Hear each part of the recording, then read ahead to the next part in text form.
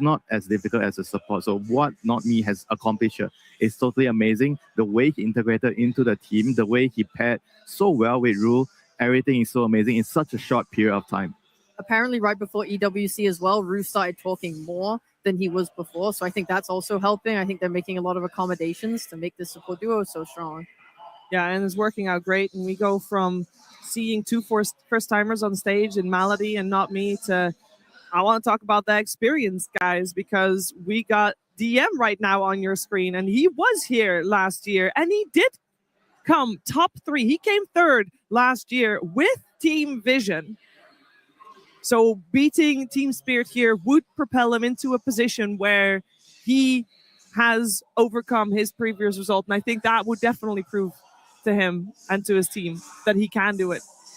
But how good do you feel until you beat your old team? That's what you true. really want. That's true. We've seen the tips coming out against DM. We've seen his name put in the dirt. This guy has so much to prove. All the haters will be writing their apology forms by the end of this tournament if he has his way. Yeah, and as well, like Saxter on screen, right? Like the fact that he spoke about, you know, no one's won 3 TIs. He really wants to achieve that. He's not talking about retirement, unlike some of the other older pros, you know.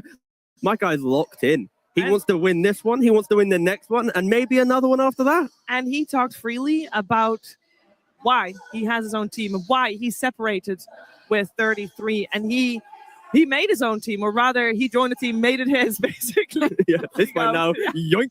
Thank you for this great team, guys. But I'm just going to quickly make it Sax's team. And by making it Sax's team, we're now going to get to the final day on TI. And honestly, no complaints at all. What he has done to the team, elevating the individual players, giving them the confidence within the map play, the macro understanding. Of course, we never truly understand like what he's truly done individually, but it just feels like it is just like the perfect addition. And yeah, Yandex, it is a true like Titan name for this entire season. I mean, to add something to that, because he's playing with 33, Saksa, and now he's playing with DM, I feel like both of them have a lot of similarities. Like, so he kind of understands how to play with an offlaner that is kind of semi-greedy, and I feel like that has helped him a lot when he moved to this team, and he's shown it time and time again. He knows how to enable his offlaner. And one thing I liked about DM here at this tournament, especially during the last couple of days, I felt like he figured out what heroes he should be playing. He's one of those players. I know we don't like the Doom a lot. I know people are like talking about Doom, but he's one of the few players that had success with Dooms. And I think it's because he is not buying Midas. We mentioned that we did not like the Midas. I hate Midas. And I like that he's playing Doom without buying a Midas. Yeah.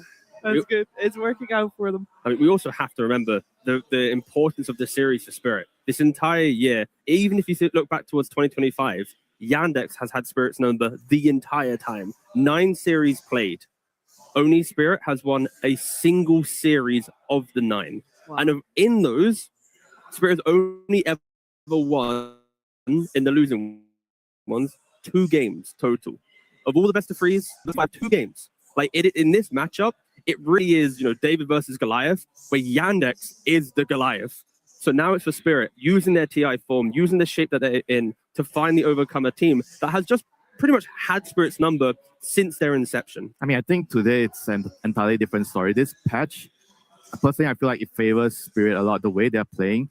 They have a true hard carry. I mean, Yandex also has a true hard carry, but I think with how their mid laners are functioning, especially if you compare Shirin and Lau, I think Lau has proven that he is capable of playing any type of mid laners. And I think the advantage that Lau has over Shira Jr. here is he's able to play the tempo making mid laners a little bit better than Shira Jr. I think Shira Jr. is more comfortable with like the carry from mid heroes, like the Invoker, for example. I would like to give a shout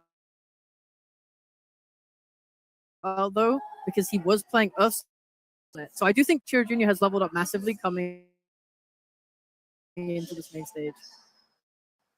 Yeah, this main stage is it's going to be a good one, but a lot of it yesterday, we talked about this, how much of it was decided in the booth before the horn sounded for the game itself. A lot of it is decided in the draft. Team Yandex versus Team Spirit. Game 1.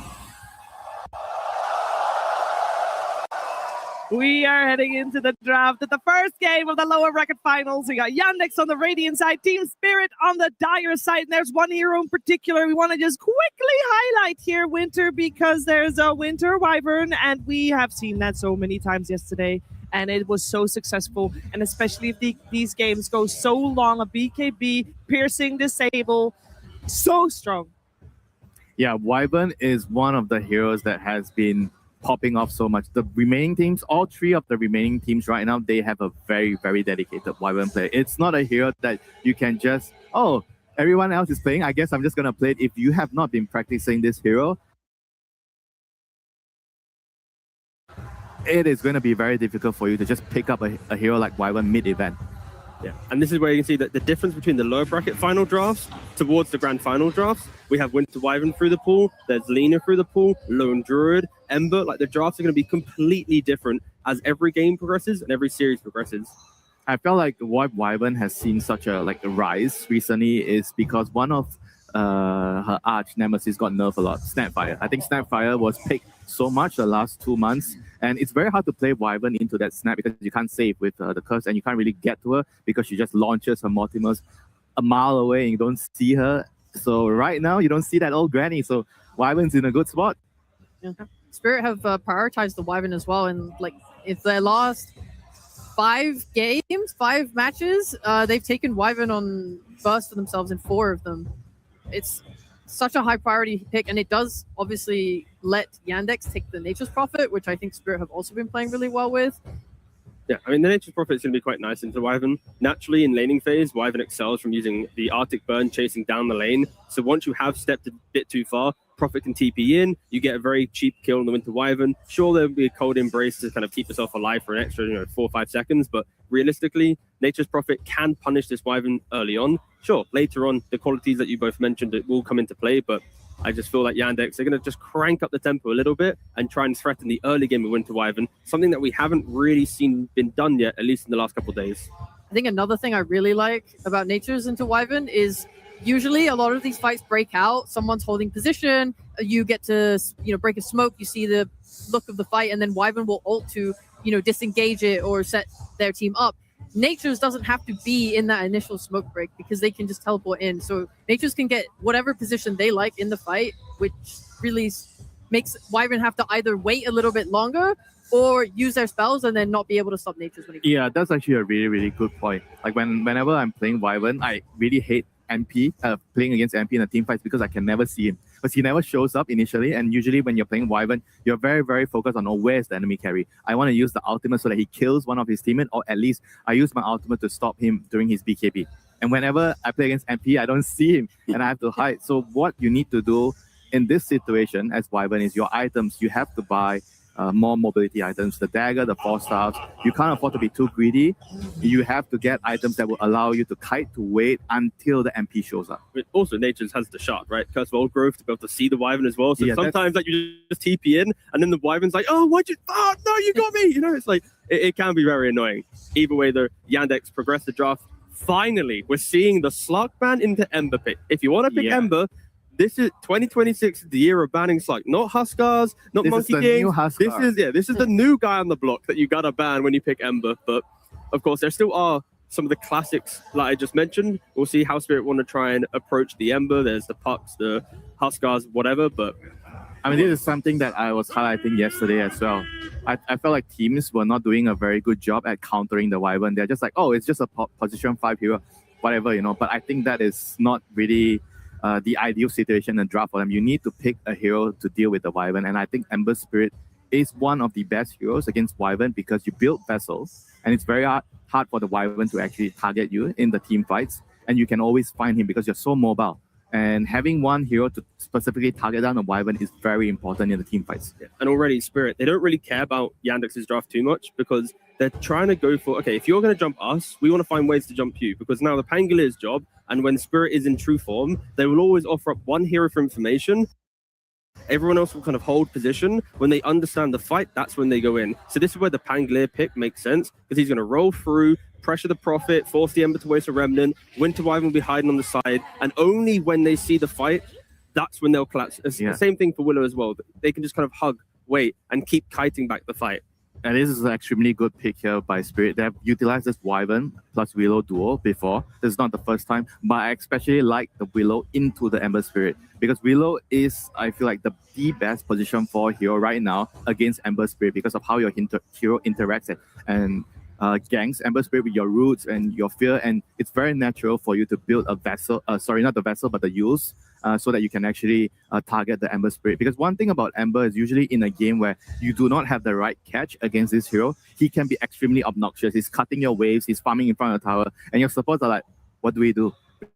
We can't kill him, we can't touch him, and he's just pressuring you all over the map. And I really like that, having an answer right away from the draft against this Ember. The only thing I'm slightly wary of is if they were to pick something like Mirana now on Yandex, which pairs really nicely with Ember.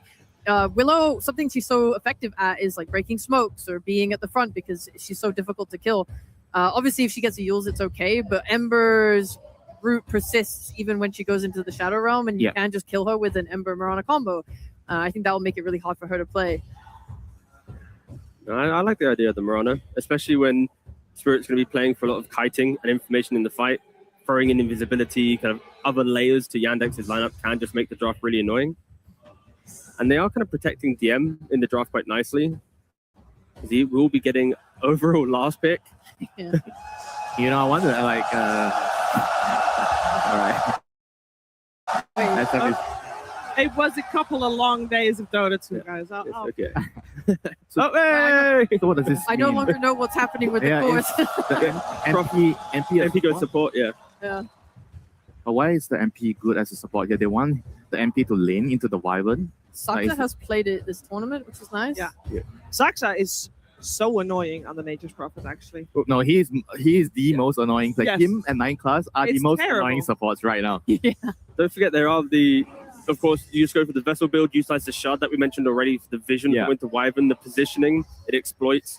And on top of that, when you obviously throw around your trees on the map, if you just start TPing and blocking these side camps that have been so prevalent throughout the entirety of TI, if Saksa wants to be blocking camps and just doing all this vision shenanigans, Prophet can do it. But the only reason this will work is if the rest of the draft is stable, and then he can play into the lanes. If you have losing lanes and a support Prophet, your game's already over. Yeah, this is really, really important. When you're playing MP support, you do not want your lane matchups to be bad because it can easily go really, really bad. And you feel like, guys, I think I cannot do anything. So I'm just skip some waves. I'm going to jungle, I'm going to cut some waves. That's it, you know. I mean, that's of course, where, you know, the ban the Slark pick the Ember, you know, they feel like they've got that lane. Picking Shadow Fiend, he can play, you know, pretty much most lanes, right? Yeah, but the thing is, they can just move the Pango to the off lane and make sure they get a lane winner, you know, against the Ember to kind of mess up what the MP is going to do here. But then the MP can just TP to mid, you pick an off lane on last pick for DM, and then you just create this like dual lane middle, like minute 2 onwards, with DM having secured his first couple waves. Like, I feel like Yandex have solutions. Do they have a solution to the Terrorblade? Not yet. The Terrorblade is the solution to the SF. It's very, very good against the SF. You copy him, you make a reflection, you get the aura. SF can never fight TB in the late game. But fortunately, SF is one of the fastest core in the early game. TB is not as strong in the early game. So you have to really take advantage of that early strength of the hero. You need to win your lane and you get the objectives faster and you take control of the map. Spirit's lineup is, it's like, as long as they just are relaxed for 20 minutes plus, like the game will play itself for them. For Yandex, I am looking at the supports. If you have a Prophet and Mirana in the early game, like if they don't step up and open up the runes for Ember to give them the levels, make the stacks for Shadow Fiend to get them online, their game can disappear very quickly. They don't have this big team fight to lean on. They don't have this kind of insurance built into them. So I'm looking at the supports of Yandex, like they have to really want this game. This is why I got a little confused with the Shadow Fiend pick, because when you move Nature's Prophet to support, it makes your next support pick feel kind of weird because Mirana makes the most sense to play with Ember, but you also typically want to play a melee support with Shadow Fiend for the lane. That kind of removes the ability for them to do that. Are they going to move Saksa to play pos 5 lane with Shadow Fiend and use the Treants to kind of protect him? But even then, it's like, what is your duo? You have no real lockdown for this Terrorblade. He's going to get Sunder off like every fight. We saw this lane yesterday, didn't we? Like twice. I think SF plus Mirana, and it kind of feels like it's very easy to gank. Like especially you're playing against a Wyvern, an exceptional hero at gate, coming through the gates, coming from behind, ambushing the SF. What is the Mirana going to do? I think the best thing you can hope for is you place a ward, defensively early, you anticipate the move, and hopefully you see him coming. Because if you don't see him coming, your SF is going to die very easily. Okay, ban Centaur. It's like for DM on offlane, like there's potentially It's Darks here, right? no banned in there's no first Darks phase. Yeah. I was really wanting Darks here, and I reminded myself, look at the very early bans from Spirit. They were preparing themselves. He's gonna give me Doom. It might just come out. It looks like both teams could use an offlane. Of course, Pango can still swap about. I mean, there's a world where they could still Largo for Yandex and last pick. Again, depends on what Spirit go for, but then like you can buff up your Ember. You have pretty decent laning against the Terrorblade. If he ever steps up too far, then you can invite, all this pressure. Mirana comes through Twin Gate, you go for the kill. So I could see a world. You also have the lick to, Winter Wime just keeps reapplying it, but I think it looks like a terrible Largo game. They're missing lockdown, like solid, reliable lockdown, and I don't think Largo gives it. It's a bit too greedy. It's more like if they want to go through tempo, but yes, stun would be a lot simpler for them to play through, 100%. Whereas for Team Spirit, it's just going to be a lot easier for them to finalize their draft here. They have team fight, they have some catch, there's some decent lane, they have wave clear with the TB, so it's easier for them to finish up their draft. They could do Pango off lane, Pango mid. Guys, we're missing Underlord's still in the pool. They can just go for like the simple Underlord. The humble Underlord. The humble Underlord. Yeah, it's very, very, very good against Ember Spirit here. Oh, don't worry. Sorry, Spirit yoinked the Underlord. I take it back. They cannot Underlord anymore. This is... Instant Timber. This Timber is kind of decent. I can see why they insta pick it, but I think overall this draft, out of 10 games, I'm gonna say I prefer to play on Spirit's lineup, maybe 8 games at least, 8 to 9 games. I think they have the ease of execution on their side. They have the stability. They have the lane. And the onus is going to be on Yandex. They last pick this Timber. They need to win the lanes. If they don't win their lanes, their heroes are going to struggle to find synergy together. I think we saw Spirit play a very similar lineup against Liquid, who also last picked a Timber like this, and it just felt like he couldn't play. Between the Wyvern role and the Pango role, I never really saw Timber's way into a fight. Yeah. And they have no proper initiation, especially if they just buy a Lotus Orb on Spirit or a Force Staff to move you out of the path of the Chain's arrow. I don't see how Yandex can lock you down. The main thing for Yandex with this type of draft is they need to make sure that they are like the kings of the laning phase. They have to demolish that. They need to bring Chirajuni into the game, play through DM's early timings. This cannot be a Timber that AFK farms like Sanjkai, BKB, and 3 items. Like every single item timing for Yandex has to be a statement across the map, and then you keep punishing Spirit. Don't allow them to get to the late game. I feel like as much as it's a very difficult draft for Yandex, they have the skill to be able to put it off, but it is difficult. It is a lot easier for Spirit to play this game. Yeah, it seems like Team Spirit kind of boxed Yandex a little bit into a corner with the draft, especially having the same result as the draft as against Team Liquid, as Ray mentioned yesterday, which did not play out very well for Team Liquid at all. We know that Yandex has to be active in this first game, especially in the first 20 minutes. How's Spirit going to do in those first 20 minutes? Do they have tools to answer that aggression? Yeah, they have a lot of wave push, wave deshove, and ways to help each other. So I think Spirit are very prepared for this. Okay, well, let's see how prepared they are as we're heading over to Slacks for a coach interview. Absolutely. Thank you so much. We are here with Asel. So good to see you here on the semifinals, lower bracket. Very, very exciting. How do you think we did in the draft? We have a couple favorite heroes coming out from Team Spirit, but you guys got some of yours as well. I think drafts are pretty even, to be honest. It's pretty good TB game, and it's Yatoro TB, good matchup into SF. I think Spirit are happy with their draft, but we're also happy with ours, and let's see who's going to come up as the winner. What's the number one thing that this team needs to do to survive? Yandex has faced off against Spirit before. Is it lanes? Is it team fight? What is important in this one? For Spirit? No, for you. I don't care about Spirit. They got to lose. This is your... I think they need to survive then. I think the longer game goes, the better it is for us. And the laning stage, of course, is very important. We kind of have, I would say, favorite matchups in at least 2 out of 3 lanes, but not so big, and it's very skill dependent, so we will see. All right, fantastic. Now, we did see some last pick Timbersaws coming out yesterday. Didn't work out for Liquid. How is this one different? Why is Timbersaw good in this one? They mainly have physical damage, like Pango, TB, and Under is historically matchup into Jimber is not so good. The longer games goes, early is not bad, but later is bad. So I think it's if Timber is 24 pick, Rio is this game. All right. Well, thank you so much for the great insight. We'll go ahead and see if game one works out in the Yandex's favor. Let's head to the game. Thank you so much indeed, Slacks. And we're getting ready to go into this. When you hear the last pick Timber saw, feeling like it's going to be good, all that physical damage, we'll see how they do it though. Yeah, that is the question here. There's definitely some good parts of it, some questions, as you said. You know, there can be some problems with the Underlord heading later in the game, but if they hit their specific timing, the matchup is good for them, good for DM heading into the legendary Yadoro Terribly. Yeah, this is the one that you want to watch out for. This man has made millions of dollars playing this hero and looking to try and do it again here on Grand Finals Day, trying to make it to that last one. And this is not the way that you wanted to start his DM chase down. Yatoro finds him, the last hit, yes. Start the day off with a first blood. Soxa will get some vengeance, but a pittance compared to taking down that Timbersaw nice and early here. Exactly what you want to see with this Winter Wyvern. I mean, coming into today, I feel like this was the #1 hero that everyone is looking at. Just with the way the bans are working out, we've got so many problematic heroes. And whether or not they're banned, this Wyvern does fairly well with most of the top-tier heroes and manages to slip through. And again, DM right back into the lane, right back to getting pulled. Face down, bringing a lot of heat towards him early on, and now turns their sights to Soxa. Keeps him pressured underneath the tower. I mean, this is the power of Metamorphosis.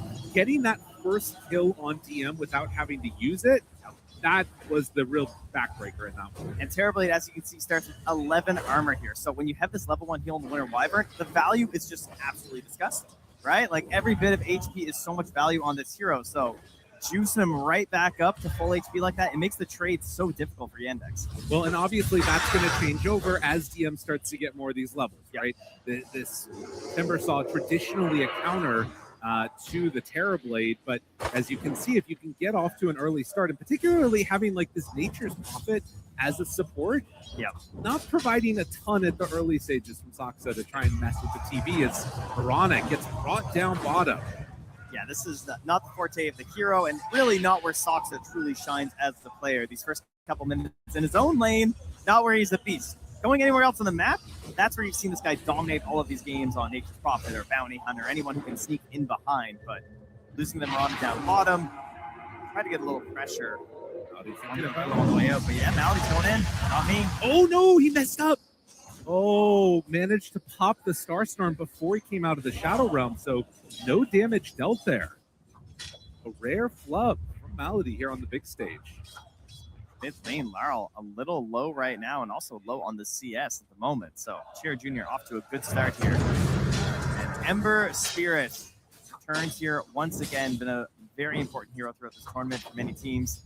It feels like we often get into the mid game and there becomes this question of just, you know, who on your team can start a fight? Who can you smoke with some confidence that you can create a good play for your team? And Ember has been the go-to hero. Right, that's going to be what we're watching for. Obviously, on the other side for Team Spirit, you've got a lot of potential heroes, but more hits on to Watson, caught in the pit of malice. And this Underlord, which has been a menace in the mid game with an axe build, is also getting stuff done here too. Yatoro chases down Soxa, leaving the creep wave since it's all the way pushed out, decides, I don't want to go any further. So for this time, Nature's Prophet allowed to escape. But yeah, a lot of storylines to unpack, obviously, between these two teams, you know, how this tournament has played out. You know, you were mentioning that, like, coming into this, you might have thought these would be the teams that would get here, but the path was not how we thought it would happen. Yeah, when you were doing your group stage predictions, I know many people, when you're looking at the 4-0, the 4-1s, many teams were just, you know, everyone's like, Yandex, Spirit, Vision. Sounds good. That seems pretty likely. And then as the tournament's gone on, maybe you might have questioned those. In group stage, didn't work out that way. I know I got those wrong. Yeah. But here they are on the final day, ready to indeed see that last boss of Vision if they're going to, again, force TM back into this EP. Collapse as they bring in Soxa. That is the rotation. Soxa in his lane bad, other lanes great. They really needed that one here. So they take him down. Not Me is immediately taking to the outpost, though, to get the sacks going. So, I mean, if you guys watched last night and you saw Team Spirit in the final 2 games versus the Boom Boys, the momentum was unbelievable. And I'd say coming to this laning stage, they even carried that in here a little bit with how aggressive they were in the first couple of levels. But they essentially got on the Boom Boy side of the map and just never left. They stole so many stacks, they got so much gold, and look at this, Not Me trying it again, he gets punished. Yes. So Yandex seeming to be comfortable matching the tempo, maybe having watched those games last night, they take this Nature's Prophet who can kind of be all over the map and help stop this pressure coming in. Something to watch for. I think there was definitely some fear if you watch those games, and look what he's doing now. Yeah, in here at these camps, dropping a ward down, wants to know if they're going to be farming these up, and potentially they want to take some of that for themselves in the field. Now Laurel, he's got no way out. Level 6 there for Chira Jr. Now they do have the Cold Embrace, but a good amount of magic damage coming in, although Chira Jr. is actually taking a lot of the tower, but with the arrow move, that Mirana answer to the Winter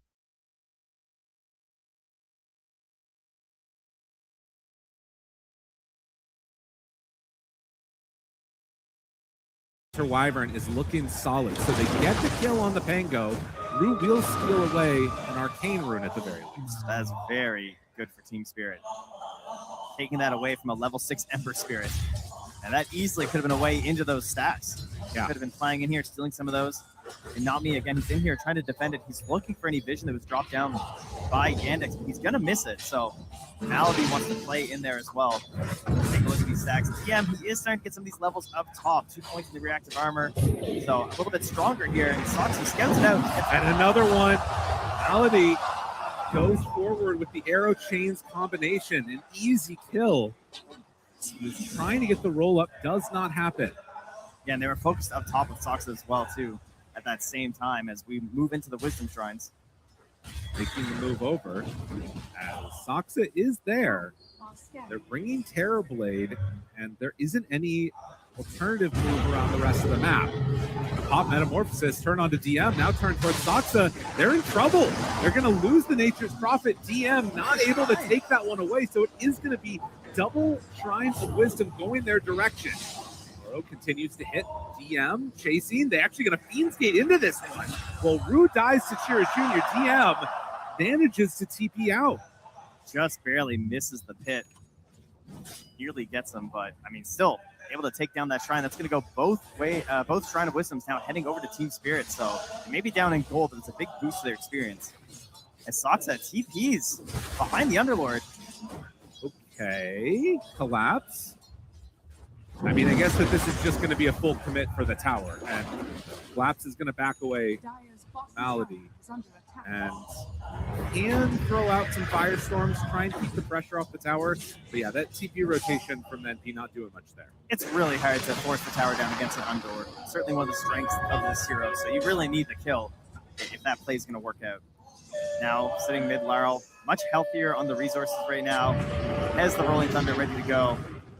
So if they want to try and gank him again, they have to be very cautious that they hit this connection of the arrow. Otherwise, he's very good at turning around and play. Yes. See here as well as 6-4, 2,000 gold lead. It's kind of mirroring what you were talking about last night, where Spirit were trying to bully GPK. It feels like there's been a lot of emphasis in trying to shut down Laurel, as the Pango is going to be the main hero trying to set the tempo in this one. Yeah, 100%. And then when you pick this Timbersaw in the off lane as well, you want a lot of control to pair up with it. So giving your Ember a good game so that he can rotate in towards his Timbersaw, that's going to put a lot more fear in their hearts when it comes to DM. Likely, we're going to be seeing a retreat back to the jungle for Yatoro. And Spirit Vessel online. And then the arrow combo, able to get away from that one. And so the TP out will be successful. I mean, the big difference we're seeing compared to last night and why Team Spirit were able to run over Blue Boys is the supports as well. They got so much space yesterday. Cores were heading to the jungle. They got really fast level 6s. They have gotten both Shrines of Wisdom, and yet their supports are 5.5 and 4.5 right now. So Team Spirit are not off to this ridiculous start like they were previously, and Yandex are using it to pressure mid. Rolling through the trees, Laurel heads back the other direction, finds Soxa, hits on the Chira Jr. Not Me is going to lay the brambles out. They have enough to take down this Ember. It feels unlikely. Collapse is going to focus Soxa, find him there. Chira Jr. still being chased. Good hits out. But as he remnants away, looks like Spirit are going to give up on that chase. Defend the tower, find a support, couldn't get the Ember. Kind of just a ticking time bomb then on your Timbersaw, right? Like wondering, when does he need to join into these engagements? When do they want to actually link in towards him? Because so far, no damage on that top tower. Knocking that down would feel pretty good right now if you were Yandex. Jim here is more focused on trying to get into these items and farm up these camps as opposed to really pressuring the tower, which granted, it would be a little bit tough. But when you can be this free in a Terrorblade game against the Timbersaw, not really that much energy brought his direction. You gotta feel at least a little bit about that. I would say we haven't really talked that much about is the Shadow Fiend. Watson, Mask of Madness done. Yeah, he's certainly in farm mode here. I think we'll probably see him join in on the next push. It's definitely a good time to do it, right? You want to get a little use out of your Requiem. You have all this control, and you're trying to outnumber your opponents whenever you have this Nature's Prophet. Speaking of which, he's also closing in on the level 6 for Soxa as well, so that little extra oomph of damage might be just what they need to try and bring down some of these heroes. Junior kind of casually pushing this one with the catapult. Let's have to let it go at this point, though. The Blade going to be coming out next. Just barely off the mark, trying to get that vision dewarded. Not me. Still building up stacks for his buddy. But again, on this big stage, seeing these players, both Maldi and Nami, first time up on the TI stage, they've been performing incredibly well. See if they can keep that up. And they're going to need the Willow to have some real value in these team fights later on. The Terrorizers feel like they're going to be super. Yeah, and I think this early damage to the Bedlam can also be a real difference maker. The damage isn't quite, monumental yet. They've actually got a bit of a lockdown thing with the Pango, but not enough damage to finish some of these guys off, particularly because of this, high reactive armor on the TV. The Pango can chain stun you, but may struggle to kill you. That's where the Dark Willow can come to play here. So now level 6 on Not Me. If he has any nerves whatsoever, they were certainly not on display last night. Well, gets caught here though. Stunned again. And drops it down, terrorized, pump faking it, wants to throw it, not going to happen. Kira Jr. runs and remnants right on out of there. Yeah, and no terrorize means there's no chance to link up there with the Pit of Malice when Collapse comes in. So a bit of a wasted rotation again for him as his tower is tanking a wave right now. He's going to miss out on quite a bit of gold next because of this. Yeah, super annoying. And that mid tower, it's still not quite dead, but it's pretty damn close. Yeah, it's going down now. Wyvern, what can you do? There's really not much. So they do eventually get it. Chira Jr. takes the tower, has this amp damage bottled up with the Spirit Vessel done. This feels like it could be time to play. But finding the Timbersaw, and now the Bedlam, like you talk about, just eating through that HP pool. He's gone. Not me. Knew the mission. Took a while to get 6, a little longer than he would have wanted, but immediately achieved what he needed. And that arrow connects on a creep. Rue is still going to die, but not the kill they were hoping for. Would have loved to be able to combo that better onto the Terrorblade. That's 3 remnants still left here for Chira Jr. as well. So he's in here pretty deep, but should be able to get out of this situation. Tango, Laurel in trouble. Laurel gone again. That's the amp damage. Collapse moves in. They have the Bedlam. Chira Jr. actually low on mana. Wait a minute. He doesn't have enough to activate Remnant. Does now as he bottles up and gets out of there, but a little close on that one. And, this comes back to that earlier gate, right? They don't have the gate play to try and... I was thinking the Ember might be in trouble, but there's no gate available. So he turns on them with the amplified damage, and the hunted becomes the hunter. Again, for Yandex, a team that has traditionally done incredibly well against Team Spirit. We were looking at some of the stats earlier, and it's undefeated so far throughout the season. Only were able to draw series with them. But Team Spirit on the main stage, a different beast. So far, it's looking like it's the same story, though. I know, yeah. I didn't want to put too much stock into that stat when I looked at it earlier because it's like, Team Spirit, they look way better right now. But look at this, Soxa. He does steal a Shrine of Wisdom, but does get caught by Root. Can they at least get the finish kill here? Doesn't have a TP both to get out of are there. Down, yeah. They're going to run down the stage. So Collapse moves in. Rue is the one that gets the final touch. Unfortunately, still worth. Yeah. Soxa. Very happy to steal that XP away. 640 for them, 1,000 for your team. They'll take that trade as they keep their gold lead here. The shining star of Team Spirit, as per usual, though, it is Yotaro. Still 8,500 gold, still top of the board. So if they can bring him into the fold for some of these engagements, they definitely have the tools to win. Any sort of fight they want to bring at them. They, again, are going to try and hunt TM. Yotaro moving in. Can he hit another Bramble into Terrorize here? Oh, I mean, if you walk in like that, that's how it's going to happen. Beard caught, going to be chased and killed. You don't even need the Bedlam there with the help of the TV. They're finding somebody to bully in each of these games. And taking out this Timbersaw, it's going to be a nice little boon. Getting the Terrorblade set up for a good mid game. Knocking down his tier 1 tower, killing him in behind by the tier 2, trying to take him out of this game. Collapse, sensing danger. TP's out of there. Oh, this is the chains, and Collapse going to give the tip over to the Ember.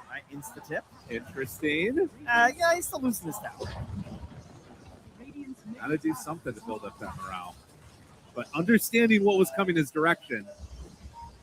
Seeing all that pressure though down bottom, they immediately take the tier 1 mid, Team Spirit. So struggled a little bit on the earlier part of this game to open it up, but now this map becoming a bit more free for Team Spirit to move around it.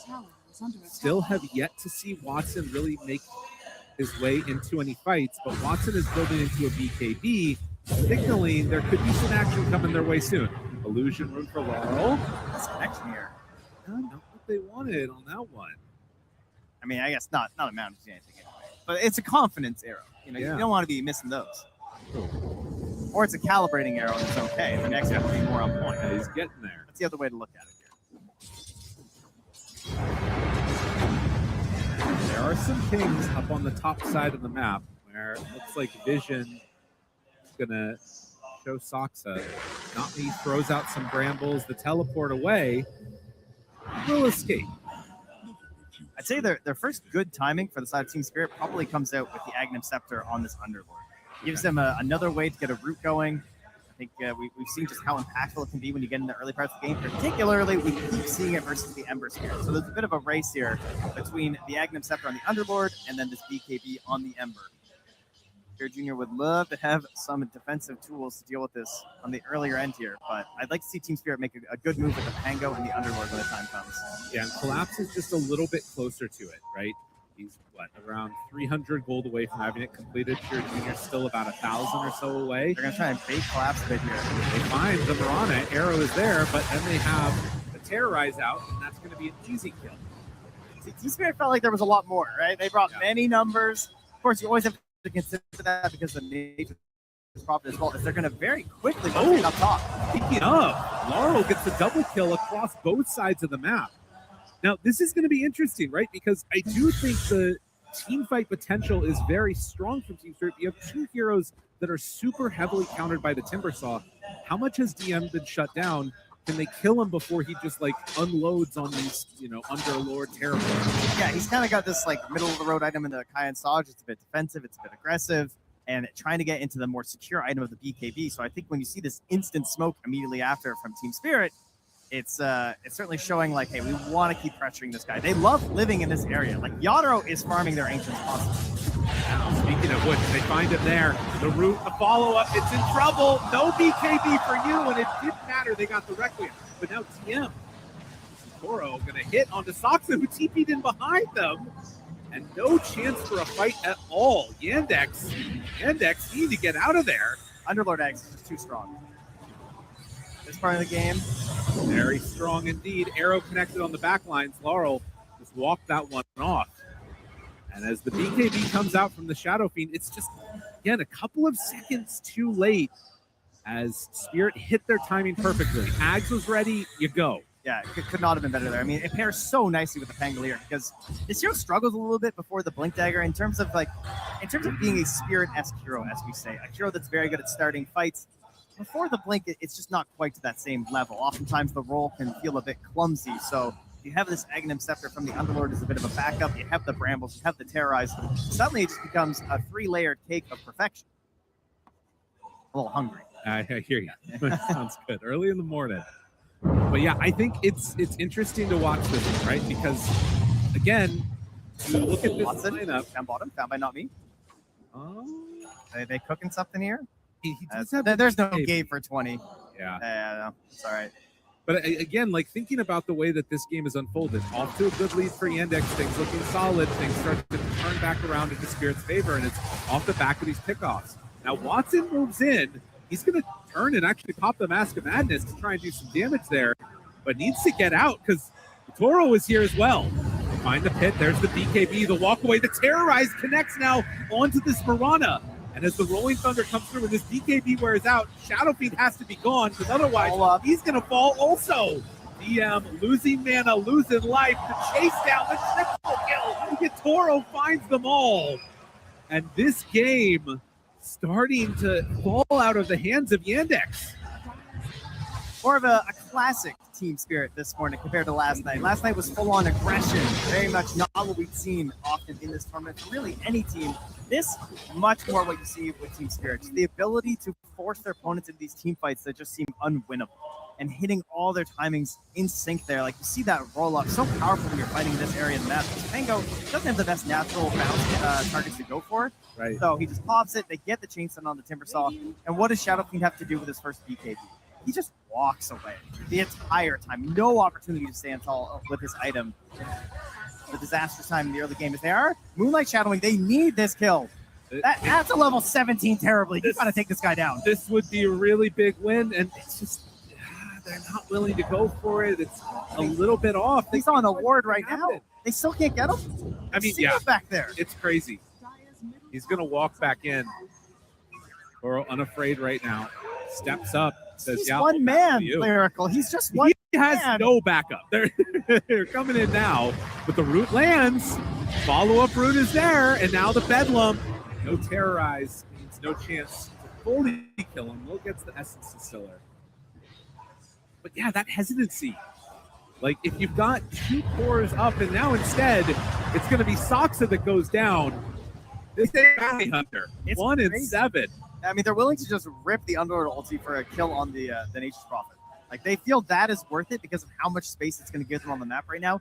Instantly smoke. How many times have they smoked up this staircase this game? They just keep playing around it. Infinitely, they're just coming in here, farming your Ancients, looking to drop wards and vision, controlling this part of the map. There's a tower. The tower's able to get out. That was 2 ultis used. Can they get the return kill, though? As Kira Jr. pops his BKB, tries to get away. Remnants still slowed and able to get out of there. Collapse. I mean, they were still hunting. Rue wanted it. It's just ridiculous. Like, while they were doing that chase in the mid lane, there was a catapult wave hitting the top tower. Soxa on the respawn has to go up top on this map and just start trying to cut these waves. Yeah. They got to slow something down. The game needs to slow down for them. And that's the tier 2 mid taken. Now instantly Rue's gonna grab this outpost. You thought they owned this area before? Now everyone can TP in here. They don't need the Underlord. This is their new base of operations. Staff coming out well to help deal with the little bit of catch that is there. That's the thing the panel talked about a lot, was the inability to really lock onto a target. On the other hand, very easy to lock on Soxa here as the Nature's Prophet, another death. It's got to be some of the most that he's had this turn. They are smoking up now. He has buyback TP if they really need it, but they need something here on Yandex. Smoke breaks onto Not Me, looking for the arrow follow-up. It does connect. The damage out, they're going to lose Not Me, so a good chunk of their control and magical damage is gone. Fortunately, there's not much left after that. That's the main bit of the control that they get. At least they can get back, get their outposts under control, hopefully D-ward. That is one thing that Boom Boys really struggled with last night, where they were unable to get rid of the vision that kept getting left behind here. Maybe an earlier gem could be an option here for Yandex. Obviously, it comes with a lot of risk, but maybe it gives you part of the map back. You know, we talk a lot about like momentum throughout the tournament and momentum in the game, and this type of play right here, if you just lose them like that, it completely stops any of the good momentum that was coming their direction for Yandex. I mean, again, this is a team that they have beaten so many times this year. They went 15-6. They only lost 6 games to Spirit the entire time, and now they're down 4,000 net worth at 24 minutes in the biggest match of the year for them. Now, just to add another issue here, Not Me has just gone straight for the gem. So they do not want to relinquish any control at all in this game. That maybe could be your avenue back in, honestly, if you're Yandex. They do have a pretty good target in this Willow. If Not Me ends up holding the gem, this could be someone they could try and opt to kill and maybe get something back. For now, the arrow will say, hey, they're doing Roche, but I can't imagine they're going to do anything about it. Well, they're heading over this direction. The old leap Okay. steal. Okay. Kira goes in, but Tor already there with the Aegis. Now slowing him. Are they going to chase this? Carl blink forward, finds his man, burning mana. He thought about the terrorize, decides not to go for it. Yeah, I mean, they weren't even all there. They still had the Underlord ready to gate in. No, I mean, I appreciate that. Going for the potential snag on the Aegis, you got to try something at this point. You can feel the game slipping away a little bit. Yado pulling into his own zone of network. He picks up the Scott. Very early Yep. on that Scotty against these heroes, and particularly against the Timbersaw, who has been bullied a good chunk. Yeah, you can see Dota Plus feels it, but Watson right now, the Requiem, this could be it. Just go for it. You got to get something. They're not going to do it. I mean, I don't think it's going to matter. I don't think it's enough. It would have to be so frame perfect. Yeah, and there's the Sunder possibility of turning it around. Oh, no, and now he walks into a ward. Watson, don't go over there. You're not safe, sir. Oh, Rue shows up, and they find him. Just going to go for the BKB, the Requiem. The Requiem TP out. Wait a minute. No, not going to happen. Not going to happen. Watson, the saddest of Shadow Fiends. All this farm for what? Cannot find an opportunity to use his damage whatsoever in this game. His teammates, they try and get it on the map right now, trying to find some vision, trying to find a little bit of wave push here. I mean, the bright side, they have a 9-second PPD on this Timbersaw. Right? And they have 8 seconds still left there on the Ember. Maybe that will give them some opportunity. I mean, it feels like they don't have those pieces that they need. That blink stun hero, that little bit of control. They've got plenty of damage, but what happens if Team Spirit just back away? What happens if they run out of there? I mean, it felt like they had it, right? It felt like they had this Ember. He got off to a really good start in this game, but he has now fallen behind this Pangolier. Yeah. They weren't able to link up. They weren't able to keep forcing things on the other side of the map. I wouldn't say they had many opportunities. Like, TM kind of got off to a decent start, even after the shenanigans the first couple of waves. But they didn't create any linkages. They didn't knock down that top tower super early. Team Spirit were just very good at keeping the pressure up on that top half of the map. Speaking of keeping the pressure up, this has been a tournament that has had a lot of super late game Dota. But over the past couple of days, it appears Team Spirit have found avenues to try and end games. Are they going to do the same thing here right now? Look what Collapse is doing too. He's shepherding the wave. Yeah. He was just walking alongside it. He got up there to just kill some treants. Made sure that another wave could come down. Oh, and now he's going back. Thankfully, the Observer Ward spots that he's here, or else it could have been bad news for Soxa. They farm up that wave. Still have another 2 minutes left on Aegis. Metamorphosis a little bit longer going to be around, but no. They're instead going to go over here, secure the shrine, and listen, for everybody out there, he swaps in the dust. Look at that, carries. That's what you want to see. Just in case. Shadowblade, Soxa, going to try and do whatever he can to rat this out. They need to buy time. I think if you're ENX right now, you know they're split left and right on the map. Oh, he didn't have the dust back in. All right, now he gets it. I think this is your chance, man. I think you take this outpost. You recognize that we are getting a little bit of pressure up the mid wave right now. I mean, Cheer Jr. is out here, but he's on his own. The Aegis is expiring soon. I feel like if there's any opportunity to be going for an aggressive play, it's hitting right now. Yeah. Maybe around this bottom tier 2 tower, potentially. I mean, they're playing pretty far forward, but with a minute left, they're not feeling confident doing it. I mean, it's again, like, I feel like the mental of this is so tough to be like, to not fall into the trap of we just need one more item, we just need one more item. Like, Team Spirit are running at your base, and it might not matter. Although, that said, there is no Fiend's Gate. Have a little while left on that. Send the illusions forward to take that arrow. But Toro continues to hit the tier 3 tower. Gets good damage. DM forward. Low 30 seconds left. Gotta do something here. Gotta find a way to punish this. Too difficult. This is not the time. If not now, then when? Let's try and figure that out here. Collapse. staying steady, rock solid. Oh, Soxa, you came to the wrong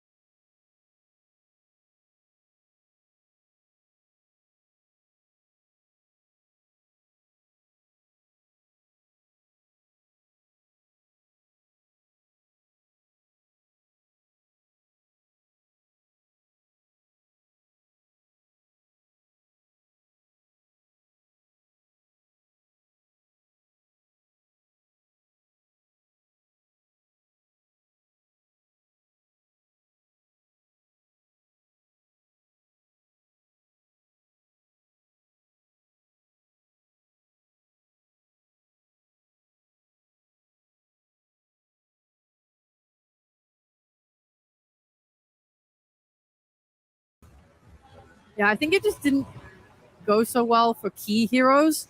Like, for example, DM dying top on Timbersaw and then having to TP out multiple times back to the fountain. It meant that Yotaro had such a good start, such a good tempo, that he had the levels required to then go and contest the Wisdom Rune at minute 7. At minute 7, Spirit got both, because Yotaro was able to go, and even when they bring... You good there, Collapse? You good, man? I like that we had the audio for that. I mean, Crystal I Ball guess, 10 great. player POV. I guess we found out why the game was paused. Yeah, but You yeah, was trying to unpause. He was helping. yeah, they got such a good advantage from that even single maneuver, right, to just bring them back, because Chiro Jr. and Malady were playing really nicely with the Ember Spirit Marana combo, but Team Spirit were able to eke out a lot of the little advantages that just kept them afloat. Yeah, it was a tough game for Yandex, and Team Spirit in classical Team Spirit TI form with Yotaro on his Terrorblade. I think when that hero came out on the side of Team Spirit, it was their 4th pick, and they picked it in a very strategic position where they could also still ban out 2 offlaners that they didn't want to face on that lane. It just gave Yotaro all the freedom that he needed, and I think even just the symbolism of him playing that hero, T-Gup, it just gives the whole teams like, you know what, we're chilling. We got Yotaro on CB. Yeah, game. it's like you see Yotaro on TB, you see a TB game where you don't even need to buy a BKB. That alone is incredible. And like at 22 minutes, right? He has 16,000 net worth. The second place player on his team had like 8.8k, 8.7k or something. Like the whole game was Yotaro doesn't have anything up getting thrown at him. He can farm freely. He can do what he wants. He's 9-0-1 from lane and early map move. Like it is just complete freedom. And that is where for Yandex, like coming into this series after having Spirit's number the entire season, that they've clearly beat them many times before. And they probably killed Yotaro in all those games. They probably shut down the map. They chased him in the jungle. But in this game, they just watched him. They just let him do his thing. There was no emphasis on Yotaro this game. There was not. And we talked on the panel already about how we wanted to see an active, good first 20 minutes, especially from Team Yandex. And we got a little bit of back and forth, but there was one fight in particular that might highlight exactly what happened this game as we head over to Purge. Thank you, Shiver. And there was a lot that led up to it, to be honest, because the lanes went better for Spirit than we expected. And the name of the game really for Spirit on a lot of their abilities was rooting their opponents. Watch what Collapse does here. Pulls the creep waves to the right, trying to bait the Shadow Fiend to getting closer. And then he uses his Pit of Malice to do the first route. Then we have a second route from the Dark Willow, and they finally get another Firestorm to run down Watson. So he actually did a little bit worse than normal for a Shadow Fiend. He did catch up in net worth. But the one person on Yandex that did really well was Shiro Jr. here.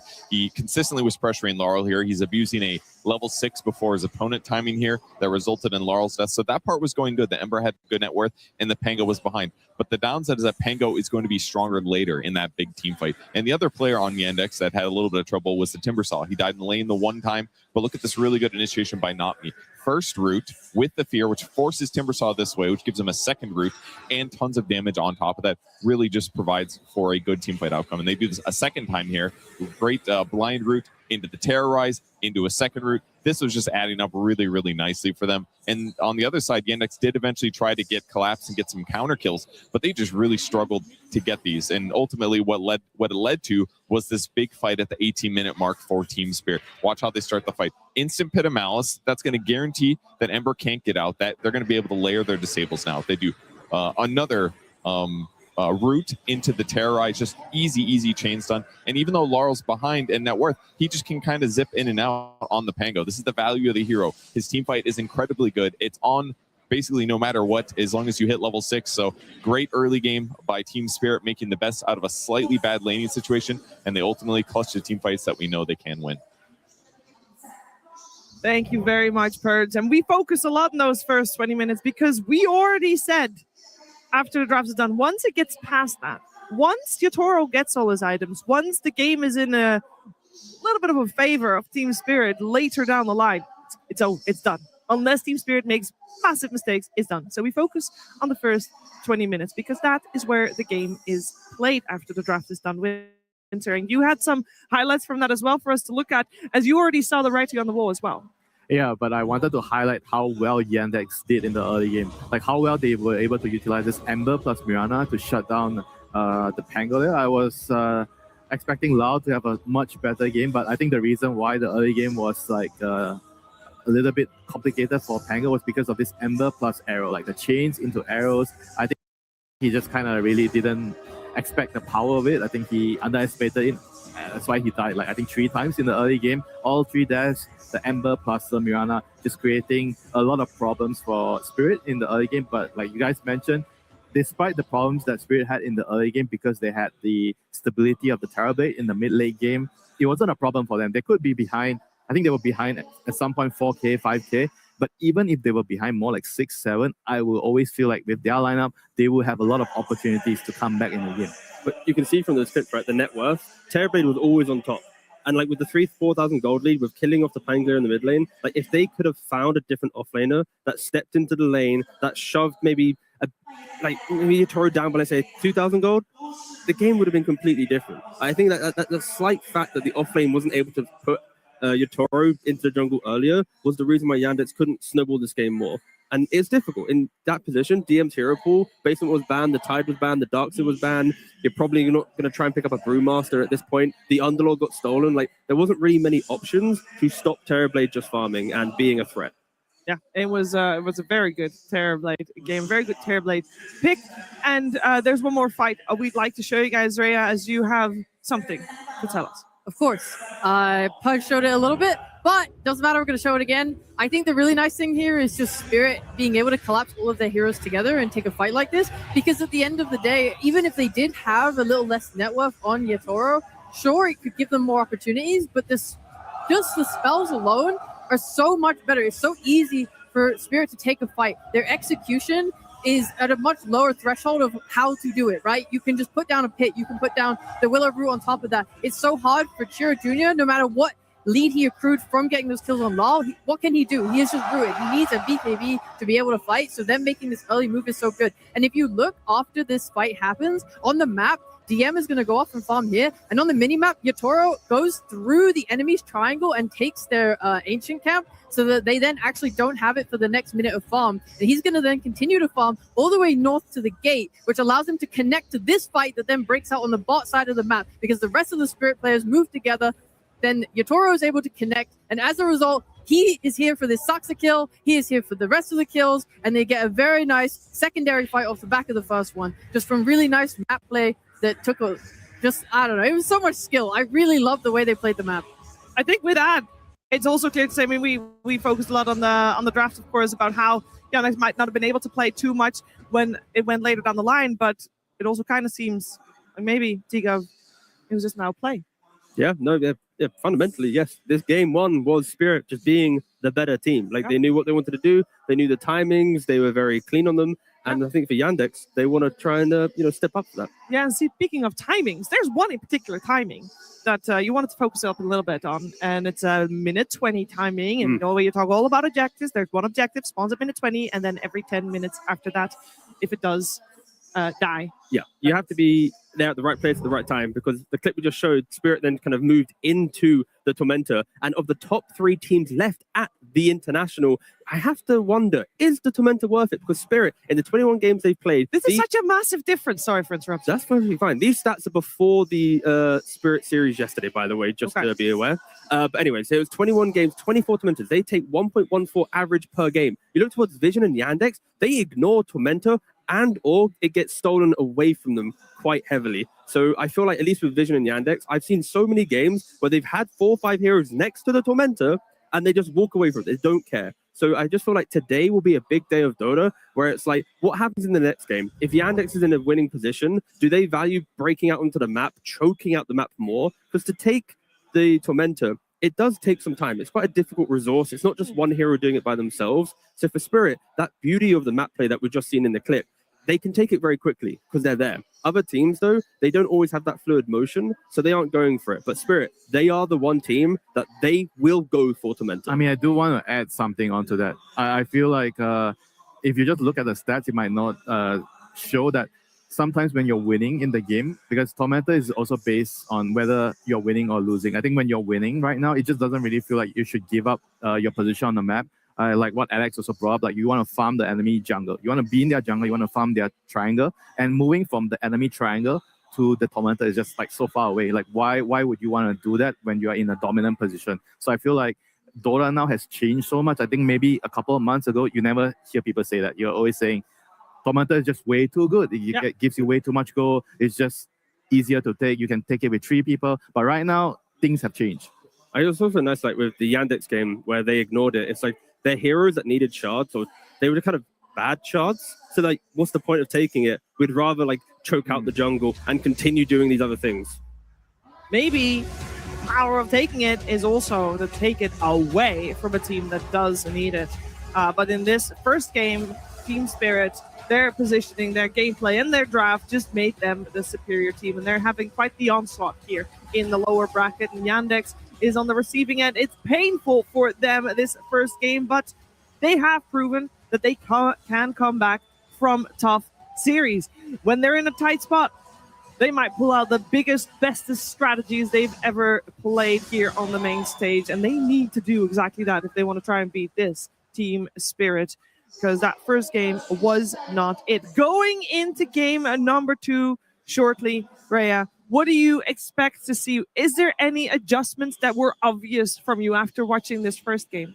Honestly, I think I'm just a little scared about their drafting now, because as Winter pointed out, if you first pick this Nature's Prophet, if you see Vision, for example, first pick Nature's Prophet, you know it's going to go on their carry, and you know that he understands the matchups well enough to play it into, for example, a Pango when that comes out. I think them shifting that and showing that they're not so confident feels bad, especially because they're replacing Nature's Prophet with another similar archetype in the Shadow Fiend. So it doesn't even mean that they're kind of like, oh, you've picked these heroes that counter our ranged carry, right? Let's switch up and pick an Ursa. Not that they should, because that hero's terrible, but you know what I mean, right? Yeah. It's like saying, oh, here's another ranged carry, and then we have a support Nature's Prophet. It just didn't really have that impact or like that twist in the draft.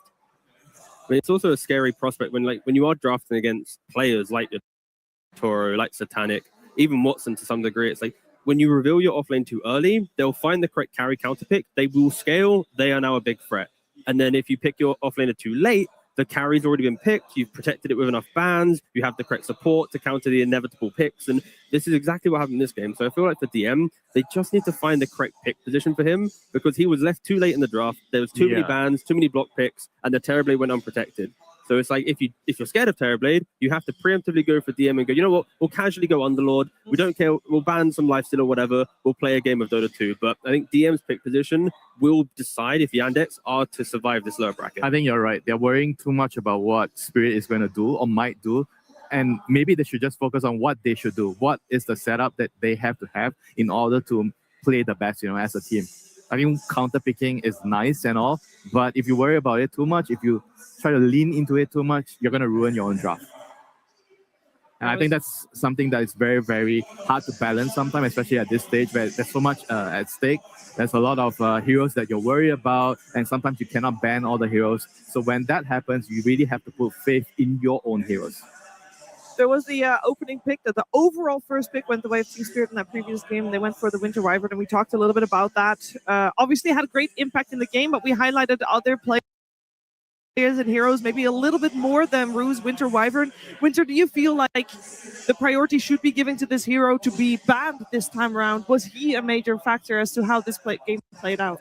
I think the hero was definitely strong, but I don't think he needed to do much the last game. I felt like everything was just like really straightforward. The Pango, the Underlord, the lanes are all pushed because of the fat TB. He was uncontested. So, I mean, sure, I really like the hero, but I don't think he had to do a lot the last game. No, he was able to chill. The game was kind of maybe almost played out already. We'll see where the teams go for game number 2.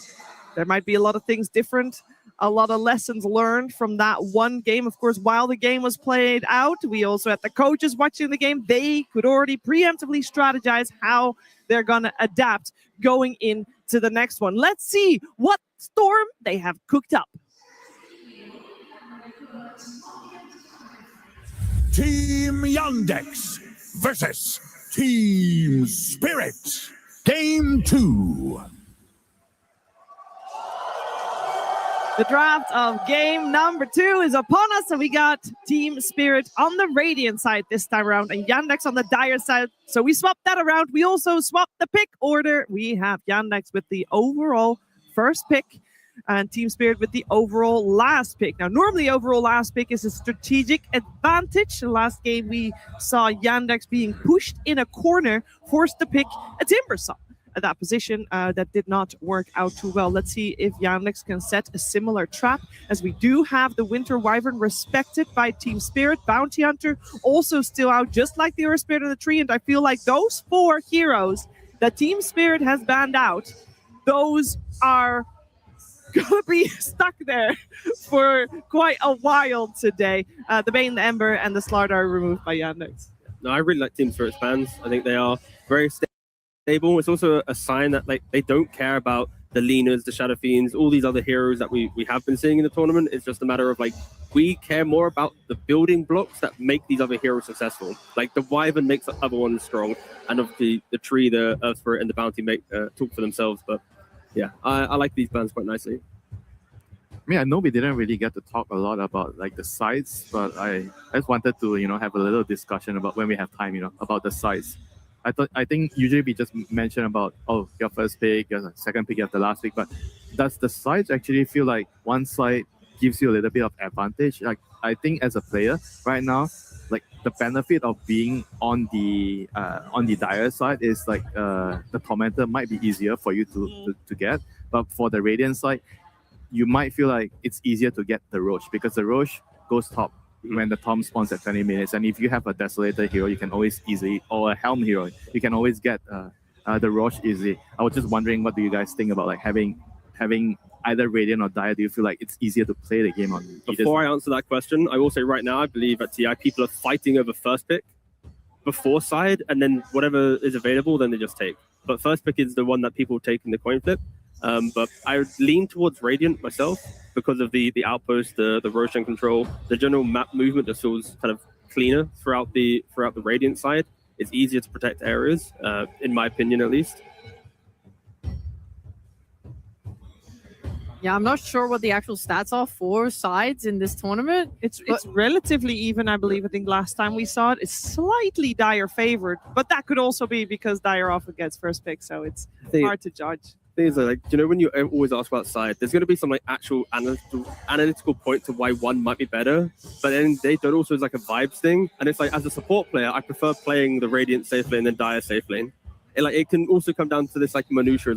If one player is vocal enough, this makes my game easier, you just take it. Even if it goes against the trend, it's if you got 33 in your team and he says, Dire is better because I like this thing, you just do it, It's if your mid laner tells you I want Radiant, I'm not gonna ask him why. I'm just okay. Yeah, I got the exact stats for you. Oh, wonderful. 51-49. For Radiant? In favor of Dire. In favor of Dire, wow. Yeah. I do like Dire, I think. I like being the underdog. I mean, I don't think it's...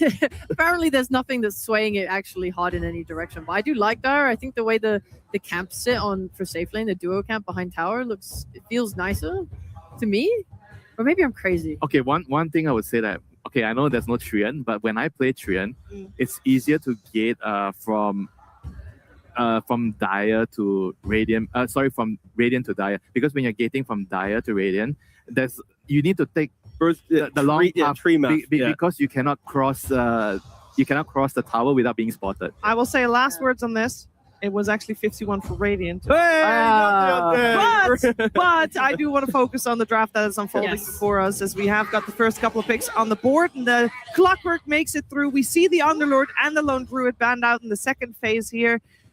And the Clockwork picked up, sets up for a nice potential ranged carry. I say that, but both Rue and Not Me have swapped Clockwork and Hoodwink around freely to see what fits best with the other cores that are coming our way. And unlike Yandex in the previous game, Spirit's approach to second pick here is take 2 really reliable supports that can interchange lane between top and bot, and also pair well together, that they can go find kills on the map, they can just be pesky and just stable, because then you're not revealing anything. Compare that to Yandex, where they had the Nature's Prophet into the Ember Spirit.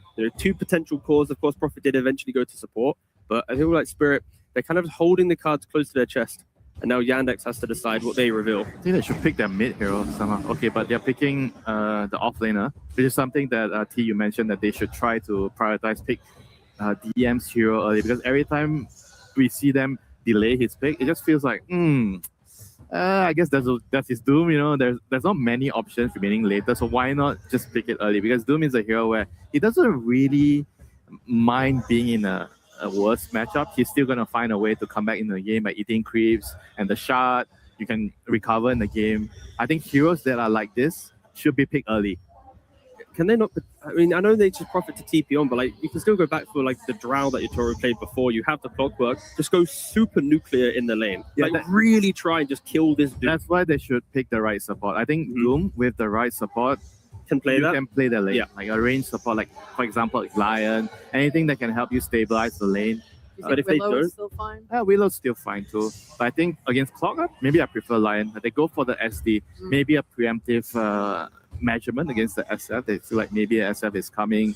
I think SD is really, really good against that. And it's very nice to have Doom with SD because Doom likes to clear stacks, and SD is the best stacking hero. And it's very simple. Disrupt hero, everyone collapses on it during the laning phase, Prophet TPs in, you get killed, then you reset. So Yandex trying to remain stable within the first 3 picks of this draft. I do feel like this hero has gone a little bit under the radar. I don't know if you guys played a lot of SD recently, but I do think that this hero is a little bit underpicked. No, it is. I think Shadow Demon was very popular at the beginning of the tournament, but then just kind of fell out of favor as like Wyvern rose in dominance, and obviously now they're getting banned. We're kind of coming back to reliable. I mean, the thing for Yandex, they are falling into the same trap to some degree as the last game. Like, where is their lockdown? Because they have a Doom, but when you press it right now, your best way to hold them still is a disruption. That's it. And then Spirit identify that, instantly going for the Centaur, even going for the Pangolier as well, because let's say Yatoro is the big focus, he gets doomed, Pangolier can come in, Rolling Thunder, buy some time, you can kite back with the double 4 stuff supports to keep Yatoro alive during Doom. Like, Yandex need to find some ways to lock heroes down. Of course, normally here you'd look towards Watson to play, you know, some Tiny or whatever, but that's going to then put Saxa back on the Nature's Prophet support. I mean, there's still like some mid heroes that can help them deal with that. Okay, this is not exactly the hero that I had in mind. It's a lane winner against the Pango, but it doesn't really help them start the fight. It's a good connecting hero, but it seems like in both games, in the first game and the second game, Yandex has a lot of priority in getting lane winning matchups. So they are completely okay with sacrificing a little bit of like draft integrity. They don't really have a lot of catch right now, apart from Disrupt. Disrupt is not exactly a catch. So if they don't win their lanes again, it's gonna be tough. And I don't know if the last pick here is gonna solve a lot of problems. I only see maybe Disruptor being a hero that would give them some catch, but that hero has so far gone unpicked. Yeah. But that is the only post 5 hero I think remaining, unless there's something, you know, spicy that I feel like can maybe solve some of the holes in the draft. I agree, because obviously if someone is doomed and you spit the Sapphire ult on top of them, they should die, but Centaur just ruins everything.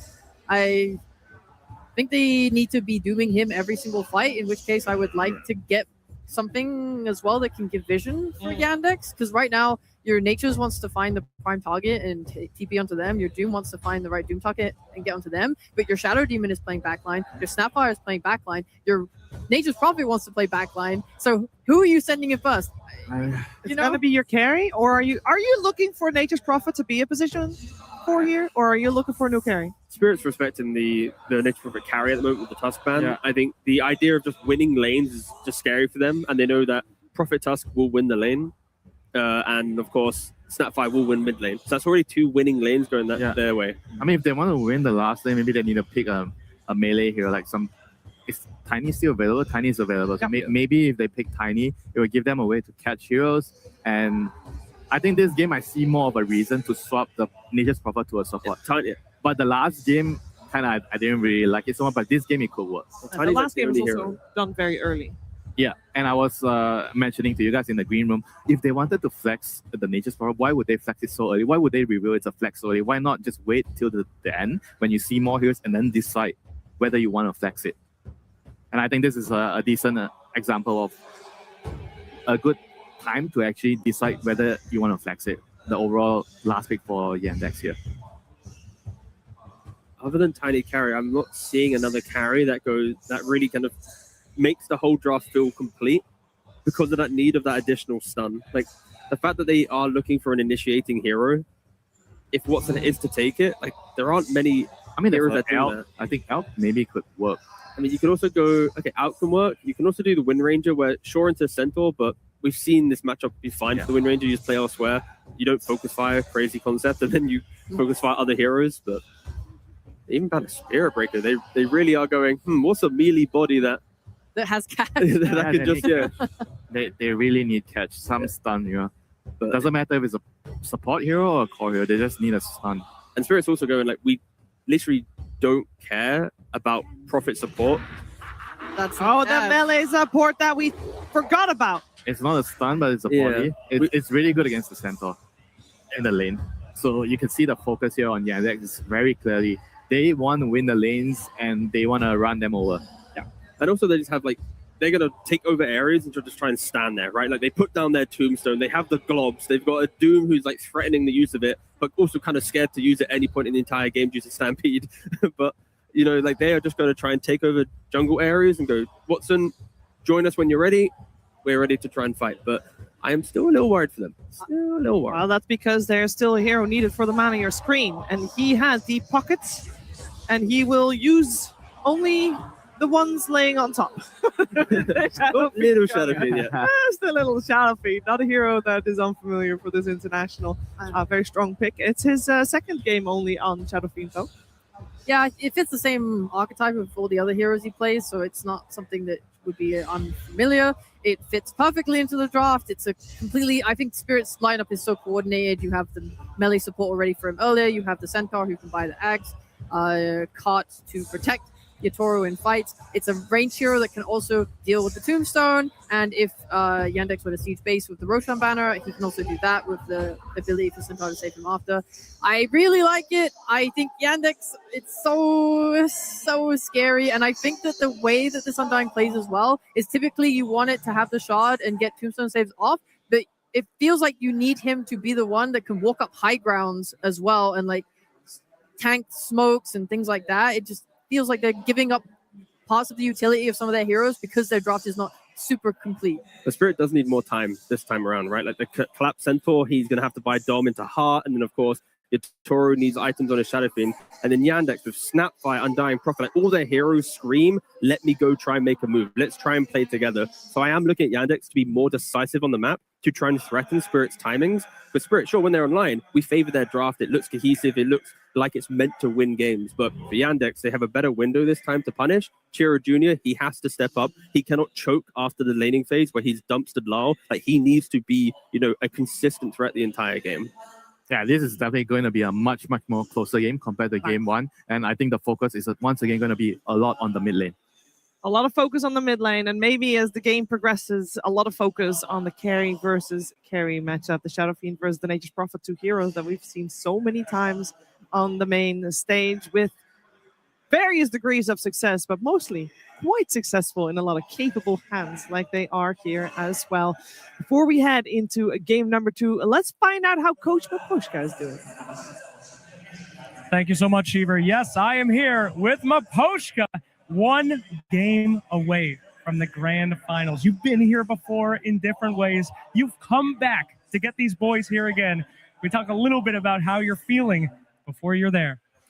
I'm feeling great, and I'm really happy like that we improve very fast and like from previous tournament, because Red Masters nothing it didn't go well, but at that tournament I feel confident, like we lost map only to Team Vision, and then also about that game I don't know. I think our draft much better because they have 0 stars. They have Stampede against Shadow Demon. I don't know what they can do, to be honest. Well, it's up to the boys now. You know, you've done all that you can. Pretty great draft, though, I have to say. You've got Yatoro on SF. You got Collapse on the Centaur. You've got so many great heroes. Are you happy with it? Will we be finishing this off with this game? Definitely, yes. I'm totally happy. Yes. Totally happy. It's over? 2-0? Yeah, I'm sure. That's my man. All right, fantastic. What an honor. What a pleasure. We'll see if you can get some revenge on Vision soon, or if you have a little more battles to do here. Let's go to casters, Trent and Lyrical. Thank you so much, Slacks. A lot of confidence. They have no stuns. I don't know what they can do. Yes, we're going to finish it off. He's already talking about team vision in the freaking interview for game 2. Sounds exactly like the green room. I don't know what they can. There's no stunts. You know, Ted's down there. He's counting stunts. What are they going to do? They got no way to play the game. And I mean, if Maposhka says it. Well, if the lanes go well, it could start looking pretty okay for them. Zoro down bottom takes a lot of damage before being able to walk that one off. But yeah, I mean, it's pretty clear. There's not all that much control, and when that Centaur came out, it was pretty clear that they're just going to be running away from trouble and then able to dish them out themselves. I mean, he talks confidently. They play confidently. We'll see who is right and who is wrong this time. Yandex, they do return here with the much coveted Nature's Prophet, but they're going to keep it in the core role this time. So not swapping it over to the support. And then they're bringing back the Snap, the hero who seemingly cannot be killed, no matter how much it is nerfed. I really love this one a lot as they're playing some Xiao 8 lines for him. Yeah, he knows what to do. He knows the game. Gets the people fired up for sure. I mean, that's the thing, right? This Team Spirit roster at TI, they're always doing something to try and hype up the crowd in some capacity. And it's not an insignificant part of it. The momentum that you can build both when you're walking into the stadium and then when you're walking out of those booths victorious. See if they can make it happen here, though. And the other thing that we're going to need to watch for is, like, of course, how much are these supports going to be able to get done? Just a bully. Yeah, he was unbelievable on his Clockwork last night. He hit a Centaur with 4 cogs. I didn't know that was possible in the late game when they were dominating so hard yesterday. So he is very much ready to play here on this Clockwork, but they have the matchup of the Undying into the Centaur. Yeah, and this is a good start to it right there. The cogs trying to keep him alive. That actually burns enough so he can't get another decay off. So Malady not able to get that kill onto Collapse, but this little move where you're playing in between the tier 1 and the tier 2 tower, it's really hard to contend with. We saw this a little bit in the group stage, where teams were willing to take the Undying and just dive right past like this and try and deny you entire waves of farm. Collapse trying to figure out what to do, right? He's got the treants on him. Yeah. The creeps are just dying here. Got to get back at least in XP range. And they will manage to do just that. But that little start is going to mean that this Collapsed Centaur not having as nice of a time as the cogs get spammed out a little bit. Be able to walk those one off again. But it's pretty valuable, like the mana burn, because that would have been a kill most likely on the Centaur with all those zombies chasing him and the decay coming out. But I want to talk a little bit more about this Snapfire here that you're talking about, because obviously very strong team fight oriented stuff. You can do a ton of damage, a lane dominator, but also, as we've seen, sometimes a late game transition with the right click. Yeah, that has been a serious issue heading into the late game. And I mean, just in game number 1, too, obviously it didn't go too well for Sheer Jr. in the mid and the late game, but early things looked promising for his Ember and already off to another good start here. Laryl, though, I mean, he knows if he gets off to a bad start, he's got some teammates to help him out. Last time it was the Underlord with the Aghanim Scepter. This time it's the Stampede. They have ways to enable this mid-hero every game, even if he gets off to a rougher start. Definitely going to be a nice little boon for them, because Centaur likely to be a little bit underfarmed, although that said, he's 16-1, so it's not completely demolishing by any stretch. But the other thing that you're going to want to watch for is how much can they pressure the Shadow Fiend down bottom. The Doom Shadow Demon lane a little bit strange as Laurel's will get back home. Yeah, fighting up against one of the most powerful supports in the patch right now of the Hoodlink as well. So very hard to pressure her. And I mean, my question's the Doom. I mean, what are you getting out of the Doom this game? You're not expected to really win your lane. You know, you tend to get itemization on an easier path because of your ability to get the Shard or sometimes even the Midas. Some players, let's pray not at this point. But how valuable is Doom this game? What are the chances you get Doom off before the roll? What happens when you Doom a Shadow? You know, how often are you going to be Dooming a Centaur when he still has spells to use? I mean, I think getting into the big heart and scaling Centaur, that's where the Doom seems to have a little bit of value, right? Like Dooming him actually feels like it does something. But I worry that his impact might be very minimal this game. Some TP rotations also going down bottom. Try to find Toro and do get him. Soxic gets the first blood with that disruption play. The rotation in from Watson. This is what I want to see from the Doom, right? I want to see a little bit of early aggression. I want to see the rotations in from the Nature's Prophet. Scorched Earth is a very good spell. So being able to amplify that with a little bit of pressure from your core's global TP, excellent way to get him involved in the game. As the bullying continues on to Laurel. He has managed to crack into the double digits of last hits, now 14, but that is 33 for Chira Jr. And DM realizes he was going to die there. He's going to be brought down. Yeah. Great though. No, it's definitely been bully Laurel o'clock. Pinko the crap out of there a bit, and as they leave on Not Me, now some pressure on the collapse. They move back in with the Undying. And continues to just be bullied by these cogs. It's damned out. It's interesting to see what the cost was though. The reason DM dies down there is because Soxa went and he took the bounty room. So he took that away from Laurel. He couldn't get his bottle. He's now just getting back to the well. Snapfire's in the bottom lane right now in level 6. Oh, wow. Like, they really want this play. Yadaro, he has no... oh, yeah, he has the Flame Blade in there. Never mind. He's good. Okay, so no free plays. But this doesn't feel good either. Like, dodging this gank does not mean this is a win for Team Spirit. Like, your Shadow Fiend is jungling now. That and look, Shiro believes he's down bottom. We got a disagreement here, maybe. As to where he's at. Yep. All right. So it's a win and a loss at the same time, as you said. You don't die, but I mean, think about it. Snap, she's going to farm through some of these jungle camps. She's also missing out, and a bit of recovery here for Laurel. They give the space to Malady on the Undying, so he gets quite a bit of a bonus here. He's got a bracer gun, actually. And actually going to connect that wave, too. So we'll try and take away this range creep. As the Snapfire moves back in, they can't really do much there. Doesn't feel like Undying. They'd have to commit. Oh, but wait a minute. This could work. I think they're out of spells, though. No more cogs. They don't have enough. But Chira Jr. survives that gank. A very mobile early start between the mid and this bottom lane, as a lot of heroes rotating around trying to get Laurel into a better position. So far, it's been basically the Snapfire and he dominating. And Not Me moves in. Watson not able to get in there and deny trying to Wisdom. Bit of outmaneuvering performed here by Team Spirit, though, I gotta say. You know, they get the kill on the Malady. He'll instantly respawn, but gives a nice bounty over to Laurel. Yadaro dodged all of that aggression from the Snapfire, wasted an opportunity. I mean, you could have been like farming stacks or obviously maybe getting a more secure kill somewhere else rather than trying to chasing this Shadow Fiend through the jungle. And Yadaro is still very farmed at the moment. True, with the tombstone down, he's going to get chased. They bring in Watson. And the Shadow Fiend in a lot of trouble as he's being hounded here by these Treants. They'll go for the Stampede. This was the escape. They got level 6 on the Centaur, and that's enough to get him away.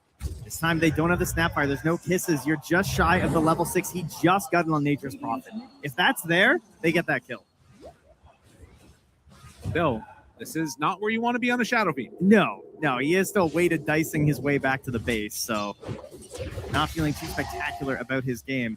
But it's not as bad as it could have been. And Yandex taking advantage when they get the opportunity is, man, Not Me. Okay, if they kill him, it's going to feel so good. They chase down, find the Clockwork. Does he get the deny? Not quite. The takes down that pesky Clockwork as Collapse eats his way through the trees. Watson, listen, there's just, when you TP away, when you walk away, this is where stuns would be helpful. It'd be very nice. Stuns are pretty good in Dota, but you know they've still stunned Yadaro. He TPs to the mid tier 2 to start farming these neutrals. But Laurel, and finding DM, trying to walk out of there. He's got to roll back the other direction, and Doom's the hoodwink. Is that enough? Oh, they do get it with the Wrath of Nature. It's going to be enough damage there to eventually whittle down that squirrel. So a little bit of retribution from the grave. Hero shows up again here, but just can't link anything. Just ends up taking a mid-player attack, so farming the camps once more. You want your mid-Snapfire to not have cast kisses. Oh, wait. They need the disruption. They've got to get close enough to open them up, but it's not going to happen. And you know what? That was a very small window because Stampede just came back up. So now if you try and make that same play, don't think you're going to have the damage. Here's Junior. He is finding camps along the way at the very least, but it's not what he's hoping for. It's important understanding when you're strong and when And let's know what DMs are. Oh no, they got him. They're right there. Shira Jr. found. Toro finds that kill. Saksa also in trouble. Team Spirit, they are running circles around the index right now. They want desperately to take a fight that is good for Snapfire, and they're not giving it to him. And do you know what DM was doing that whole time? He was denying creeps. So he was holding this wave back. He wasn't letting the wave crash into the tower or anything here and try and force this down. They're kind of trying to stall it out here because of the control that they were feeling past that tier 1. But then your Snap just dies, and it's kind of like, should I have just been pressuring this tower this whole time? Now they're going to find Malady. Underneath a tree. Is there any retribution? They dropped the tombstone. DM, I mean, Where's my you can't NP? do anything. Just more gold for the Shadow Fiend. I mean, you can sense it right now. Yandex, they want to make a play, but there is no play to make. Watson feels like he can't even get in. Like, he thought about teleporting in, but at the same time, there was also a bit of a battle going on between the Snap as well as the Pangolier. So things just a little bit too fragmented right now for the side of Yandex. They got to figure something out soon because Team Spirit, they are not taking their foot off the gas. Yadro is coming through that twin gate. Yeah. He wants to get in behind Watson right now. Stampede not available, though, so it will be a tougher catch. They're bringing in Rue. Oh, is he going to walk right into it? The reads, ladies and Yep. gentlemen, like Yep. a book. Yep. Tries to get out. Not going to happen. Walks through the gate, gifted a kill. Laurel now diving in towards mid. Making sure that there couldn't be any TPs to help up top. I mean, Team Spirit dotting their I's, crossing their T's. And Yandex, who is going to be the one that can step up and turn the fortunes a little bit? I mean, it's got to be in the game. It's got to be out of the game. Someone's got to be having a talk right now. We got to like calm down. We got to think. We got to realize, what do our heroes do? Right? What gives us strength in this game? We got an Undying. We got the kisses. We got to find a way to use this spell, man. Yep. Sapphire's the broken hero. What's her damage right now? I don't think it's going to be very high. They are struggling to get in there, so he's going straight into this Blink Dagger. Probably the shard after that, you would imagine. Yeah. They need this to connect desperately right now. It's got to happen. And from Team Spirit, I think a really good just recognition of what it is that allows the Yandex draft to function, and then not allowing that to happen.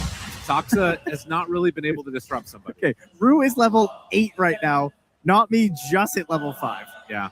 He has been just cogging his way around this game. He has no cares for the hook shot. He has just been an absolute menace. And Rue is huge. Good hero to have off to a good start. All right, Blink Dagger, Shira Jr. Hook up now. Laurel waiting on the high ground, anticipating this potentially. The Stampede again. Mahosha talked about it. You know? Shira Jr. Who's stunning who here? Hook breaks. Finds him. Hey. Nicely done there. A good connection. Gets pushed down to the low ground, and a good disruption by Sox that keeps him alive. Now the Requiem of Souls out, still living. Shira Jr. through this. They drop the Doom down onto the Stampede. All right, let him fly. Stampede is there. Finding Laurel. They have enough to kill him off. They finally connect with the kisses. A double for Shira Jr. It wasn't pretty, but it's what they needed. They managed to pick up the Centaur on the side there. They killed the streak on Laurel.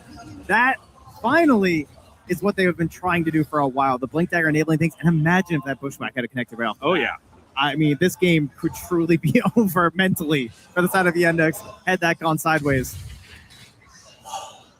Paddling back here. It's going to send Yadro back into the jungle, back to his own side, continuing to grow, though. Still stays on the top of the board. But those next 3 heroes, they are all Yandex. They are successfully finding a lot of gold right now.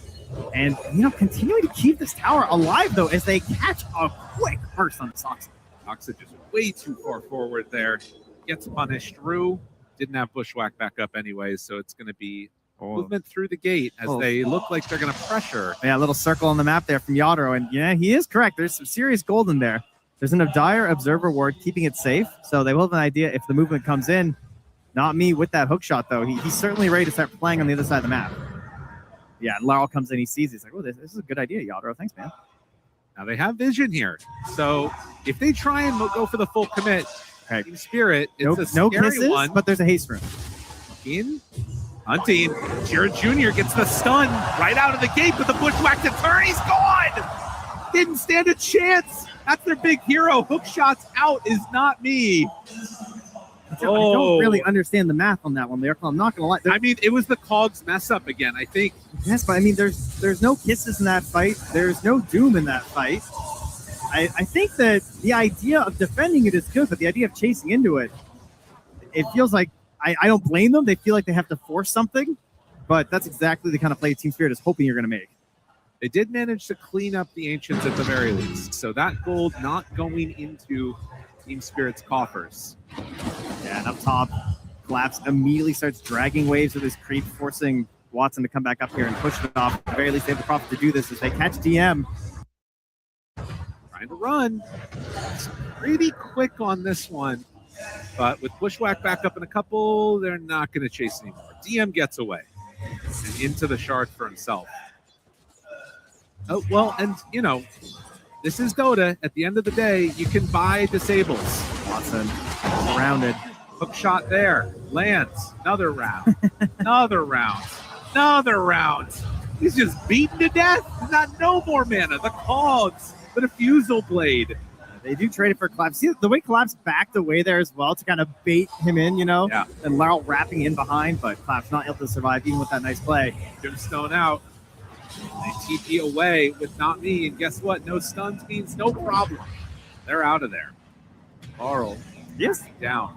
Yeah, he has no TP, but Shira Jr., Sox, and Malady, they don't have any connections. They can roll it back to the camps. Bringing the wave with them. Very nice. So it's still 1,000 gold lead for Yandex. And there is tremendous team fight potential as Cheer Jr. walks in.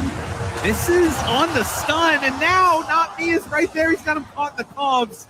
Toro finishes that one up. Was not counting on the Shadow Fiend being so close at hand. It's just they don't have everything ready. You're coming in and trying to pressure into this area of the map without the tombstone, you know? So you can't lock down this area. It feels like they're trying to emulate what they saw from Team Spirit, and they're not hitting it. All it took was the Mask of Madness out and a very, very dead Shadow Demon.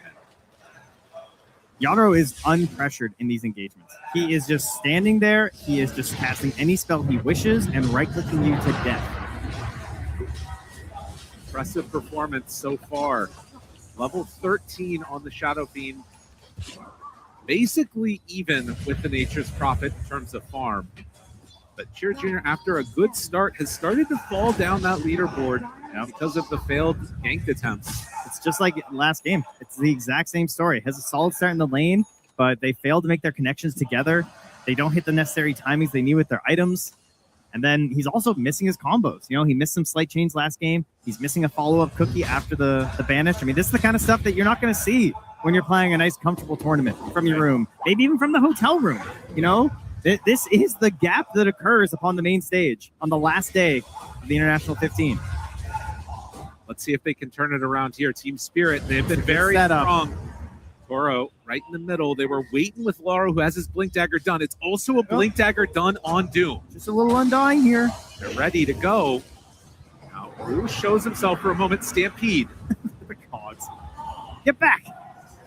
That Stampede a little funky. And maybe it opens up an opportunity here. I mean, they have an Invis rune on Shira. Maybe he feels like at the end of this, they could try and go in with it. Always a risky one, but they definitely need something a little bit edgy right now.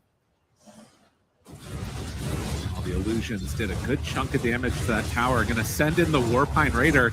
Do they realize that this guy's taking the tower Malady? Go for the deny. They're waiting for it. Battling. Oh, he goes in and Collapse takes it. He's too strong. That's crazy. I mean, it's unbelievable that you just had 5 heroes sitting here trying to set up a play on this. Yeah. You can't get your play, and the tower just falls for free, too. Like, it feels really bad. This movement now, Laurel is rolling around down bottom. Finds DM. DM thought about the Doom. It's not going to quite happen, but he does finally get it off on the Pango. Okay, could be a good trade. Okay, Tombstone down. And yeah, with the poison stacked up, it's going to be enough. Now the Hoodwink, too. Now, Not Me. He goes down to Cheer Jr. So Yandex, they find their targets. Rue barely getting out of that one. 13-10. And nearly gets a third one. Oh, just goes for the Requiem. Watson backs away, tries to, not gonna happen. The solo kill. Oh my God. Oh, they call him the new king. It's happening. The demon is unleashed. That's unbelievable, man. What can you do? You know? Sometimes Yadro is just going to beast on you. That is a backbreaker. Shira now being found by Not Me. He might have his vengeance here. Essence Distiller to track him. Hoodwink coming too. Yeah. It's a hazardous support duo. Getting up on the high ground there. Trying to get away, but with the hook shot follow-up there. Oh, they get the bushwhack. And look at this. This is going to just be an easy kill right into a Tormentor. Doesn't even have to stop farming creeps. That's so considerate of Tira Jr., you know? Team Spirit, this squad, when they are cooking, you better watch out. I feel like they are the most intimidating team in Dota to be losing to. Yeah. They just strike this fear in you, and they have this confidence that it just makes everything that you think about Dota seem wrong. Now, DM, having just expended the Doom to kill Laurel, is maybe recognizing the danger coming his way. He'll back out and go back to the base. I like his idea here of going for the Desecrate. You know, reduce that base armor of the Shadow Fiend, send it down to 10. Maybe it gives them a chance. Like they need every little bit of help because he's got serious struggles this game. The Croaker later will be great as well. It's obviously been a big classic with the Doom. But they got to find every little advantage they can get in this one. 4,000 gold lead now, and very similar to last game. Early lanes go well for Yandex. It starts to break down. Team Spirit find avenues to get back into this fight. Now, they're going to blink over to the side. I think they have an idea that he's over here and collapse. This should be a kill. They drop the Doom. Control is there. And honestly, this hard build does give him a lot of value now. Yeah. Like, it really does. He completely shuts down the way you're seeing the center. I mean, every fight in the late game is Malady here. As a pop the ulti and a tombstone. Unfortunately, we'll still defeat the way to Laurel. Rube comes in, tries to find the bushwhack. It's not quite there, but one little hit from the Shadow Fiend does a lot. Now Watson doesn't have any friends here either. He's gone again. Yadro goes for it. Requiem's on top of the TP that was coming in, says, yeah, I dare you. Now 4-step up the high ground. Oh, he's feeling himself. He's feeling himself now. Triple kill.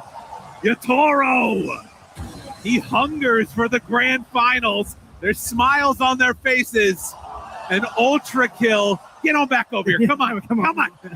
Get back over here. They're chasing. They're scanning. No, they're not stopping. They're never stopping. Right, where's that hook shot? Not me. What do you got for me? Can they get there? Just in time? Not quite. The crowd wants it too. Oh, man. Watson getting caught back there. That can't happen, man. He was so close to having a game. His BKB was 100 gold away or less. Now he's dead. He loses all this gold. This is supposed to just be an undying dying. Why is he dying? Yes. Why? How does this happen? I mean, Laurel just keeps going. He's like, hey, this guy's just here, guys. And then more show up. I mean, it feels pretty rough. Kira Jr. found. Laurel gets him. The wheels have come off. It just wasn't that bad at this point. They were so close to hitting their timing. They were going to have the BKB on the Nature's Prophet. Maybe it gives them a chance to stand in these fights. There's still a lot of damage from Yadro. I understand that. But it gives you something.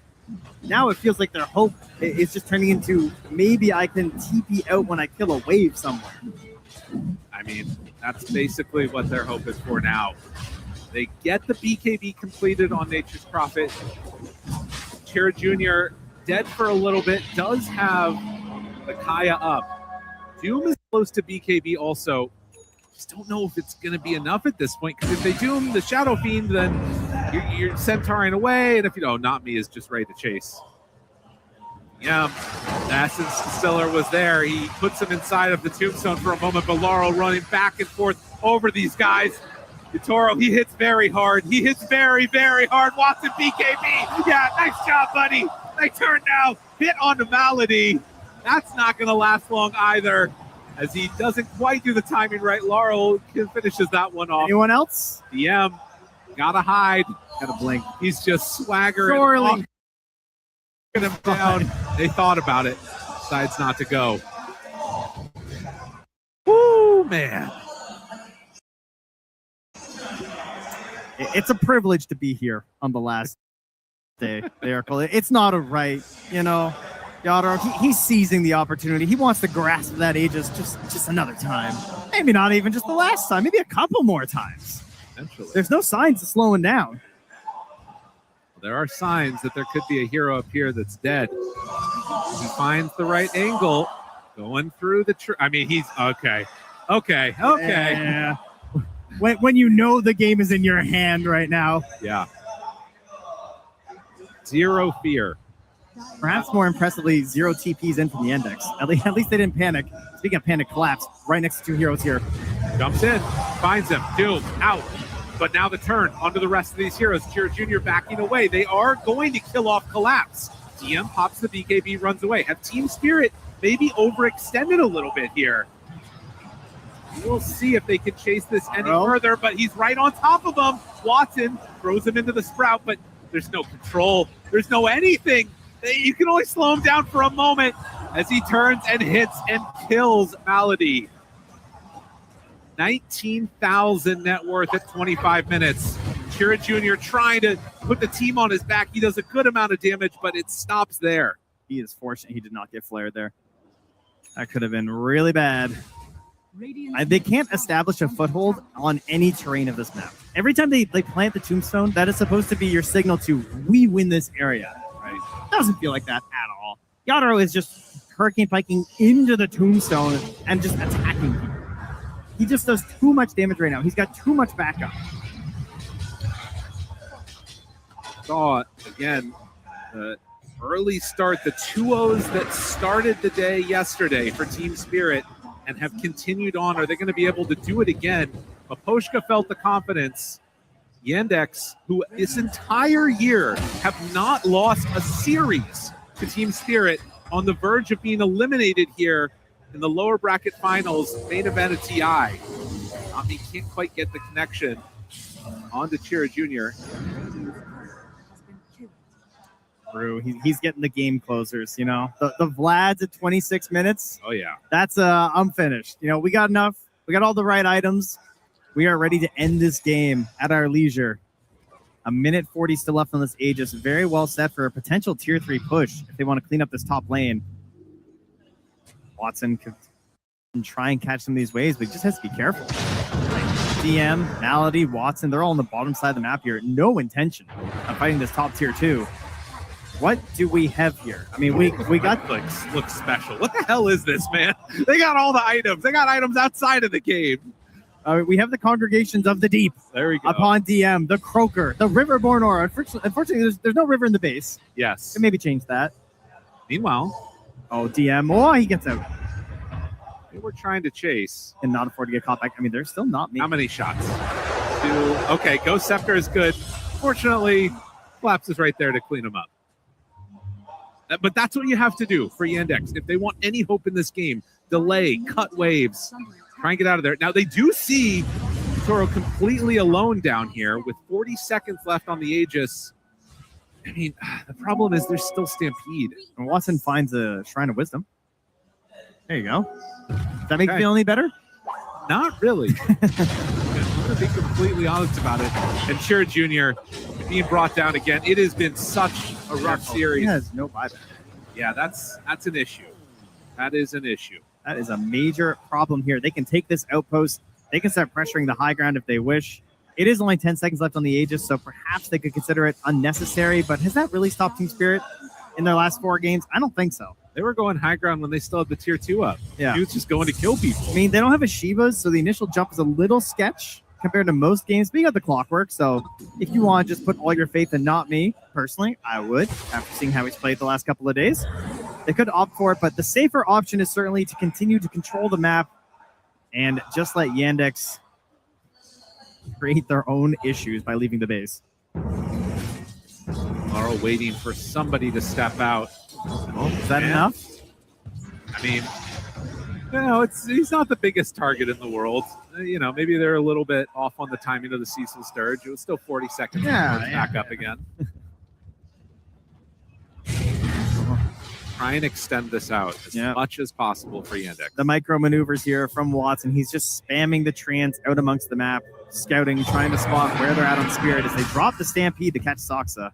You're going to lose heroes like this pretty consistently. Got Blink. No time, though. Collapse there. Facing the wrong way from the Blink. But whatever the case is, it is a smoke up now coming out as the Aegis has been reclaimed. And Toro showing on the lane. They're pinging where they think he is going to be, and he is over there. They find him as he comes back this direction, completely alone. The biggest doom of the game. This would be what they need, and they got him right there. Jump forward, got him caught. Congregations trying to save the doom. They drop it. That is the best thing that has happened to Yandex in a very long time. But this would be bad. This would be really bad. They don't have Shadow Fiend, though, so maybe they feel confident taking this fight. Watson standing there next to Laurel. DM getting down on the low ground. Finds Not Me. It's not terrible. They actually do bring down the Undying, and as the BKB is out, going to need to run. Nowhere left to run. DM is going to fall. Yeah, that Basher going to make sure that you are not safe.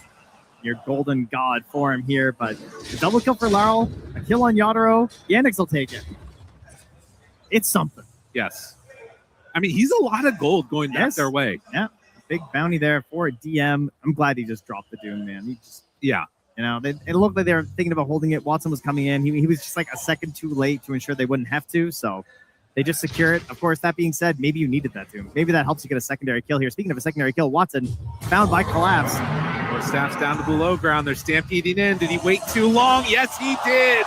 Not Me was out of range at the start and TP's away. The BKB lasts long enough. Does get him out of trouble. The Sheer Jr. gets caught by the bash. Not going to be so lucky, as there is not quite going to be able to get into range to save him there. Even when you get something good with the Shadow Fiend kill, it comes at a price. Man, he was dead for ages, huh? This guy's level 23. Yadaro, he is absolutely massive here and still not considering anything too defensive. Wants to finish out the Daedalus first.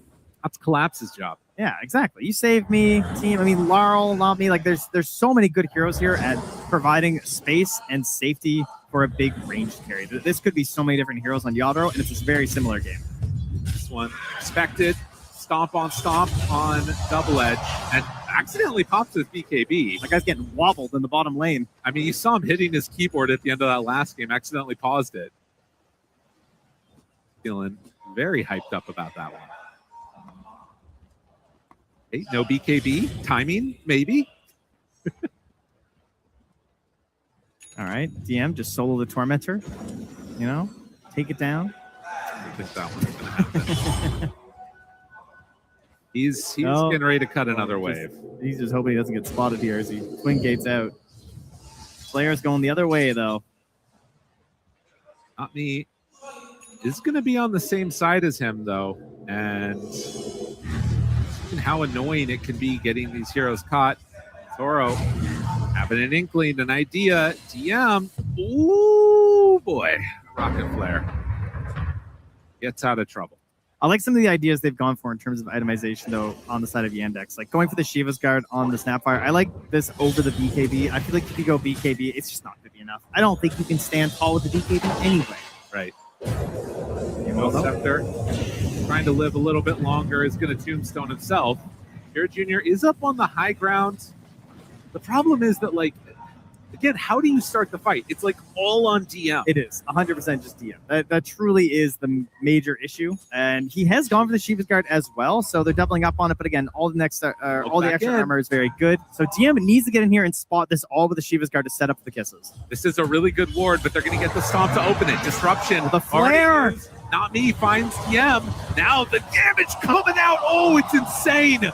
Already out, and on top of it, they get the save for the Shadow Fiend. He's going to be fine. Triple gone. Your entire Watson goes in. Decides he wants to fight. That is not the decision that's going to work out the way you hoped it would. Chira Jr. also gone. There are no buyback on all three of the cores. Good game is called. Team Spirit are going to the grand finals. Who would win, Fiery Demon or a single rocket? coming out from Not Me on the clock. This guy's been unbelievable in this hero. He ends any hope of a fight there for Yandex. No blinking from the Doom. He's the only hope. He is the key. Team Spirit, they are the best team at identifying how the enemy wants to win a team fight and removing that possibility. Listen, Vision, they said they wanted to fight this spot. They wanted to fight them. Vision were looking good. They were all over the place. But Team Spirit has leveled up over the past couple of days. They take down Yandex, one of these squads that has been a bugbear for them constantly. Have they awoken a demon? Can you stop Yatoro? This man is a menace on this stage, and he just took out Yandex. It doesn't feel good when you have defeated this team over and over again all year, and coming into today, everyone still has Team Spirit as the favorites. You can feel it, right? It's in the arena, it's in the air, it's in the crowd cheering. We all see what's happening with Team Spirit. We've been here before. We've watched this evolution and growth of this team, and it truly is horrifying to the state of which they can reach. Something to watch out for indeed as we're getting ready for the grand finals. Team Spirit take the 2-0. They have not lost a game in many days. And it's feeling like it's going to be the final boss here, as they have often been at the International. Two players that potentially could go for a third Aegis as well. Opportunities abound to make this work. Team Spirit, grand finals. 观众朋友们，另外一支挺进我们 TI 2026总决赛的队伍，让我们把掌声送给 Team Spirit. Snacks, take it away. We've got Rue and Not Me. All of your teammates are TI champions, but they say you too are the best guys on the team. You are so close to cementing yourselves as the next great Dota 2 generation. I want to know, how are you feeling getting this close to your first Aegis? Feeling amazing. What else can I do? So can I say? I mean, like it was TI finals. First time. I hope my team will carry me. 你身边的话有3位 TI 冠军跟你们一起去并肩作战，然后现在你们也将要一起去面对你们自己的第一次 TI。你有什么想说的吗 Ru？ 我现在说实话有些不知所措，但我只希望我的队友能在最后的决赛 carry 我。Not me. Talking about first TIs. This is your first one. You've had an incredible performance, and I gotta say, I think the crowd loved you. 现场的观众朋友们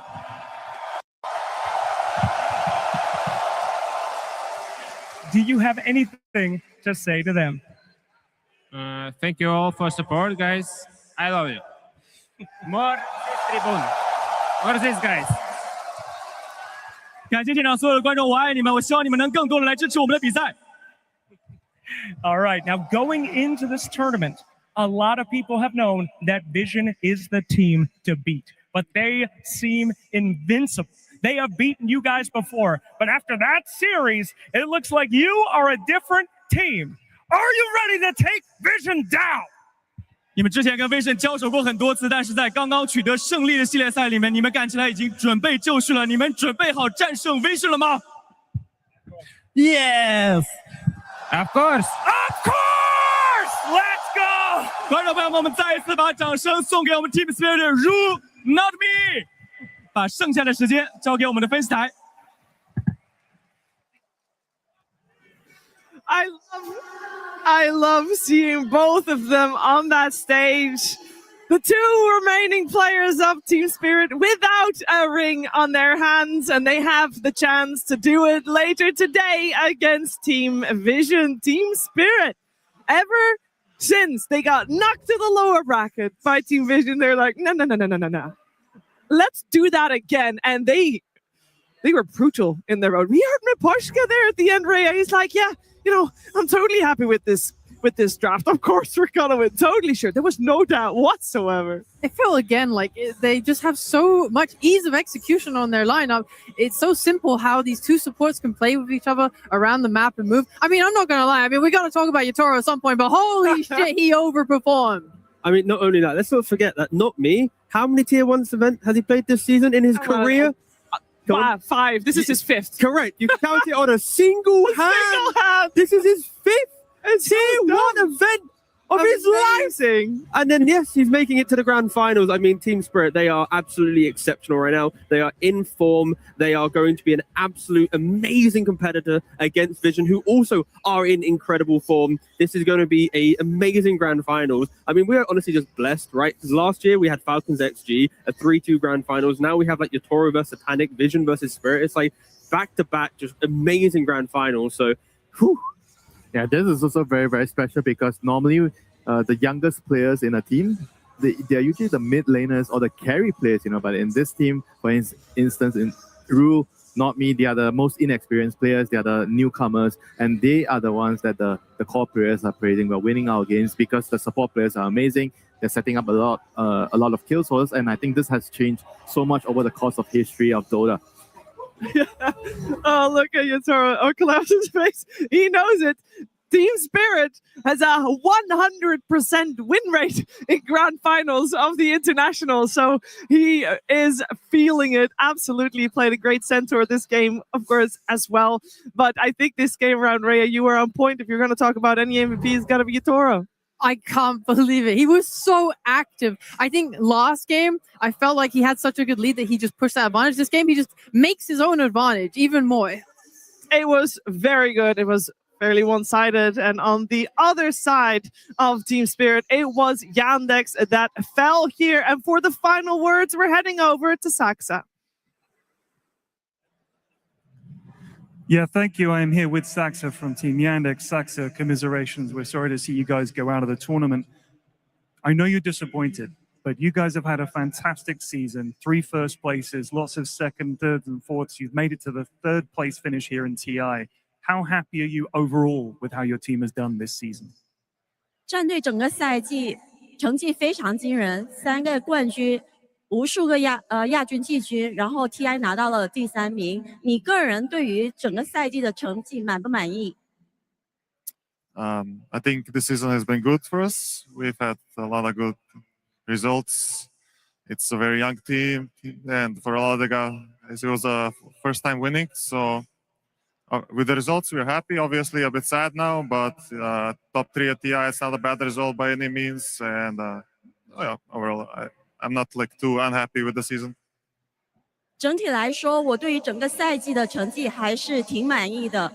我们是一支很年轻的队伍，也有很多人是第一次拿到比赛的冠军。我们还是会继续努力。然后我对于 TI 第3名这个成绩也是相当满意。So, you're a veteran player. You've been here and done that, a regular on the TI stage. The group stage here for Yandex wasn't the best. What did you say to the players to give them a boost and get them to this 3rd place?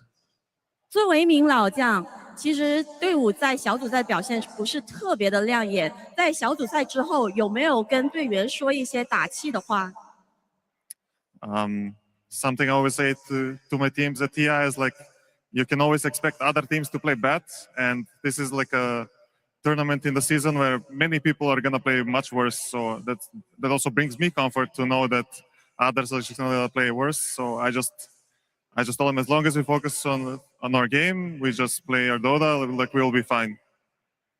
我其实经常跟他们说，在 TI 表现差或者表现不好的话很正常，但是只要继续坚持自己打自己的 Dota， 我们就会打得更好。 Well, Saxa, we're sorry to see you guys go here, and you've got a lot of support in the arena and around the whole Dota community. Do you have any words for the fans out there who've been supporting you guys all season? 最后有没有任何想跟现场的粉丝或者在家里观看的观众说的话？ I just want to thanks to everybody supporting us. It brings us a lot of energy, and we feel motivated to do so. Also, I want to say thanks to the crowd here. I think it has been amazing. Honestly, it has exceeded my expectations. And honestly, I hope we get another TI here or many more tournaments. So, yeah, thank you.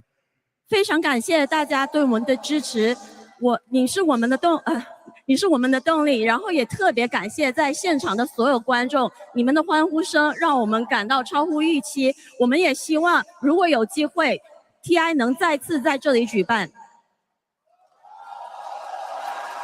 Saksa getting a lot of crowd cheers there with his final words as he exits the international. Hits 8th international here at 3rd place. If he wants to get 3 rings on his fingers, he's got to play a couple more years here, which is a treat for us. But some final words on Yandex. They are one of the most successful teams winter of the season.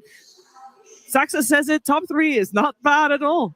Yeah, and I also got the opportunity to follow them. I was doing a lot of coverage for their games back in December last year when they first started out. I think it was problems. They had problems, and Saksa came in after that, and I could see them growing as a team, how much they've improved. And even during the initial stages, I saw a lot of potential in the team. I felt like given a little bit more time, they could really grow into a very, very strong team. And it didn't really take them long. It took them, I think, 1 month or 2 months to show everyone what they could do as a team. Yeah, and I know, Rhea, they really wanted to get all tournaments under their belt.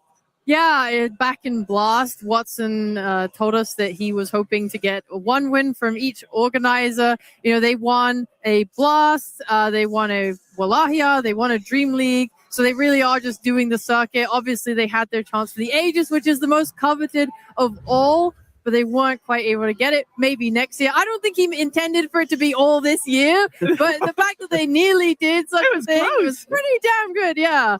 It's crazy that their opponent Spirit had 0 comparison this season. It has been crazy. It's all about peaking at the right time. And to be honest, Yandex did have a very good year. And maybe this game number 2 wasn't as good as they wanted it to be. But there were definitely some highlights for them. For example, Shiro Jr. in that mid lane. I'm sure we're going to see a lot more of him. Actually, we're going to see a lot more of him right now as we head over to Purge. Thank you, Shiva. Yeah, Shiro won his mid lane in both matches of this series, which made their Spirits win even more impressive. But I want you to just watch how dominant he is against Laurel. He played against the Pango both games.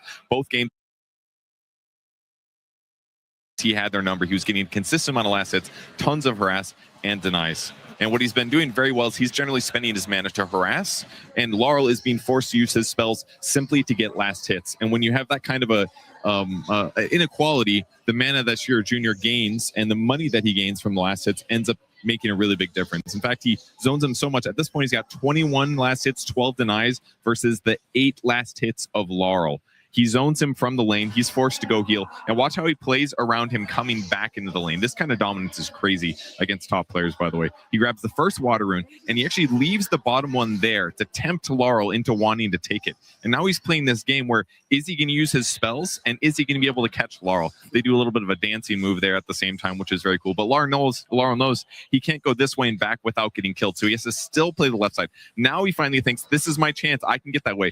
But Shiro Jr. with that blast is on top of him, prevents him from getting that. And as a result of protecting this water rune, now Shiro Jr. gets to go get it when his resources are low. So he's basically using it as a bait, but also a way to get himself forward. So that was amazing by him. But the downside was what happens after it. How does Spirit react to this great early game by them? Yandex, he TPs to the off lane. He's looking for a Snapfire ultimate on somebody, but they anticipate this. They just don't give him the opportunity. So this teleport ends up being a complete waste by him.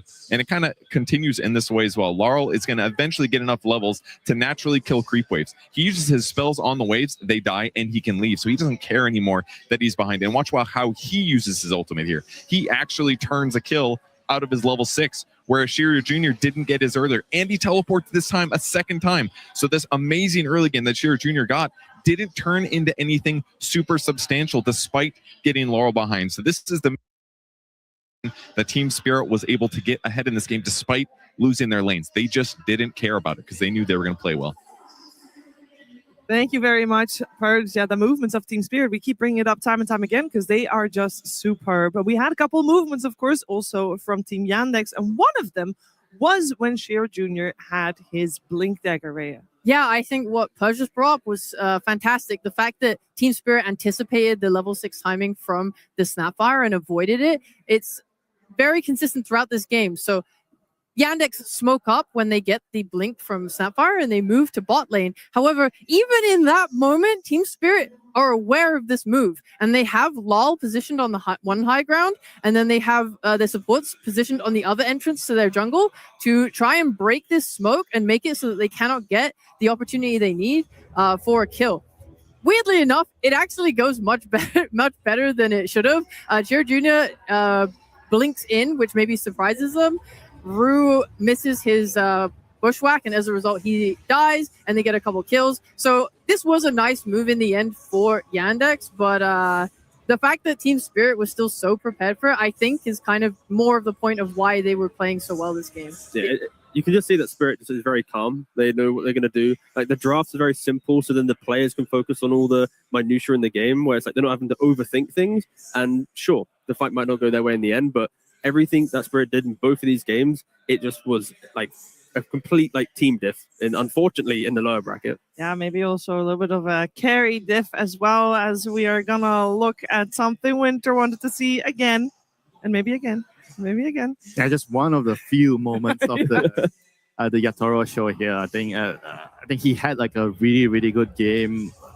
There was this one moment where his game was so good. He was farming again. He was farming the enemy triangle. He's trying to farm the enemy ancients, and Watson's like, I'm gonna TP there, But guess what? Yatoro's already there first, And thank you very much for that bonus kill. Yeah, it was really cool because there was a fight happening on the bottom side where his team was dying. So he was like, I'll stay in the triangle a little bit longer because maybe they'll retreat up into the triangle. Then he gets the kills. And then, of course, Lao, I think the main thing as well is like Yatoro's popping off, but Lao has been so aggressive in both of these games. Sure, his laning into difficult matchups has been maybe not going his way. The Ember, the Marana in game 1, this time around playing into the Snapfire. But his bounce back, his ability to open up the game, to match Yatoro's energy, Lao was just everywhere in this game on the Pangolier, and then they were just diving and not giving a hoot about any this tower. game is a perfect example of why right now laning phase is not as important, and you see teams like Boom Boys, they really prioritize the laning phase. They did really well, but still, like when it came down to the best teams, the absolute best teams, is just not really a way of winning the game. I think ensuring that you have draft integrity, ensuring that you have a way to play the mid game. It's okay to lose the lane, even though they lost the lane this badly on the Pango. The main question I think a lot of people will be asking themselves is if this type of laning stage happens against Vision.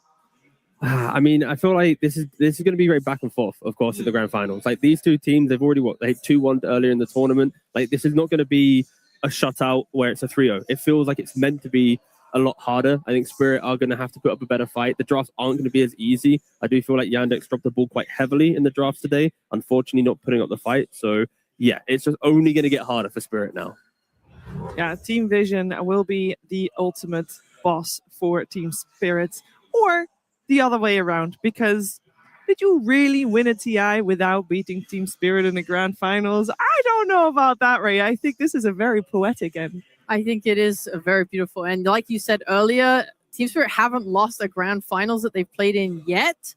This could be the first time. I do think we will definitely get more than a 3-0 with how these games have been going. I think the crowd is so in love with Spirit and how Vision have been playing. I think the environment, the mood, the vibe is going to be way up to the ceiling. I genuinely don't think we could have asked for a better grand final right now. Yeah, the student Satanic meets the master Yatoro. Yeah. That's going to be a hell of a show. But also the two old timers, right? The two legacy POS 5 players, Puppy and Maposhka, transitioning to coaching. And now it's like, who is the better new coach on the block? I was going to say for both, it's their first time in the coaching slot. Exactly. Yeah, that's what I mean. It's kind of crazy to think that, when you have such a big career, it's quite easy to just, to take a little sidestep to coaching. But I just like how happy Maposhka looks on stage. He's like, when he leaves a draft, like he knows, like, I've done my job. I don't have to play the game now. Yay. And then, of course, Puppy, like, he's just there, just enjoying inventing some stuff. Like, hey, go try this. It doesn't work in game 2. Yeah, it's fine. We'll win game 3. Me and my pawns will try this. Exactly.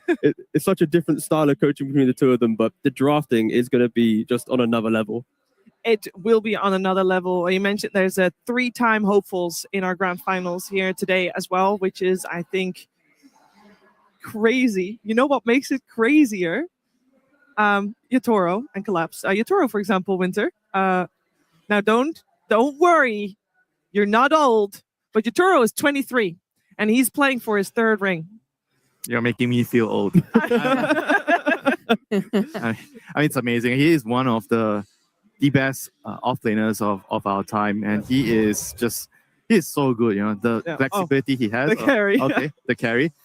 Yeah, I mean Yatoro is. I think the same can be said for Yatoro and Collapse. They're both very flexible in how they can play for a team. They can be greedy. They can be a team player. They can be the sacrificial lamb.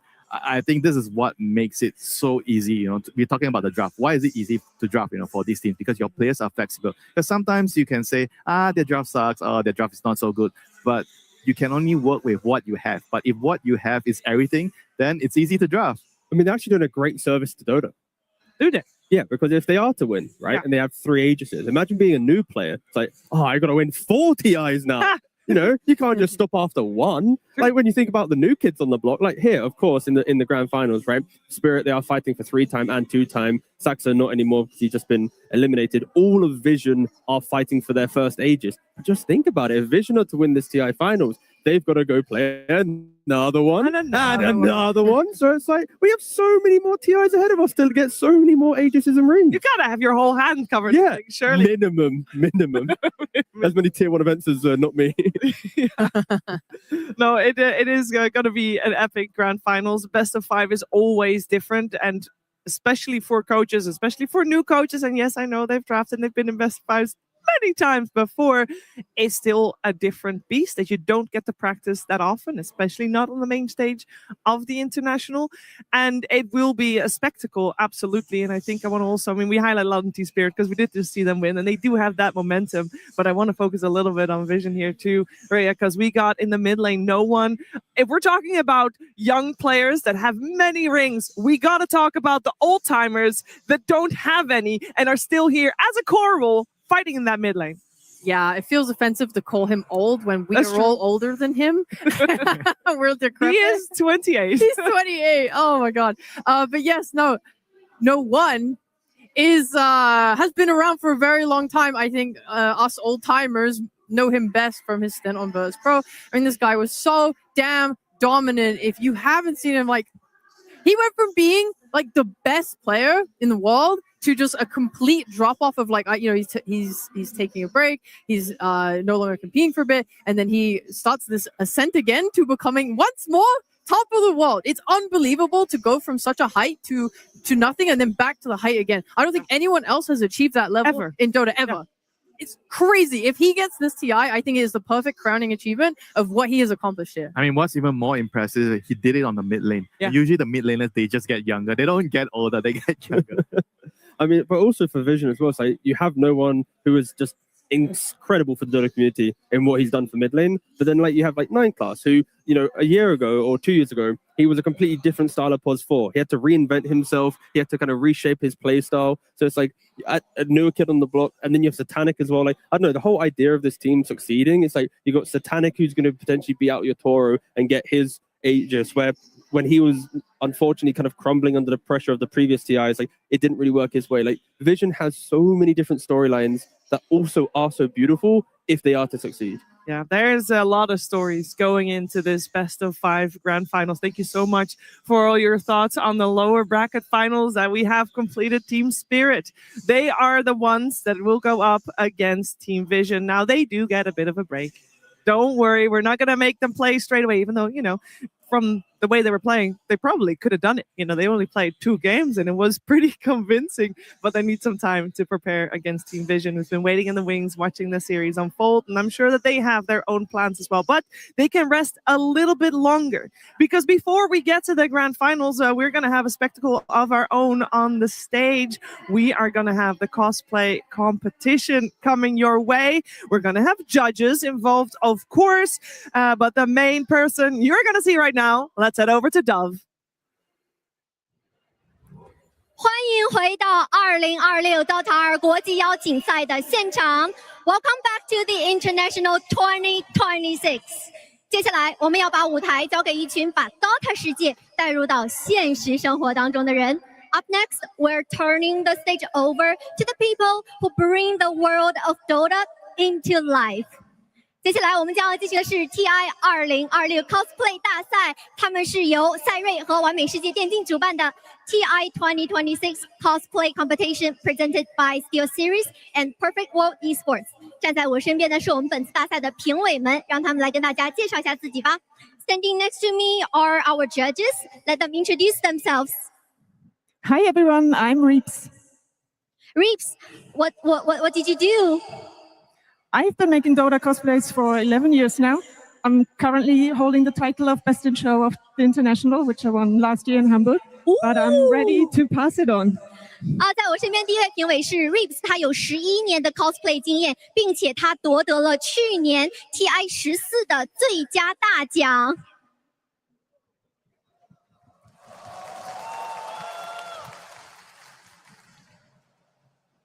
有请我们第2位评委。大家好，我是林景，我是奇想天外的艺术总监，也是一名戏剧导演、配音导演、配音演员。同时呢，我也是 ChinaJoy 超级联赛总决赛以及 WCS 中国总决赛的多届的评委，很高兴来到这里，谢谢。Wow, Lin Jing, he is a voice director, voice actor. He's also ChinaJoy Cosplay Grand Final Judge, World Cosplay Summit China Final. Welcome our next judge. 大家好，我是瑞，就是瑞。我是一名做了5年 DOTA 新手教学的视频创作者，立志于让没有接触过 DOTA 的玩家感受到 DOTA 的魅力。Ray, he is 5 years Dota 2 content creator. He made a lot of videos for people who just new to Dota world. 现场的观众非常的热情啊！那各位玩家们，你们准备好见证英雄降临了吗？ Are you ready to see your favorite heroes come to life? 好的，让我们用最热烈的掌声欢迎 TI 2026 Cosplay 大赛正式开始。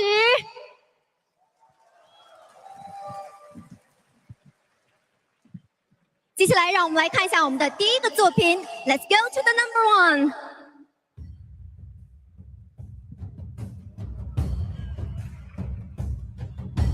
哇，第1个作品呢就非常的精美了。那它是小松鼠，让我们来有请我们的评委来为我们介绍一下这个作品吧。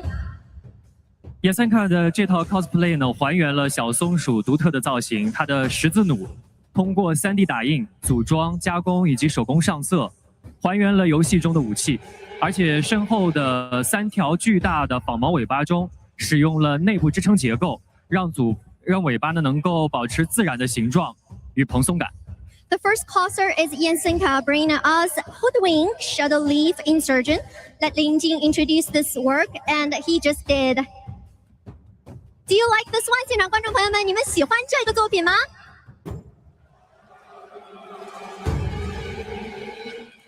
好的，那接下来我们来看一下我们的第2个作品。Let's move to the next cosplayer. 哦，这是一个什么英雄呢 ？Who is this? Please. 这个是我们的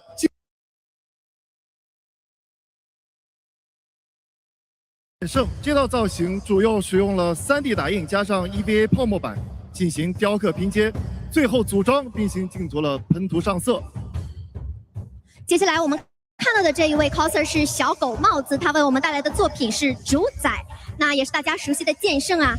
他的这套作品呢是由3D 打印完成的，刚刚我们都已经听到了，可以说是非常非常的用心了。This modeling is completed by 3D printing combined with EVA form, board for curving and splicing. All right, let's move to the next one. 让我们来看一下3号作品。哦，现场的观众有认出这是谁吗 ？Can you tell who is this? Here we have Nika Lockhart as Dawnbreaker. This outfit took a whole year to make. She built 28 lights into it, which requires 20 meters of wires that are all hidden underneath the armor. This costume posed a lot of challenges, and Nika overcame them excellently. 这套令人惊叹的服装花费了整整1年的时间，并且搭载了28处灯光，更有20米的电线，巧妙地隐藏在铠甲之下。它就是我们的破晓星辰，星辰使者。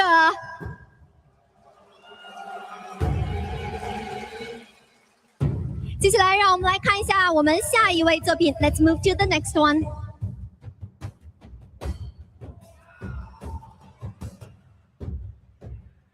那家海喵给我们带来的这个作品也是非常精致啊，它这套作品呢，均为手工制作及上色。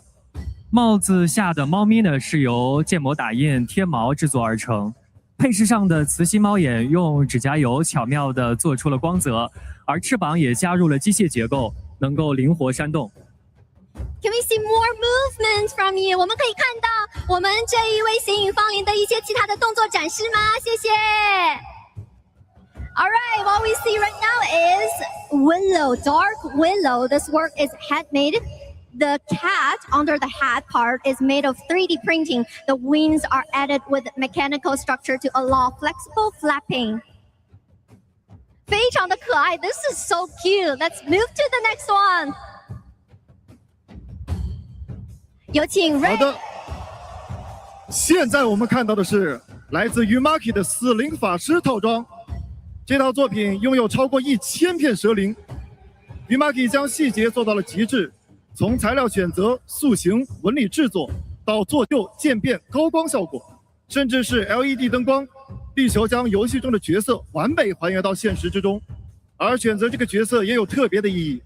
Umaki 希望通过他独特的白蛇主题和服装设计，展现 TI 2026东道主的中国特色。Wow, this is NEC. Wow, I can tell immediately. It's so classic. This work includes over 1,000 real snake scales. The causer Umaki, he tried to make it have more theme of Chinese, so we can see the white snake underneath.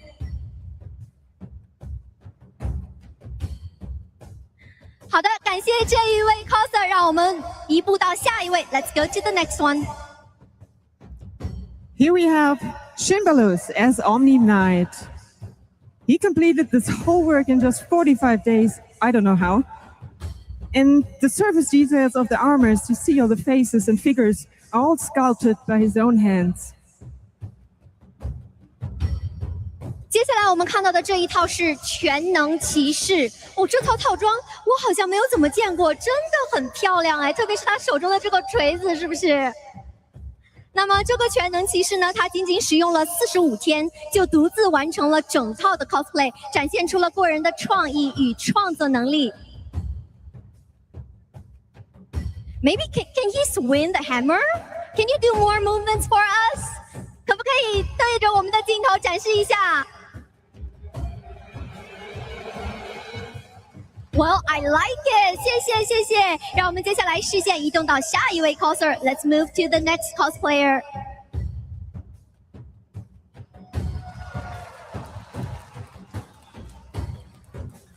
这是威人为我们带来的拉比克。那这套作品其实非常繁复，它融合了 3D 打印、布料制作以及 EVA 泡沫雕刻，并且加入了 LED 灯光、烟雾效果，还有旋转机械装置等机关。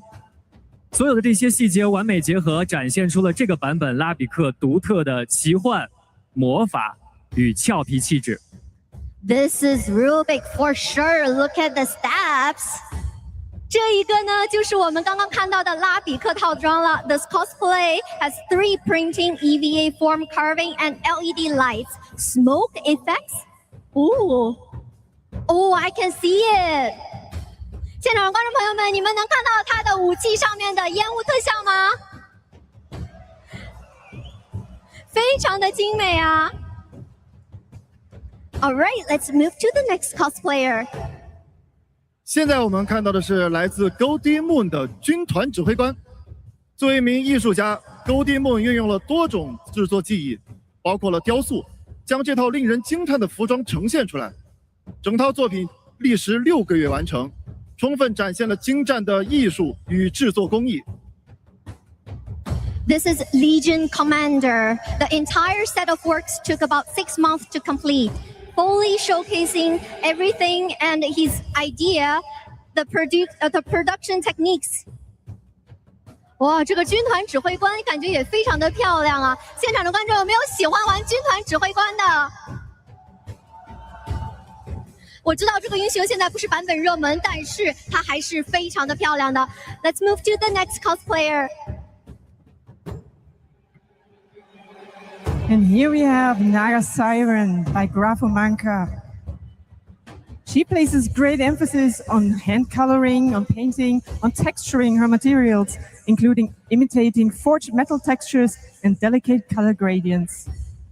She has a strong preference for traditional handmade methods, so every component of this outfit is handmade and assembled by her. 娜迦海妖深渊少尉套装 I like how she moves. You can tell this is exactly how the hero moves, right? 我们可以看到她动起来，感觉就像是现实生活当中我们真的看到了娜迦海妖一样。这套服装呢，非常注重手工上色的细节，包括它所有的金属质感以及细腻的色彩渐变。它非常偏爱传统的手工制作方式，所以整套服装的每一个部件都是由他亲手制作并组装完成的。Amazing work! Let's move to the next one.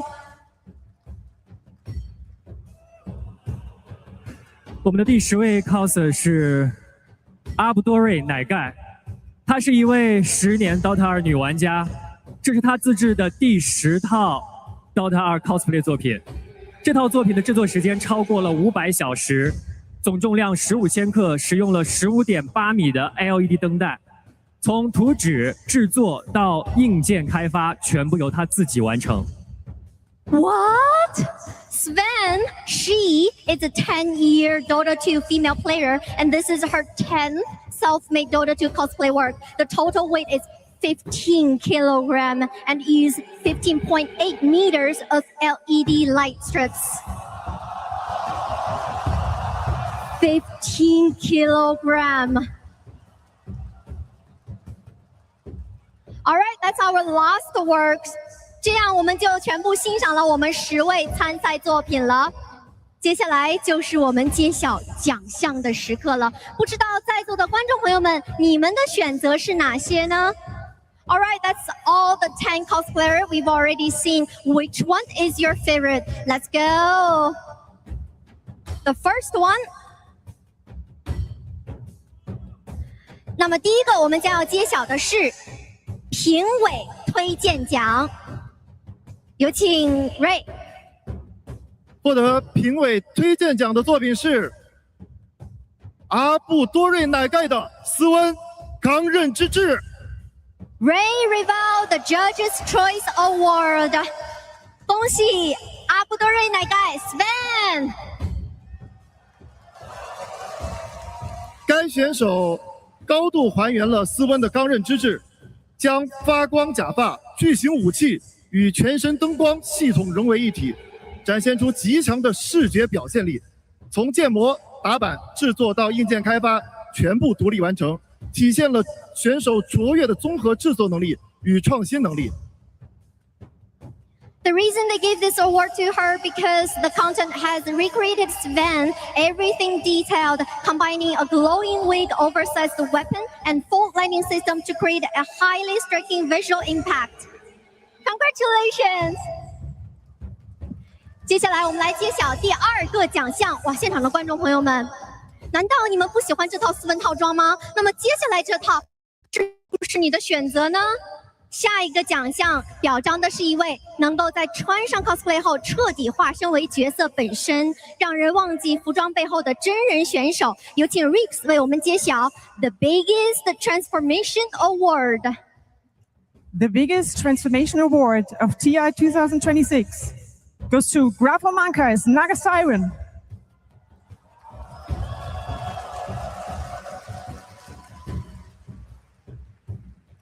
Every single scale is cut and painted with precision. The skillful construction of Naga's signature tail. I wish we could see it. Maybe, can we get some turn in there? Well, or you'll have to wait for pictures. The headpiece is impressive as well.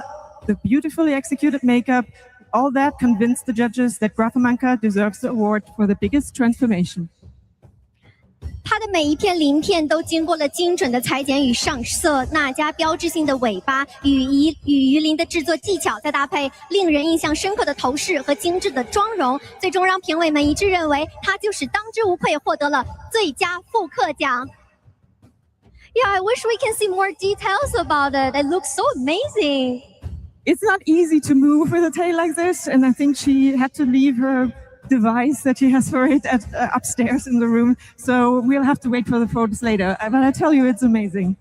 那么我刚刚问他说，我希望我能够看到更多的细节呀。他说，因为穿着这一套装备实在是很难动起来，所以呢，在后面我们会补上更多的图片，请大家关注一下喽。那接下来我们要揭晓的奖项是最佳技术奖，这个奖项是颁给在还原度、制作工艺和创意方面得分突出的选手。有请林景老师。Next award is the Best Technique Award。获得本届最佳技术奖的是 Goldie Moon 军团指挥官复仇魔刃。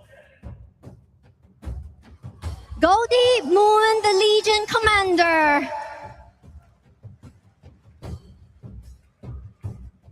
那 Goldie Moon 的军团指挥官呢，整体的形象十分还原，比例准确，而且内部结构考究，布料选择也很细心。铠甲的制作也很精致，而且呢，在上色涂装的过程当中呢，不光考虑到准确，更是加入了对角色的深刻理解，所以最佳技术奖当之无愧。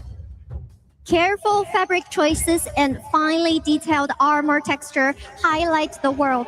The painting process balance strict accuracy with profound insight into the character. Congratulations! 那么我们已经揭晓了3个奖项，我相信大家都在期待这一刻，那就是我们 TI 2026的年度最佳作品奖。全场只有一个，将会颁给得分最高的选手。We've seen the impressive winners in 3 categories, but there can only be one Best in Show. This award goes to the cosplayer with the highest overall score. Please, Reeves. The Best in Show of the TI 2026 cosplay competition presented by SteelSeries and Perfect World goes to Shimbalus with Omni Knight. Congratulations, Shimbalus! This cosplay unites handcrafted details, impressive construction, and fun electronics. Shin has shown high skill in the application of a wide range of techniques, and he is indeed the best in show of TI 15. 这套 cosplay 将精湛的手工细节、出色的结构制作与趣味十足的电子机关完美的结合 ，Shimbalus 展现运用了多种制作技艺的高超能力，成为了 TI 2026年度最佳作品的不二之选。Yes, we feel you.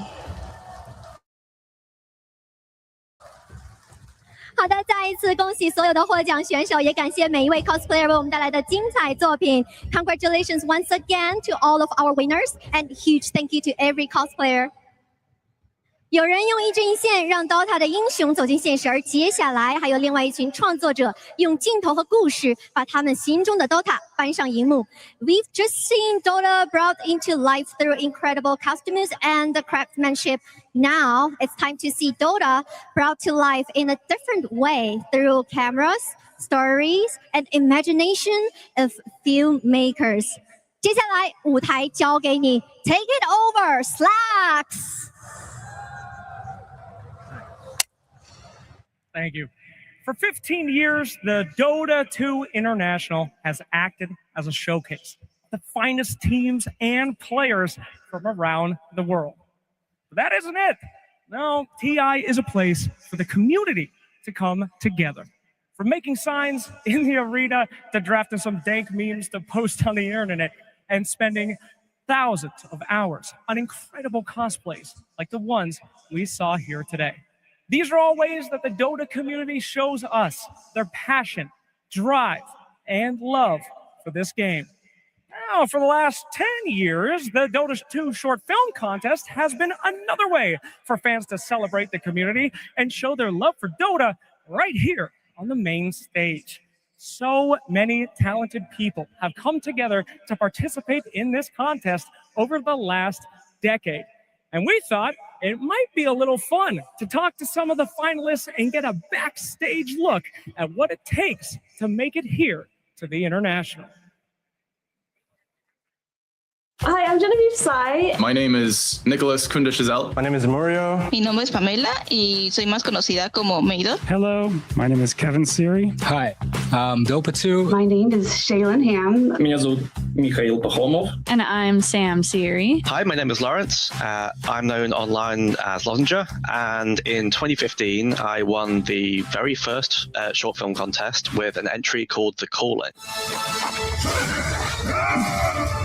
I submitted the award in 2017.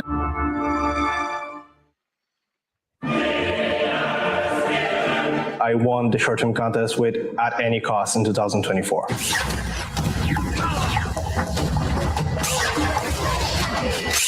Yo participé en el 2022 con el corto de You Skull on Here and I Wake Me.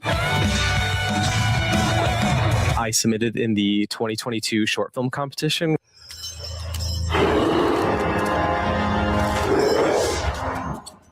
My video was called Low Purity Story, and it was about my dog playing donuts. В прошлом году выиграл первое место, занял с работой кино. I first submitted the Night Stalker and Punch video. Fresh meat. Not yet. And we made Tiny and Io Elemental Adventure in 2016. Tiny and Io Elemental Adventure. I've always had an interest in animation. I was always kind of this creative kid. I love drawing, I love painting, I love playing the music. I love like making something that people have fun with. Like I love making something that makes people happy. As a form of storytelling, I think it could be something that's very powerful. And when you express it artistically, whether that's animation or drawing or music, someone else is going to be touched and someone else is going to relate. And when they tell you they feel the same way, it's going to be this magical moment for you. When I got to know about the short film contests, I just had to jump in. Как только появился конкурс короткометражек от Valve, я ушел. The first time that I saw the short film contest was in 2016, and seeing like the amazing quality videos that they were putting out there made me really inspired, and I felt like, okay, I gotta try next year. When I found out about the Dota 2 short film contest, I'm like, this is it. This is my chance. This was honestly my first kind of animation for a project. I submitted many times. I remember my first submission sucked. I don't care if this sucks. Ever since I heard Timbersaw's voice, I just had this intense need to animate him. I just want to show the world what I see when I hear his voice. It's great to be back. Well, that's what I tell people anyway. I had no experience whatsoever in animation, especially in Social Maker, but I tried my best to learn it as much as I could, so every single year I was trying to improve. El proceso sí fue duro. Fue bastante duro. Because it's all in your head and you know what you want to put out, but like not everyone will understand what you're trying to tell. And like the hardest thing to get better at was definitely directing and like finding a way to tell a story in 1.5 minutes. Just like anything else, you need like a plan, a draft, a sketch. So you had to like really think about what's gonna be my story. Am I gonna make it comedy or drama or action? From makeup to wardrobe to the director, the producers, or if you need a PA or if you need production designers, set dressers. And for me, even though you're so exhausted, I have that feeling of just knowing that this is exactly what I would want to do. I wouldn't rather do anything else. I'm the voice of the song. A rock and a ball, best friends forever. Super simple and elementary, but it was cool to be like, oh, I wrote that. Tiny and I would say, brought us closer together. We got married 2 years later after the video. And I love you. I created several short films for the short film contest, which for me was one of the biggest moments, I think, in my entire creative career, where for the first time something that I made was put on a big screen and millions of people watched it at one point in time. Seeing your video inside the game client later, and all your friends are watching and people are adding you to their friend lists, people I don't know. It was just fun. When they chose me as a finalist, I was like, ah! Oh my God, I just could not believe it. Hearing my name, like hearing like the title of the video was really something that I'll never forget, really. I was just like jumping and screaming. I was super, super happy, super, super excited. I remember watching a lot of reaction videos from people who were watching the award for the first time and just really laughing at it. And that just brought me a lot of joy, you know. That was a beautiful moment for me. It kind of made my family proud of me. I live in a small village in a rural area. I said to a couple of guys, and the thing spread throughout the community.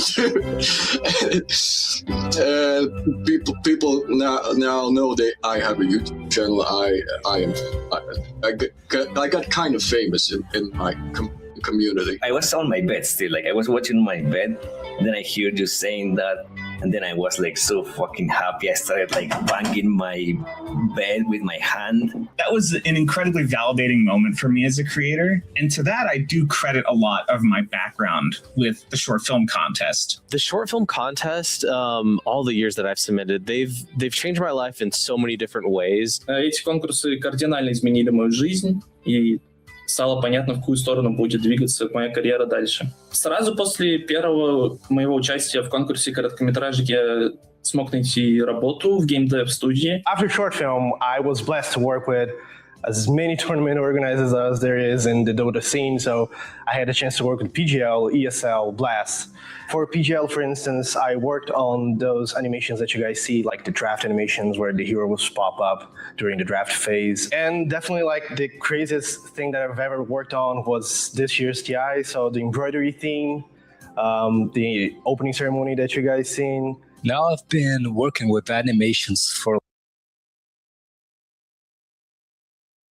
like 10 years, which is something I never imagined I would do. After the film contest, I've gone on to continue my career in character design, and previously I've worked on The Wild Robot as a story artist and a character designer. And currently, DreamWorks feature animation. A new movie I have been working on is coming out called The Forgotten Island. And I was a character designer and story artist on that as well. My advice for someone starting out in the creative space for something like Dota 2, just do it. Please, please, please get over your anxiety of making something that sucks, because you can rest assured that the next thing that you're going to make is going to be even better. So my best advice is just make something. Make something, make it as best as you can, put it out in the world, and then make your next thing, because the next thing is going to be better. And trust me, 3 years after that very first video, you're going to be happy you hit that button. Working in animation is just being surrounded by a community of nerds like me. Dota is this wonderful heritage for us because it's come from a very bottom-up place. It's very grassroots. It's been built by the effort of the community and the love of the community. And that includes not just the game, but the community around it that's making the art.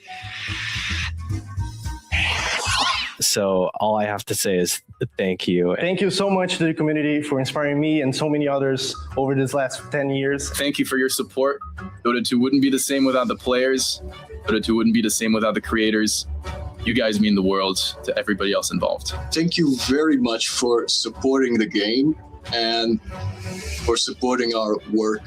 Congratulations. Congratulations. Congratulations. Congrats. Congratulations. Поздравляю, Zizi. Congratulations. Congratulations on 10 years of the short film contest. Thank you so much. Now, besides just introducing you to some of the real people behind the winning films, we wanted to celebrate the first 10 years of the Dota 2 short film contest with a little something different for its 10-year anniversary. We asked all of the finalists to come together and craft something special for you. We wanted to make something for the game that we all love and touch upon some of the most memorable moments from the International over its last 15 years that we all share. Hope you guys enjoy.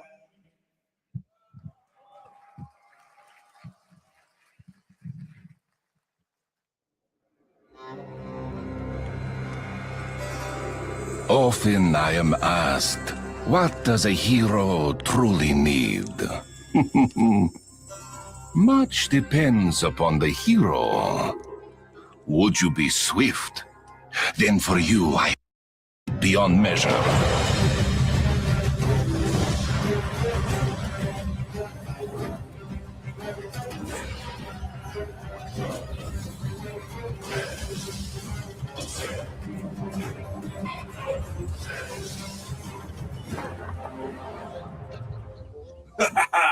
the best. Did you see that? No. It was the play from TI2. I was all, black hole. Okay. It's like the most famous play ever. Okay. Speaking of famous plays, TI3 had a pretty good one. Okay.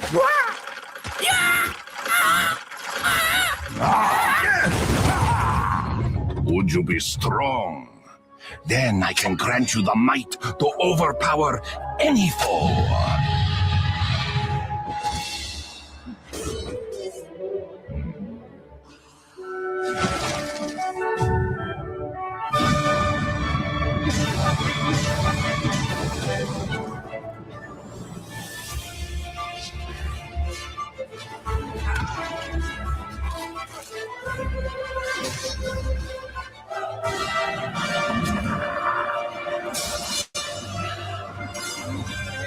Is it all about Shaq? He gets the goal of his lifetime. Tiny and Lycan, a TI-10 adventure. Oh my God! A rock and a wolf, best friends forever. He gets blown up! I can't take this game seriously. All right. Focus, my son. Focus. Everyone called me crazy when I said hamsters could learn Dota. But who's laughing now? You have learned all you can about being a rat. Just pick nature's prophet and... No! Not again! Please! Would you be wise? Then come closer and I will unlock your inner cunning. Engaging! Open fire! Oh my God!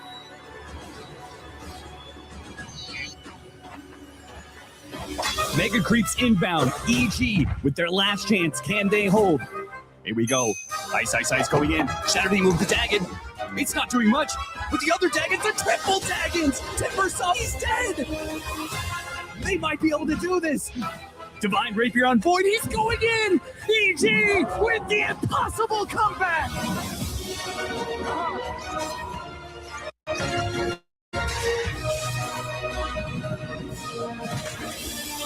What does a hero truly mean?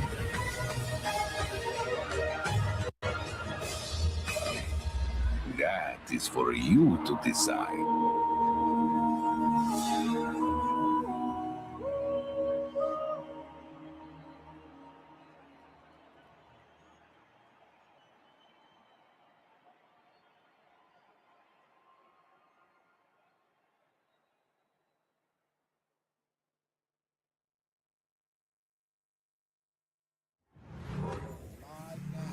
Ten years of the short film contest, 15 different internationals, one yet still to claim who will be the champion for it. And it is this one in Shanghai right now. We're looking at our grand finals. Only 2 teams stand the test of time and have the chance to be able to get up there and lift the Aegis.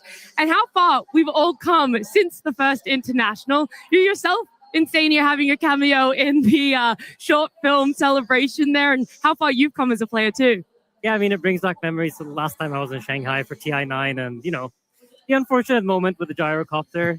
But, I mean, it's honestly an amazing tournament, and even that moment was life-changing in many ways. I got to see my teammates and how they truly feel in a moment where you need them more than anything. So, like, for me, that moment reminds me of very good things, very good memories. And someone that we need more than ever. Effie, you've been to so many TI finals as a panelist. How does it feel to be seeing one in Shanghai now? It's just so special. There are no words. Just from the Dota today to the cosplay contest to watching that short film, everything is so beautiful. It's the perfect celebration of this game and this community. And Quinn, yourself, you've played in many a TI finals too, to be exact. Yeah, it's just an incredibly special occasion. It means so much to me and to so many people. It's a celebration of the game, and that's why I love things like that piece so much, that we get to see the history of not just the players, but the people that make the game so special. When I see the Dota 2 reporter, my eyes light up. I'm watching it with my brother. I remember even when he didn't play Dota, watching it and enjoying it. So stuff like that I find so special, and I just love to be a part of this community and this celebration. I mean, today is by far one of the most emotional days that exists in the season of Dota. It's our final day of TI, and we're on to our last best of 5 here, our last series that we're going to get. Looking at the grand final now, and it's so hard to pick who is going to come out on top. Vision have looked by far one of the best teams. They haven't dropped a single series in their TI 15 run, whilst they've been pushed to the limits. On the other end, you have a Spirit who thrive with their backs against the walls, who have loved to do this lower bracket run in a way. I mean, coming into this, Vision were the team to beat. They were the team everyone was watching, everyone was studying, everyone was afraid of. And as the tournament progressed, that very much was the case. They completely bulldozed through it. But on the other hand, you have the TI team in Team Spirit. It doesn't matter how they do throughout the year. If they show up at TI, they're absolutely going to show up as the anime protagonists. They're here to cook. And Spirit, I feel like, is a different beast when you play them. Like, we saw them match up earlier in the tournament, and that was an upper bracket round 2. I think at this point, they've had so many series to figure out their draft. They've had so many series to iron out the kinks in their gameplay and just get everything on the same page. And you can tell by the fact that almost all their last series in the tournament are 2-0s. It's actually crazy to look at Spirit's matchups here. One, they've played significantly more best of 3s, but the only 2 teams in which they've lost these best of 3s to is Vision and Enigma Galaxy. And they lost twice to Vision in that group stage to be the first 4-0, our only 4-0 team. And of course, that upper bracket best of 3 that they had just a couple of days ago too. Yeah, the first one 2-0, the second one 2-1. And third, we'll have to wait and see. But I think that illustrates the arcs of these teams. Vision came in at the top, and they've stayed at the top. No one has been able to touch them, evidenced by their record. But Spirit, they started down here, and they're arcing up towards Spirit, hurtling at them like a speeding bullet that we know the terrifying Yatoro player is. And now it's the collision, right? It's the team that's been on top versus the team that's charging towards them, and what happens when they meet. I'm more curious than ever. Of course, the Dota is what we want to celebrate and have fun with as well. But also, what form of Yatoro are we going to see? And I don't mean what hero is he going to show up with, what playstyle he's going to have. Is the man going to come out with a shaved head? Are we going to see the run back of a bull Toro in another TI Grand Final? I hope so. I mean, I can tell you, as someone who on stage and witnessed the horror firsthand, seeing my dreams crumble in front of me, it's just so iconic, such an epic moment in Dota history. And he is, I don't know, for the last 6 years or so has been like the iconic player. And so the fact that we're even questioning what his hairstyle is going to be for the grand finals is, I don't know, a testament to how legendary he is. And just for context, for those who may be tuning into this TI as their first ever TI, Yatoro, every time that he has won the international, he has shown up on the finals day with a shaved head and has just completely unleashed himself upon his enemies as the best carry in TI. I believe the quote goes something like, at TI 10, he sacrificed his hair to the Dota gods in order to win that final against LGD. So then he did it again in Seattle. So, I mean, if he's not bald, I will be very sad. I think we could all agree with that one. Then I wonder on the flip side, does that play into Vision's mentality at all? Because for every single member of that 5 stack, they have not lifted in ages. For many of them, actually, they've never made it to a TI grand final. I think about last year for Vision, how close they were. They were having this extremely dominant game 3 in the lower bracket final. And the lead slips away from them slowly but surely. They sink in the reality that we don't have control of this game. And unfortunately, that's where their previous TI run ended, top 3. Now it's secured at least top 2, but they won't be happy with that one. Yeah, it's a totally different beast. And I think it's something you dream about for so long, so that when it finally becomes tangible, it becomes in your grasp. Even the idea of being in a grand finals is so distant. There's so many series, there's so many steps along the way that you can't really focus on that. And so then when you're suddenly there, because you've been focusing on the moment, you've been focusing on the journey, wow, now it's very real, and it's quite an overwhelming feeling to go through. And so I hope for them that they're able to steel themselves and actually focus on the gameplay and not let the sort of the grandeur of the moment overwhelm them. Looking at all the TI appearances of the roster as well, we've included the coach because Puppy has a little bit of a fantasy or fairy tale for himself. Everyone talked about how he got that 4th place. He got that 3rd place at the next TI. He got 2nd place all the way back at Singapore in TI 11. And we go, okay, this is it. The next TI is Puppy's. But there was the caveat. Maybe it was the next TI Puppy attended was going to be his first place. I mean, yeah, that's the script, and that's what it's saying for them, right? Puppy is supposed to win this TI. That's like, if the script does exist, and many Dota tournaments has made it seem like there is a script, then it should be Puppy's. Yeah, Puppy, it's not an exaggeration to say he's one of the greatest players to ever touch Dota. He's been so consistent throughout his career. He's had so many definitive ideas as a captain. And at this stage in Dota, it feels like such a natural transition for him to come into the international as a coach. And we've already seen the results of him as a coach on Team Vision. He came in, he whipped them into shape. He took 5 of the best players in the world and turned them into the best team in the world. And it just feels like no matter what Puppy can do, he will always have a place in Dota. And look at this, the longevity of his career is ridiculous. On the other hand, you have Miposhka Quinn, who is no slouch himself.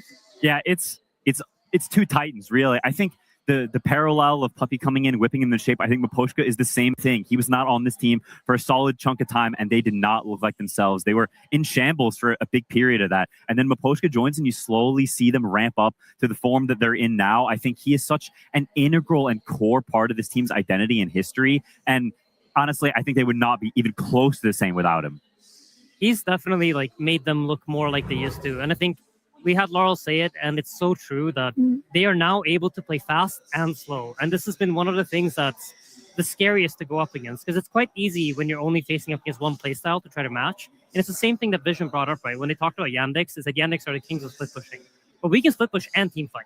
And when you have multiple avenues that you can go down, it just makes the team so much scarier. And that's why I feel like both these coaches have added to their teams. Yeah, to me, Miposhka in a lot of ways is team spirit.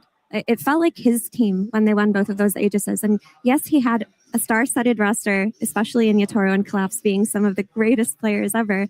But he was the player who brought that energy of resilience, that heart, that ability to overcome difficult situations. And if you ever watched the way that he interacted with his team and the way that he guided them, he was the one lifting their spirits. He was the one enabling them to play the late-game comeback Dota. And we saw that in all the moments Spirit had roster changes. They brought in new players. They had to train them. They all had that team spirit energy because of Miposhka. So when he did leave this roster, it did feel like a massive loss. And now that he's back as a coach, they're in the TI Grand Finals.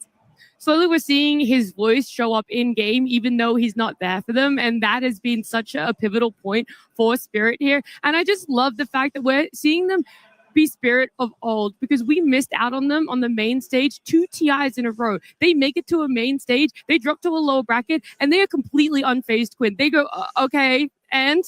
Yeah, having someone like that for both teams in your corner, that we've seen them come back from games that they drop very unconvincing losses. They lose a game in pretty, drastic fashion. And a lot of teams would crumble from there. Your mindset drops, your gameplay drops, and you lose the series. But they walk off stage and they've got someone who says, hey, it's okay. These are our ideas. And you trust them. You really believe. They're not just saying it to say it. They're saying it because it's true. And you believe that. They have the presence and the stature to make you buy into that. And I think that's what's so special about these players and why this will be such an amazing series, is that it's not a team on either side that will crumble. They will hold strong and push until there's nothing left to give.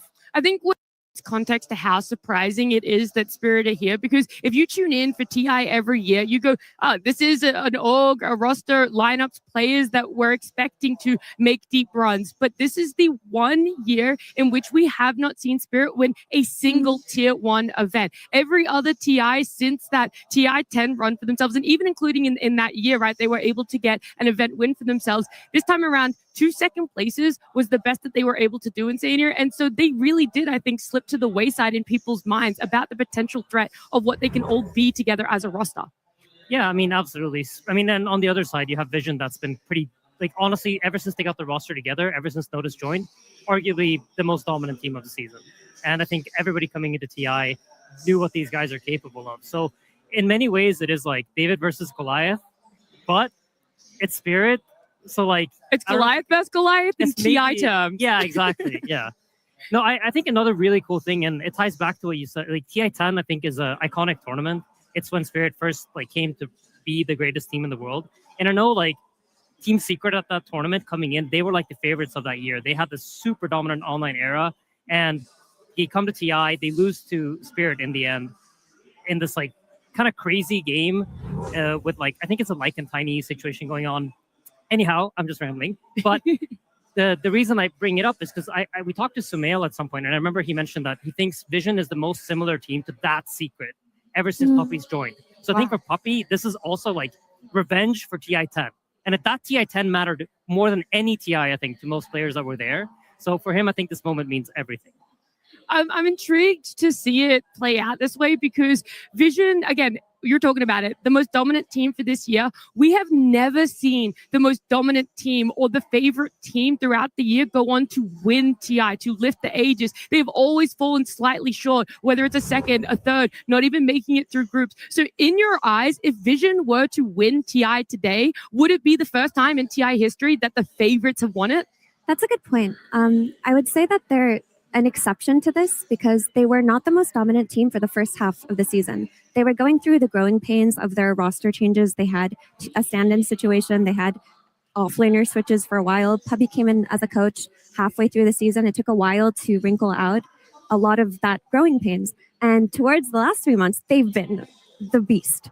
So maybe they can break that curse by peaking at just the right time. It's very reflective because both Spirit and Vision had to go through qualifiers. We always have our direct invites every year. And whilst most of those teams placed really well for themselves, we have two teams that had to fight through the qualifiers to be here, Quinn. Fight through qualifiers, group stage, upper bracket, lower bracket, you name it, they've done it between the 10 of them.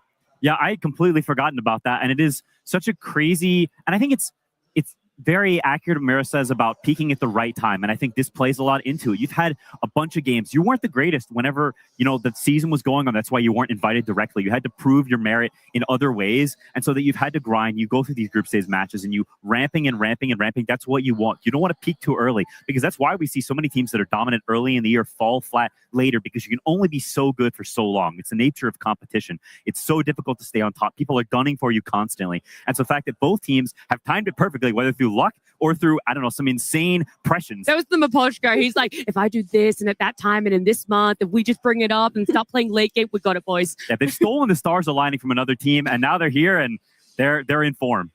I mean, peaking at the right time, honestly, it's a skill you learn as a team. It's something that we put a lot of effort into on Liquid. And I think especially Blitz was very adamant about, let's not burn ourselves out throughout the year. We need to kind of think about how we put effort into tournaments because there's only so many events that you can actually put in your 100% in.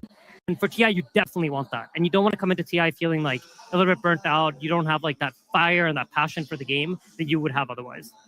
I want to take a step back and look at the TI in which both of you two actually came up against each other in the grand finals because, Aiden, you came in through the upper bracket. You guys didn't lose a single game. Quinn, you came in through the lower bracket. And so starting with you, how does potentially, because you were mentioning burnout, how does fatigue of such a long day, even though it was a 2-0, a long day play into this? Where is Spirit hoping to be able to pour energy from and ramp up and peak a second time for a finals? Yeah, it's the hardest part of a lower bracket run. And it's not just this day alone. It's the prior days coming into it. They played 2 series yesterday. They played a stressful lower bracket run. And it's not also just the physical fatigue. It's the mental fatigue of all of these are elimination series. And that weighs on you. There's a stress and a pressure there. Everything is on the line.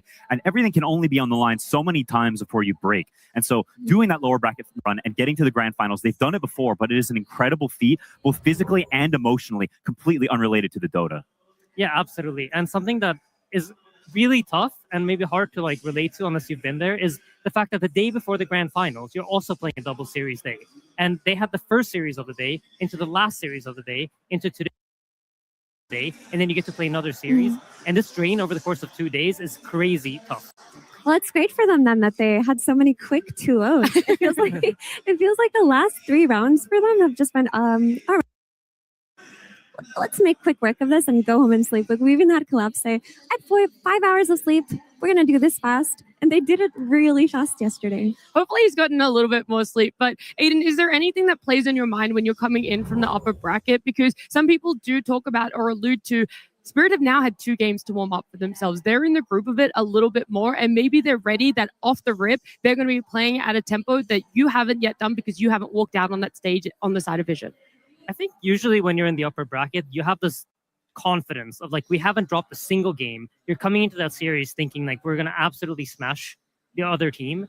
And I think, I wouldn't say it really is a factor in that way. I don't think you really care that they're warmed up. You're thinking, if anything, we've beaten them twice this tournament already. We're going to beat them a third time. It's no problem for us. Yeah, I think that's very true. And I think from the lower bracket, there's a feeling of proving yourself. You can feel, I think, them looking down on you, right? Because they are standing on the podium and you're walking up the steps as they glare down at you. And so I think there's very much a feeling of we're going to prove you wrong. We'll show you. You think you're better than us? You think you deserve to be there and we don't? then let's prove it in game.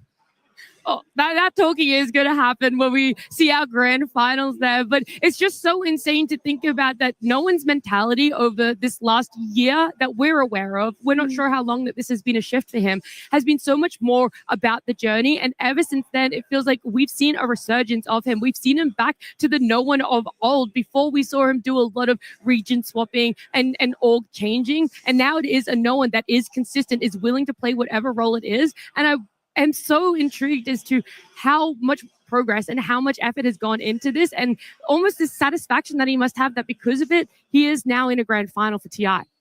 Absolutely. And the thing with the whole, it's all about the journey is really interesting until you reach the end destination, right? Now it can't be all about the journey. It has to be about this moment. And I'm very curious to see how that affects him, because if this has been the thing that he's been relying on, like just enjoy the road, enjoy all the steps to get there.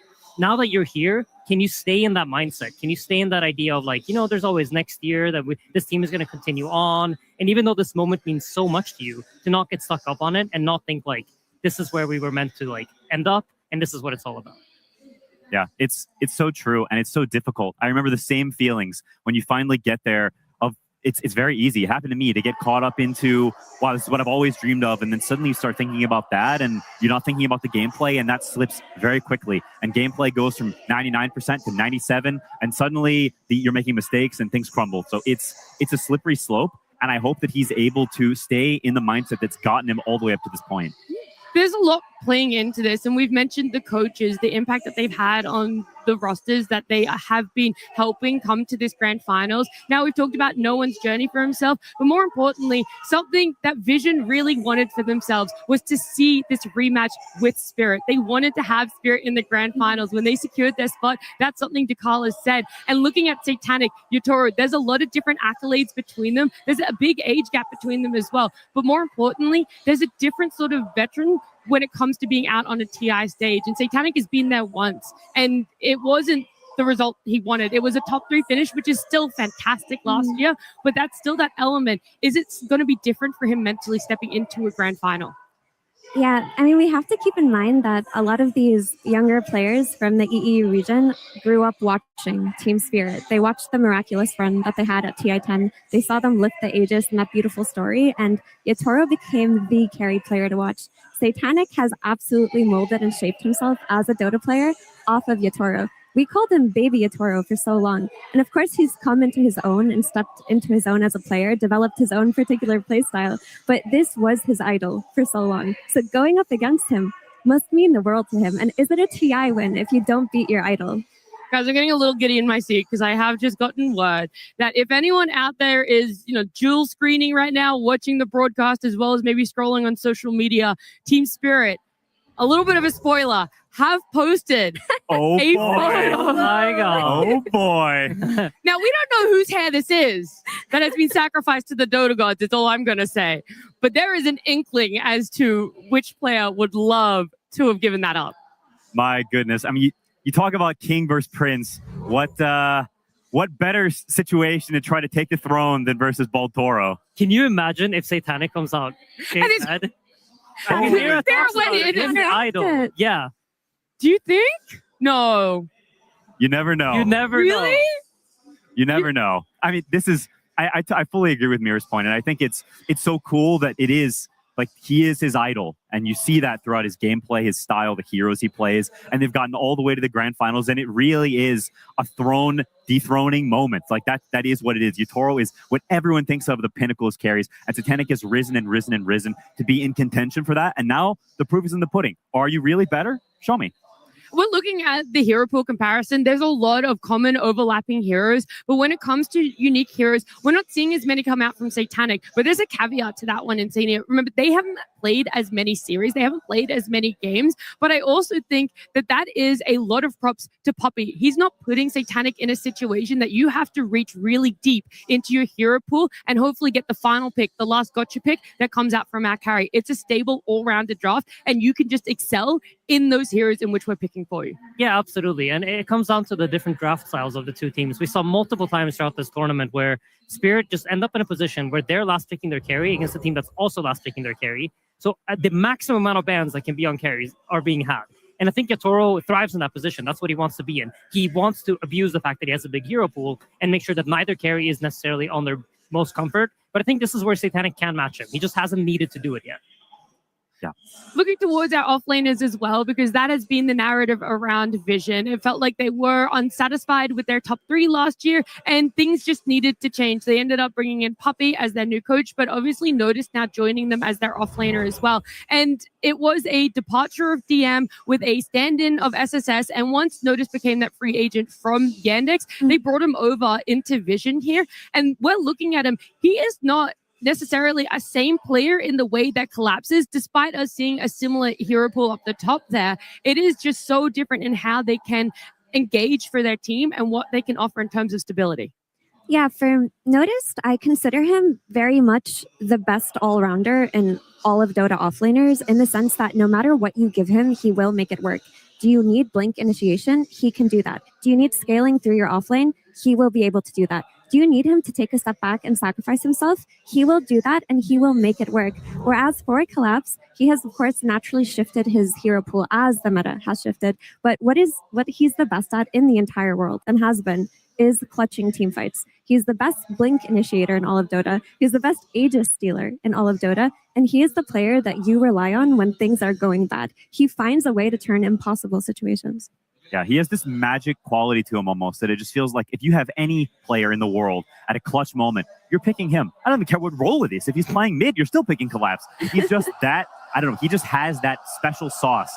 And I think Mira's point about Notice is also very true, that somehow in a comparison of offlaners, I don't think Collapse is the clear favorite. This versatility that Notice has, I think, is something that's fallen by the wayside for a lot of Dota players. People are hyper-specialized in modern Dota. They play one way and they do it so well that they force you to beat it. And Notice says, screw that, I'll play all the styles at a good enough level that I can win TI. That is amazing.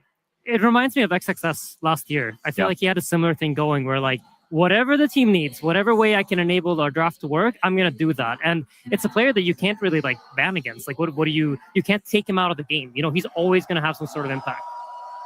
There's a lot of fun being had between these, all of us here, a lot of people in the arena as well. We can hear them cheering, having enjoyment of what's happening over on the Chinese broadcast too. But the arena has been filled out by everyone here in Shanghai. It has been such a phenomenal time. And Slacks, so thankfully, decided that he would give us all a preview of what you guys might be missing out if you're watching at home. Hey everybody, I thought I'd give you a tour around the arena. Sir Action Slacks here with a little walkthrough of all the different sights to see around the old bowl, as they say. We're going to start things off with this embroidered Aegis. This is a real embroidery done by a master of embroidery in his own specific style, specifically to the Aegis that you'll be seeing on people's backs. Here we have our haul of different jerseys and rings throughout all the TIs. This is where it all started, baby. TI1 over for the free-to-play pin is there, the original shirt, the original ring, and there's so many beautiful designs. We've seen some of these before, but just seeing the growth of Dota 2, all the different rings, you get to pick your favorites. I know mine, one of mine used to be this guy right here, just a standard Team Liquid, got a bunch of gems and stuff, but I have to say, oh, this is a cool one. If you want to say this one is Tundra, and they made the ring itself look like the logo, very cool. But I got to take you to the new edition. This is last year, Team Falcons, absolutely beautiful purple ring in there. I can't wait to see what next year's ring will be, but we'll have to do that on next year's tour as we keep going onto the attractions.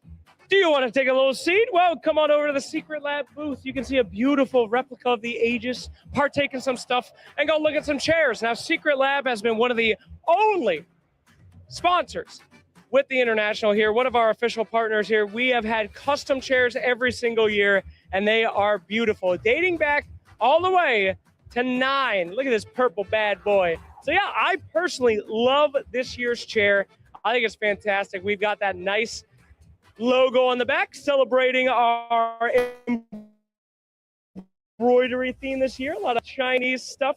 But me at home, I'm a classic boy. Dota logo for life. Hi, hello everybody. Yes. What's your name? My name is Scarlett. Oh, fantastic. Welcome. This is our secret shop area. We saw you hanging out here, admiring it before we came. We have all the stuff in the secret shop in this glass case. What did you like? Was there anything interesting for you? I buy this one. Oh, the chess set? This Yeah. thing is massive. Yeah, and this one. Oh, and the mouse Yeah. pad? You went shopping today. Not the Ogre Magi cape? No. No, not the big Chungus froggy? No, I have a small one. Oh, you got little Chungo. Okay, no problem. Well, that's a very good selection. I can't believe you got that whole thing. So that's pretty cool. Yeah. My favorite thing got to be this gigantic crystal maiden. Yeah, I love this too. You got this? No. No, but you want it. Yeah, I want Well, it. congratulations. I hope one day you get to have it. But Yeah, yes, the thank secret you. shop has many cool things. Can you give us a go buy stuff? Yay! Here we have some never, I believe, released art from the game, and it is very, very interesting. You got some creeps here firing lasers and stuff.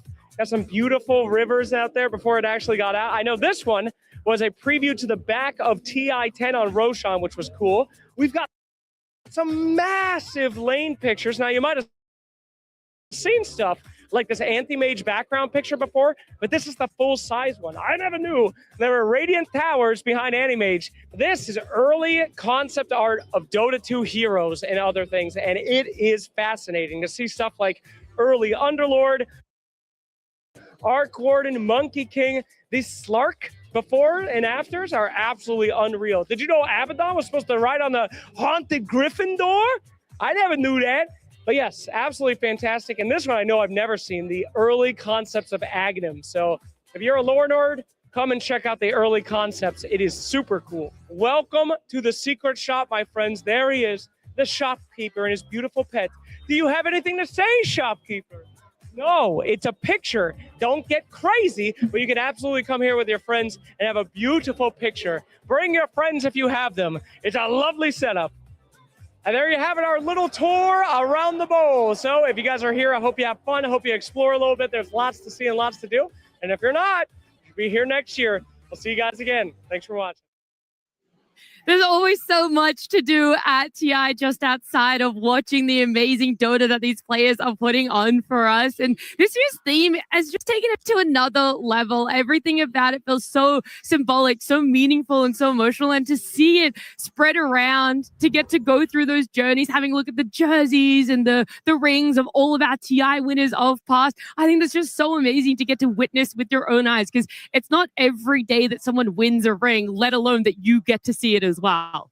Yeah, I think the theming of this TI and sort of the celebration, the decoration of the arena and the surrounding area has been really, really good. There's commemorative photos everywhere, and just these pictures of people lifting the Aegis like that.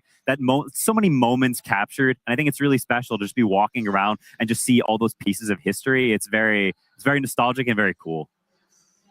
It's incredibly impactful. I mean, and you're saying back in Shanghai as well. This one's going to have like so many different memories for you too, surely. I mean, for last Shanghai was like my first TI ever. So obviously it has like a special feeling in my heart. And this city is one of those places that I've always told like my girlfriend, like you have to come to Shanghai at some point.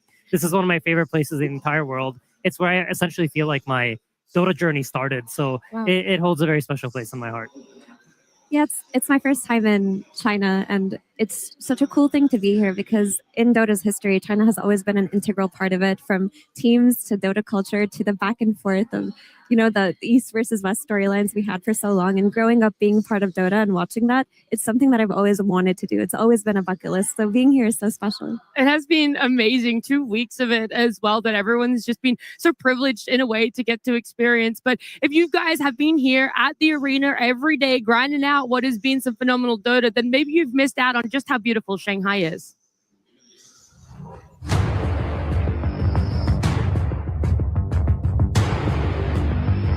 We are here in Shanghai for TI-15 on the hunt for statues of heroes and, of course, the Aegis of the Immortals, Nomad. It's beautiful, isn't it? Has it ever made you consider going pro, Ted?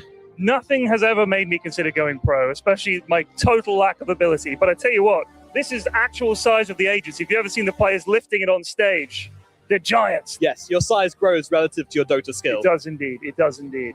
These are dotted around. There's like different statues. We've got to find a Quap statue, which I'm looking forward to.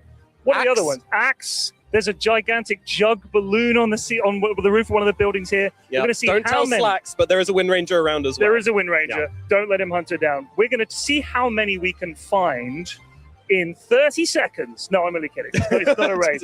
We're going to go visit them all, and we'll get you some shots. And there's fans here taking pictures. This is fun. It's very muggy here today. It is humid. It's very tropical. I feel like I'm on holiday with my dad. Can I call you Dad? No, you cannot call me Dad. Okay. No. What about Father? No, not Father, no. Daddy? No, definitely not. Papa? No. Padre? No. Oh. Nomad. Wow. Take a look at these bad boys. What Wow, have you got over there? This giant inflatable Pudge. I mean, this is a Pudge I actually want on my team. Yeah. Carry Pudge. This is proper late game Pudge. A 10,000 health Pudge. I'll take my Quap Arcana. Thank you very, very much. This is my queen right here. I've got the blue Arcana because I unlocked it because I love Quap so much. Hail Quap. I love you, my queen. This thing is absolutely massive. This is taller than Saxa. And it might actually be taller than Saxa. Anyway, Nomad, we got plenty more to find. Let's go. Let's have a look. Oh. Golly, Pyrian, I think that's an axe. I think you might be right, Nomad. Look at this. He's glorious. Absolutely phenomenal axe here. He looks very disappointed. Slightly disappointed axe. This is my offlaner when I'm pos4 supporting axe. I failed to pull the camp. The carry and the 5 have jumped in. They got level 2 before us. I'm nowhere to be seen. That's the face. That's the face you Some make. trauma coming out here, Pyrian. But yeah, I will say, usually there is a barrier around here, so you don't need to worry about someone coming around the corner too fast and getting beheaded by the axe. It is normally very safe. And if you do come here, you're not allowed to do this. Boop. You can't boop axe like I can. Look, boop, boop, boop, boop, boop, boop. You're not allowed to do that. Goodness, look at those muscles. I think he's got bigger biceps than Fly. I think they might be slightly bigger than Fly. It might. I still think Saxa is taller than this. Yes, he is. He is. But Yes. Fly is swoller than this, I believe. Anyway, we got other statues to find. Nomad, are you ready? I'm ready. Let's go. What are we looking for next, Nomad? Says here a big jug, Pyrian. Big jug, big jug. Stop. Look at the size of that jug over there, baby. Oh my! That's the God, that biggest is jug I've ever huge. seen coming over the skyline. It's massive. It's up on a cliff. Is it not easy? Tor, come down. It's not safe up there. I didn't think he made it to this TI. I don't think he has a TP scroll. Well, he's stuck now. Someone get him a ladder. Pyrian Flax, look at this. This is absolutely breathtaking. Holy moly. Wind Ranger in all her glory. The Arcana. Oh my God. Jesus, please, almost please broke don't touch it. Be Oh my careful. God, it's so delicate. It's so intricate. It's It so is. well made. It is. It's really good. I mean, the leaves, the detail on these is incredible. Each one of these was hand carved by an old Chinese lady. Is that right? Yes, that is true. Well, we found a lot of things so far on our trek around Shanghai. I think we've got 2 or 3 more things to find. So Yeah. let's split up and search for clues. Okay, Daphne?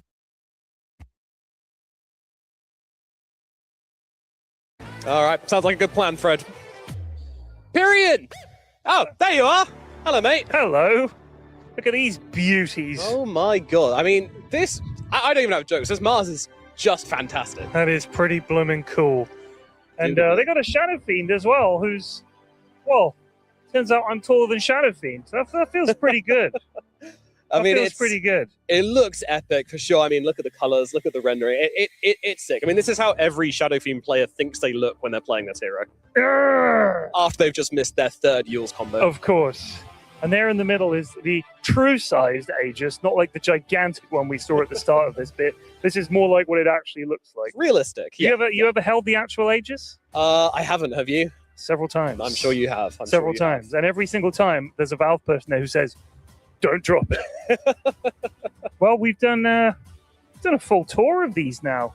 Yes, indeed. It's been a full tour of all of the Dota heroes around here. And yeah, you can go out into the streets of Shanghai and see it yourself. They are fantastic. And some of them will be around the arena as well. For those of you who don't get a chance to come to Shanghai, we've done the tour for you. We've had a great time, seen all the sites, been driven all around Shanghai. And it all ends here, as it will, at the end of the Grand Finals next week, when someone lifts the actual version of this above their head and everyone goes ballistic. That's what's going to happen. From the streets of Shanghai, from us, bye-bye. a lot of effort and care and passion going into what we've been able to witness as Dota fans throughout the city of Shanghai, throughout our arena here as well. It feels like every time you think this is going to be the coolest thing, you get to see this TI, there is someone or something that proves you wrong and you get to experience something new again. But seeing a replica Aegis, we've got the real Aegis out there on stage now, and it's either going to be Spirit with a couple of newbies, a couple of old faces lifting that Aegis again. Not as many as Ted clearly has lifted, but getting there. Yeah, it's a chance for the third, right? No one's ever won 3 TIs as a player. Only AOI as a coach and player. So it's the potential for a very special occasion. I remember before anyone had won 2 TIs, it was like, who's going to be the first? And that's a big deal. Cementing yourself in history as not just a TI winner, but a special kind of TI winner. It is, it's a goal even higher than normal TI winning. And then on the side of Vision and Senior, it would be so many new players getting to lift it. It feels like we're getting closer and closer to the triple digits, and but we could potentially get that today. Yeah, I mean, if Spirit wins, it's entirely possible, right, to get the 3-peat. But for Vision, I think it's really special because Puppy won the first TI, and he hasn't won ever since then, right? He's been so close so many times, and it can finally happen today for him. I think for Satanic, it's about closing in on Yotoro, trying to make that gap smaller, make sure that he can surpass his idol, really. And for no one, I think probably the most special person here today, so many times coming to TI as the favorites, so many times falling short, and now finally being in the grand final and having a shot at it. That's so amazing to think about.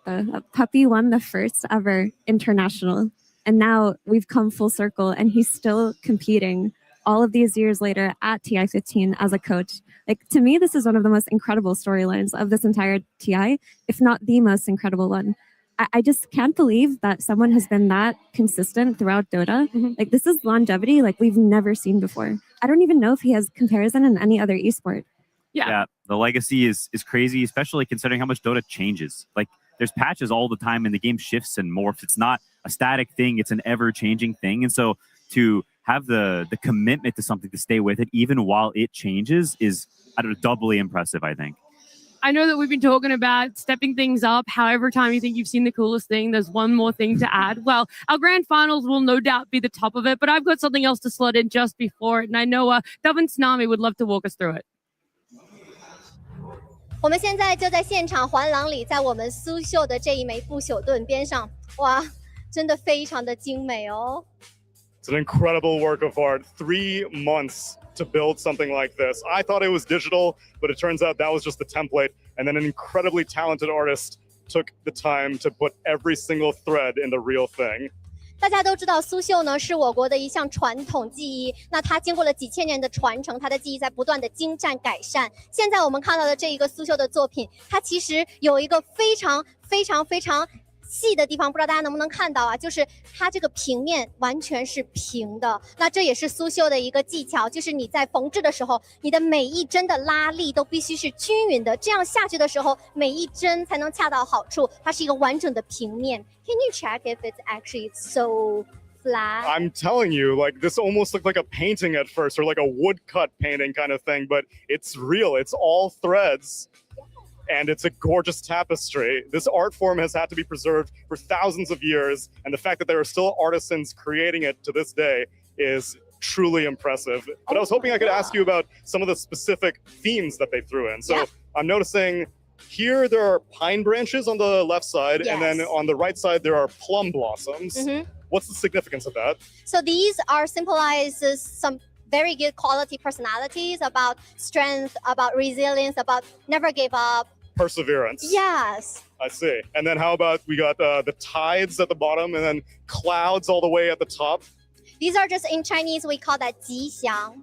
So it's kind of like a good fortune and it's just blessing. I see. And then, of course, the entire design as a whole. I know we pointed it out how flat it is, but I want you to see that the effort it takes to make all these things look like different colors, the sheen of each of the threads as the light catches them, and yet somehow you can still see shading on all of it. 是的，在现实生活中，这样的光线下，我们可以看到每一针每一线，它其实是有色彩明暗的变化的。它是一个2D 的平面呀，但是你能看到这样3D 的色彩变化，它其实是非常精美的。It's an incredible work of art, but this is just the cloth version, the thread version. Tomorrow, we're going to find out who wins the real thing on the stage. 我们这里是一枚苏绣的盾，但是真正的不朽盾将由谁、哪支战队举起呢？让我们拭目以待。That is an absolute piece of art. It is so beautiful to get to see it, but knowing even more that the amount of time put into this one piece itself, you can't even fathom what it requires, but it's also 20 years of experience being put into what we got to witness, what we get to see, and what we get to use as a means to celebrate it. And I love the motifs. We're talking about it, resilience with good luck. And it reminds me really strongly of a quote that I love where it's luck is when luck is when preparation meets opportunity. And I feel like that is what is going to happen. The preparation happens before grand finals and the opportunity is now presented for you. And it's going to feel incredibly lucky to stand out there in front of everyone here at Shanghai and lift that Aegis in 3 games, 4 or 5, whatever it takes.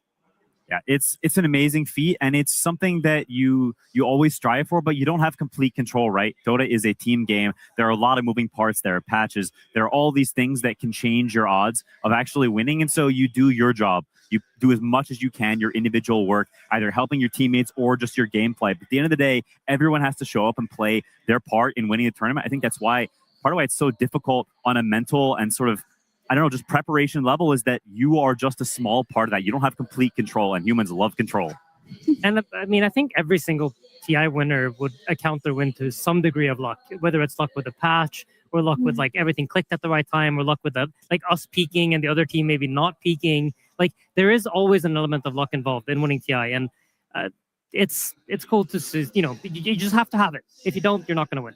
We were alluding to no one's perseverance, his resilience as well. I mean, how poetic would it feel for this to be the one that he finally lifts the Aegis with? For him, we mentioned it so many times, he's come in on the favorite team. So many times favorite teams in general have come in and fallen just that little bit shy. Last year was one of those ones for them, and look how close they were. It was a top 3 finish. They were literally 1 game away from making it to a grand finals, and it ended there. This time around, going through the upper bracket, you don't have that pressure, but you still have to face the reality of a grand final of a best of 5. Yeah, I mean, especially the TI 2017s and 2018s, these are the ones that no one must really feel more than anything, because if we look at his history as a player, he was known as the most scary mid laner in the world in that duration of time. When he was VP No One, when he was playing on that dominant roster, he was crushing everybody. Even our most famous and popular mid laners did not want to face him. If you listen to Miracle or Samael talk about him in the past, they always say, I don't want to lane against the VP No One. There were jokes about Miracle forcing Matu to play mid. That's not jokes. It's true. I've heard Matu say it himself. He still says it. Yeah, every time they would play VP, he's like, yo, Matu, give me safe lane, please. But just the fact that he had this history as a mid laner but didn't have an Aegis to his name up until potentially today, we'll see, speaks a lot to his resilience, because a lot of players, they'll peak at a certain time and then we just don't hear from them again. They fall off. But he's brought himself back up and he kept competing, and he still has sights on his dream, and that's a beautiful thing to behold. Yeah, it's really amazing. And if you didn't play against it back then, it's hard to fully understand how disgustingly good this guy was. I don't think I won 1 single lane against him when we played them like 25 times. He was incredible, and those teams are incredible. And I think it's a testament to how hard it is to win this tournament, that they were dominant throughout those years. They were dominant last year on Team Vision, and now coming in again, getting another chance. I think it's something you really just try to be grateful for, that we have the opportunity. You get to play in this amazing grand final, surrounded by all these people that care so much, and they have, I don't know, they've done incredibly well, and a lot of heroes as well. There are pieces to this puzzle that aren't just the players, but the heroes too. And if you look at the top of the leaderboard, it's 2 mid laners, right? It's Ember and it's Earth Spirit, and he's been absolutely amazing on both of these heroes. I feel like for Yandex, for example, we saw them kind of fall short because they were lacking a hero. And that's where having the experience of having played for such a long time comes in, because you know how to play almost all the mid laners, and no one is an incredible value for his team in that regard.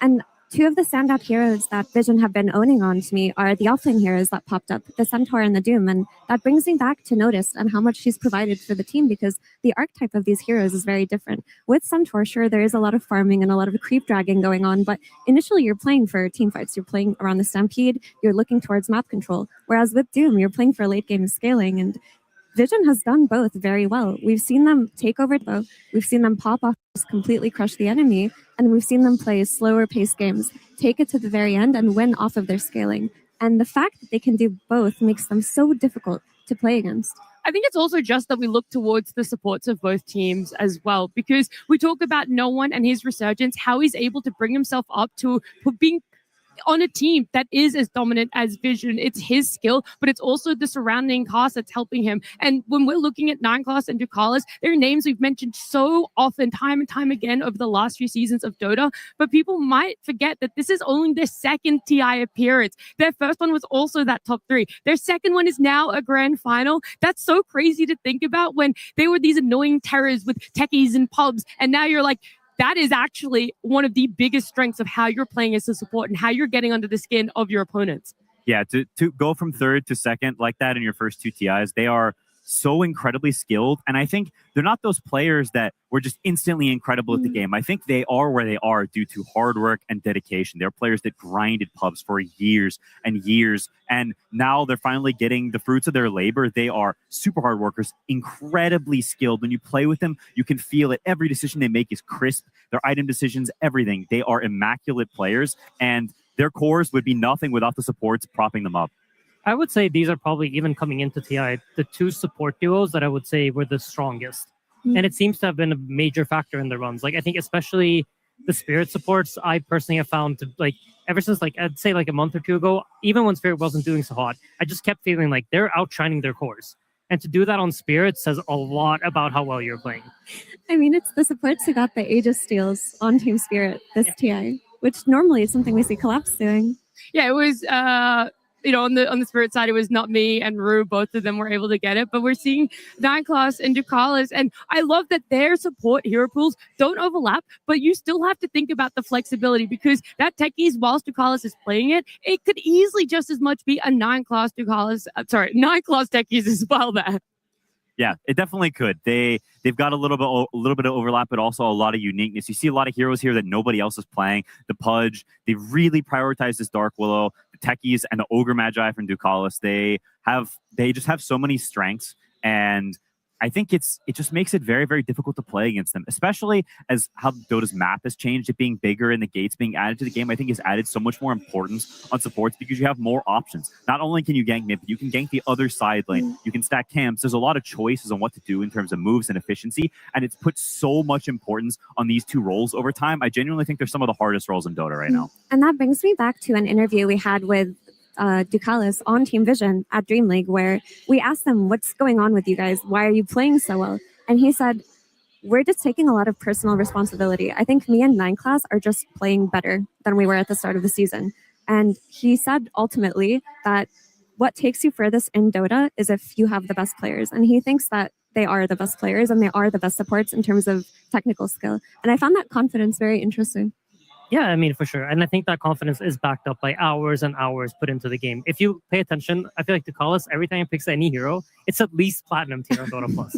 Like, he's like the Amar of position 5. He has so many games on all these heroes, has so many reps.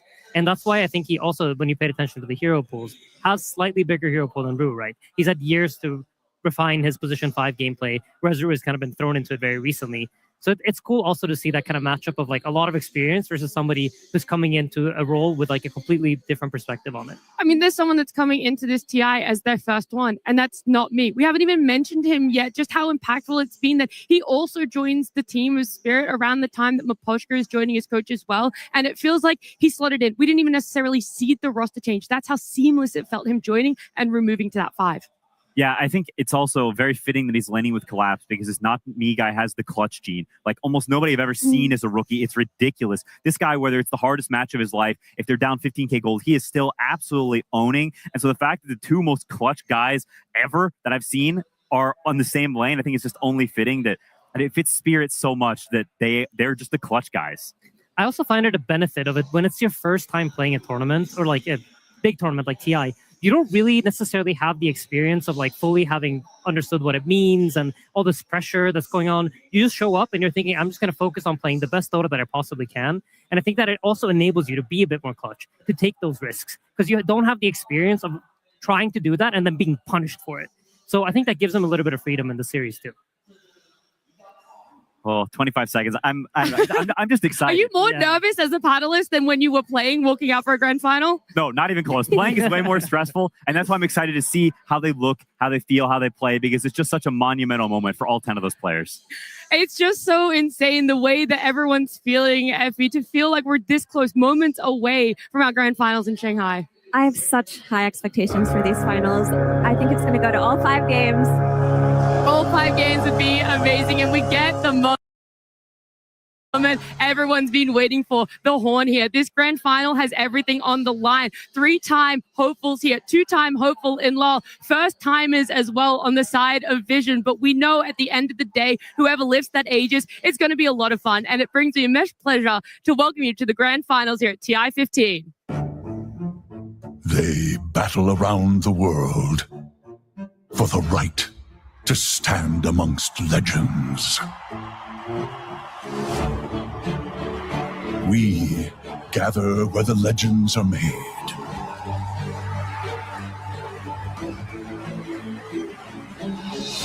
They overcome every challenge that stands in their way.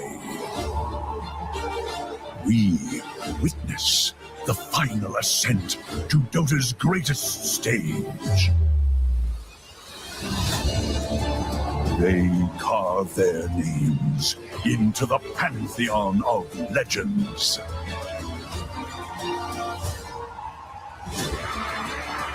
We cheer as the immortal pattern finally comes into view.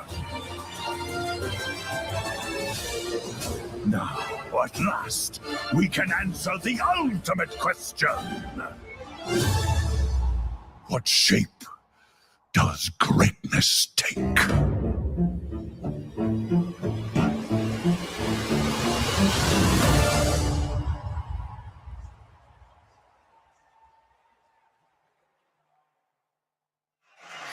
It has been 2 weeks leading up to this moment, down to 2 teams in Sania that are about to take to the stage and hopefully lift that Aegis for themselves. I mean, this gave me chills. This is honestly one of the most magical moments in any Dota player's career. I think, you know, on Spirit side, they've been here before. They've experienced it before. For Vision, it's the first time. And I hope they really love this moment and enjoy their time. They've talked about enjoying the journey, take in this moment and enjoy the walkout for a grand final, taking to the stage.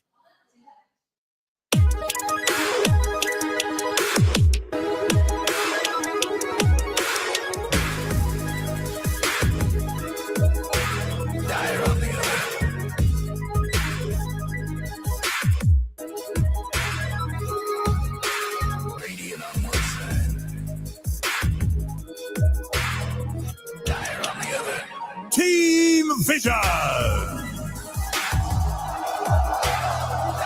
Not a single series has been dropped by this team. They have proven they have what it takes to make it to the grand finals through the upper bracket. They have everything that they need when it comes to preparation. And for a lot of them, it is the first time walking out here on a grand final. But the moment of truth arrives now. What sort of Yatoro and Spirit will you be facing?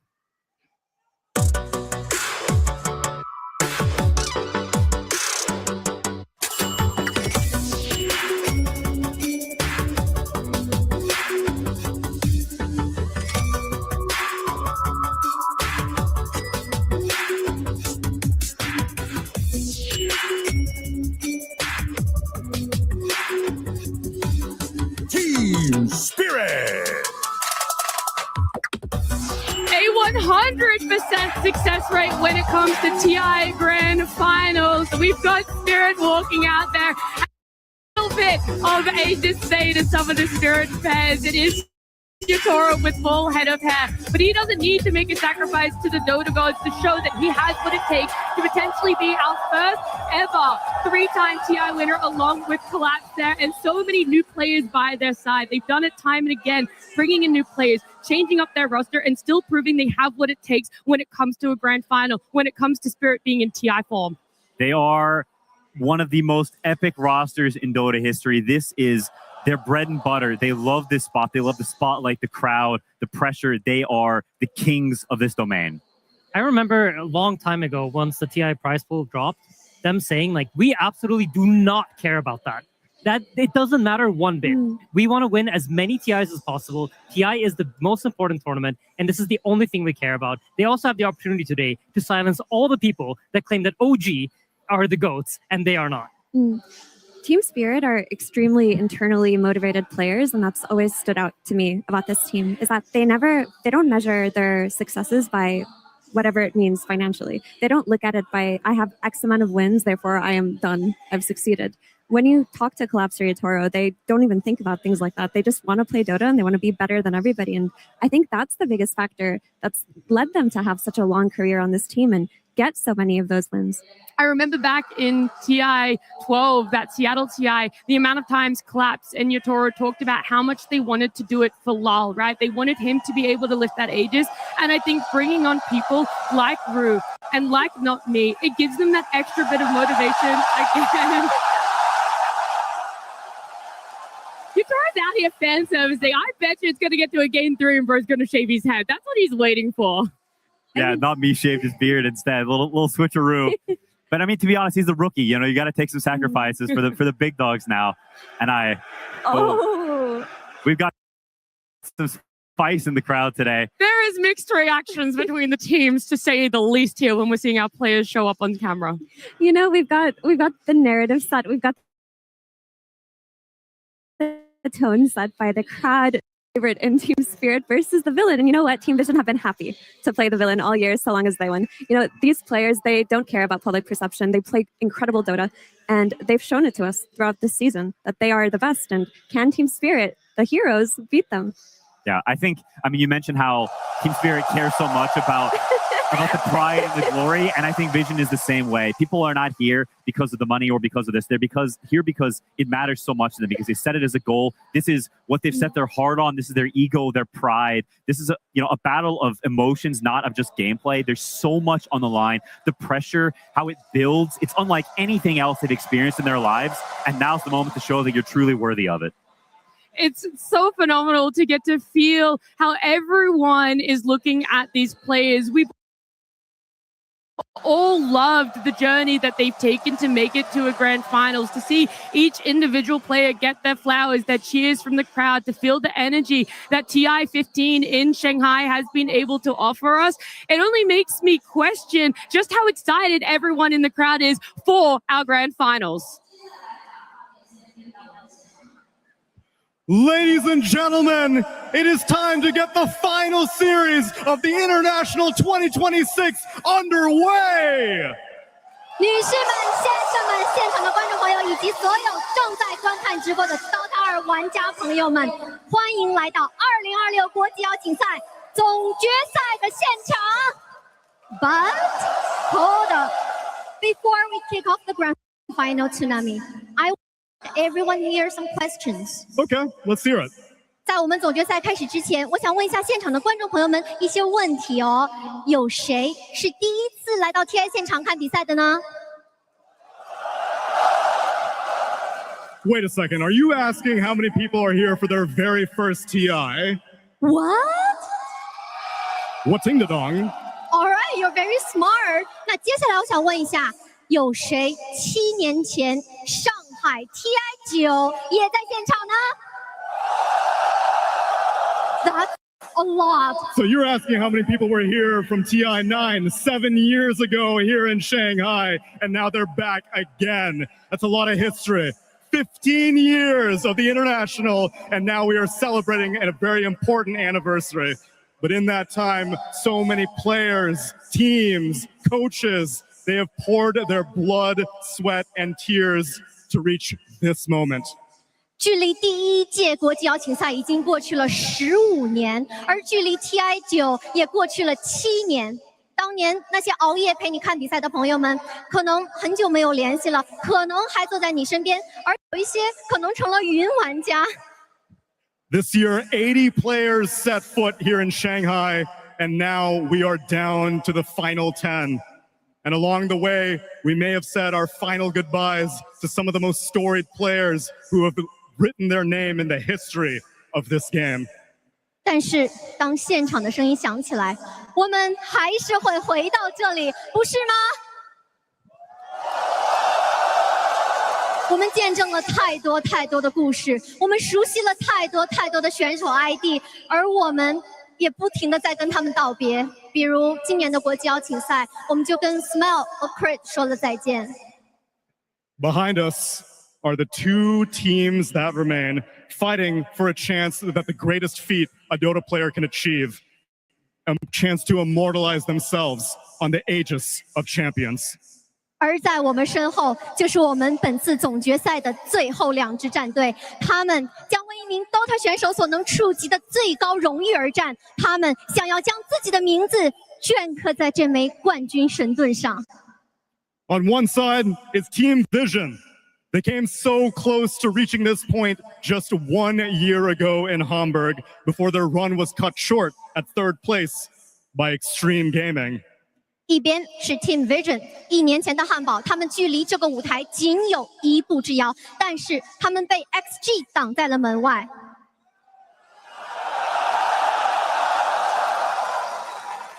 Today they are here to prove that second chances do exist. 而今天他们站在了这里，他们想要证明机会可以再来一次。And on the other side is Team Spirit. What more could I say that you aren't already? They won the hearts and minds of everyone in 2021, and they have simply built on that legacy ever since. 关于 Team Spirit， 我们还需要再多说一些什么呢？这支队伍从2021年起就赢得了全世界观众朋友们的心，而在那之后，他们从未停止过书写自己的传奇。Some of the players may have changed, but the storied core remains, and they are here fighting for a chance to potentially make a 3rd inscription on this Aegis. 也许阵容会改变，他们的核心却永远未变。他们想要达到他们的目标，那就是举起这门冠军盾第3次。These two teams have taken very different paths to get to this best of 5, however. Vision made their way through the upper bracket, defeating all of the remaining 3 teams in 4th, 3rd, and potentially even 2nd place. 2支队伍在本届 TI 都有不一样的故事线 ，Vision 一直在胜者组勇往无前。Spirit, however, have had a different journey, but arguably a scarier journey. They got sent to lower bracket by Vision, and since then they have crushed every single one of their opponents 2-0 in the lower bracket. 而另外一边 ，Spirit 虽然被 Vision 送到了败者组，但是他们的脚步却从未停下，他们依然是那支大魔王战队。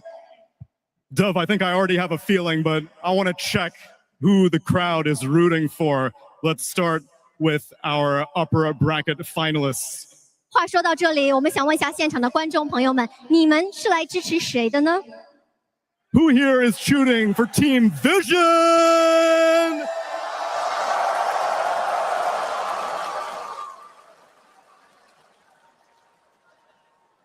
I think it's probably half. There's only one way to find out. Who here is cheering for Team Spirit?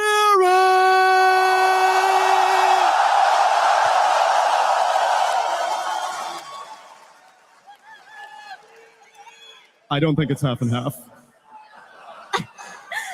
我其实也不觉得现场观众是一个对半开的支持率啊，可以明显的听到我们 Team Spirit 的粉丝好像更多一些。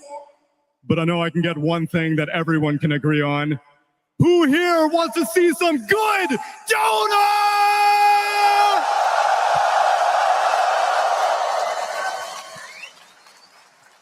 It has been a long journey to get to this point, Dove, and these two teams have been fighting all year long and even longer than that for many of the players. 没有错，我们本届邀请赛进行到今天，最初有80位选手来到了上海，而最终只有10位选手留在了我们总决赛的舞台上。It never ceases to amaze me, the history of this game. 15 years of the international. An esport that has survived the test of time, and I'm looking around this crowd right now, and I do not see any empty seats. You all are amazing for showing your commitment to this game. 在这15年里，我们见证了无数的战队、选手和教练为了站上今天的舞台，付出了很多的汗水，也流下过泪水。而我们所有 DOTA 2玩家坐在这里的每一位观众，感谢你们陪伴我们成长，感谢你们15年一直在这里。So then, without further ado, ladies and gentlemen, it is time for the prince to face the king. 话不多说，所有的观众朋友们，现在是时候让我们的王子 Satanic 去迎战国王 Yatoro。It is time to see which legend can prove mastery of the game as a coach. 现在是两位传奇以教练的身份再一次证明谁真正参透了 DOTA 这款游戏。And it is time for new names to inscribe their place in history. 也是新的名字将自己写进 DOTA 历史的时刻。Shanghai, are you ready?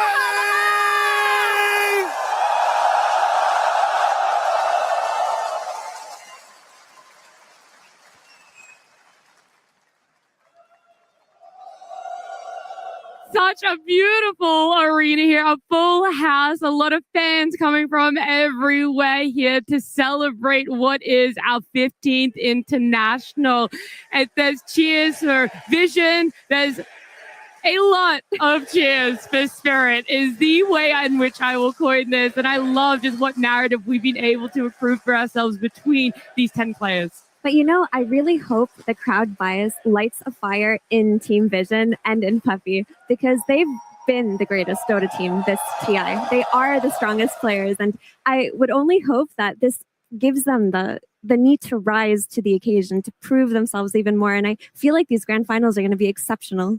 I feel like starting out as a techies player for 9 class, like being the guy that used to place these mines, always annoy each other. I think there's nothing he wants more than to just silence all the haters. I think he loves this. I think he could be no better situation for him to be in than to have the crowd cheer against them and for him to end their fun. This is the stage you do it. Ducalis asked for it. He wanted the prince versus king. But if you come for the king, you best not miss. Team Vision versus Team Spirit.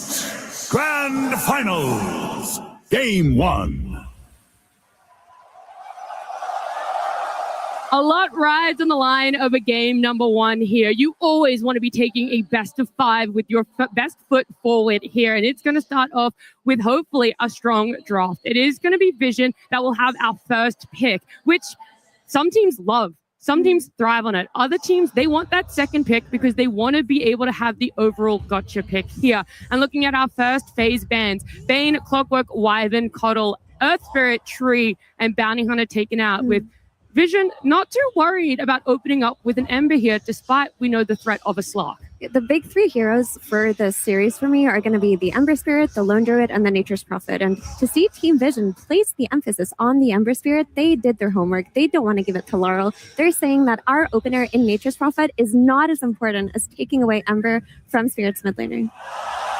And this is very interesting. I think this is a sort of a calling of the bluff. Vision, I picked this because Laurel historically is not someone that wants to play these sort of more weird carry mid heroes. He wants to play the stuns, the space makers for Yatoro, who's the real star of the show. And so Vision is saying, hey, Slark is obviously super good against Ember, but we think he won't play it. And Laurel says, you sure, buddy? It's kind of cool because he also did say in his interview that I don't think this matchup is real. I don't think it works. But, you know, one humbling later, and you're on the train. You're like, oh, you know what? If they pick Ember, give me the Slark. I will cook them. And the humbling came from Vision themselves. That was the matchup in which it happened. We saw this just a couple of days ago where it was reversed. It was Spirit with the Ember and Vision with the Slark. And I think Vision will have considered the scenario that they would have picked Slark here. And if I know 9 class, I know that he is definitely considering to play this Ember 4. We saw the Ember carry as a potential flex from one of Liquid series. And I think flexing it to support may actually even be a better option. Ember 4 has been something we've seen in the past. It's not the worst thing ever. With the Distiller playing up Slight Chains and actually not playing up the Flame Guard is definitely a viable playstyle. And if you want to swap lanes, I think it definitely could be an option. While I do think the 9 class of old would have absolutely loved to do that, I think the puppified version of 9 class will not be allowed to partake in such things. I mean, we heard from him at EWC that Puppy was vetoing so many of his hero suggestions that he asked him all that tournament if he could play his position 4 Juggernaut, and he never got it. I just somehow don't see them going down that route I will today. say, vetoing Juggernaut position 4 and Ember, I feel like it's a different situation, right? Because let's say we go down the hypothetical of the Ember Spirit is a position 4 in this game. Laurel is now playing Slark, and he doesn't want to be playing Slark. And now suddenly Vision has changed the dynamic of this game to be a game that they like. And I feel like when they look the best is when they make the game into their game. They take control of the draft in that way, right? They force Laurel onto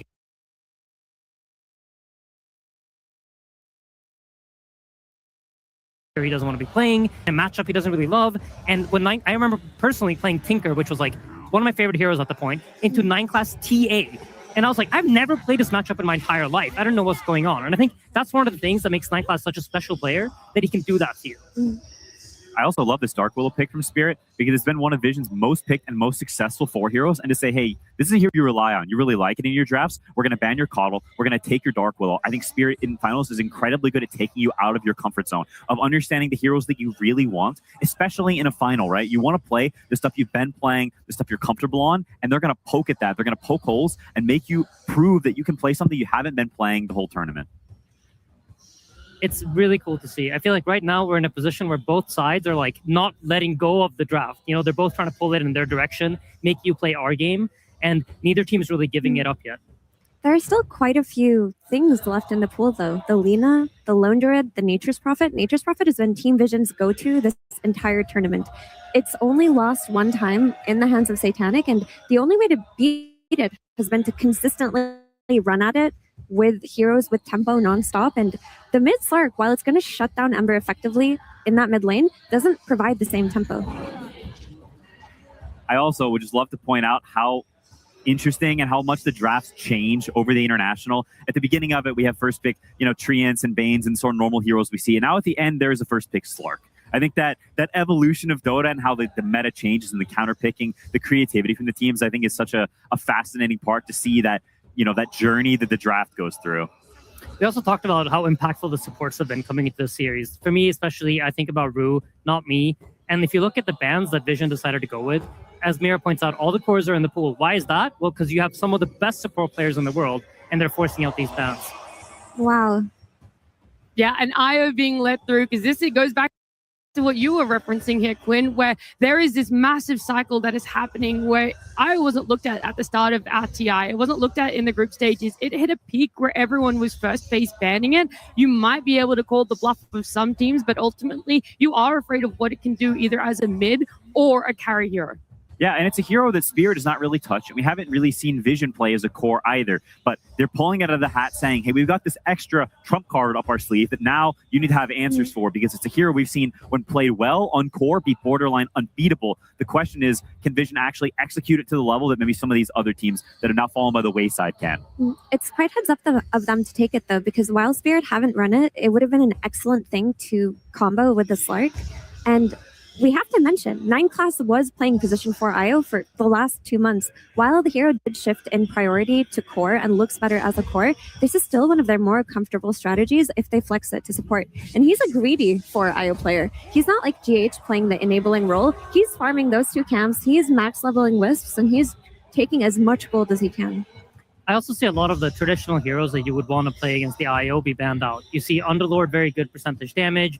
Roots has a way to like counter the relocate. He relocates in, you can gate in. Nowadays the gate also has the root on top of it, so it's a tricky matchup for the IO. Same thing with the Doom, stops all healing. One of the drawbacks to IO is that you have no stuns, so Bane is quite effective. It's easy to get Fiend's Grip off, and the same thing for the Winter Wyvern with the curse on the relocate. Yeah, I think this is definitely something they said, hey, we're going to consider this for second phase. We'll look at the first phase, see how it goes, and then potentially we can alter our bans, get out the Doom and the Underlord, and then we get what we deem to be a free IO in the second phase. And this is very much not something I think Spirit necessarily would have expected, because they haven't prioritized it up till this point. And so they need to respond on the fly, right? All your prep, some of it's out the window now. You're flying by the seat of your pants. Wow. And I think that's a testament to it. Disruptor is a classic combo to IO. You press the relocate, but you get glimpse right back out, and it removes a lot of this early snowballing potential that IO has, where he can get involved in these kills, explode his GPM, and get online super quickly. A brand new hero at the TI Grand Finals. I love this so much. They've thought about this. They've gone through every single scenario, and at the end of the day, it's not necessarily a hero people have full faith in, but on paper and on execution, it should be able to give Spirit that slight advantage. I am so curious to see how this will unfold because Disruptor isn't in the strongest state that he's been, but he does make a lot of sense, not just with the IO, but with the Slark. For a mid-Slark to set tempo, he needs supports that can play on his night vision, and if you pair up the Glimpse with the Slark just de-warding, positioning his body aggressively, the amount of kills that can be developed by Team Spirit are going to be crazy. Yeah, absolutely. And it makes sense, right? I think one of the things that Spirit has managed to do throughout the last stages of this tournament is to find heroes that are picked with purpose. The hero has clearly a reason to be in this game. It's good against the IO. It's even good against the Ember in many ways. You get any sort of stun on the Ember, you get the static storm on top of it, and he just dies. And against Mirana, she wants to leap away. And we've seen problems in this patch where these Miranas, like GH was playing, it was like 9-1 and 17 because you just can't kill him. But with Glimpse, that suddenly becomes very easy. Yeah, it's the way Team Spirit drafts. They see what you have, and they respond to it on a theoretical level. They're not trying to pick the same stuff every game. They're trying to pick what makes sense if everyone was playing perfect. And I think that's such a cool and interesting way of drafting. But there definitely is, the risk when picking Disruptor that the hero is just not that good right now. It's a great game for it, but you're walking into lane against Axe. The hero's going to be pressing Battle Hunger on you off cooldown, and there is that burden of execution. Disruptor wants to play from ahead. He hates playing from behind. You have to chase people to be able to use Glimpse and actually have it be effective. So there's a risk in lanes. Yeah, the game can get out of hand really quickly for a Disruptor on the losing team. When we look at Team Vision, we see the main combination in their draft in the slight chains into Arrow. This is going to be how they're going to play through the mid game. And Dark Willow and Disruptor as supports are very susceptible to dying to this combination. They have no means of defending themselves. There really is no counterplay outside of being the aggressor yourselves on Team Spirit. Yeah, absolutely. Another cool factor about Vision's draft is like, where is any of these heroes going? We still don't know. Is this a position for Ember potentially? Is this IO going to be a 4? They have a lot of ability to adapt their entire draft with this last pick. And I think Spirit, like we said, they like to conceptually beat what you're setting up for.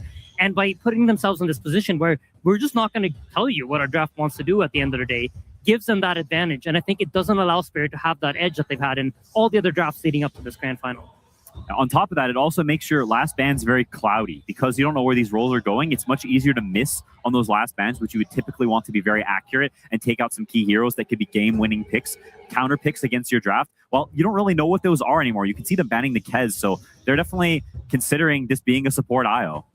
I mean, that's the only thing we've seen from Vision throughout the year, right? I don't think we've seen a Satanic IO. It's been 9 class, it's been his signature. Could it still not be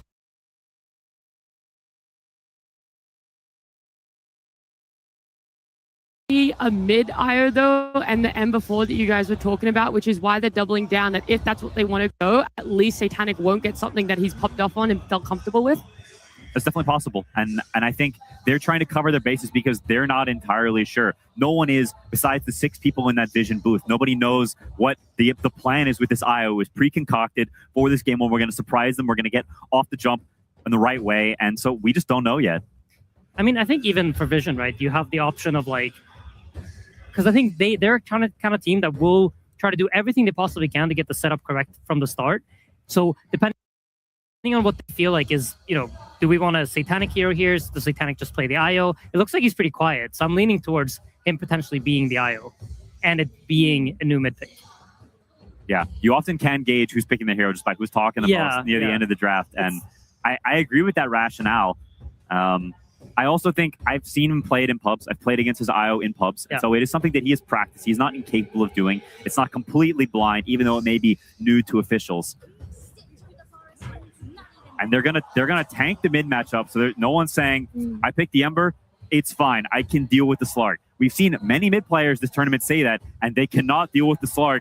And so no one will have to prove it. If he's different from the rest, if he's cut from a different cloth. And Centaur is still in the pool. Like now that you see this IO carry, you can just play for wave drags, farm on the Centaur, and just provide the stun for your team. It went ignored this draft. Yeah, it's solid. It's a hero that will really never be bad. It's just solid in lane, gives you that is a scary lane. Axe Hoodwink, that is a lot of early potential, a lot of kill threat. Undying, cool. Okay, I mean, I love the concept of just running at this carry IO with Decay non-stop as the offlane Undying and just trying to make it. Oh, it's mid IO. They actually swapped. Really? It's a Satanic Ember. Wow. So then how is an Ember Undying lane when you don't get to just run at an IO now? I honestly think this Undying is going to absolutely cause issues for this Ember. It is a really tricky lane. Ember on safe lane is already not quite as powerful as it is in mid. You don't get the bottle refills. You don't have that constant sustain coming out. And Undying creates a lot of pressure. And on top of that, there's a Dark Willow there. He doesn't really have nice escape mechanics. The support in Mirana doesn't super help him out in that regard either. So I think for Spirit, this ends up looking quite scary. It's also a situation, Vision, I think they're not going to be super comfortable on. Satanic, I'm sure he's capable of playing Ember, but it's certainly not his bread and butter. And same thing with no one on IO. So you're walking into the first game of the TI finals. There's pressure, there's nerves, there's the weight of trying to lift the Aegis. And now you're on something that you're not quite used to. That can affect your gameplay in very negative ways. I would say it goes both ways, though, in their defense, because I don't think Laurel is like the happiest Slark player. And I would imagine this mid lane, IO is going to absolutely free farm. Slark doesn't really have a way to pressure. So it's going to be a free farming IO in the mid lane. And so for both teams, and this is something special about Grand Finals, right? They both understand each other so well that they've managed to take both sides out of their comfort zone. But that is where Spirit should depend on their side lanes. They've got SF on one side, they've got Core Undying on the other side, two with very good lanes. How far can they take them? Look, Vision held their cards close to their chest for that whole draft, and at the end we go to mid IO and a carry Ember Spirit, and if only there were a way in which we could get into their minds and understand more of their thinking. Well, we can't do that. It's Tsunami and Puppy. Thank you. Yes, I am joined by coach of a Vision, Puppy.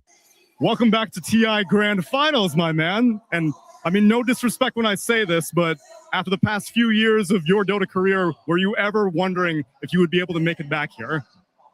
I thought I would be here if I just had a better team, maybe. That's it. Oh, so you're just like all my pub teammates then? Yeah, fucking teammates. No, I mean, it was a rough time. Maybe I needed a vacation. Maybe I needed something. But overall, I always thought that I know how to play Dota, or at least I know how to win Dota. You have proven that time and time again, and now you're ready to prove it in a best of 5. And in a best of 5, I'm wondering, how do you approach banning and drafting? Do you get to give yourself more of a leash because you're like, well, I'm not going to get eliminated after 2 games of experimentation? Yeah, but this is not necessarily an experiment. This is something we've tried. So if it works, it's great. If it doesn't, well, we tried it. We did. And the this that I'm assuming you're referring to is no one on IO. He has 0 competitive games on this hero, and you're debuting it now at TI Grand Finals. That's what TI is for. And also what TI is for is watching the games. Puppy, thank you very much for the interview as we send it to game number 1.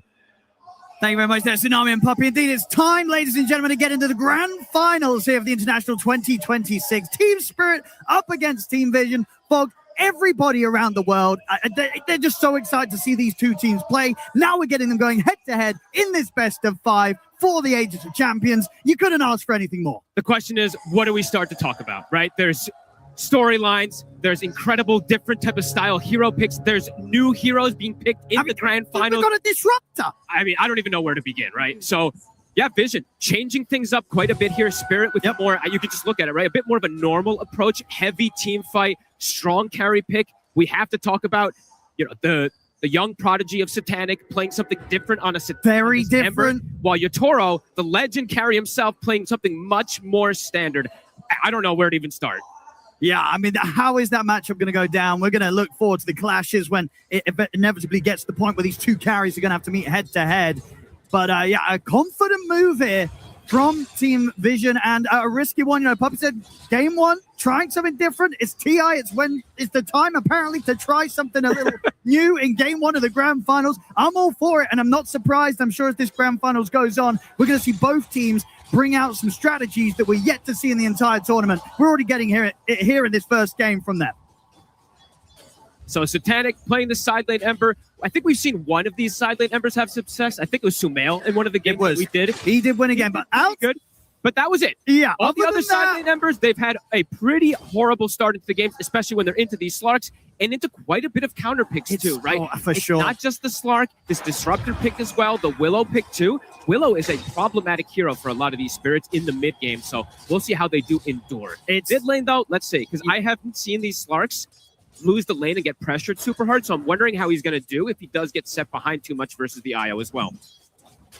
So approaches, Spirit, as you said, much more of a normal type of strategy, lots of team fight coming together, while for the side of Vision, this is an incredibly strong skirmish draft with high mobility that can punish a bit of more of a kind of greedy type of draft, I guess you could say. Oh, Satanic! It's not going to be an easy lane for him. It's early days, Fogba. I've got concerns. Ember safe lane has looked so shaky in the majority of games that we've seen it tried. And it's just one of those things that conceptually has never been good, Fog. We've never seen a meta where Ember safe lane's been the thing. We'll see bottom lane route. It's going to end up ticking out here to the damage from 9 class notice. So Vision will be able to get themselves a kill down on the other side of the map. But it's a huge risk. And obviously Vision, they've got their star player, the prodigy on this. It's so much pressure for Satanic, to be put on his shoulders here in game 1 of the grand finals. 100%. And this game, right, you look at the Flame Guard, yes, he'll be able to farm with it, but they have lots of ways to be able to break through it with the SF, with the raises, either with the Soul Rip. They have so many different answers. It does feel, and I'm looking at the mid lane.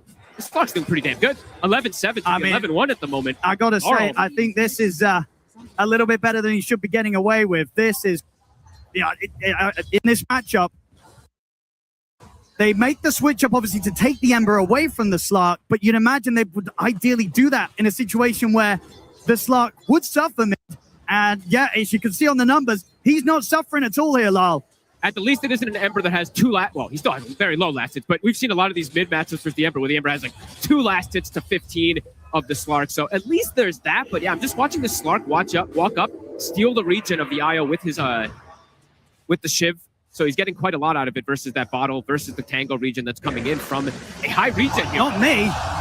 Making it look easy on this top lane. Having to just chase down Ducalis solo and finish off the kill completely on his own. Oh, and this does look like one of those games where it's one of the best Willow games I think I've seen. You're playing versus Ember. You're playing versus Mirana as well. It is a fantastic game just to have these Brambles. And in terms of the Spirit duo as a whole, right, the fact that we're on this Disruptor, we don't see it really at all. But this game, you're seeing a lot of potential for a Disruptor. Absolutely. Great ways to catch versus the Ember. Your great counter pick versus the IO. Satanic again. It's a lot of damage. He's going to get chased down. Will dodge the Shadow Realm hit. There's going to be another decay in a second here with the stick charges. Doesn't matter. He's still going to live, Satanic, but kept incredibly low and barely finding farm from this top lane. Bottom of the cores right now. It's going to be such a tough early game here for Satanic. And a lot of the games for Vision, too. We mentioned the power of Ducalis plus Satanic, what they're able to get out of the lane, what they're able to punish the opposing lane with. This is just a lane that cannot win. So trying to get as much as they can out of it. But yeah, Satanic being brought super low over and over again. The decay on the Ember also, it's pretty devastating when you have this much damage from a hero like Willow. Ducalis, careful. It's going to be all right, but again, relatively so super low HP here on Ducalis, completely out of regen. Oh, and they're free farming all 3 lanes right now. Yatoro now at this point, he's given the lane for free. They have to actually move Noticed away. They don't want to be playing versus that Shadow Fiend, so movements are coming in from both sides. 9 class in mid, looking for Laurel. They really need this kill. They've got to try and punish this Slark somehow, because so far, Lal to be top 2 CS here in a matchup where Vision had the chance to switch things up and try and force this Slark into a less favorable position. It just hasn't happened. Lal, he's loving the laning stage. And Spirit overall, right? If they win the laning phase, very strong team fight prowess and good Vision heroes as well, too. We don't see it picked as much, because the Disruptor isn't picked as much, but Slark with the night vision, Undying Tombstone gives great vision. You're going to get these glimpses off if you're ahead, and no one will be able to tether across the 9 class. Nice pushback does catch onto the both of them. Ducalis here as well to help out. No one. Got a TP back to base, though, to refuel. It's a pretty fantastic start for Spirit here. Yatoro has run away with these games when he's been given this space on the Shadow Fiend. He's going to have a lot of that space in this game, just from the way these lanes are. Extra pressure being brought into the top lane. Rue ready to join. They're looking for collapse. Gonna get the Soul Rip heal off. Good panic over the Acorn shot. They'll bring him down. If they can get the chance to finish off another Thunderstrike on it, Ducalis will allow Rue to take the Mirana out. Nami. See Nami getting chased down by 9 Class. A few more right clicks should do it. Try and hide around the trees, but 9 Class will find him. But it will be a trade. Yeah, Rue's going to have to glimpse into another Thunder Strike soon if necessary. Shouldn't be. The creeps and a right click will do the job. So Spirit, bring attention top. Same to be said, though, for Vision. Still overall, Spirit coming out on top of these trades. But I like the movement, to be honest with you, from Vision. I think this was super clever, just breaking the lanes, moving the supports to help the Ember. The IO is ahead of the Slark now at this point, and they're not that far behind on the Ember Spirit, all things considered. Yes. He's 500 behind the Shadow Fiend, so as a side lane Ember, you know what? Not too shabby with these type of moves that we've seen them make. Look at this early move from Yatoro. Not normally a place you expect to see the carrier stepping up. 9 Class. The tier 2. 9 Class is going to be massively surprised by the fact that there's a safe lane SF here behind the tier 1 mid. With 6 minutes in. And here the catch, the glimpse. Is it enough? No one has a read. I mean, Yatoro's stepping up. He's going to be able to line up a couple of raises. Won't be enough, but still a massive aggression here from Yatoro. Making moves this deep pre-7 minutes. Wisdom Rune, are they going to end up having to sack it, though? We do see the positioning here from Vision. There's a tombstone on high ground. This might be hard for Takalis and Satanic to battle. He sees it. He can hit it up on the high ground. Takalis might get taken out first. Collapse turns towards him. Takalis, no one will come over to help out. So they'll at least make sure they get the kill in return and will manage to take away that Wisdom. So that's, when you do make these type of moves, Yatoro wants to go for the mid lane. They don't have the Slark going toward the left side. They get outnumbered. They will have to give up that double shrine there, which is very important, as we said, for Vision, being able to get this. And it's Satanic who gets it too. So he is a side lane Ember, but gets that big bonus of levels that is pretty necessary. And that's huge. He needs everything he can get here out of this laning stage. Satanic trading. We get caught by the glimpse. And here's still pre-level 6. It's a bit tough. He'll get chains off onto Collapse. Managed to hide in the trees. He'll get away for now, Satanic. Didn't have the mana for the kinetic field there on Rue. Just a bit lacking on it, so won't be able to get that follow-up catch. Yatoro, though, getting this crazy amount of free farm on a much more normal carry hero. We just have to keep referencing that, right? Satanic, sure, he has played quite a bit of Ember in the past, but let's see how it's going to end up matching up in this game. I see he's queuing up the Mage Slayer. I like the build. We saw some alternative ways tried, right, with the safe lane Ember. I think what we have Mickey going for like an Urn into Radiance build. Didn't work out. We're actually seeing Satanic still considering options Switching here, it up. queuing up the Kaya and such. Definitely would help in terms of just kind of speeding up the farm, allowing him to stay out on the map a little longer with the mana. So it's probably one of those situations he hasn't been in a lot, considering what to buy as the carry Ember. So it's going to be very interesting to see what one of, if not the best carry in the world, does with this sort of position. I'm just wondering, even though the lane, as we were saying, it didn't end up absolutely atrocious, it still wasn't great, how he's going to keep up in pace with something like a Shadow Fiend who just can double raise onto some neutral camp, push out lanes super easy. For this Ember, it's so much slower how he can farm. And it's rare to say this, where Satanic, he's been a number 1, number 2 net worth in 95% of their games. This is one of those games he's going to have to play a bottom core as in the game, and into hard matchups. Yeah, I mean, that's the thing, just the carry matchup in general. The fact that he's doing it against Yatoro, the other one that's very easily could be labeled the best carry in the world on an SF. Like, Yatoro could not be more comfortable in this position. Game 1 of a grand final. Some ways, done pretty well historically when he gets to them, and he's on his Shadow Fiend, one of the hottest carries right now in the meta. And he warmed up on it already today, finding a solo kill on Watson earlier, which was super impressive. So we're going to see a lot of aggression come out from Spirit.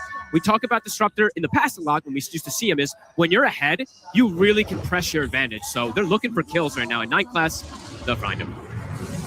A quick grab. Set it up for Yatoro. He's going to be able to take down the tier 1. I mean, it just feels like Yatoro is going to be able to do so much. While Satanic, he's just going to hope that there's going to be the time to get to a stage of the game where he can make plays. They'll try and look to punish Collapse. He's turning on him. He's pretty scary. Collapse drops down the tombstone. Satanic, he has to just run. Can he run too? Not me. He's trying to close the gap. Oh, Satanic, he's going to go down. Oh boy. Oh, and it's early days, but this is devastating for Vision. It's and even another glimpse. Rue is there. They're going to get another very likely. Carlos will try and leap away, just accepts his fate.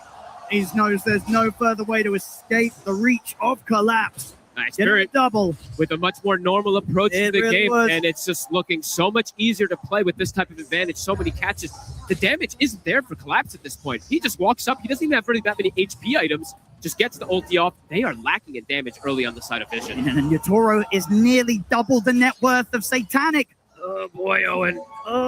I'll tell you what, this is not doing wonders for the games where I like to pick some safe lane Ember at home. You know, I'm going to get reports as soon as the game starts now. They will find him. As we're seeing, this is not the position for this hero right now. They've got to do some heavy lifting with the IO and the two supports to get some space. Notice it's been quiet so far here, so maybe if you can get to that timing of the Blink Dagger and look to get involved. But really, when I'm looking at the damage, I'm looking at some lackluster approaches from Vision. I can't find it. Their burst could come out if the sharpshooter's there, but is that going to be enough when the SF is starting to get this much of an advantage? And now notice... They're going to have the glimpse into the Requiem. Okay, the call does put a stop to the Requiem. Doesn't matter, though. Or maybe it will. It's close. Okay, it does. He lives. All right. Raindrop actually protecting him. Gets to live, and I'll be honest, I think Notice, he's probably the one that you're looking at to try and save Team Vision from the state of the game that they're in. Yeah. And the mobility that can come in from the IO, see how much no one can connect with these relocates. He's halfway towards the Aghanim's. Okay. Said their skirmishing is strong on Vision, but if they fall too far behind, their team fight is very lackluster in comparison. They're falling pretty fast. They are. Another tower here taken by Yatoro. Okay, they're going to try to use the Moonlight Shadow to maybe sneak something in here, but it's still very difficult without Notice having the Blade Mail or the Blink. And Stacks, and they're starting to be formed. So Spirit, on top of playing super oppressively here, they've got this backup condition to just make Yatoro continue to be this beast. And Ember, he can't farm stacks. He can farm small neutral camps with the stack, but not an ancient stack. And you can tell right from the item build-up. Oh, we'll see in a minute. They do get the catch into the call. All right. Nice kill. Ball's gone. It's something for sure. I really do feel, as I say, this is a game where you're looking to Notice if you're Vision. He's got to do some big moves to get them out of this spot. Going for the Blade Mail, of course, into the Blink. I think, I like the Blade Mail first. Blink first is also very dangerous to do because you can just blink it and die and you don't have follow-up. The Blade Mail, it's going to provide that damage that they're kind of missing. You might kill the SF. Might be able to. Rue, positioned here for Notice. Okay.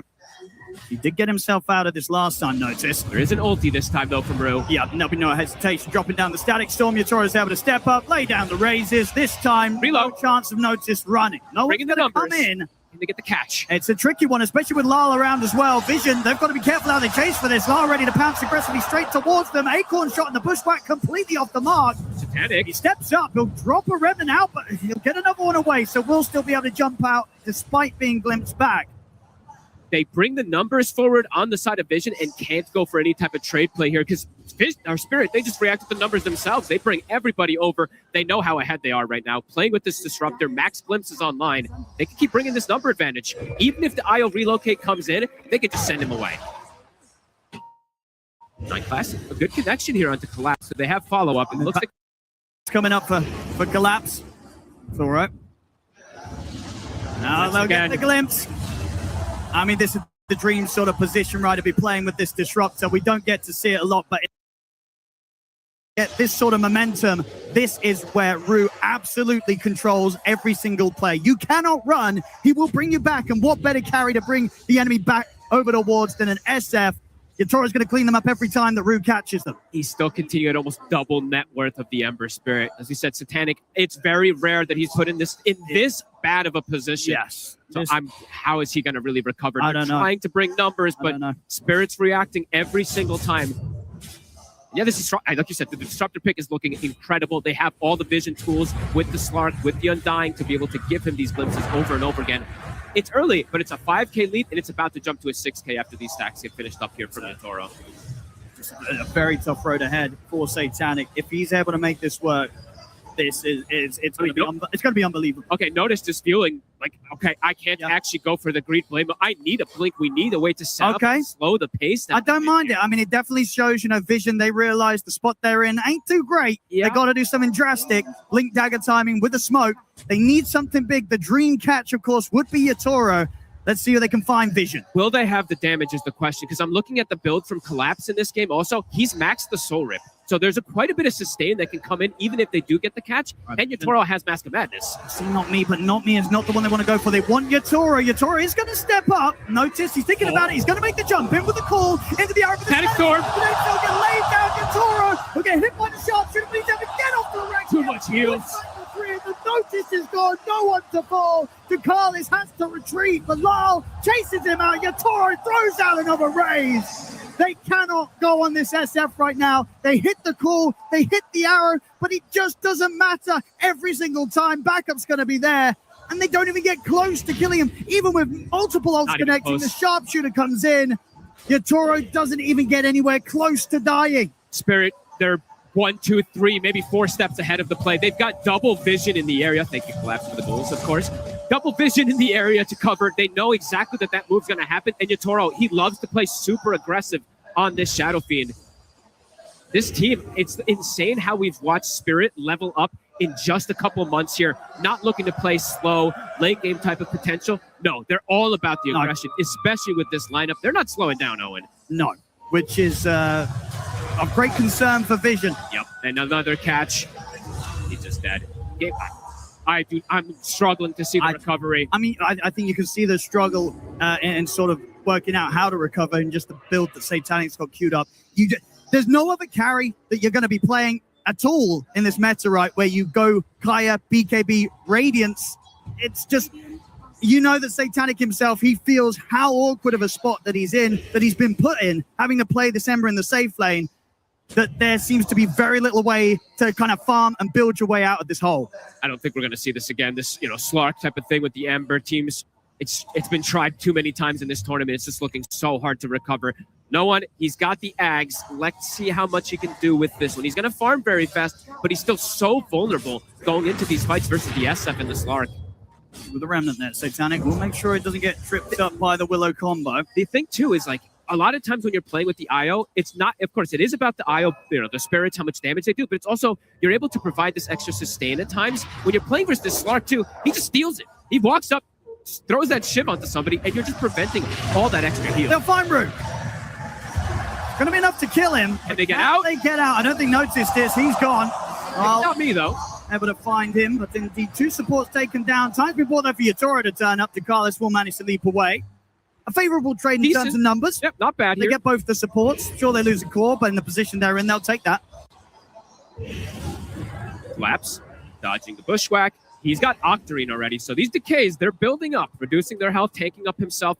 And also, so I keep mentioning about playing ahead on the side of Spirit when we're talking about the Disruptor.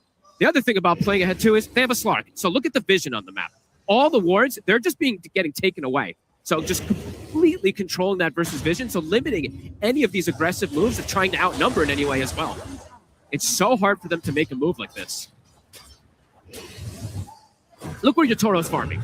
He's just like, okay, I'll just take your Ancients multiple times here. I'm at no risk really at this point. He continues to have absolutely insane net worth. He is the net worth of 2 core heroes right now. Catch on the Undying. They've got him. All right. Ceaseless Sturge, he's right back into the mix. Spirit might still bring the pressure in around this tier 2. Yatoro ready to turn up. Looking for the wraparound here. I mean, they might go for round 2 on Collapse. Oh, okay. Max is already going to be out through the Twin Gate. Not looking to set up. Nine class. Off. Oh, no one's also caught in the back. Laurel does see him. He's going to look to relocate out of this. They got the glimpse. They do. They Perfect timing. One of the age-old counters there to the Ion. That's one of the reasons the glimpse can be a bit too much sometime for him. They're just running at them at this point. Oh, and 9 class, he's trying to get away, but they've got the vision on hiding in the trees. They're not going to quite see him in time. So he will live, still losing their mid vision. No space on the map, Owen.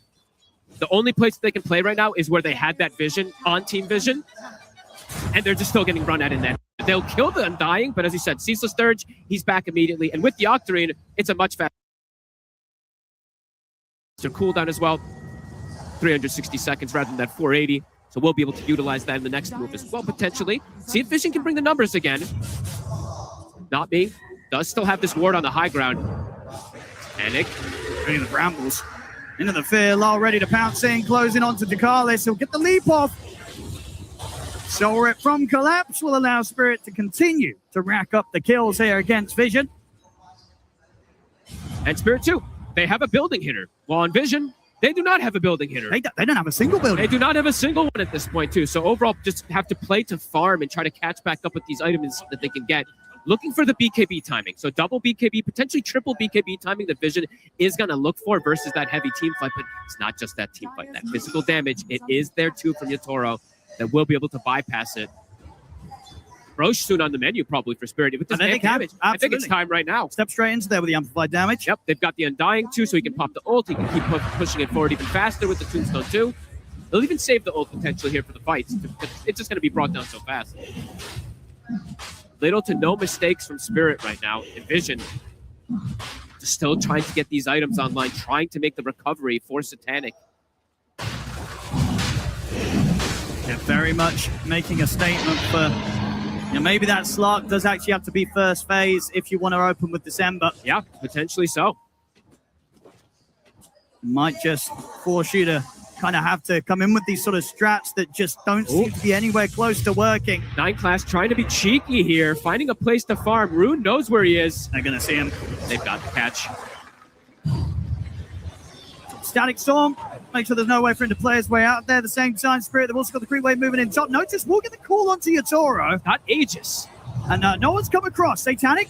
The numbers are being brought in. They're buybacking on 9 class. Let's have a look. They want to try and put everything into this play, Vision, see if they can find some sort of kill. But Collapse, he's ready to just run straight at them. Comes in with the ultimate, tanking up, heals up with the Soul Rip. Vision, they can't even touch him. He's fine. They've got to back off. A cool build too. Collapse going for just a casual Glimmer King. He knows that the big burst damage that's coming out from Vision, it's that magical damage from the Mirana, from that Hoodwink as well with the Shard too. So that Glimmer is going to be very, very strong. He's kind of like this pseudo support to be able to protect Yatoro as well with the heals. I mean, because at the moment, right, that's all the matters, really. All the if they can save Yatoro, he will do everything. He'll kill them all. He'll kill their base. We'll see you in the Catch on Laurel. He'll get the call. Got him. Laurel's gone. Notice, I don't think he's getting out, though. Yatoro turns up with Collapse. They're able to take him down. Now over towards Ducalis. He's out of leaps. They've got a glimpse if they needed it anyway. Rue wants another target, though. He's got a Blink. He's got a Tumbler's Toy if he can look for one. Anik trying to be cheeky here. Cut wave to get this extra farm. He's got the BKB. Look at the courier. Playing with fire here. Should be okay. Rue's like, you know what? I don't even want to chase him at this point. He's got the BKB. So Yatoro just over there by the Remnant. Nearly actually in position, and now he has to be careful. Satanic. He's going to have to BKB possibly. Okay, did get the Remnant off. They got Vision. He can maybe time it, and he can. Okay. Able to jump back despite the glimpse. That's the last Remnant. He's really trying to hang on to that BKB. But it really is just hanging on to it as Yatoro trying to give some more of that information. 8,000 lead for Spirit, continuing to play super oppressive here. And Rue, he is starting to build toward that Aghanims as well too already at this point. Blink and a point booster picked up. Vision starting to bring the numbers. Eyes on notice to see how big of calls he can get. Going to be off the top of the call. Doesn't matter. The relocate comes in. They'll still get Rue. They'll get the two of them. Getting the supports over and over again. Pretty decent when you are this far behind. Calls from Spirit are watching at the side just in case anybody steps up here. They can still fight despite the death of their supports with how large they are. First BKB reveal from no one as well. They're trying to get to this timing of those triple BKBs for Vision. Toro on the hunt. Give us the free kill to Jaceful. Can't quite find him here. Tries his luck there with the raises, but off the mark. Potentially looking for, that Tormentor Cup of play. It's going to shift soon. Both these teams, not really the biggest Tormentor teams either. Vision just desperately trying to find these places to farm. You look where Satanic is, look where no one is. They just really want to get to this item timing and then look for that fight when the Aegis does go down. Probably their best option, because they still are super behind at this point. They need to get the BKBs to counter that heavy team fight. Spirit's just chasing them all over. Collapse just bullying Satanic, making sure that Satanic doesn't get the full freedom that he hoped for. Satanic has to be pretty careful here. Yatoro, does he have the damage? BTP. Ooh, one hit away from being close enough to kill him, I'll tell you that. Top, Ducalis. They also get noticed. Look at the glimpse back straight into the fear. Very nicely timed. He gets the blade mail off, but it doesn't matter. Notice is gone. Ducalis trapped by the kinetic field. Perfect timing with the glimpse into the fear there from the supports of Spirit. Two of the better heroes to punish. They're trying to split with Collapse. They're trying to make some sort of a play against Collapse with this relocate from Noah, but it's not going to happen. Now no one. He's probably in trouble. Okay, he has got the BKB. He's going to try and chase down Rue with the Spirits, but the Soul Reveal comes in. Nobody in Spirit going down in this mid lane. as Vision continue to hemorrhage these kills. 3 deaths there, and it was a 9-class buyback earlier too that they were desperately trying to look for these extra kills up top. Ends up being brought down. Yatoro very close to having the silver edge. He is continuing to be double net worth of the Emperor. I mean, he's just having a completely free game here. I can't imagine a better way to start off a TI Grand Finals if you're a carry than the one that Yatoro is having right now, and he is making absolutely everything out of the situation he's been given. Not only is it 24-12, but look at the tower situation, right? As you said, Vision, they cannot touch the towers, especially because of how far behind they were at the start of this game. They're almost full HP. All the ones of Spirits have barely been touched at this point, while 2 tier 2s already have dropped on the side of Vision.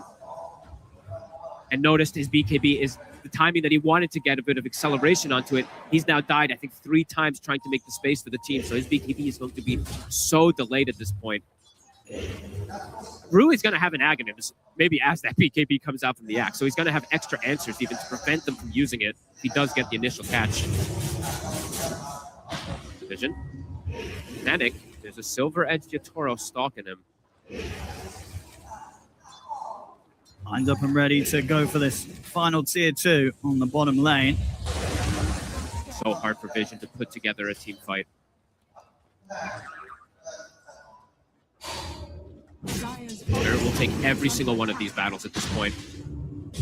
Level 20 as well now hit for Yatoro. Satanic. I feel like every time we see Satanic, collapses on top of him. He's just following him, being super annoying. See in the mid. Another catch on Laurel. They do manage to bring Laurel down. Yatoro's considering if he wants to fight back here. The BKB was used by no one. That is 4 times they've been able to find Laurel. Noticed. Still yet to get Yatoro. Can he get the glimpse? He will. Straight back into the field and the Static Storm into the Requiem. Oh, there'll be a relocation. Nice velo. A nice one. All right, no one able to bail his axe out for now. They're going to look for the fight after this. They're going to kill the Tombstone off. Doesn't look like they can go for the fight themselves. BKB still cooldown for no one. They'll play caution. Spirit also will back up. They'll respect that save. Space needed. No one is pulling ahead a good amount here over the Slark, as they have been able to find some nice kills onto Laurel with the chain stuns. If no one can end up being that rock that they really need for the team. Gonna go that Shiva's build that we do see from pretty much all the mid laners on the IO. But it's slower paced damage in comparison to something like Yatoro, who is accelerating toward more lifesteal, is gonna go that Satanic build, stalling out any type of BKB, knows he doesn't need it for now, maybe eventually at some points, but we know Yatoro, he plays for the Manta dodges. In 9 class, dead in 2 or 3 hits. Also, Rue won't be able to tease much out of Satanic there. Satanic quick with a remnant away. And even though they're not keeping up, right, but not making the Gold League go so much faster in terms of per Spirit, the gains just aren't that big for Vision. I just don't know how much this Radiance for Satanic is really going to do, because we did see Mick try for it the other day, but as soon as he showed up to the fights with the Radiance and the BKB, he did absolutely nothing. And it's a different build-up. The fact that Radiance is going to come so much later as well. It's as I said, I think Satanic's trying to do his best to adapt to this situation that he's been put on off the back of this draft. It's just not easy to make this safe lane Ember work. Laurel now has the gem, so should be a lot safer. We have seen them pick him off a couple times here, but now with the gem should be much more protected in terms of not getting caught by the Blink Axe from that distance. Also going for the BKB early. I like it. It's all right. You do something cute here. Thinking about it. He can line up the Requiem. He's going to try and open things up here with the fear. That will do it. We saw him solo kill Watson earlier. That was almost a solo kill as well, too. Did get a little help, but super impressive play. A flawless game from the legend himself. 8-0-3. I'm pretty much maintaining this net worth position where he's so close to essentially being double the net worth. Satanic. He's double the net worth of Laurel even, too, of his own teammate. Absolutely crazy performance from Yatoro this game. They're not able to slow things down. Noticed his BKB is about to be finished, so let's see if they can BKB timing, how much they can do. But again, the Radiance was slowed down. And it's besides the gold lead, look at the experience. It's a level 16 Ember. Yatoro's cracking level 23 in a second. I mean, this is the thing, right? Yatoro, he is not going to care one bit about a Radiance on this Ember Spirit. 9 class, Laurel stalking him.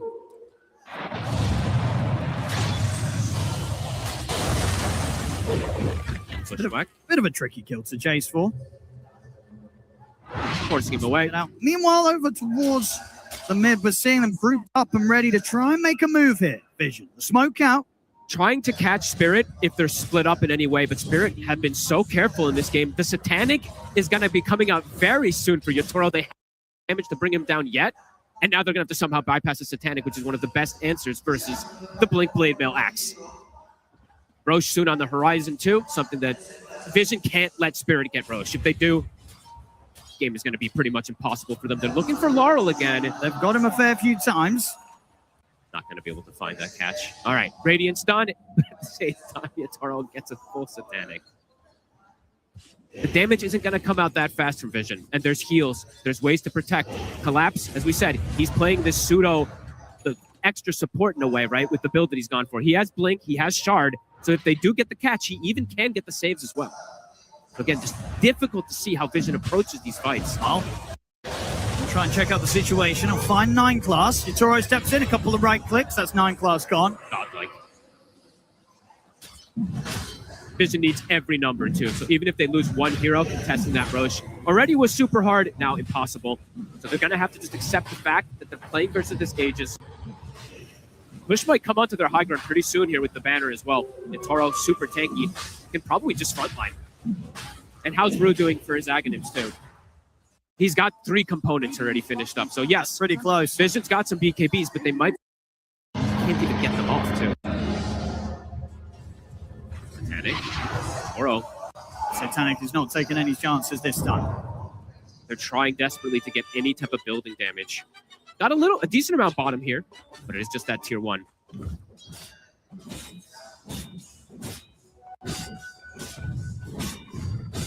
Ready to get this bottom wave pushed out. They'll pick up the Tormentor first. Finally. These teams hate Tormentor. Rue will get blessed with it as well. A nice one too. The kinetic fence is quite good this game versus the Mirana, versus the Io, even versus the Ember in some situations. Can be quite annoying. Extra little bit of lockdown. But just, yeah, so much sustain, so much save at this point on Spirit. Vision, what's the next big game they're getting? Okay, no one is going for something a bit different too. Queuing up the Hex. So looking like they just want to get this chain control to not allow this, Yatoro to just go absolutely crazy. But as you said, there's saves, there's heals, there's this tombstone. So we're ready to make quick work of this tier 2. Plenty of minutes left. They want to try and push up high ground with this Aegis. Got a creep wave coming in. Radiant are scanning. Axe, it's done. Rue, he has it finished in 10 gold now. They're going to smoke up. Potentially look for the catch as a hero shows on the side of Vision. Anyone steps base, they'll get quite a nasty surprise. They have the Slark Shard as well, too. So Tombstone, Slark Shard, Soul Rip, Glimmers, so many things to protect Yatoro. Gonna get the call.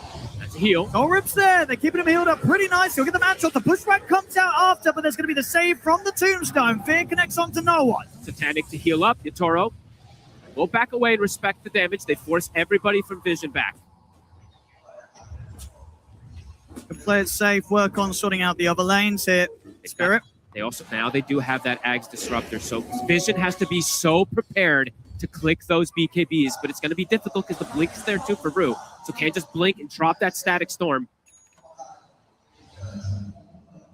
Just going to be ridiculous amounts of damage coming out for Yatoro. It's really just over 1,000 gold away from having that Daedalus. And the wards just continue to get taken out. The gem that they picked up on the Slark with disadvantage, constricting the map. Collapse. They saw someone outside for a quick second here. They want to get a glimpse. Can't quite find the angle here.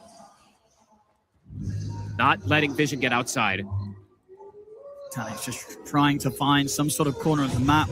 9 class is going to go for a very aggressive jump out of the base to try and set up onto Rue. Lol, he'll be able to punish that. Rue's perfectly fine. They've got the Depth Shroud as well, too. Just so many ways to cover and protect each other. Satanic desperately trying to find that Aghanims. the quietest game I think we've seen from him at this international. I think it is. Toro, arrow will connect. Takes a lot of damage. They've got so much sustain and so many ways to protect him. Keeping that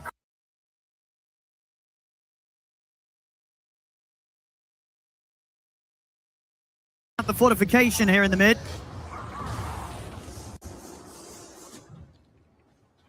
Toro can back up, pick up that Demon Edge. 90 seconds still on this Aegis. This is an aggressive relocate positioning from no one here. Is this Disruptor could catch him? Quick jump. Got the BKB off. Okay. Make sure he gets that there before the Static Storm. They're going to try the Glimpse timing, but he still has BKB active, so he will be safe. Good thing he clicks that BKB when he does, so he's dead. I think as soon as he saw people turn up, he knew that there was a high chance that that play would be looked towards by Root. Toro standing strong by himself here. He still has the Aegis. Night Class! He's going to take it out a couple of hits. They're going to try and battle you. He's too strong. He's going to run. These hits are going to hurt. Oh my God, so close to Satanic even getting brought down. Yatoro showing he can fight versus everybody with this advantage. No fear. Yeah, this is, especially in situations like that, I can only imagine, Fog, that Satanic is like, please let me play something else. I do not want to play this carry Ember. I really don't. It cannot be fun, Fog. Not if Yatoro, especially not if Yatoro is getting to play Shadow Fiend, right? You're looking like, look at the difference in this guy. He gets the SF and I get this. It just doesn't feel fair. Really doesn't at this point. Now no glyph for Vision to stop this push. Can they get Yatoro off of the racks? No BKB for no one either for this push.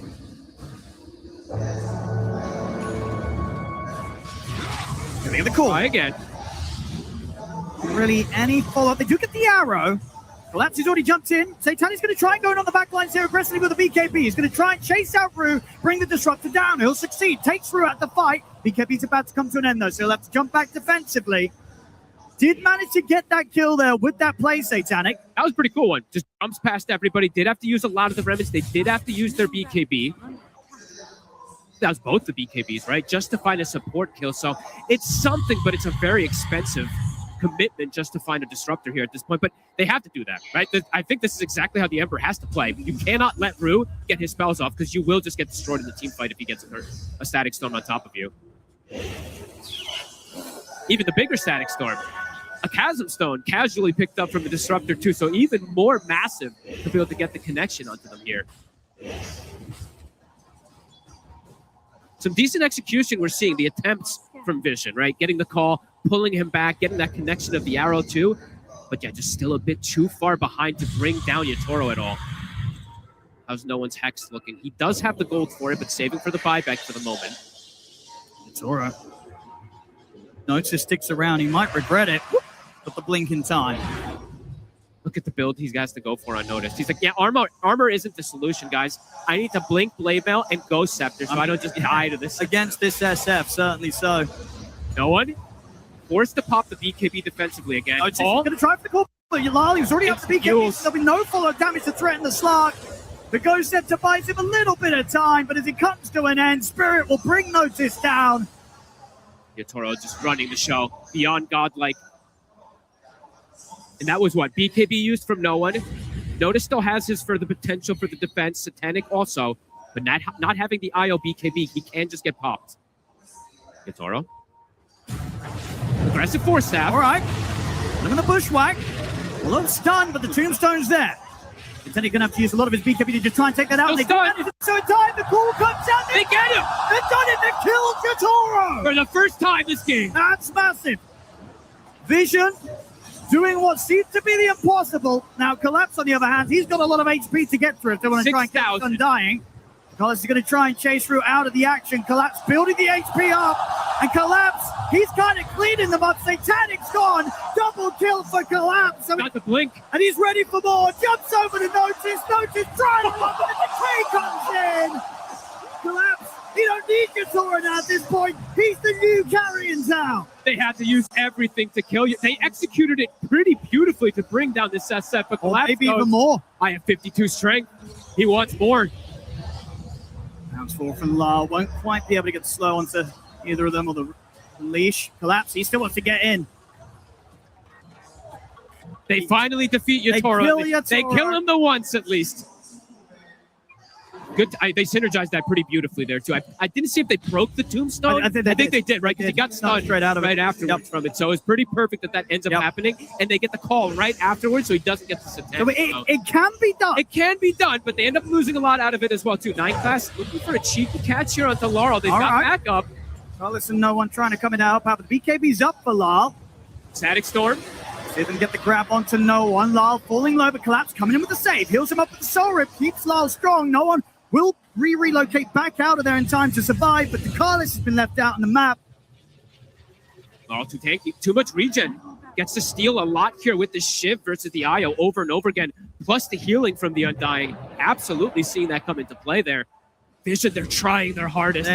They're doing some really cool execution plays, but at this deficit, you can just see how hard it really is. It's just too much. Yatoro back onto the push. We're on it dead for 25 seconds. Vision needs absolutely every little thing they can put together here. Collapse now, level 25. He's going to have like 10,000 HP when he pops that Flesh Golem. Instead of Rex taking in the mid, Spirit, they can head over to the Roshan. Safest play possible. Refresher Shard. Some really good ones they can put that onto. Either the Disruptor, they can put it onto the Undying as well too. Some really good options that they can do. Even onto the Slug. I mean, everybody's a good option to get that Refresher Shard. They'll wait for a moment here, though. We'll see it again. Yatoro had just died over there from that great chain stun that they were able to do, but yeah, Collapse. A different beast after they've expended so much. I mean, they sort of think about trying to do something about him, but not a lot that you can do about this Undying right now with that amount of HP built up on him. Just walking at them. Getting so much farm too. He's got the Cloak of Flames. He's got the Greedy. Yatoro, I'll give him a cheeky smile. He's like, you know, you got me. Exactly. Same to be said here from Collapse. He is absolutely loving it here on his Undying. Roshan time, 18k lead. Vision. I don't think they can contest in that area. High ground defenses, they can execute if they do at utmost perfection, but around the Roche, kind of suicide. Full disperser for Yatoro. Yeah, Aegis. Refresher Shard available here for Collapse. Oh god, Collapse has a full Hex now too. Oh my goodness. Just keeps flurrying out the items. He's keeping up in farm with an IO core. Very impressive that he's been able to do. We see Satanic. His farm is pretty impressive too, but still, at that back foot. Even bigger rate. I mean, this Static Storm's going to be massive. We don't see Disruptor very often. I actually forgot that was even a talent for him at 20.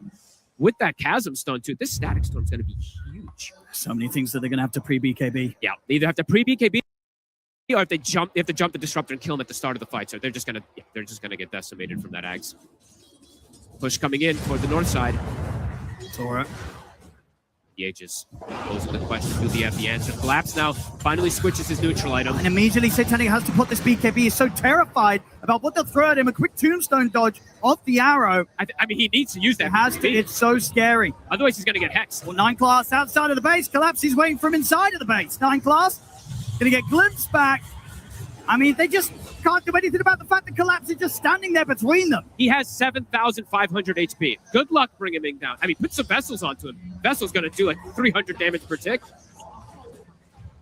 No Vessel charges remaining, though, on Ducalis, so unfortunate for him. Somebody's got to do something. Jumps in. The Tombstone jumps out. There's no BKB for Satanic. How does he commit into the I don't know. They've got to try something. Arrow. Just to try to push him off of Yatoro. The racks are falling. Standing strong. And they even get him the once now. Back up, set up perfectly around Yatoro. Notice, as the Krellas now picked up, they spend their gold on the side of Vision. Can't protect the racks. Oh, Spirit, they're going to continue in this area. Continue the push. If anyone steps out, if Rue sees them, he will just blink Static Storm, grab them. Vision. Desperate move here. They're on the low ground. Notice he's going to try for the jump, but he doesn't find an angle to get the call off. The Static Storm's laid down into the fifth. He's the Requiem. He used his gold, too, to buy the Krellas. He does not have buyback. Spirit should have what it takes here to finish up the final set of Rex. Fear connects. The Satanic is going to try and jump the backlines. Maybe let's see if we can kill off the support. So put the BKB, look to chase down the Willow.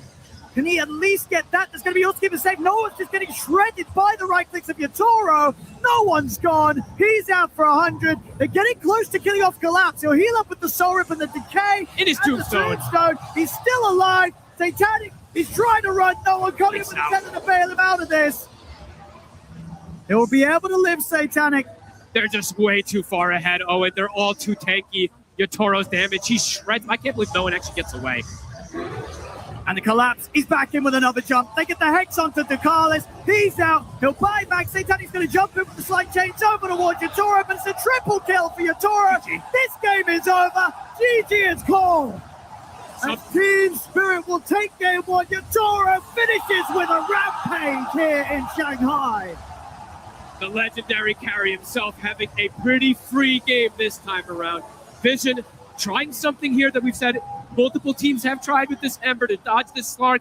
They put the IO mid, but the Slark was doing pretty fine. They did get some kills on Laurel, which was pretty impressive, but the biggest problem really was Yatoro is absolutely massive. Yep. Supports are getting a lot, and Collapse too. Love the build he goes for, knowing that he can play the pseudo kind of supportish style, get these extra heals. They run this one over, Owen. They really do. I guess at the least for Team Vision, we did it from Puppy at the start, right? They're trying. They already knew they were trying something.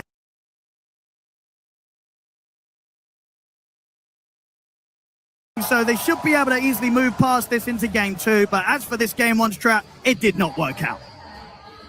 It was a strat that we weren't necessarily sure how it was going to play out. We saw so many new things. Disruptor, it's its first pick here for TI-15. We're also seeing no one playing that IO for the first time, and Satanic playing an Ember Spirit carry for the first time himself. I know we've seen Ember carry so far in this tournament, but Satanic himself having their first competitive games on those heroes, and you're like, is it game one of a TI finals where you want to do it? And I give them full credit to having that confidence. But at the end of the day, what Spirit cooked, Quinn, was just another level.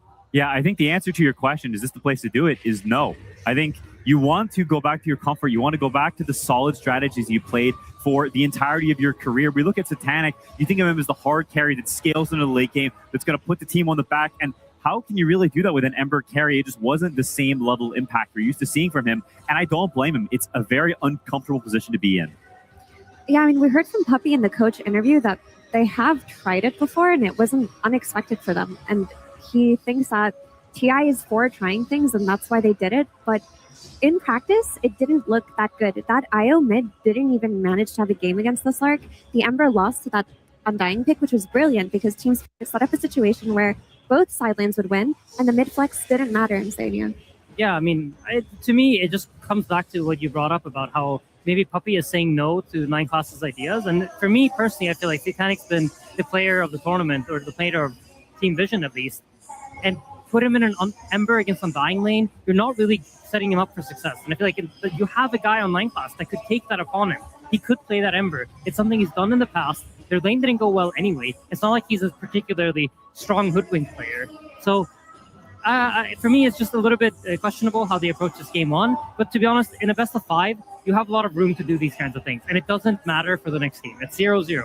Room for error, room for growth, whichever way you want to look at it here. But it definitely felt like a game of bluffs in some way as well, because whilst the execution was incredibly high from Spirit, it felt like that they were coming in almost as a continuation of the best of 3 that they had in their upper bracket 2 days ago, where it's, we actually know what you like, we know what you don't like, and so they try and put Lal on an uncomfortable slog that he hasn't necessarily shown or proven himself on the same way he has other heroes, and vice versa, again, where Vision are thinking, we've got this Ember that we can move to other roles. We've got this IO that we know is comfortable mid. But at the end of the day, Quinn, I'm not really sure how that mid matchup played out. You said that it should be something more favorable to IO, but we didn't see that in eventuality. Yeah, I think it probably should. It ended up being where Slark takes a relatively decent early CS advantage, and I think you can chalk a lot of that up to no one's inexperienced on the hero. It's quite a very player-specific hero. You need a lot of reps into how you move the spirits back and forth. It's a very finicky, I don't know, very IO-specific mechanic that not any other heroes have. And so I think I chalked that up to inexperience, and I think it's not just sort of a fault of vision, but it's a skill that Spirit is really good at. And I think specifically in finals, I've felt this myself, that they are really good at taking you out of your comfort zone. It's not just, taking in a way that forces you to do that, or you feel compelled to it, almost like they're mind controlling you. On that topic of potential inexperience on the mid IO, that may very well be true, but watching it play out, I don't think IO has any inherent advantages against Slark. The way the hero functions in the mid lane is it just farms. You trade farm, and for mid heroes to punish melee heroes, they have to make it so that if the melee heroes walk up to hit a creep, that they take absurd amounts of damage, and that just doesn't happen at later levels. And I think fundamentally the concept there was also wrong. We're going to look at the earlier mark between these two, right? Looking at about 10 minutes, I feel like that's that moment where you're wanting to see a little bit more movement coming out from your mid. You're hoping that they're going to be up the playmaker or the solid rock for your team, and hopefully that they've had a good enough lane for themselves. But when it comes to this mark, it's not necessarily a glaring obvious who is doing that for their team, right, Quinn? Yeah, it's very even, and you've got the pressure on the side lanes, and I think that's Spirit. That's how they love to play. They want to have Laurel just chilling, playing some matchup that's whatever, that's normal, that he's fine in, and they put pressure and they put the precedence on their side lanes to do well and have good matchups. And I think that came to fruition completely this game. It's exactly how they want to play. It's a bread and butter Spirit draft. I feel like the main thing that I take away from the is the net worth. The Wisp has to be a lot more farmed coming out of that matchup. Honestly, it needs to be almost 1,000 gold higher. Oh, wow. At minute time. Okay, that is a big difference. And you mentioned something briefly, Quinn, where you're talking about it's a lot down to the side lanes. What's happening on the action there as well? How much more can their mids offer, depending on how well their side lanes are going? And we've already talked about it. This is the first official we've seen Satanic on that Ember Spirit. And luckily we have Purge, who's going to give us more information about how it played out for him. Yeah, they tried out the Ember Spirit with the shift to the safe lane. They thought they could make it work. Last I saw was Team Liquid playing it. And it's definitely a little bit harder here. Satanic did his best. He did some nice little tricky things like dodging the Willow blasts here. But after a quick level 2 on Willow, she got a D ward here. This really nice root is going to guarantee the kill on Satanic. That got him a first blood.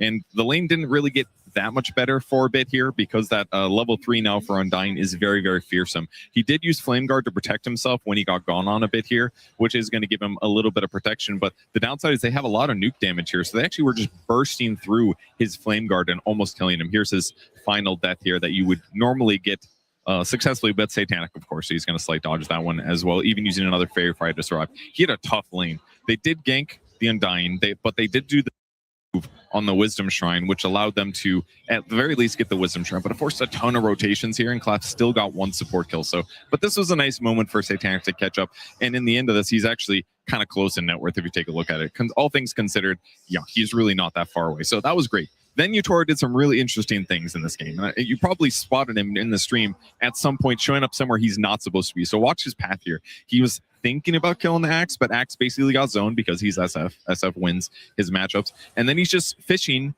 to do mid pressure. There's a catapult at this moment. So this is a really good time for him to be here, because if he's just successful at helping to get a kill, then they get a whole bunch more damage. And this is probably the moment you saw him on stream when he came here and double raised the enemy mid. This is kind of crazy to look at, but if you look at what happened on the map here, he's basically forcing the IO to go farm these camps over here, which means he's super far away from the mid lane. So it basically makes it easier for them to pressure the mid lane and for his Slark to get as much farm as he wants. And a short time later, he basically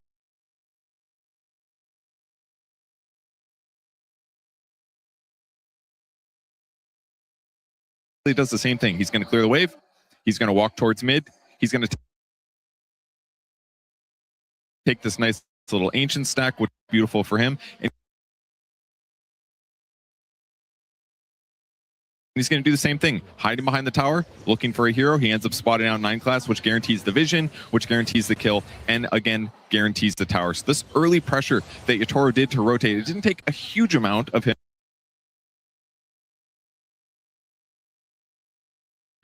He lost a little bit of gold, but he got some nice ganks, and that pressure really opened things up on the map. The mid was opened up. Collapse had this really sick play, getting the kill on Satanic, and as a whole, the lanes just went great for Team Spirit. Thank you so much, Pudge. We're seeing it play out in real time. The Toro of TI-10. That's what he was praised for time and time again, was how early he was willing to rotate to mid, how he was willing to help out other cores despite this more traditional viewpoint of a carry being the number one farmer. You're supposed to always be farming if you're not out there in your lane. And at the end of the day, he goes, well, there's other means to get kills. There's other means to be able to shut down our opponents, and that is pushing the mid laner out as far as possible. Yeah, I love those clips. I think that it really shows some of the skills that the Toro doesn't always show, but somehow when it comes to TI, when it comes to the finals, he just builds this extra awareness of places he can be, places he can pressure. These are split-second decisions that you need to make in very specific moments, or you're just going to miss the opportunity. And he's so in the moment. He's so clutch in these finals. Almost no one else would make these moves, but Yatoro in zone is just a different beast. To add on to that, it's just Team Spirit's understanding of which lanes to focus on has always been some of the most impressive out of all the teams in Dota. But they have this knowledge that if IO doesn't have any kind of farm, they won't be able to make moves because both side lanes were shut down. So if they move their emphasis to the mid lane and pushed no one into the jungle, then there really was no tempo or counterplay for a very long time. And I do have to give them props for how they set up the Disruptor. Playing Disruptor with Slark's night vision and an SF coming mid, you're just happy in that situation, aren't you, Insania? Yeah, I mean, I think when I played Disruptor, two of my favorite heroes to lane with were TB and SF, and it's just because they provide so much overwhelming damage. Whenever you glimpse someone back, they just immediately die. And that's like what they do on the lane, but then Yatoro takes it one step further, and he just makes sure that he's connected to all the moves that Disruptor wants to make. When Disruptor wants to move mid, well, he's there to provide the damage. And now suddenly, anybody that's within 1,600 range of a Disruptor is just dead. Yeah, you can see it even from just the positioning. The SF is not playing like a typical turret and that he's standing behind everyone. For the majority of this game, Yatoro was standing in front of everyone because his supports wants to stand behind. He's charging at them so then the Disruptor can glimpse them back. That's such an unusual sort of switch of priority in how you're even just standing. These are the little things that go into the greatness that is these tier 1 carry players or tier 1 players in general on the biggest stage that he sees in the moment. This is a time for me to walk up and chat up for my supports who are going to sit behind. Compared to the inverse, that is amazing awareness in the moment. The domino effects that can happen in Dota are so beautiful because like when you think about it, you're like, okay, Slark, night vision. And yes, Disruptor, he needs vision. But if your side lanes are so overwhelming, you can play on the first night after minute 5. That's when the laning stage occurs. And that's when a lot of the kills were happening after those first 5 minutes. So from the first night to be able to make that many kills happen off of your vision strategy, we don't see that very often. Usually it's the second or third night that this really becomes significant. I don't think I've ever seen a first night be that impactful. It's rare. It's honestly super rare that you have like a Disruptor in a winning lane, a Slark mid of all things, and then the carry willing to connect as well. So I think all three of these things have to align for us to have this beautiful early game. I just love it. The way that the draft played out, well, like this is one of the biggest cooking sessions that we've seen Miposhka be able to do. A Disruptor that hasn't been picked at all in this TI, like the fact that it goes 2 whole weeks completely overlooked, even though SF, even though Slark have been gaining traction. SF was definitely one of those things that in this patch coming in, people were first phase banning. And so we talk about this cycle. Now it's back in the hero pool. Now there is adjustments that need to be made. And more importantly, that pressure is on Vision. We've seen them lose games, but they're in best of 3s. And it's normally a game 2 that they're losing when they're already up. So now they're going to be starting the best of 5 on the back foot. Yeah, there's room for experimentation because you need to be able to have 3 games to win, but you've done your experimenting in a game number 1. And so when it comes to a game 2, even though that experimenting didn't work, do you still have faith that you need to go down that route? I feel like you mixed it up. I don't think they went for this Ember. The idea was Lard doesn't play Slark, and coming into the series, I would have said the same thing. Okay. So, you know, Spirit kind of catch them off guard. They got the Slark, they played the Ember, and now you're just going to shift priorities. You have so many other heroes in the Ember Spirit. You're not reliant on this hero. You know, there's a difference between a team like Vision and maybe Enigma that needed to play the Ember. These guys have a lot more up their sleeve. Yeah, you're here for a reason. You've proven throughout the entire tournament that you are one of the best teams, if not the best team in the tournament. That was not a fair showing of their true potential. They're playing extremely long off comfort on multiple roles. Go back to what you're good at and show the world and show Spirit why you're in this final. You deserve to be here. This is not the moment where you push over and say, they're just better than us. This is where you steel yourself and you go back to this and say, we're here for a reason, and now we're going to show you. Yeah, that felt like a statement by Puppy that if they take Ember away from Team Spirit, then Laurel doesn't have heroes that they're uncomfortable dealing with in terms of tempo. Because if not the Ember, what have we seen Laurel play that pushed the Team Spirit supports forward on the map? I mean, another hero would be Pango, but it hasn't been that successful this tournament for him. And Puppy basically just said that our plan is to take it away. And if they do plan on taking it away again, it would just be with Slark being factored into the bans. I don't think it's a bad idea to go for Ember.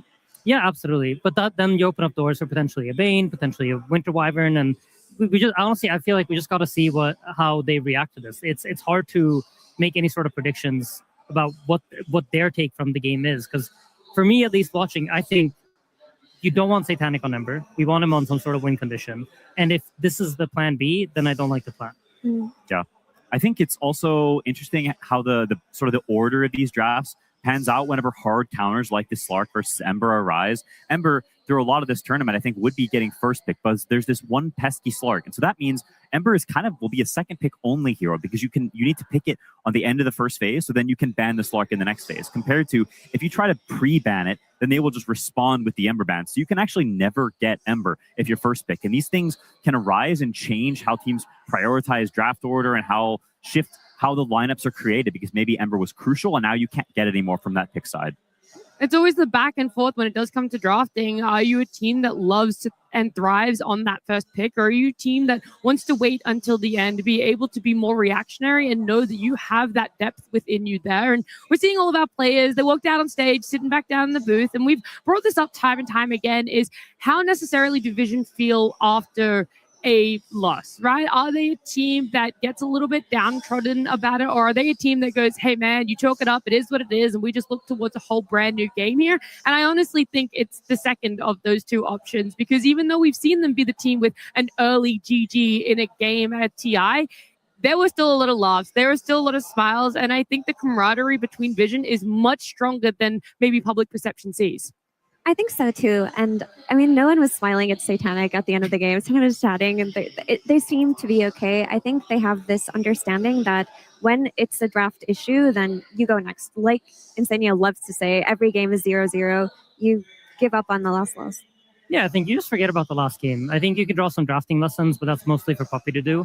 And I think for the players, it's just, we're going to go into the game, we're going to run it back. We had a series against Spirit before where we lost the game, and it's nothing new to us. We've done this before. And I feel like they've proven throughout this tournament that they are not fazed by losses. This has happened so many times. And this whole idea of like, they used to be a team that tilted out a series or stuff like that, it just doesn't apply to them anymore. Yeah. And again, they have so many approaches they can take in a draft, Quinn, like their Lone Druid or Nature's Prophet. Yeah, I totally agree. I think they've got plenty of tricks in the bag still. And I think they've also gotten, I hope, some of the jitters out of the way. If you look at some of the clips that Purge was showing, the Ember Spirit walks back into a bramble, or no one maybe is CSing, it's a little bit off in lane. I think some of that is, it's a grand final. It just feels a little different. It's a little bigger, grander, scarier. You love to see it. Bro knows it's him. You love to see the smiles in finals. I think it's very easy to get sucked into, especially when you're down a game, the stress and pressure of, we're down, we need to come back, we need to fix things, there's problems, and these can mount up and feel like this overwhelming dread sort of enveloping you. But I think the ability to not, only try to win, which is the most important thing, but also appreciate this is a very special moment you may never get again. You never know whenever these things will happen. Dota is a very competitive game, and people fall by the wayside all the time. And so I think being able to laugh and appreciate the moment, the privilege you've been given, I think is something they should all very much look to do. We also saw just briefly there, we had Not Me come up on the screen, and I think it's a face not a lot of people are familiar with for two reasons. One, this is his first TI appearance. You're making it to a grand final with a veteran and a decorated org such as Spirit here. But on top of that, he shaved his beard off. And I know coming into the grand finals, we were all discussing, is it going to be Voltoro? Well, over on the Chinese stream, Delph was talking to Maposhka and asked Maposhka about, did you guys consider shaving Yatoro's head? And he goes, it worked twice. We don't really think it's going to work a third time. And as the rookie, Not Me had to tank it, and he was more than willing to shave his beard instead. I love that this is kind of an initiation ritual for Team Spirit. Specific culture in this team, and you can really watch it unfold in moments like these in the TI Grand Finals. We've alluded to draft alterations that need to be had. The preparation and the pressure of those said drafts really falls on Puppy and Maposhka, and so we'll see how it pans out for game number 2. Team Vision vs. Team Spirit. Grand Finals. Game 2. Spirit is up 1 game here in a best of 5 for our TI 15 Grand Finals. We 1, and it has been flipped this round. It's going to be Spirit with their first pick, and so bring back all of those theories that you guys were crafting. Where does this Ember take priority? Lock fall in the draft if you're willing or wanting to take Ember in the first phase. There's this really cool thing you can do here if you're Team Spirit. Like, let's see, we're going to see Vision's 2 first bans. And if they notice that there's like 2 heroes that they want to ban out, that we know they want to ban, and we don't want to give them the opportunity to do it, you can ban out the Slark, forcing them to ban the Ember, and then giving you one of those heroes that you want to play in the upcoming situation. Yeah, it's definitely something you consider. And with the way the bans have been changed over the years, the order of them is very important. And trading bans in that forced way is definitely a smart and cool tactic. They choose to pass on it in this instance, but it's something that may come into effect in later games as well. With the Nature's Prophet taken out by Team Spirit, I think if you're Team Vision, you can comfortably lean back on your Lone Druid. I mean, there's always the concern of the first pick Winter Wyvern coming out from Team Spirit, but you have 2 bans here. Instead, they ban the Bane. Bane covers for Ember. Yeah, I wonder if these will be the bans that they continue with throughout the series. Sometimes you're wrong about the first phase bans. It can be a bit tricky to actually get those right, and it's so much easier from a third eye perspective, or from after the series to feel like, oh, obviously we should have banned this instead. Nature's Prophet was too broken. But sometimes you get mixed up and you ban the wrong heroes in the moment, and I think considering those and really making sure, is this really integral to their draft? Is this what binds them together is such an important thing. At their final ban here, and what's been left in the pool from game number 1 is that Wyvern. It's also the Earth Spirit and the Coddle, and now it feels like you're in a tricky situation because at least 2 of those are getting through, along again with maybe that Ember. I mean, I think that you have a lot of things to consider here, right? If you ban the Slark, then Spirit picks Ember. Are you happy to play Earth Spirit into Ember? We've seen quite a lot of success in that matchup specifically. Winter Wyvern has been Spirit's go-to first pick, I feel like, in every single game that we've seen them play. When it's there, they always go for it. So it's a tricky situation. You have to kind of look at the matchups that you get and what kind of trade you want to make here. They definitely could go for a Spirit trade. They've left Earth Spirit, a hero that's been very, very dominant. Laurel's very capable of. Ember is a classic response. It's not really a lane counter anymore, but in the game you buy Vessel and you buy Mage Slayer and you can negate some of his fighting with your own fighting. So they could be saying, hey, you take one Spirit, we take the other. But Spirit declines the trade and says, Yatoro cooked so hard last game, we're just running it back because we don't think you have answers. I wonder if they think that Notice Hero Pool suffers very hard against the Shadow Fiend, because there is always the potential of a Darkseer coming out to counter the SF, but maybe they think that that's very easy to deal with any kind of Dispel, any Enchantress, any Largo. I think the Darkseer against SF matchup is very much a laning, or not so much of a laning matchup, and I feel like the way that Team Spirit are playing right now, I feel like if they can guarantee that they have side lane pressure from Yatoro's SF, they're just going to go for the SF, looking at the matchup, seeing like nothing really pressures us. They might be counters us down the line, like we saw them earlier today run the TV themselves. So there are ways to deal with it, but they just want to get that pressure early on. They don't want to let the lanes snowball. And Team Vision go for the Earth Spirit. It's a very solid response. There's nothing wrong with this at all. And to be honest, I already like this opener more for Vision than I did last game. This Earth Spirit hero, it's just so good against all the turrets because you have a way to gap close. And so you get on top of the Shadow Fiend, you make him start running. And the whole advantage turrets have is they can hit you while you run into them. So if you close that gap immediately and you just roll on top of them, well, now suddenly he's running away. And those are valuable seconds that he's not hitting you and dealing DPS. Yeah, on the flip side of that is Earth Spirit kind of struggle when he rolls in and there's a turret hitting him. Like if he misses his initial stun and he doesn't have backup, you're getting 5-shotted by the Shadow Fiend. So a lot of it is execution based at later stages of the game too. And Darkseer does get taken out. I think once the Earth Spirit shows you can't let Darkseer through, it just creates too strong of a combination. Yep, absolutely agree. I think, if you have the opportunity to ban heroes, of course you should ban the heroes that counter you down the line, right? You don't need to give away the possible best matchups with your opponents. So good ban from Spirit here. I'm trying to think, because we've talked about how important the supports have been in this, and I think, there you go. The Coddle's out. This was a hero that pairs very well with both Ember and the Earth Spirit. Any sort of Spirit, really, Coddle's happy to play with. And 9 Class has proven to find opportunities to make moves with this hero that no other player has done at this tournament. Yeah, it's very impressive. I think also, I mean, the man on camera, he has been so impressive. And the fact that there's a clockwork first phase ban, a hero that no one else really cares about that much, but he is so terrifying with the accuracy of these cogs. They feel like they have to first phase ban it every game. That's so much value. That's why you're getting the Shadow Fiend, is because he's so proficient at that clockwork. These things add up like crazy. Rue is good too. I do think you have to account for a potential Ember still on Vision, like maybe an Enchantress for Ducalis or something, because it's still in the pool. We know Laurel's going to play it. Yeah, there you go. You've got Nice call, Mira. the spells for the Flame Guard and the mid pressure. I do wonder though, if you're getting run at nonstop by an Enchantress as an Ember Spirit, like what do you need from your supports when?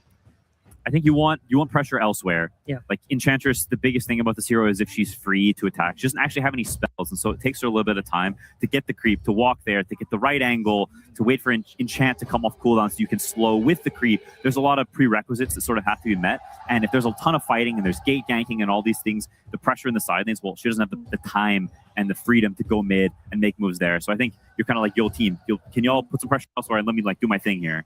And I think that is Spirit's MO, right? Like they want to have that side lane pressure to prevent you from going mid, to prevent you from pressuring this Laurel potential Ember Spirit. We haven't even seen it yet, but of course we have to consider it here. I love this. They're moving the priority up on the Slaughter because we saw it get banned out in the final phases of bans. And I know that they were going for more of a different trajectory when it came to Spirit, but to be able to have it so freely right now, I'm like, I'm excited to see what it's going to bring in a grand final. That's really cool. I mean, I love the combo of amplified damage with SF, but outside of that, Slardar was kind of the lane counter to Earth Spirit for a while last month, and people gave up on it. I think another nice dynamic with Slardar is Lina, who's very popular in this patch, has been shown to be countered by Slardar the last couple of days. Yeah, you're reducing options, right? You pick Slardar, you know they're not going to pick any Linas from this point onward. Also, I think what Spirit does is really cool here because they have the flex on the Slardar, right, between the mid and the off lane. But because they already see the mid laner, they know that they guaranteed have one good lane for the Slardar. Even if there comes the hardest counter pick of all time on the safe lane, guaranteed can put the Slardar in a nice position, but they could still put it on the off lane if you don't address this. So now Vision have to address the Slardar in the off lane, so that, or they're gonna just end up playing against mid. And it's a really cool draft here from Spirit. I love what they're doing. Do you think Enchantress is enough versus an offlane Slardar? Because you can just spell sprint and maybe go for a kill combo? I think it's a decent hero, but the thing with Enchantress is she doesn't really do anything except auto attack, and Slardar has really high armor, so he tanks that pretty decently. It's also kind of a cool situation in that Vision, whenever you see Slaughter SF, you want to pick the high armor carries. You want Phantom Lancer, Terrorblade, you want Illusion Bros that can outscale the Shadow Fiend, but it's tricky to actually pick it on 16, 17 on the Underlord Rubik spots because you're going to get counterpicked by the offlane because of that Slardar flex. And so because he can go in either lane, if you pick that carry there, well, suddenly a bunch of magic damage is getting slapped down right after, and you don't have as good of a matchup anymore. And so as it goes to the last pick, they have the option to ban the Terrorblades and the Phantom Lancers, these heroes that counter the Shadow Fiend, which, you know, sort of goes more into just a very nice order of things from Spirit. We're going to be waiting not too much longer for what Spirit are deciding for themselves. And it is that Undying. And again, it still keeps a lot of things open for themselves because we know how strong of a lane an SF and Undying can be together. But we also just saw in game number 1, Collapse won't shy away from picking up that Undying too. Yeah, there's absolutely the potential for Collapse to play it. I mean, we touched upon it earlier in the tournament, but this Undying has some purpose when playing against Earth Spirit, where if Earth Spirit rolls in, and nowadays Earth Spirits tend to have a very low level roll, max out the other 2 spells, Undying can slow you, drop a tombstone, and you just can't get out of that fight. And all the Spirit heroes, they love to kite, they don't like getting slowed, they don't like being rooted down into one place. And these are 2 of some of the high strength gain heroes in Dota, in Earth Spirit and Underlord, and an offlane Undying is a very strong counterpick as he scales. Yep. Keeping the flex potential open. It's very, very nice. And Mira mentioned it earlier, but Earth Spirit rolling in, Spirit loves to conceptually counterpick you. Well, now you want to roll into the Shadow Fiend, well, you're going to get amplified. Undying is going to hit you, and now you're going to get completely exploded by the physical damage. And so they've turned what you thought was a counter back to countering yourself. And they're flipping that script and changing the way the matchup dynamics work and proving that matchups are not one-dimensional. They're based on all the other heroes at play. It's such a cool concept.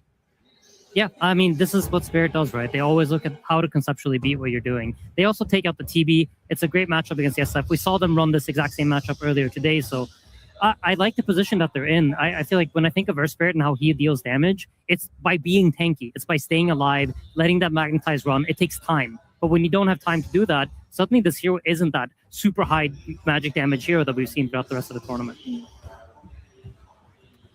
What's another carry that Spirit might be looking at taking out then that also fits a similar sort of playstyle or item timing that TB does? I mean, you're looking for something with a lot of armor. You want heroes that naturally buy agility or buy ACs, buy like something that has a lot of natural armor. Yeah, we saw the Luna from Yandex earlier or yesterday, and I think that could definitely be something they look towards. It's some hero like that. It's a traditional Agi carry that, I mean, I love that for them, for Vision now, that they get Satanic to play what he wants to play. He gets to play the heroes he's practiced for his entire career. The anime protagonist hero, that's what Satanic is best at, and they've set him up for that compared to last game where he's playing the complete opposite. A lot of his go-tos are kind of uncomfortable in this position, though. I mean, I think the only one that looks decent is the Templar Assassin, but we did see her lose to Slardar yesterday. Yeah, I mean, the Tiny Band, I think makes a lot of sense, right? It's just his ultimate gives him armor.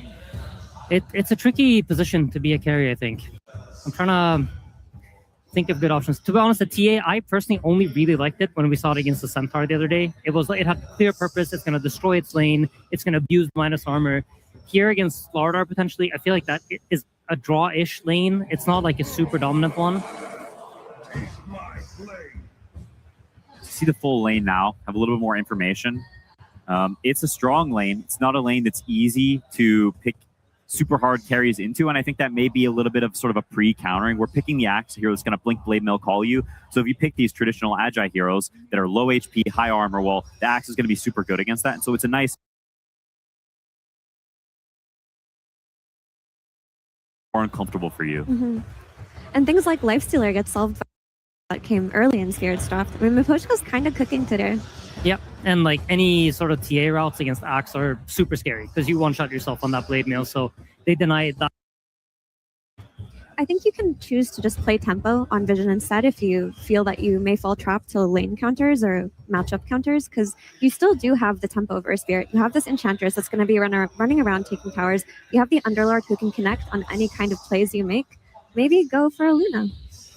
I mean, to be honest, I like Luna. I was thinking about Lone Druid for a bit, and then I looked at Spirit's heroes, and I'm like, okay, absolutely do not pick Lone Druid into this, because there's so many ways to deal with this bear. The bear won't be tanky.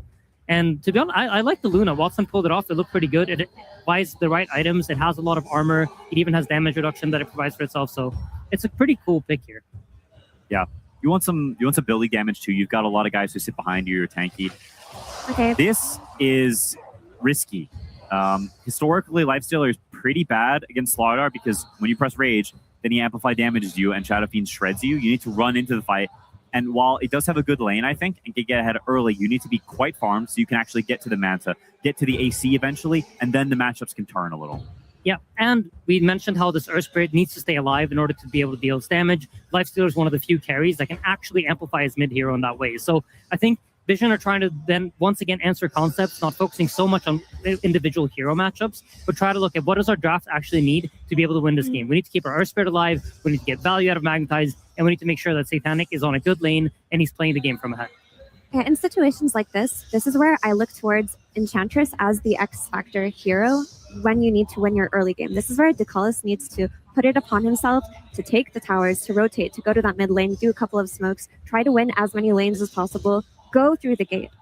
It's a collapse Undying, by the way, which does mean our Axe is position 5. Okay, so they flipped the script.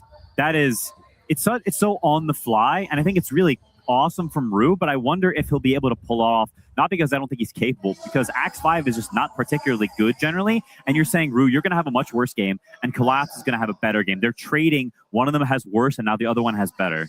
Yeah, so forget what I said about Satanic having a good lane, right? They're deciding, like, we're not going to let that happen. And Spirit are prioritizing the things that they think are more important, right? They think Satanic being shut down is more important than Rue having the best lane possible or, like, the most comfortable hero possible. So they just believe in his skill. What about it makes it so that a Lifestealer is having a more difficult lane? I mean, to be honest, you're just getting decayed. You're a strength hero, and so every time he presses his first spell, you're losing 4 damage. You're losing 4 damage, and that just keeps happening, and you're getting out-traded, and it's an 8 damage differential swing, right? Undying is getting 4, and you're losing 4, and so you keep getting out CS, and that keeps mounting over time, and it becomes a big problem. So you're either losing the damage or you're getting pushed out of lane is essentially how we are going to see Satanic play this. Yeah, pick your poison. You're just going to get outlasted, unfortunately.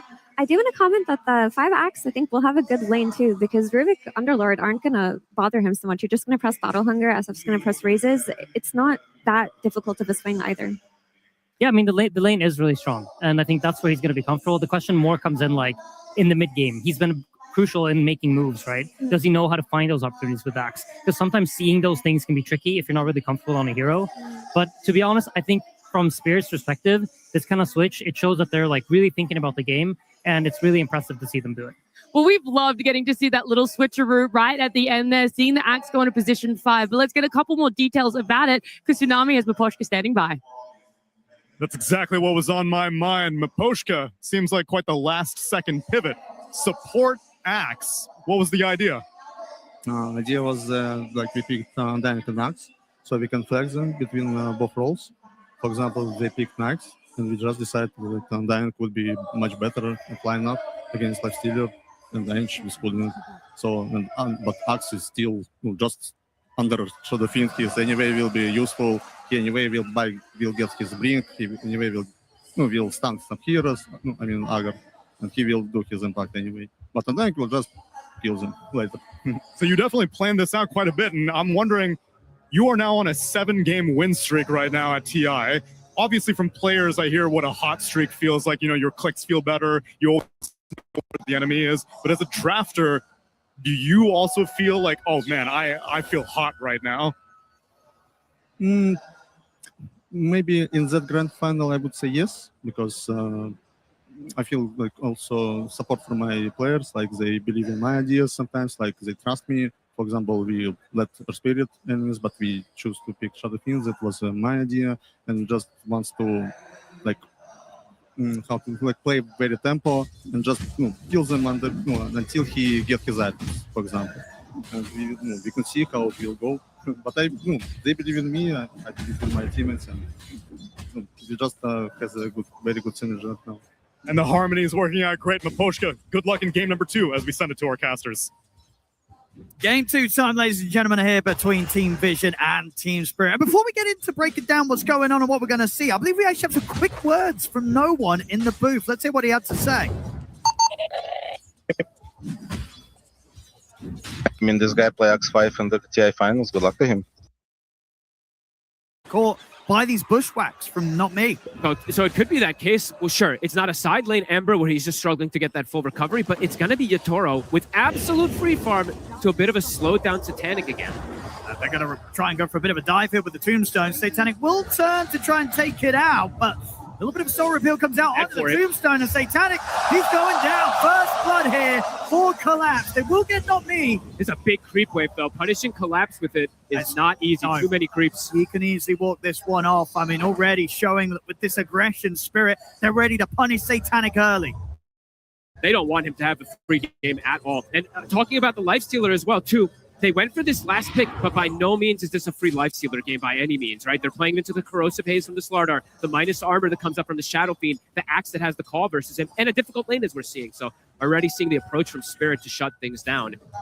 No one, though, he's going to be that one to watch. His Earth Spirit has been phenomenal in these games. Absolutely can punish these side lanes if he's off to a good start. And he is off to a good start into a counter pick matchup. Fine class. He's got to be careful. He tried to strike from the side here, but Collapse and Nami just turned towards him. He's dead. Blood grenades on him.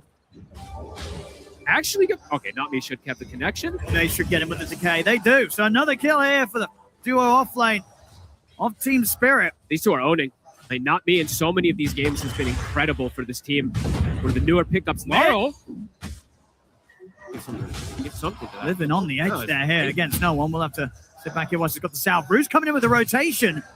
Oh, this is clever. I mean, the Battle Hunters slowed things down. They were able to prime the bash into the crush. That'll do it. They bring down no one here with the rotation. 9+ is going to try and turn up and get through in return. Oh. The call's going to buy him a bit of extra safety. Not enough to survive the tower, but enough to maybe just set up for Lyle to get a second kill here in the minute at the same time down bottom. They've just killed Satanic again. They're breaking the game, and the movements that they're doing is forcing these reactions from Vision that they're not used to having to do. They probably want to have their usual game plan where they're like, okay, Enchantress is able to get a creep. I'm able to swing toward the mid lane, play around this timing.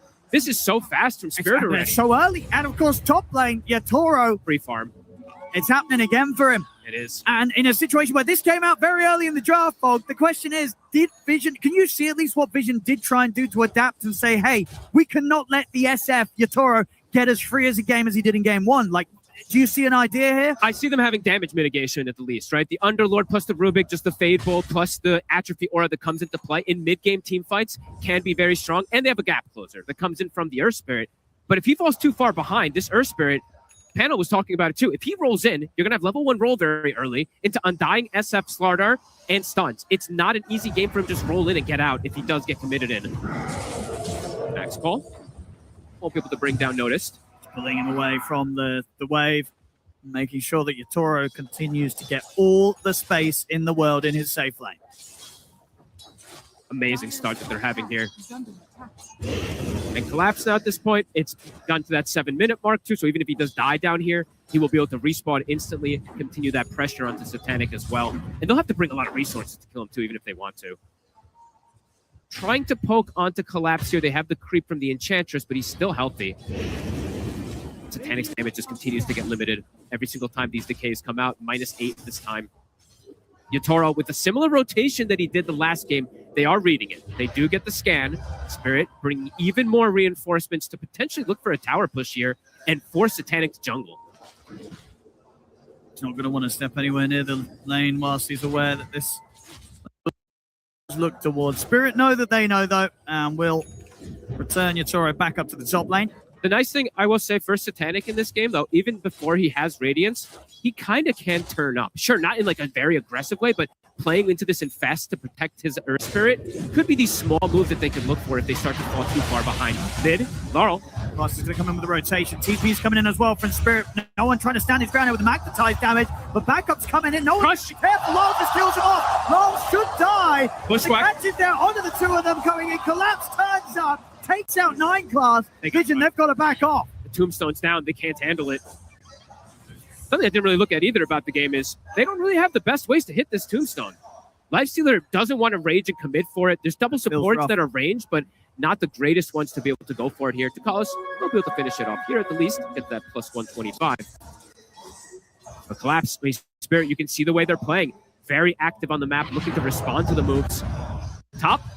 They're going for Yatoro. Good connection. He's got backup for Not Me. Which went there onto No One. Not Me. Ready to set up onto him. Heavy damage here with the Acorn shot. He's dead. The Amplify puts that is a very, very painful death for No One. Turning up to the top, immediately getting destroyed on top of Notice, getting dove, taken out. These are so painful, these early deaths here on these cores, Fog. Not Me is owning. Look at the damage from the Acorn shot with the Orb of Blight, with the Amplify. Earth Spirit just comes in and dies immediately, put at negative armor. These are incredible moves from Spirit, and teams have talked about the best way to deal with Earth Spirit currently in this meta is shut down his early game. The hero is a lot about that momentum. Yes, he has absurd scaling, but if you slow down the vessel timing, this hero can fall off pretty quickly with how much damage he can put out versus these tanky heroes too, which they do have. They have a Slardar, they have the Undying. Laurel having a hell of a game this time. Last game, he did struggle a little bit in the mid game on the Slark, although his team was owning.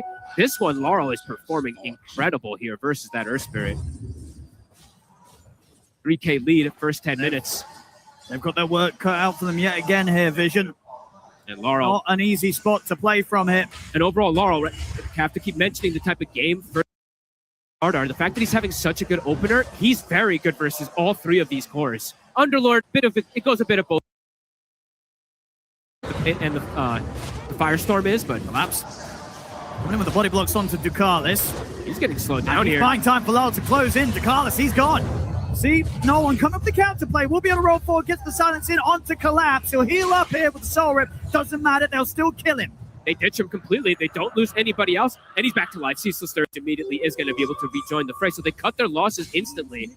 And now potentially going to go for another V-move here. Not me and Rue. I mean, they're preparing for no one returning to the mid. Has an innovis on Not Me. No one's not careful here. He could get caught. Going to see Takali's come in just so that there is some sort of backup for no one. These levels on the supports from Spirit, they're both level 6 already. High burst potential here. So much damage amplification. The Slardar, the Undying, as we're seeing come into play. They have to be very careful how they set up for these moves. Night Class, let's see what he's able to steal. That's a really good one. He's going to be able to find the crush. Just don't want to fully commit onto Lyle. No, not just yet. Not me, still getting some pretty valuable information. This is reminiscent of last game. Yatoro in the enemy triangle. Farming Ancients already at this point. Lifestealer not in a position to be able to do anything like that. But the important thing for Satanic is, though, he hasn't been pushed out of his lane. Isn't forced to just jungle right now. He's top 3 net worth. Last game, he was already by far the bottom of the core. So a much better start for him, all things considered. Much greater chance to carry this time. No one. Not me. Tried to make a bit of a go for this. Ooh, the innate. He's going down, surely. Yeah, Takali will take him out. So tried to go for a bit of a cheeky move there against no one. Does not have enough burst on his own to take out the Earth Spirit. Tried for a solo kill there onto him, so not me. Feeling himself. Super deep aggressive wards as we do see. Not me, I think both of them. Rue was placing one of them around the triangle. Secondary one as we do see there. Placed from Not Me. So they're going to get a lot of read of movements of where the Earth Spirit is going. So we'll see if no one can get the next connections. Carl, Blink already finished up. Very early timing. Tread, Soul Ring, Blink from the mid lane already. Starting to tap down towards the bottom lane. He's got the catch with the bushwhack on a 9 class. The Corrosive Haze is there. The right clicks come through into the crush. They're snowballing right now. With this Blink Dagger also, Vision has to be very prepared how they bring the numbers. They have good ways to bring numbers, though. With the Earth Spirit, with that Underlord, they can look to match it, but have to be careful how many kills they hemorrhage versus this Carl Blink at this point, because it's so fast that he's been able to find it. Brew now at this point also, he's playing the 5-axe. He got away with it completely. Now able to just sit back, get some jungle creeps too, gonna build toward that Blink Dagger. And Yatoro, now they're looking to push Satanic off of that lane. Satanic won't have any interest in showing his face, at least not until the Radiance is done. He's making decent timing on it, considering everything that's going down around him. They're going to try for another move here. They're attempting to get no one into something here, but he has to be careful. He can just die if he rolls in again versus all of this amplification. They've already taken the tower, and by the looks of it, Spirit, they're already backing away. With the roll forward, but they're indeed through the gate. Whoop. Couldn't get the courier either. Tried to get the finish off onto it, just can't. One step ahead, Spirit. Reading the movement. Now the courier will die. Dire's courier has been killed. No one really trying to get involved in a move, trying to get himself into a better position. This is one of the rougher starts I think we've seen for an Earth Spirit. He's fallen behind, and the record's been pretty flawless so far from no one on his Earth Spirit. It really this has. game, he's having a tough opening. There's so many ways to kill him. Just so much damage that they're building up. And again, the aggressive wards. They put the same ward they had around the triangle before, just really limiting the moves that Vision can make. And maybe feeling the pressure, losing track of the timing. It's 14 minutes in. We're going to see Spirit get both of the wisdoms. Oh, wow, that's a big deal. Brew able to just walk in and sneak it. Moves aren't connecting. Spirit reading them perfectly. Level 8 now on the supports. Not me. Almost the same level some of the cores on the side of Vision with this type of start. Collapse deviating the build this time around is going to go for the Lotus first rather than going for the Octarine. Very good Lotus game when you're playing versus the Magnetized versus the Silence. He will be able to get these saves off potentially. And it's the same build, at least in terms of skill build. Maxing the Soul Rip is going to have that extra sustain. Probably going to play as that semi-pseudo support, but also, you know, we saw how much he was able to do even with that anyway as a carry. And Yatoro's timings, he is having that clear separation. 2,800 over Satanic. His Manta coming out soon, but Satanic close to the Radiance. He is. It's an infinitely better game than the game one with the Ember Spirit. Still, though, at least for him, but for no one, he's having a much rougher one this time around. He actually is, honestly. Even compared to the IO from game one, this one's actually feeling tougher with the fact that he's already died 4 times here on the Earth Spirit. They're seemingly having all the answers for it. Just the Undying plus the Slardar feel like such great responses versus this hero because he goes in and just dies. So much damage. They have so much control. Tower now. Can Vision protect this one here? I don't think so. He'll have the Radiance.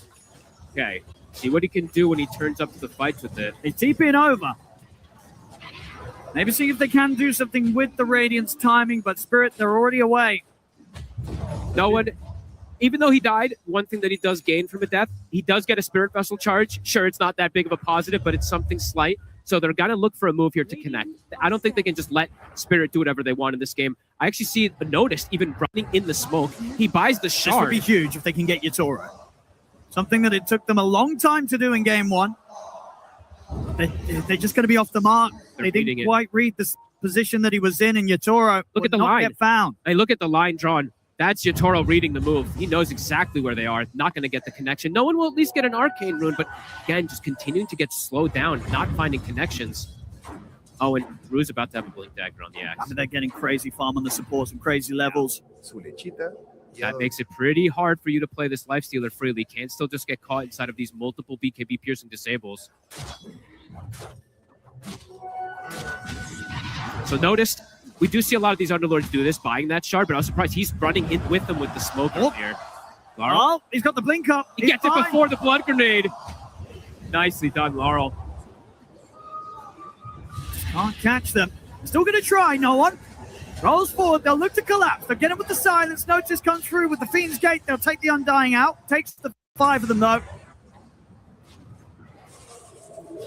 A needed move at this point to react in this type of manner. They won't be able to get Laurel, though, unfortunately, because he does get that blink out before the blood grenade hits. Brew now, that blink, it is done. So much easier for Spirit to make these moves around the map. But Vision, you said, Satanic, it's eyes on him. With this Radiance, going to go for the armlet. He's playing versus all this minus armor, and he's Lifestealer, just a great mind build for him, of course. See how much he could do. Yeah, I mean, because that's the difference, right? Last game, it was like, well, he's probably not going to be able to carry the game as an Ember Spirit. This game, there is a chance. There's absolutely a chance that Satanic can carry this. It's still incredibly hard. He might get caught here. They're going to get the jump with the crush.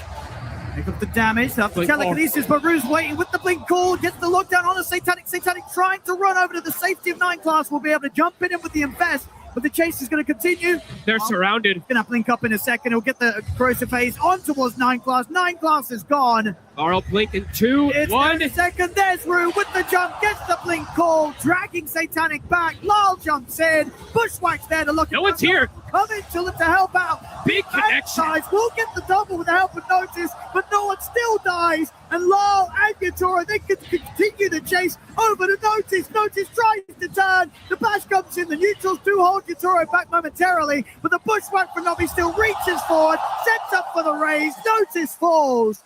They're able to at least bring a fair few of Spirit down with them, Vision, but still losing all 3 cores themselves and not being able to do anything about Yatoro.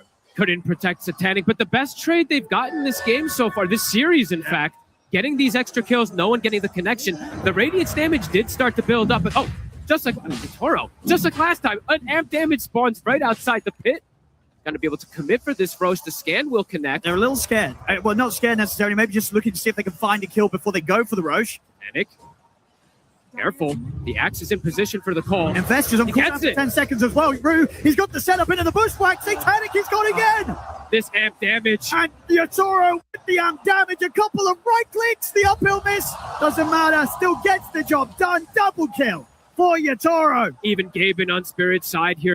That amp damage spawning down here. They're going to be able to commit for the Roche. Laurel has a medallion too that he got with his tier 2 neutral. Level 2 corrosive haze. This Roche is dead. Back-to-back deaths for Satanic. The last pick Lifestealer, even though he's having a much better entry into this game, still having those 4 deaths. They have a lot of answers for him.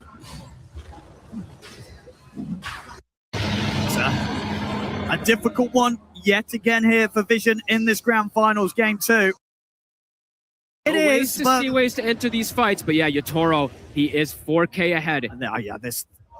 I mean, if they don't manage to turn this game and we go to Game 3, surely there's something that they can do to ensure that Yatoro's just not getting these sort of starts 2 times back-to-back here on his SF. He's making this Grand Finals look easy so far. He is. And Collapse now maybe starting to try to get into no one's head as well. No one rolls top. The rune spawns bottom. Not going to be fortunate for him. Collapse will get a shield rune.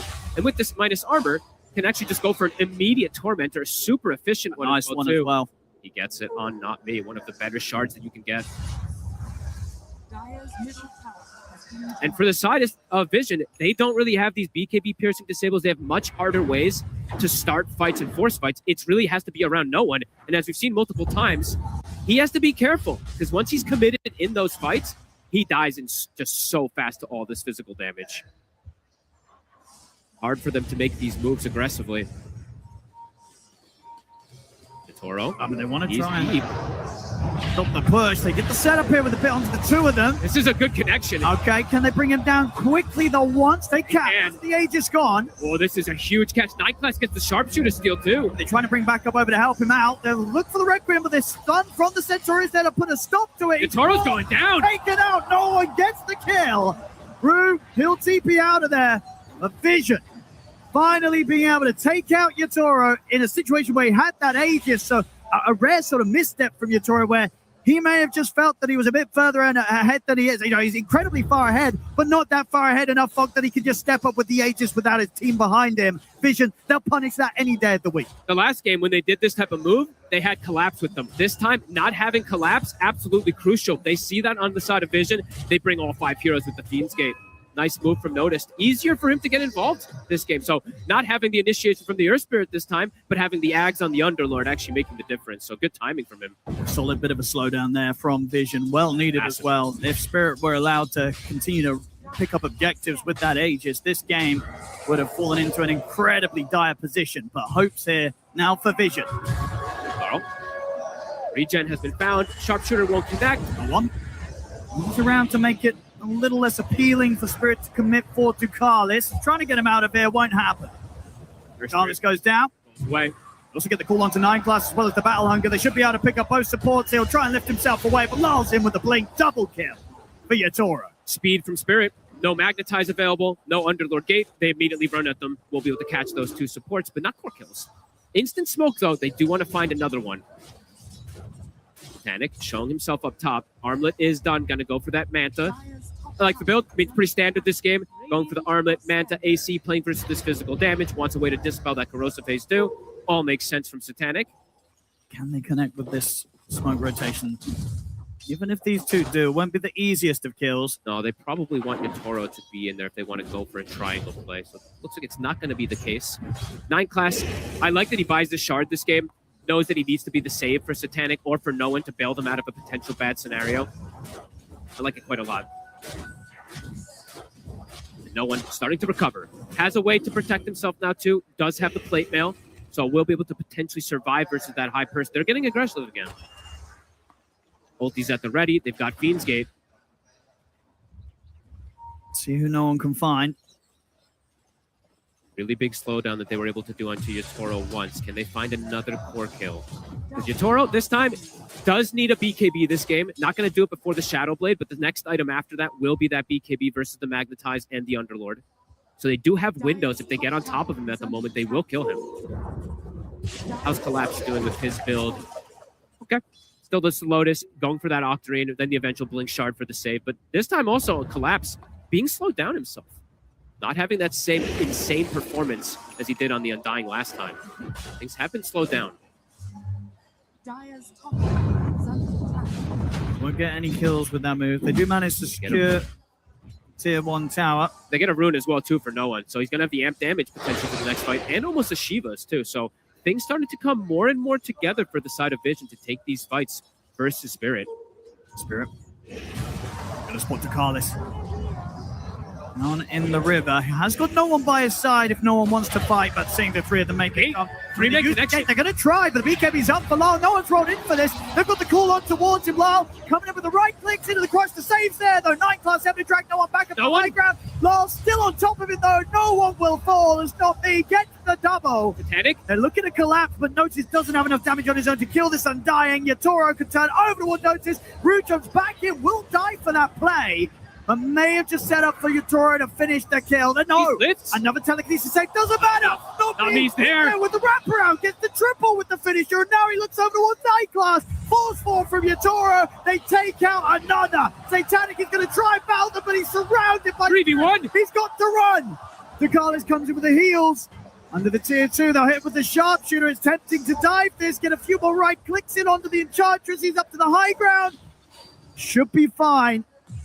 Trades coming in, a couple decent bailouts, attempting to save no one, but still gets chased forward. They have the lift, they have the infest, but the chase forward's there. Not me. What a catch from this Hoodwink. He's level 16. He's higher level than all the core, like almost all the cores. What is going on? This Hoodwink. He was just in perfect position each and every time to react to what Nightglass wanted to do. Looking to line it up for him again here. They have the Requiem. It's tricky.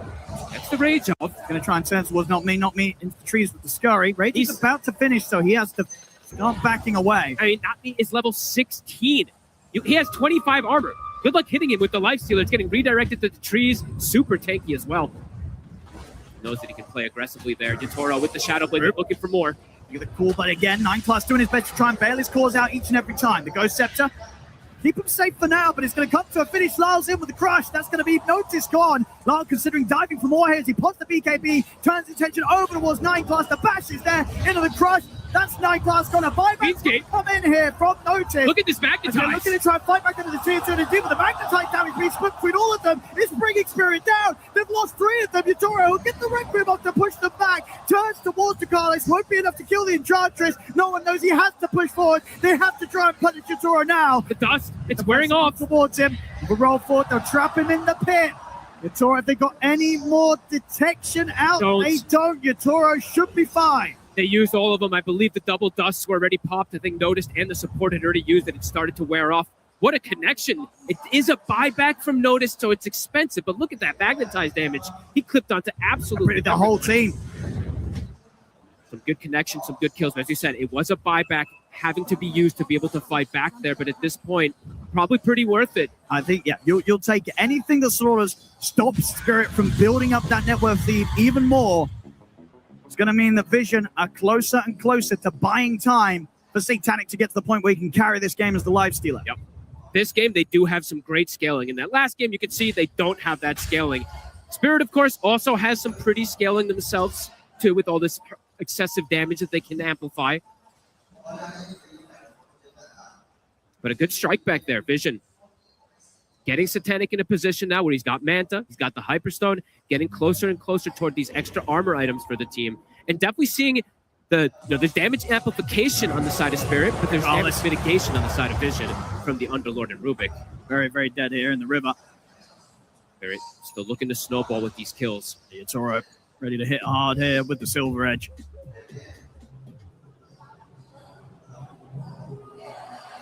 If they find anyone around the tower, Satanic. Gonna get the Rage off, but still heavy damage through. Nice Manta dodge off the call, allows him to get the infest off. He'll still get caught by the Bushwhack. Another big magnetite comes out with the BKB's up for the Ghost Scepter's buying some protection in for no one to notice, but not enough to keep no one alive, as no one will fall.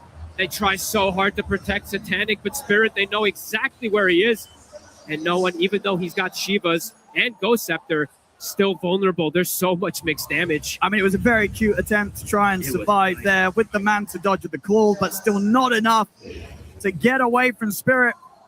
It's insane how aggressive they're playing, Owen. It's 29 minutes, 29 kills. They are not playing a farming series by any means.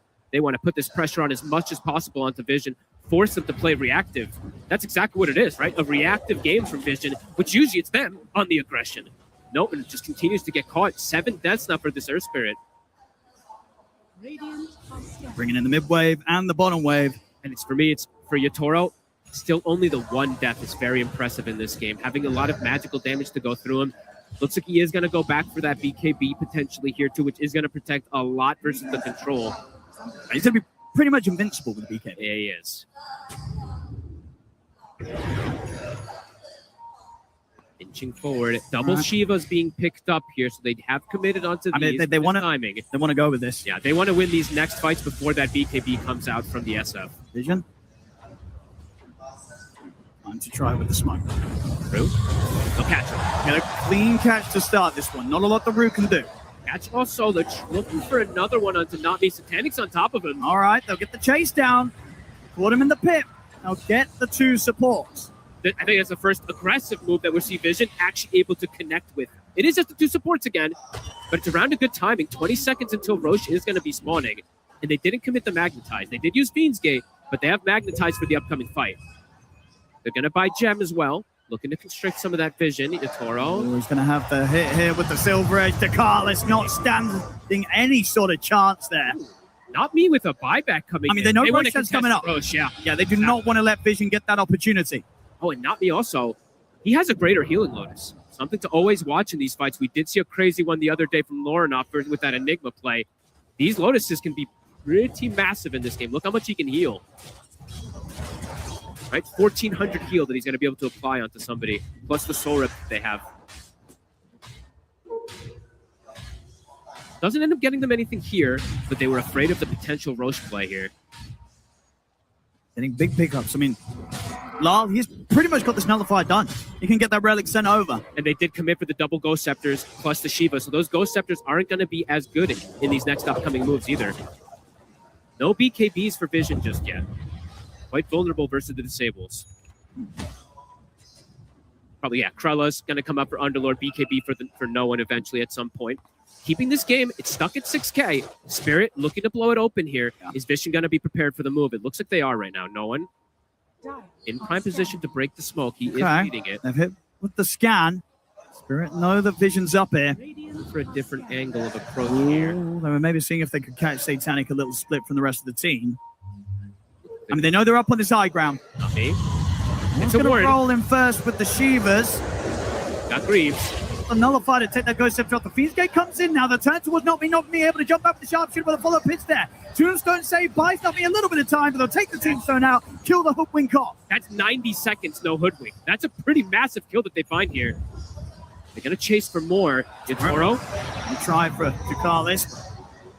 I'm not getting nearly enough hits off. Yatoro going more greed. I like it. He's going MKB. It's a very Yatoro style, trying to stall out that BKB as long as possible. See if Vision can punish that. No one. He's ready to try and look for Lal. With the silence onto him, but Lal does still have the BKB ready to press if he gets pressured, so it's not an easy hero to chase for. They have this 5v4 advantage at the moment. Really looking forward to getting more catches. Take some of these wards out as well, too, at the gem. Fighting back nicely here, Vision. Gonna start that Roche. They have the stolen Corrosive Haze.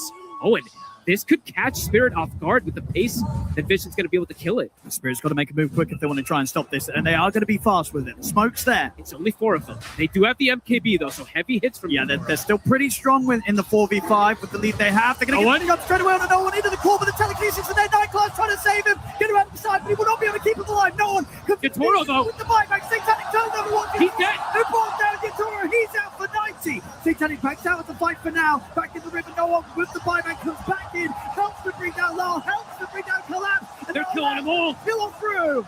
Night Class, will he live? The zombies for the Tombstone kill him, but it doesn't matter. Vision, they take the fight. We'll move into the Roche. This Aegis is there. They're doing it, Owen. Showing that they have a fighting chance in this series. Bringing it to Yatoro. Yatoro going for the greedy play. As soon as he gets got on top of, he is at risk. Yeah, I mean, I love, foregoing the BKB to get the big hard-hitting items, but that is one of those moments where, absolutely your teammates probably pinging the lack of BKB, as indeed Yatoro gets completely surrounded, and they were so quick with that play, right? No One immediately buying back, saying, hey guys, they're going to throw everything on me. You'll see it here, the buyback, there is no delay. As soon as he goes down, back in, he knows this fight is there for Vision to take. And Yatoro's just stuck inside that Fiend's Gate. He really can't move, has to just try to stand his ground. They'll give no one the Aegis since he did use that buyback before. I think Satanic is starting to feel like he's in a state where he doesn't need that second life either. He has the AC. HP pool is starting to build up also from all these feast stacks. Vision now. Here we go. With a clear advantage in this game. Finally getting some real good control in this matchup after a very tough game one and a rough kind of first 30 minutes, but now with that play, setting the score even on the net worth, And getting that kill, right? Not me. Using the buyback earlier, dying. It causes this type of chain effect that comes in here for Vision. And maybe finding another kill. Yatoro. They're going to find him. Will be able to live, but they do find Rue. Big moves from Vision. How much do they want to go for? Aghanim's nearly done on Satanic. 500 gold and he's got the point booster. One of the dream answers versus these turret heroes, just jumping inside of them. It gives you multiple different lives, essentially, on this lifestealer to play with. Getting aggressive again. Satanic starting to beat on these towers. For Spirit, they'll get enough tormentor. They will. And now it does feel like, though, Yatoro might need that BKB for that next fight. I think so. I don't know if he's going to want to turn up if he has to before that BKB's done. Now maybe he just goes for the Satanic because he's lacking in some items, right? Like some slots. Where's he going to put it in? Is he just going to replace the Mask of Madness with the BKB? We'll have to see what the choice is from Yatoro. Great strike back here from Vision. Now having a gem for themselves. Ducalis also getting close to a BKB himself. Can't write off the Enchantress's scaling. Does have this Hurricane Pike. His damage is going to start to build up. Such an important moment for Vision to be able to find this connection. A Hex soon to be picked up also for Notice, so they're going to have these chain disables versus the Shadow Fiend. Yeah, they'll go for Yatoro every single time they see him in the fight. He is priority BKB. target number one. Laurel's been able to sneak himself out because he does have that BKB, but as we said, Yatoro, he is stuck in the fights. Satanic, these items, they are quickly flurrying in. Like you said, that Ags is done. The Basher's starting to get queued up next. On me. The victory. They found him around the mid. We'll try and jump away, but they're ready to drop the Fiend's Gate. Lock him down here. No one, not missing a spell at all. Everything's landing. Not me. He cannot escape notice, surely. There's the acorn shot coming in. Satanic, ready to help finish the job. And for 70 again. A long time here to not have the full 5-man up on Spirit. Just on even footing, you're seeing how much stronger Vision is. Sure, there's no gold lead, but you can feel how much stronger their lineup is now at this point, and having this Aegis too. Gotta start beating on high ground with the banner. Yatoro has the Ogre, or the Mithril picked up here, so you can see he does need this BKB for that next upcoming fight. A Hex, though, is picked up, so he could get chain stunned before he gets it off as well. And Satanic, he's just taking the barracks. Posing the question to them, how do you push him off? Nami still dead for 35 seconds. They need their entire squad. Might just have to sit back and watch this Mibrax fall. Vision, get away with the objective. No interruption. Very good connections. Yatoro, BKB is done. He sells the Mask of Madness away. He doesn't have that lifesteal to stand his ground, but at least has the magic resistance versus this heavy disable that's coming in. We'll have that window in 30 seconds where the Aegis expires if they want to try and strike then. I think that's probably the biggest move they could do, right? You smoke, you look for the Earth Spirit, and if you kill him, you're going to have a massive number advantage since he's not going to have that buyback to rejoin into the fight. Initiation is still going to be crucial for both sides.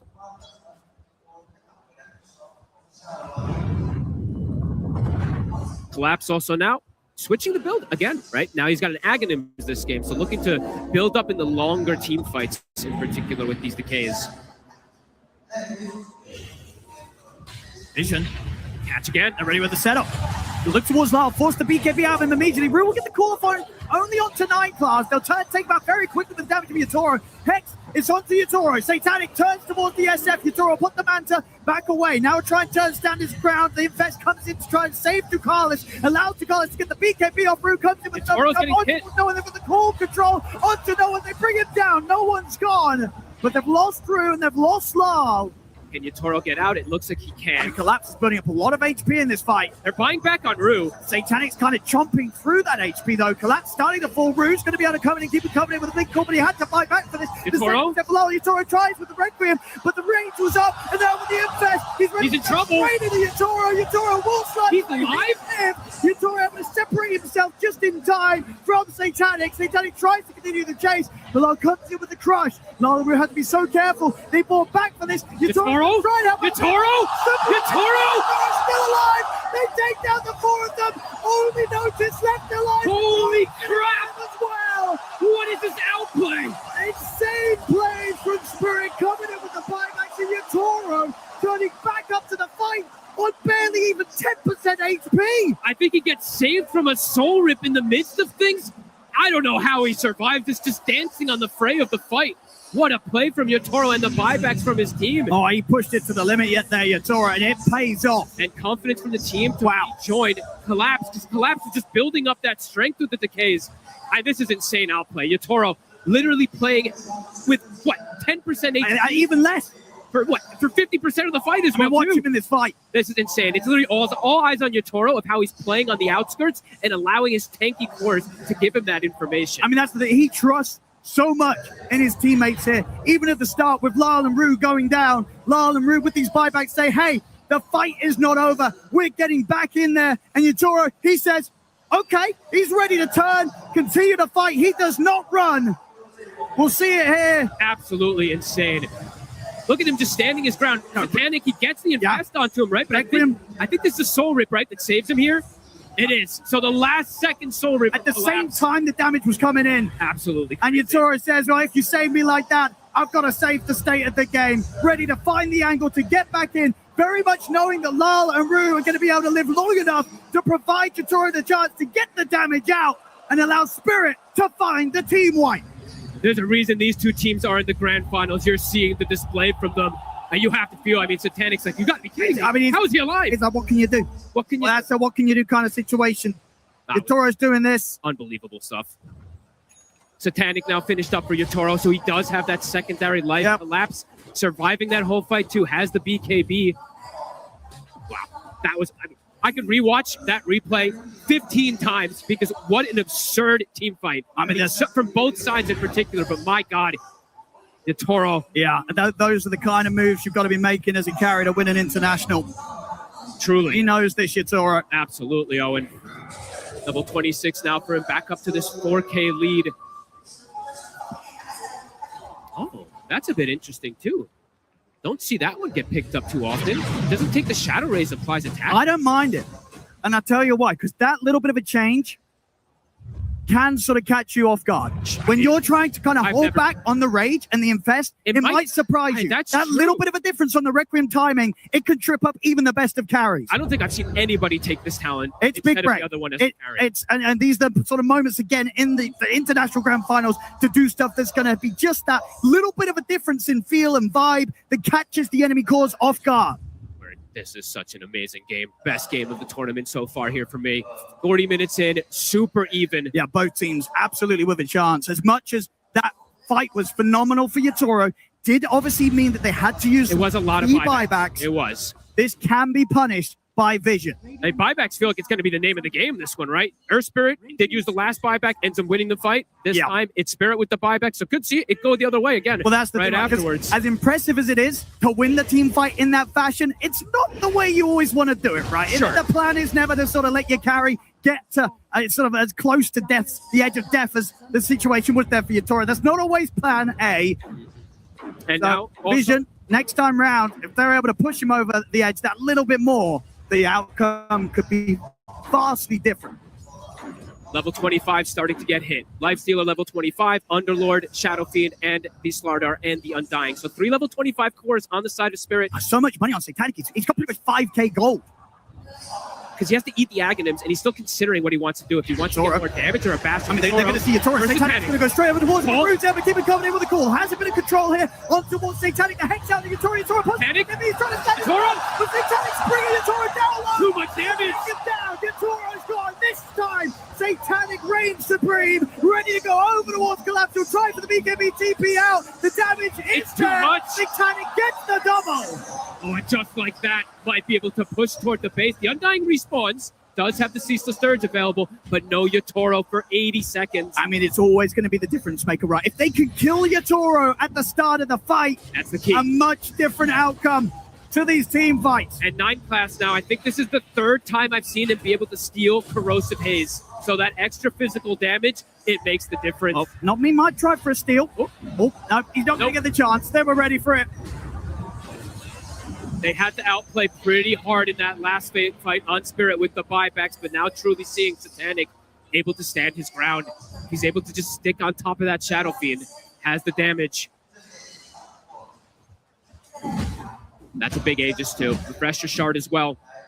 And 9 class, honestly, do not steal another spell. Keep that Corrosive Haze. It's probably the best one he can get this game. Yeah, because if they get that sort of situation where they can just surround the SF, that's just going to make that situation so much more easier. They will kill him so quickly with how much Satanic has ready to take him down, especially when he's going for, obviously, with this Daedalus next. He wants to make sure that he pops Rage, hits this SF, and Yatoro is just dead. There's not going to be a situation where Yatoro can stand and trade back against the Lifestealer with a Daedalus. That also was a fight with Spirit, as you said, the triple core level 25s. Not Vision with the triple core 25s. Now no one does have that Magnetize available for himself. Satanic. 2 seconds till Yatoro respawns. They will respect it. They'll start backing away. True. He finds some sort of grab. I see them. A great ward place. Very quick with the blink out, but Lali's caught out on the low ground. Has to put the BKB. Turns over towards no one, but no one gets the BKB over himself. Yatoro pumping in the damage into no one. No one's gone. They get the core control on towards Satanic. Satanic puts the Manta, who's considering diving for more. Will hold back. They don't want to chase on high ground versus this Tombstone. Still a bit dangerous. 1 for 1. Collapse inching forward, 9,200 HP. That's a lot of health. They have so much percent damage. I mean, Collapse, he wants to still kind of go for this. Chasing them down. Panic. Also the BKB on Ducalis.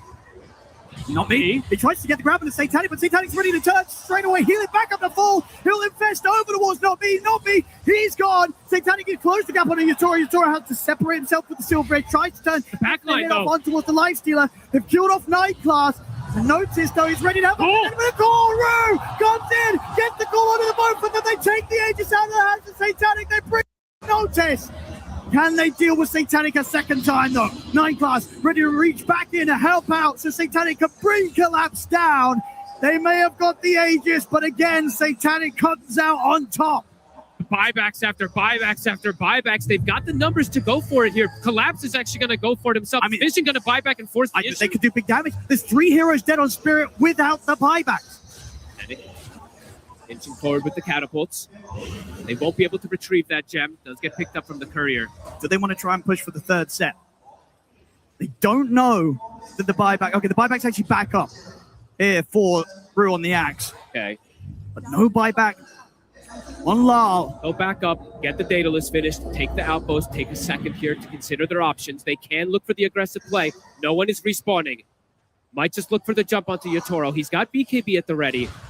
They do have the control. Love this Daedalus pickup. Not something you always see as an item of choice for the Lifestealer, but in this matchup, in this game, it's the perfect pickup. He was debating which one he wants, but he wants to just be able to rip through Yatoro, because Yatoro doesn't have Butterfly, so he can't just go for this hard right-click damage item. Yatoro is starting to think about going for that Butterfly. I mean, that's the thing. He sees that. There's going to be this window where ideally Vision wants to bring the fight to Yatoro before the Butterfly's online. Because when that gets picked up, things get a little more complicated again. I feel like Vision has a window right now when this Underlord respawns to potentially just go for the Mega Creeps. I mean, for sure. They know that Spirit's buyback situation is going to be in shambles. Nobody really having the buyback available on Spirit. Yeah, Yatoro, he's going to spend up. He has to. Needs every little bit, as we can see. They need to outplay in these team fights on the side of Spirit. And maybe that timing will be the difference maker. Sure, there's the Daedalus there, but Yatoro has got the Butterfly to respond. He's got that evasion. Let's see if he sees it, because now also, good to see the Lifestealer buy the maybe himself too. He has the luxury to switch up his build, Satanic, and he's sitting with 5.6k gold in the bank still. Okay, Spirit. So can make alterations. Smoking up Spirit. They're probably trying to catch Vision off guard before this 5-man unit, but Vision, they're running as 5, even with no one. Notice, I love that he's joining in with this because he has the Hex. He has that instant disable to potentially just blow up Yatoro. Again, we just have to be aware. Spirit, 0 buybacks at their availability at the moment. Inching forward here, no one. A Bloodstone, a Cheese, multiple lives, a Refresher now for the Underlord. The fight is going to be so hard to maneuver. They're going to be long and messy. There's going to be so many of these pits. No one. Going to try and check out the situation. I will turn straight away with the Christ. They come to damage. The call comes in. Yatoro bringing no one down low. They've taken it out. Satanic, he'll jump forward. Looking towards Lar, but he has to start backing away as the range comes to an end. Yatoro slides forward, wants to chase Vision out at the base. The Ghost Scepter to keep Notice protected. Collapse. He'll jump forward over towards 9 class. Bushwhack to lock down the Rubik. He'll try and lift himself away. Spirit, they'll continue to chase 9 class out. The rest of Vision, they're out of it. Spirit is so good at recognizing how they can fight, and no one not giving respect to the damage. I think he thought, because, I have Infest, I have Cheese, I have Bloodstone, I have enough to be able to take through all of this. No, you do not, my friend. The damage from Yatoro is there. I mean, you maybe underestimate the fact that Yatoro has this butterfly and the damage has just stepped up that much more with that pickup. The fact that he spent up, foregoing the buyback gold so that he could have this next big pickup for the defense. Look how much damage he did, right? 5,600 from the Shadow Fiend in just a 4-second window. A lot of DPS, Owen. Game continuing to deliver. 50 minutes in, just a 7K lead for the side of Vision. Spirit showing they can fight even without the buybacks in that fight. Do they want to go for more? Full minute without 9 class. It's up to Yatoro. Might look for the jump. I mean, if a hero does show, they can pop them. Satanic, a little bit harder to grab, but the other heroes for sure. And you do see Satanic. He queues up the MKB immediately. It's going to be needed. And what's it going to be? What, arm it out for the MKB? Absolutely. Nothing else to replace. So. Well, unless you want to play without phase boots, or is that? No, you need mobility. No way. Yeah. Let's give her the order. Nice game. So close here. Both teams playing so beautiful. Execution, absolutely everything here at this point. As we saw Ducalis, they're starting to pick up some of these Aeon discs, but there's always the answer. We've seen this nullifier from Laurel a couple of times now, really tripping them up. That's why you did see no one selling that Ghost Scepter. It's been some time that he sold it, of course, but yeah, they have the answer for these Ghost Scepters in quite a few moments. I think they'll just go for a quick little Tormentor here on the side of Spirit. This selection needs a shard. It's, okay, Rue. All right. Pretty decent one. And not a bad one. Yep. Hanging on to the Greedy still for Rue, looking to still get that increased greater healing lotuses. How many of these do we have across the board here? I think it's just, okay, it's 2. So Spirit have these extra heals to pump into Yatoro. Vision not having those lotuses at the moment. And damage bottom. Oh, and this is a big one. And they still have the bottle right, so they can ensure that they hold it for the prime moment in the fight. No one's going to keep it. No one? Okay. He wants it. I wondered if maybe they would have given it to Satanic, but not going to be the case. No one, of course, has this. Spirit still does a crazy amount of damage. As long as he doesn't die at start of fights, right? He needs to be a little bit more careful how he just rolls in. Either that or 9 class has to, all 9 class has to be there for the lift bailout if he does roll for that. Because that is the thing, right? No one, he does have to be the one that initiates. Nobody else is really going to be going in first out of the line. They can use this just a Fiend's Gate to give vision, to give the information. Sure, okay. I think that's the key thing. So for me, no one in that last one, he kind of just YOLO'd without vision. I think next one, you throw the Fiend's Gate at least to get some information, and then you can maybe pick and choose if you do want to roll in. As you see, they have the damage for him. They will blow him up in one shot. Rue will just blink call him. Laura will just corrosive haze him. I know where Spirit is now. Here's the gate to try and start things off. Collapse. A lot of damage building up. Look at the corner at the side.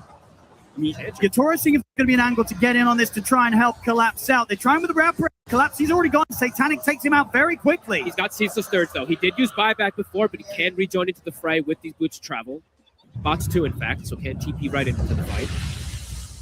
See his team.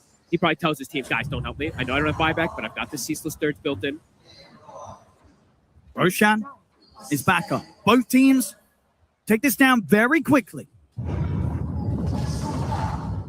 Oh, big steal, actually. Didn't notice this one. 9 class has the tombstone with the shard. So even he can bail out in multiple different ways now. He can lift, pull them out, tombstone protect no one as well, too, in some of these scenarios. Vision, they're going to try and see if they can get a grab outside on the map. Kind of bluffing that they're doing the Roche to potentially get a catch on top of the ward. Ducalis stepping forward, trying to protect his ward. Will get taken out. And they're going to drop the tombstone here.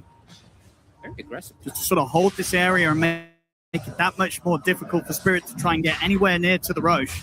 Notice. We'll start the Roche. Spirit going to look for a wraparound play to get over here. It's dangerous. A try. Bottom. It's a strong rune, an arcane rune. Not me. In a very aggressive position to give some information. He's super deep, but he's kind of getting away with it. I like that play from Notice. Tanks the sharpshooter just so they don't see how low that Roche is even. And now Satanic. Let's get this Aegis. Has the nullifier himself as well to be able to stick onto some of these pesky targets. These Ghost Scepters won't be as strong now at this point. Laurel hanging on to a lot of gold here. He has not really increased too much in the last few moments. I mean, what is the item? He's thinking about it. I saw him queue up like 2 different things, so. Bloodthorn can catch them off guard here. Maybe he does just do some type of armor item. See what the option's going to be for Laurel. Because he's literally just been an Ags BKB nullifier for 30 minutes. And not me. Too slippery. Got the blink. Safe. Aegis for 4 minutes. Vision looking to hunt. Spirit looking to just avoid and just play for the high ground D. They have to protect this last set of racks. They don't want to get caught outside by any means in the fight. Very close to having all their buybacks back online. How long? I pretty much have it, yeah. 300 gold left for Collapse if he can't find that. Just needs 1 kill in the fight or a couple of these creeps that are coming into the base. We've got to watch out for those because as we've been seeing so far this game, both teams very ready to come in with buybacks to throw extra lives into the action. Refresher Shard, it is on no one now. So it does have insane amounts of Magnetize. If you can keep it spreading, it will last forever. See what they can do with the push-hit vision. Rax slowly but surely starting to fall. Hollis pops the BKB himself. Won't have to deal with that nullifier so far. Just trying to see what he can force out of Spirit. Buildings are dropping. I mean, he's doing a decent amount here. He's going to get caught by the core, but the Tombstone save will be there. Magnetize is starting to spread. And they have to start backing off. I mean, the Carlos is pretty much just taking these racks down on his own. They're going to get the Magnetize. They can't get him off the racks. The barracks is taken. Mega Creeps out here for Team Vision. Super clever way to go for the push, not showing Satanic at all. Just, okay, you want to go for Decalis? Go for it. Because it's a hard call to make, right? Yep. You don't want to overcommit onto the Enchantress, but at the same time, that's the Enchantress taking your barracks. I like this much better, right? Instead of no one just YOLO rolling in, play it slow. You don't need to force too hard there. Spirit, let's see if they can come back from Megas. We saw one in this tournament. I think that's the only time it was done right. And I want in a long time. I was talking backstage. They were actually saying in multiple TIs, we have not seen many Mega Creep comebacks. So if Spirit can do this in this type of way. Especially nowadays when it seems harder than ever. Oh, yeah. Hydra Breath now starting to get picked up. Toro looking for that extra bit of damage to go through these tanky cores. 25s across the board, even the support's starting to get it. We're getting towards these later stages, Owen. 3 minutes until tier 5 neutrals. Vision still has Aegis for 2 minutes. They want to take advantage of it. 9 class. Hanging on to this Tombstone. So even with the Mega Creeps, it's going to be hard to sort of push this game over the edge because of all the buybacks the Spirit have available. Lal, BKB to run. And they've got their hands on the Collapse. Collapse, he died pretty quickly. He'll be able to get to the Tombstone. Satanic's going to have to use the Rage, though, to take the Tombstone out. Will succeed. Bring Collapse out of the fight. They've got Collapse. They did lose to Carlos in return. Anik lifted out. And Class able to take him away to safety. No, Magnetize is building up, Owen. He's keeping it going. Yatoro's getting very, very low here off to the side. They'll heal him up and provide him with the Lotus. He'll heal back up with the Satanic. Buyback did have to come out here, though, from Collapse to try and continue this hold. They'll back up and reset. They're happy with that. The Magnetize plus the Mega Creeps were literally killing Yatoro. Each and every buyback that they can get out is a step closer to being able to close this game 2 up, Vision. Oops, Dallas. Well, beat away his courier there. Bit of gold. 1 minute left on Aegis.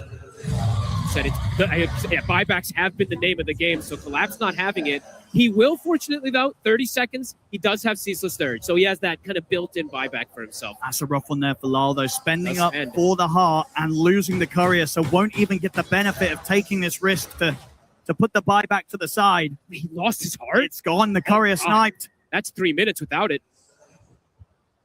Now his inventory looks really sad.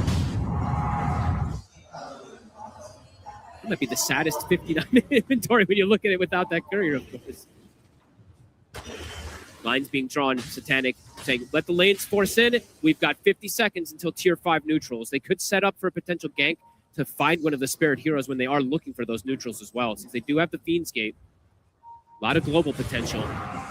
And the buybacks is something to keep looking at here. They're going to have so many numbers on the side in Vision. Still not in too much of a rush, Vision. They can take this bit of the game pretty safely. They don't have to jump high ground anytime soon. Just finish this next round of items. Abyssal now for Satanic. He is 6 slotted. Getting harder and harder for Yatoro to play his part in these team fights. He's done a great job up until this point, but against the Mega Creeps and against the items now that are online for Satanic, the matchup's not easy to play. Because he's all the damage. While for Vision, there's a lot of mixed damage coming in. Collapse. They get the setup. Roll forward straight away. They're in on the collapse. He's out. Buyback still on cooldown. Sees the Sturge, though. Okay, so he's got this final life, really. Yatoro looking for an angle to catch 9 class, but the Ghost Scepter's there.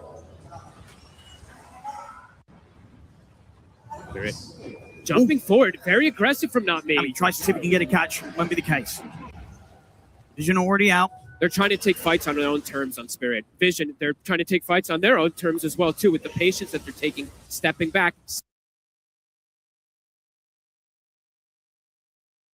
60 minutes. Let's see what they find. 1 minute until the heart is available again for Lal. True. And we've got to keep our eyes on Yatoro. He's got a lot of money. So just sort of a question of how he's going to shift up the build. See them. Owen. Chasing them outside of the base. Front of it. They get the call on two. Do they have the damage, though? They're going to try and focus no one first. Dion just keeps him safe. We'll use the BKB to try and roll away. But stays on top of him. Eating him. The heals, though. Yatoro back up to pretty much full HP. This time round, Yatoro wins the battle against Satanic. Gets dunked. The base, the creeps are doing it. They get back to defend. In fact, they might just do it. The TP back, can they hold? They'll get the creeps off the base in time. They'll kill off Ducalis, but my goodness, that was a little bit too close for comfort there, folks. The Ancient falling incredibly low. Oh, and they use the glyph as well, too. There can just be a position where they just buy back and all in for it. We'll see if they do something in line with that. Anybody got a Crimson Guard on the side of Spirit? They need one desperately right now.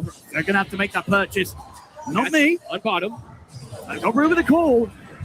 They got enough to burst through 9 class, though. He's got noticed by his side here. We'll get the lift up. Through. Can he finish 9 class off? The Battle Hunger stacking up? He will. Rapier picked up here. It's absolutely required. There's the Crimson for collapse. Okay, they've got some of these tools, but look at them waiting. They can just Fiend Skate in and just all in. They really could. And I think they might just do so. Oh, and amp damage, Yatoro. But is it enough? This game is absolutely insane. Can Spirit really turn this around? They've been mega creeped. They're Ancient falling down to nearly 10% of his HP. No fortification left for Spirit. Who's got the Crimson? It's Collapse, too, so it's a very strong Crimson Guard. If he pops the Flesh Golem, he pops the Crimson, it's going to block almost all the damage that they're going to be able to dish through it. Crimson also purchased from Noticed. Both teams. And on the plus side for Spirit, right, it's only really Satanic that can tear through the Ancient. Nobody else is hitting too crazy, or... Sure, that's true. So if they keep track and keep hold of the Life Stealer, they'll have a chance of keeping their Ancient alive. Oh my god. It is going to start healing, so it looks like they can't just fully all in for it here just yet. Rue is also, look at the positioning. Rue is like, okay, I'm the BKB piercing call. I'm the answer if they do try to go for it here. Collapse is the answer to protect Yatoro. Swift Blink, Divine Rapier, Stygian Desolator with the Audacious. Oh my goodness. I got Owen. I gotta stand back up. These heroes, some of them are going to die in like 2-3 hits. Yeah, I gotta stand back up. You got to watch out for Yatoro's moves. Level 30's been hit as well, too. I mean, if they get their way out of this situation in the grand finals of the International, this is going to be insane from Team Spirit. It still looks like they're absolutely against all the odds here. Because Vision, they must feel so close to being able to get this game to victory. 2 minutes left on the glyphs. The lines are drawn. All the lanes started to get forced in. There we go. Vision ready to put an end to this game too. Tense moments, Not Me trying to shove out the waves. Might get caught. He is. They've got him with a Hex. And he does not. Oh, he does. He has to go for buyback. So Not Me. We'll be ready to return. The creeps have gone in. Back door is gone. And here comes the jump. They're going to get the gate on towards Lal. They get the lift up and force out the BKB. Yatoro ready to present himself. Turns up. Magnetize. Kept going here by no one. Big damage. Forcing no one to have to roll away. Magnetize spreading. The Fiend's Gate. I mean, Vision approaching. Yatoro's getting very low. He's going to put the BKB. He has to heal up on the back of the creeps. He's had to use that pretty early. Satanic ready to now close it on towards him. The pit dropped down on towards Yatoro. Roll forward for no one. Yatoro caught in the stun. He's gone. This game looking to be over as the Ancient remains exposed. Vision close up game 2. It's 1-1 here in the grand final. My God, what a game 2. Oh, and we've got 3 more games potentially. What a step up from Vision. Very much showing that game one, it was just a draftish. Hell yeah. A strategy. This game two, they turn up, they come to play. Sure, at the start, we see Spirit popping off again. Yatoro's SF looking to get out of control, and still the very impressive KDA, but it doesn't matter. Team Vision with the itemization, with the plays this time around, and the recovery. No one was having a very slow start on his Spirit, but at the end, he had to be the one to go in. Him and Notice very much making the calls of when to start the fights, and they chose the right times. They made the right progression. They get the win. It's 1-1 here with Team Vision taking game two. Everything was so perfect for Vision. It all ended up coming together for themselves. And we thought that this Spirit advantage in lanes was going to be enough to see a similar of what happened in game one. But Vision go, we're not bending over that easily. It's not going to be that sort of game at number two. And I am so impressed with how they were able to keep their composure, especially when it comes to pushing high ground, Quinn. You get into this position, you're pushing it, you're at the advantage, and you think it should be easy. But at the end of the day, it isn't. And too many times at once, if you go all in, that game slips out of your hands. So massive props to Vision and how they tackled that. Yeah, Spirit just got a little bit cocky, and it only takes a couple of fights before Earth Spirit's inevitability kicks in. He starts getting the levels up. The 25 gets nearer and nearer, and once it arrives, you've got some big problems that you do not have answers for. The life stealer as well, right? I mean, he did get countered on lane pretty hard, and it was a very difficult start for Satanic, but as this game progressed, it looked like it was impossible to fight into this. I mean, this fight here was so beautiful because Team Spirit created a situation out of nowhere, essentially. But this is where it started to look really good for Team Vision. This is where it started, even though they lost this fight, where I started to think, oh wow, I don't know how Dyer's going to win this. I mean, if it takes all of this for you to win a team fight, you know the situation isn't really great because there's only so many times you can have, the Yatoro, greatest player in the world, probably, do these things. There's only so many times he's going to be able to do it in a team fight. But I honestly, I think what's really cool here, and I talked about it earlier in this tournament, but the resilience that they show, right? They're getting countered in lanes. They're playing up against all of this pressure, but they're just biding their time. They're trying to contest whatever moments they can find, whatever small opening they can see. And eventually, Team Vision managed to find just enough of these trades in these early game fights where the game drags on and Spirit can't close the game out. And that allows them to have a pathway back into the game once Satanic finally finishes up all the items that he needs. But noticed on that Underlord, to me, was the absolute standout this tournament. I mean, not just this tournament, but this game. I mean, those circles of death that he was dropping in the late game with the refresher, it felt like there was no way to navigate. The way that Team Spirit won that beautiful fight in the triangle, they can't do that when the ground is essentially denied from them. He wouldn't allow them to roam around and look for openings. And that percentage-based damage was really cooking as the game progressed. He held his composure. He found openings. He got that triple kill in the bot lane when Spirit overextended. And he, to me, was the rock for Team Vision. Yeah, I mean, they made a very specific choice whenever they swapped this Axe to 5 and Undying to offlane. You're saying, hey, our scaling is going to be a little bit worse. We've got a lot of heroes that clump up in one spot, and we've got one Shadow Fiend who's going to deal all the damage. And you can see as more and more time passes that there is risk involved in that. You try to tempo them. You got a little sloppy. I think the key word Mira said earlier is trades. You're trading 3 for 3, 2 for 2, 4 for 4. This is not good for you. You need to win quickly. You don't want to be swapping resources back and forth. Vision, the more gold they get, the harder it gets for you. And that is the environment they want to play in. At the end of the day, there was another level from Vision coming out. They're always able to stem the bleeding in this game, those trades that you guys mentioned. But when it came to being able to take mega creeps, that's the part for me that sort of stands out above the rest, because pushing high ground has always been a big conversation. How do you do it in modern Dota, and how do you do it comfortably? And it wasn't really comfortable for Vision. We saw a couple of times no one roll in on the Earth Spirit, and it feels like they've all in, and now it's a make or recruits because it's Ducalis they put at the front line. This Enchantress, which ends up being such a late game monster in Senior, and you wonder, and how do you start dealing with Ench? Why aren't we sort of looking more towards her, and how Ducalis played her almost seamlessly? I mean, to be honest, they had pretty decent answers. Like when the Ench was amped, SF hit her a few times, she just exploded. But luckily, Nine Class has stolen a tombstone. And when the tombstone's next to her, she's sitting next to the tombstone. So every time SF comes up to hit her, she has the potential of just hiding the tombstone. And SF has to be scared of any sort of counter initiation, right? Rubik Blink Lift, any sort of roll in with an infested Nakes. It's super scary to stand there and try to hit the tomb down. So this steal, honestly, is what secured them the Mega Creep. So huge props to Nine Class as well for securing that high ground. Yeah, it shows a lot of in-the-moment presence of mind to be like, we're not going to siege them the typical way. Our carry is not going to hit the high ground. That's not an intuitive thing to do. And so to me, it says they've recovered completely from game one. The nerves are gone. I think especially at the start of this game, you see a little bit of that shakiness still. But as more time passes, they start to win fights. I think they regain that confidence, that belief in themselves. They remember what got us here in the first place. And that is incredible individual skill. It's excellence from all their players. And they show that and they bring it back. And I think that is very hard to do, especially against a team that is as terrifying as Team Spirit is.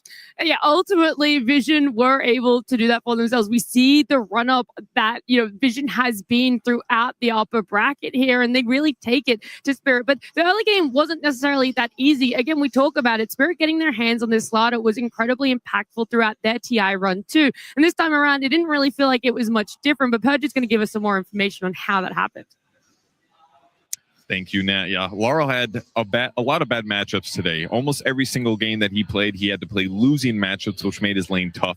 But in this game, he had an incredible performance here. I love how he went for this trade here, leading up to the gank that was coming. He pops his salve, knowing that the gank is about to happen, and he's going to run into this fight low HP, but knowing that no one has no mana. So when Rue ends up rotating here, and they go for this pressure, he's going to get a full healing salve under the threat of enemy heroes, which is crazy. And this TP by 9 Class, which was fantastic. But unfortunately for him, he barely killed the Axe, and he ends up giving Laurel a double kill as a result. So Laurel gets to run with this game a little bit, no pun intended, as he TPs at the top lane, sprinting all the way towards no one. Now he lowers the armor here of no one, and what happens next is Nami is going to shoot his Acorn that's going to bounce a bunch of times, doing a ton of physical damage to no one. So despite after getting killed in the lane for no one, his next immediate rotation was shut down by Laurel as well due to this great rotation. Now he gets Blink Dagger. He goes to gank the safe lane. Very easy ultimate. Blink Crush is tons of physical damage against these supports. They've really got to worry about this. And the next couple of minutes was them basically just controlling the map,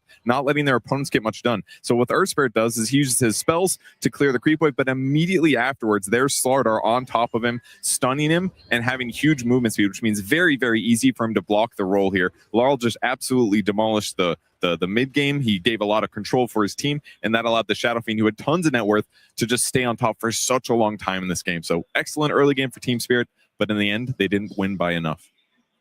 Thank you, Purge, breaking it all down. And I love this so much because it really, again, emphasizes just what Vision were able to do for themselves. Not only get a foot back into this game, but to close it out, to become victorious after you see what this slaughter is, what this nuisance of a hero can really push you to, and the limits that you're tested between. And it also gives that little bit of advantage when it comes to a draft, because often teams have been worried about a slaughter. They've had to focus on banning it. And despite slaughter getting up to a fantastic start that Purge showed us there, they were still able to beat it. And now you feel a little less worried about having to ban it, a little bit more confident. And if you guys want to run it, by all means. Yeah, I think that's such a massive part of how these series go, is not just the actual strength of the heroes, but how they feel. Are you scared of Slaughter? When they pick it, how does that make you feel? These are genuinely really important aspects of the game, because now, like you said, when they pick Slaughter, maybe you feel like we have answers for it, or we know the scaling's not very good, or this or that, the other. There are so many factors that play into these drafts, and each time you get a win like this, it instills a lot of confidence in you. I think also in regards to the draft, this Underlord has to have shifted up in priority. And this is a hero Team Spirit were also running, but the way that Notice made it look as a means to hold out the game, to later deny team fights just by just throwing those pits out over and over again, this is the hero to look at, in my opinion, for the next game. Yeah, I mean, you mentioned it earlier. He was absolutely a rock for them.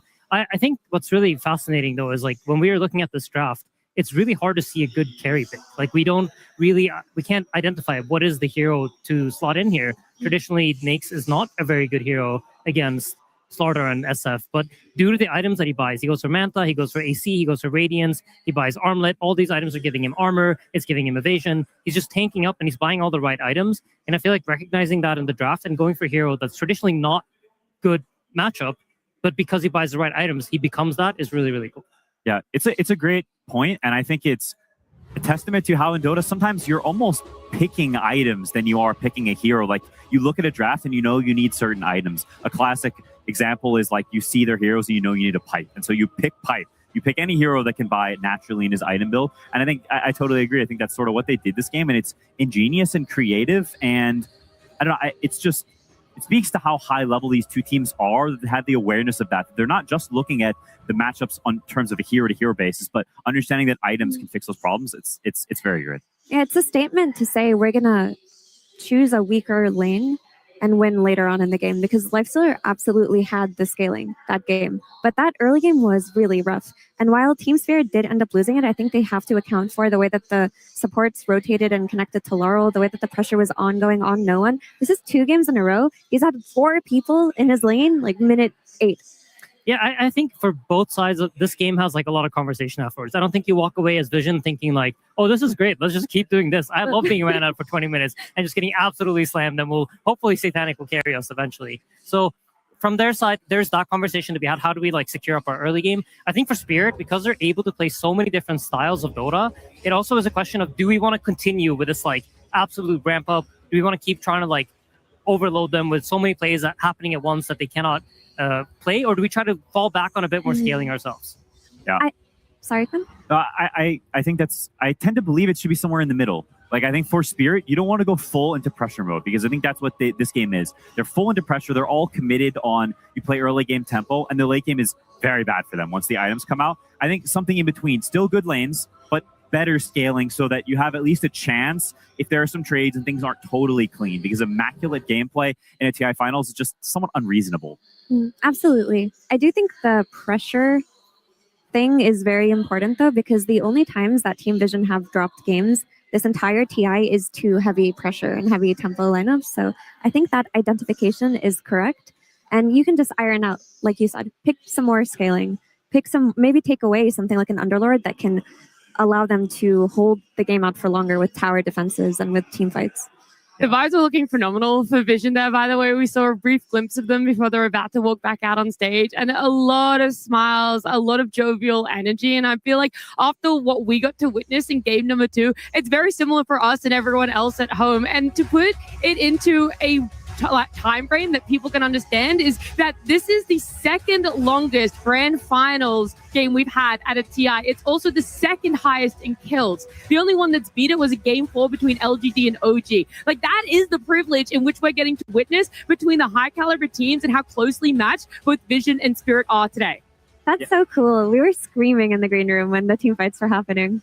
Yeah, that game 4 is also probably the single most iconic TI game. And so for this to be just below it, I think is a testament to the caliber, like you said. And I'm just so excited to see the continued adaptation. You also mentioned how they looked backstage. And I think it's a really important aspect of these long series that you don't get too excited. You don't get too amped up or too sort of in your own boat that like, yeah, we did so good this game. We own them. This is easy, because it's not.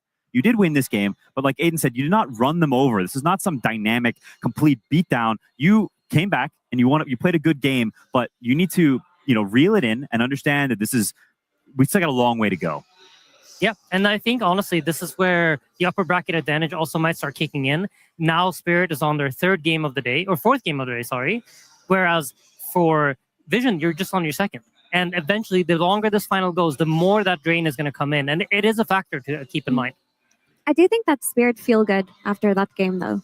Like, it feels bad to lose after a start like that, but at some point in this game, the Dota Plus probability came up, and Team Vision were only 5k ahead. There were no racks taken, and it was 95-5. I mean, if you can make a game competitive when Dota Plus is saying in 95% of the time, those heroes on Radiant will outscale those heroes on Dire, and it was taken that far, I think they can take away exceptional play from it as well. It's not like they're like, oh, we messed up, guys. Maybe there were 1 or 2 moments, but that really wasn't the end-all and be-all. I think we were also seeing the Spirit buyback usage, right? That was another thing that we've always praised this team for. The late games that they're able to play, the buyback usage. And we saw it. They know the moments in which you have to buy back to be able to keep this game competitive, to push it further and to try and drag it out a little bit more. Give yourself any amount of breathing room and space that you possibly can get in this game. Yeah, I think this is actually kind of cool because Spirit in both these 2 games, they remind me a little bit of TI9 OG. They're bringing that pressure play style. They're bringing like the tempo, and something that they used to do very iconically was buyback really early on into the game. You buy back to secure that you don't lose your pressure. You don't let up that early fight and then try to save your buyback to be clutch later. You rather use it quite aggressively to make sure that the pressure stays on your side. You can keep the tempo rolling, and you don't ever let up and let the game flip back in your opponent's direction.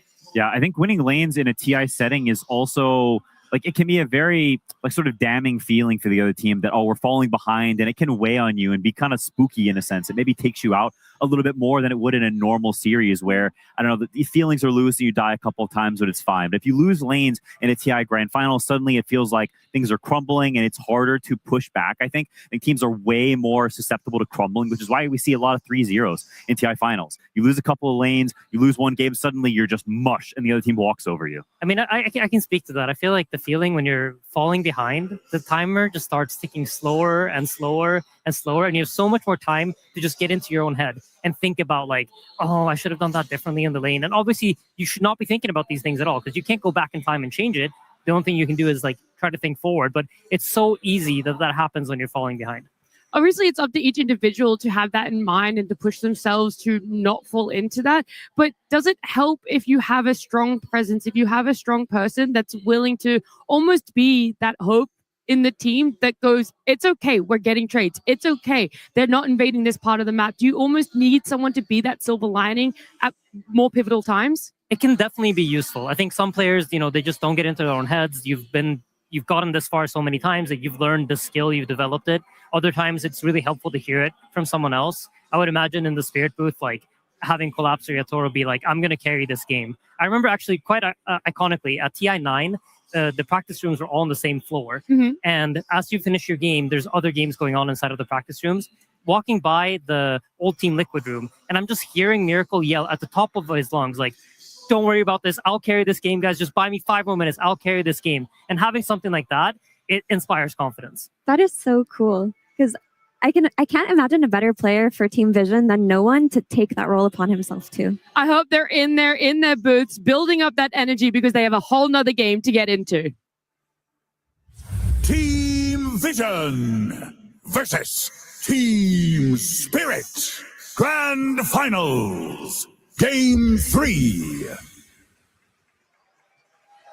Game number 3 for our grand final, where we've seen one apiece right now. Both Time Spirit have gotten off to a strong start for themselves. And so having first pick again for the side of Vision here, just like we had in game number 1, are they going to fall into that trap of trying to call Spirit's bluff again? They did that with the Ember Spirit. This time around, I feel like there could be a little bit of back and forth or toying, not necessarily with that hero though. I think Vision want to steal SF, actually. I think that's the hero that they're focused on with the Darkseer van. And that's a cool concept because the first 2 games where we're talking about Ember Spirit, but now they're like, wait, Shadow Fiend is the actual problem, guys. Yeah, it's a cool adjustment, and it's another testament to how these finals shift and change over time. Priorities move, and I do like the Spirit banned the Earth Spirit. I think this hero is just too stupid, and they gave it a try. I think they experimented in a sense, saying, can we beat even this hero? And they lose, and they're like, okay, that's fine. We can ban it. We had sort of space here. We decided that this ban is sort of free, so let's see if we can get an extra free one in there and beat this hero. Yep, absolutely. We have, however, seen Team Spirit beat Shadow Fiend today, right? They did it earlier today. In that game, they did it with a Terrorblade. I think here they're realizing that either we have to pick the TB now, which we absolutely don't want to do, because it's going to be playing as a ton of counters. Or it's going to get banned out, so we might as well pick a carry that we actually want, or a hero that we actually want, that we know can match up well against the SF. That isn't a TB, but it can be picked early. I do think that they place a lot of importance in the Nature's Prophet against the Shadow Fiend matchup, because when they opened the game number 2 with that SF, one of their bans was the Nature's Prophet. And whilst at the time I looked at it, I thought it was just maybe taking it away from Satanic. I actually think it's deeper than that. They really do believe in that carry-to-carry matchup being favorable to Nature's Prophet now. Yeah, it's another ranged hero that sort of gives you the similar turret thing of you have heroes that can go in and now you stand and hit, but it's got the extra added wrinkle that Nature's Prophet is a very fast hero, and he's very good against these ranged heroes that need a little bit of time to get online. So not only does he have the ability to stand and fight you, but he can TP on you early, take your tower, and add the momentum on top of the scaling. And so I agree. I think it is a sort of game read counter that they believe in, and I think it makes sense. It's also a hero, I would say, if you just look at these 2 heroes objectively, you put them in a demo lobby, you let them hit each other to death, SF will always win, right? So you're looking for Spirit. How do we amplify this? How do we amplify it either through gold by like getting him ahead with these quick moves that Quinn talks about, or what heroes we pair it up with in order for him to be able to outscale the SF? Because something is going to be needed. The support bands would have fit the build that you're talking about. Like Clockwork and Undying, heroes that can get on top of SF, dive him with things like Tombstone, that enables Nature's Prophet. Another hero that comes to mind is Tusk, but he did fall off a little bit during this TI. So I was also really confused. The arena screens were showing NTS and I think it was maybe X numbers. I missed it very briefly, but a lot of Chinese superstars in the crowd getting amongst the grand finals hype as well. I mean, if it's happening, you've got to watch it. It's the biggest Dota event of the year. It's so incredibly special, and I think especially like those players have when you've been in the finals, it has that extra layer of meaning because you put yourself in their shoes. You know what it's like, and I think anyone who's had something so important to them, big, something that your emotions are tied to, knows what it's like to watch something that holds so much gravity. Yeah, absolutely. But back to the draft, they banned the Underlord. They take Mira's advice here. I mean, this hero just seems like it provides too many things. It provides late game damage. It provides so much crowd control. And I feel like there's no other quite like it at the moment. That is so stable. It seems like as long as you pick it together with Rubik and you don't get Rubik yourself, you're almost always going to have a game. Regardless of how poor your lane is, it's going to have a way back into the game. And it always has high impact just through its spells. Yeah, it's a great realization. I think it was definitely a problem for them last game. And they sort of go back to the strategy they took in game one, which is, 9 Class doesn't have too many heroes he's been playing. He's been leaning on the Willow a lot. We had good success with it. We're going to take the Willow again. And so long as Ember is still in the pool, this Ducalis Enchantress will keep coming out. There were moments last time where I thought he clutched really hard. There was this one fight where he got a last-second stomp with his Centaur creep that killed Gitoro that started the cascading effect. I mean, this is one of his most comfortable heroes. I think back to when Ducalis first popped up on the pro scene, it was playing a lot of Enchantress. Yeah. This was his go-to guy. Why is it that we don't see many Enchantresses these days? I'm actually not sure. I mean, usually what ends up happening is that other heroes that jet out, but if you look at the bans here, most of the really popular position 5 heroes are banned out. So that leaves you take away the S tier, and now you enter the A tier, where Enchantress obviously sits somewhere in that range. It gets outscaled, outshined by the other heroes, but when you take them away, suddenly Ench is a very good hero. And you also talk about the Ember threat, and when there is this dynamics going on in the final, it kind of shifts your priorities, and it takes Ench from an A tier hero to an S tier hero, because it blocks off the other S tier hero and the Ember. There's also sort of an interesting dynamic going on that because the Slark has proven to be just unbeatable for Ember Spirit, now it's shifted to where first pick, having the last pick in that second phase, you have the advantage because Team Spirit can't pick Ember Spirit here, even if they wanted to, because you will get responded with Slark. And so now Team Vision gets the choice. If we want Ember Spirit on the last pick of the second phase, we can just take it, and it's already a great looking Ember game for Vision. I think it's absolutely genius. They pick this Enchantress, they try to cut off any possible angles that Spirit pick it early on. They still have the threat of Slark open, so Spirit can't pick it now. And then on 18, or as we refer to, which is this last pick of the second phase, you can secure that Ember Spirit for yourself if you want to, following it up with a Slark ban, maybe even a Huskar ban if you're scared of that. Probably not, but you can cover your hero. The Tusk, to me, is very good because I think you need some way to prevent this Nature's Prophet from getting bursted by Slaughter or Shadow Fiend. They're presenting this problem similarly to last game where it's all this physical damage. You probably can buy a Manta, but you've got multiple other tools to turn it around. Because Vision's game plan is Slaughter jumps in, you burst. Okay, now you've got Call turnaround, you've got the Snowball turnaround. To me, this is a very calculated and geared to what Vision has response, and that we want a way to turn this around. Our Nature's Prophet is the core of our draft, and like you said, we need some sort of steroid, something to change the man-fighting dynamic of these two heroes, and we feel like this is what it is. For sure. I also think the Tusk was being talked about when the Nature's Prophet came out, because if the clock wasn't given to Team Spirit by Vision, there really aren't any archetypes that substitute for it except the Tusk. You need something that can dive the Shadow Fiend. You need to be able to just bring pressure to him whenever it's possible, and Nature's Prophet is a hero that can connect to any Tusk setup. Yep, so think about, if we look at Vision's draft, and you think about how do these heroes come together, there's a lot of amplification going on, right? There's Satanic on his SF, who self-amplifies by having his lasting presence, which provides minus armor on everyone.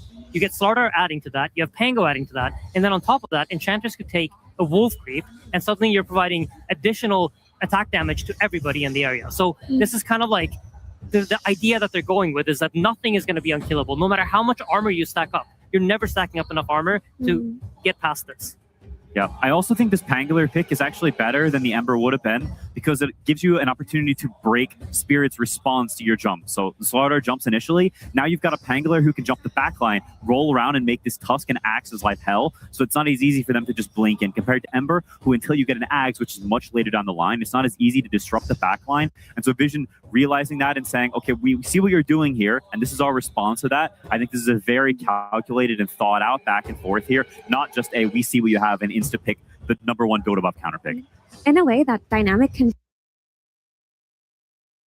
function the same way for Team Spirit, right? Where there are double jump heroes in Team Vision, like you mentioned, but also 2 jump heroes in Axe and Tusk. The issue with getting the 2 jump heroes on Spirit right now to that moment is that their lanes do seem a little bit harder. Like you've got this Axe who's going to be going up against the SF, the Tusk who is probably just going to be pulling waves because there's really not that much you can do after that, and the Blink Daggers are going to be delayed because of that. Whereas Pango, he doesn't really need a Blink Dagger. He's just got the Rolling Thunder, and Slardar, he's got the Sprint as well. Like they have more gap close naturally early on than Team Spirit. Yeah, it's definitely true. They may consider swapping lane supports, putting Tusk in the safe lane to help with that a little bit, or altering things. I know Team Spirit is a team that's very good at recognizing potential problems in the early game and swapping things around, getting creative, moving their heroes in a way to combine and get kills so that they're enabled to reach their mid-game and late-game timings. Yeah, I would like that a lot. And then you can just send Tusk through the gate to dive the SF after Willow sets up with a Bramble or something. Yeah, exactly. I mean, for Spirit's side, what they got going for themselves here, right? It's a lot of early game pressure again. If you think about it, Axe has a slow, Willow has a root. There's a lot of ways to slow down the SF to allow for the Nature's Prophet TPN, or like Mira said, have Tusk connect from the gate, which also sets up for the Nature's Prophet. So for Spirit, it's all about pressure. It's all about tempo. It's all about how do we connect our heroes? How do we outnumber them? And I think what's cool here for Vision is they're saying, we like our draft.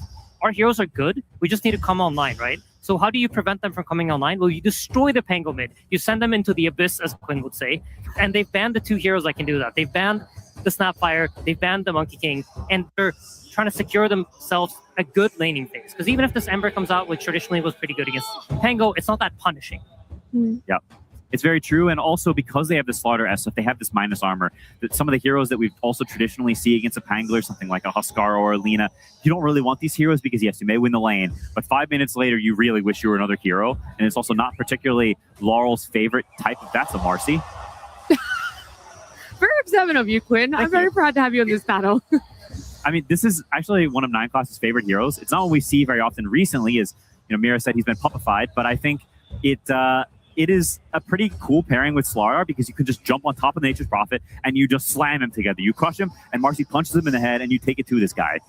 I mean, you're seeing it. The only person who does like it is on the side of Vision, and it's 0 pick, 0 ban. So again, this is one of those things that pulls back similar to when we saw Disrupt come out for the side of Spirit. I love this. This is the creativity that you need to be bringing into a grand finals. This changes the dynamic of the Spirit's safe lane in a very big way. Because before, whether you were laning against the Slardar or the Pango Flex, your Nature's Prophet was going to have a good time. He was just going to be right-clicking them, free farming. You bring in Marcy, and all of a sudden, Slardar becomes a killer threat. He's not just a hero that you can beat up. He will be on top of you. The second you have level 2 rebound, there's not that much you can do on Nature's Prophet when you get connected on.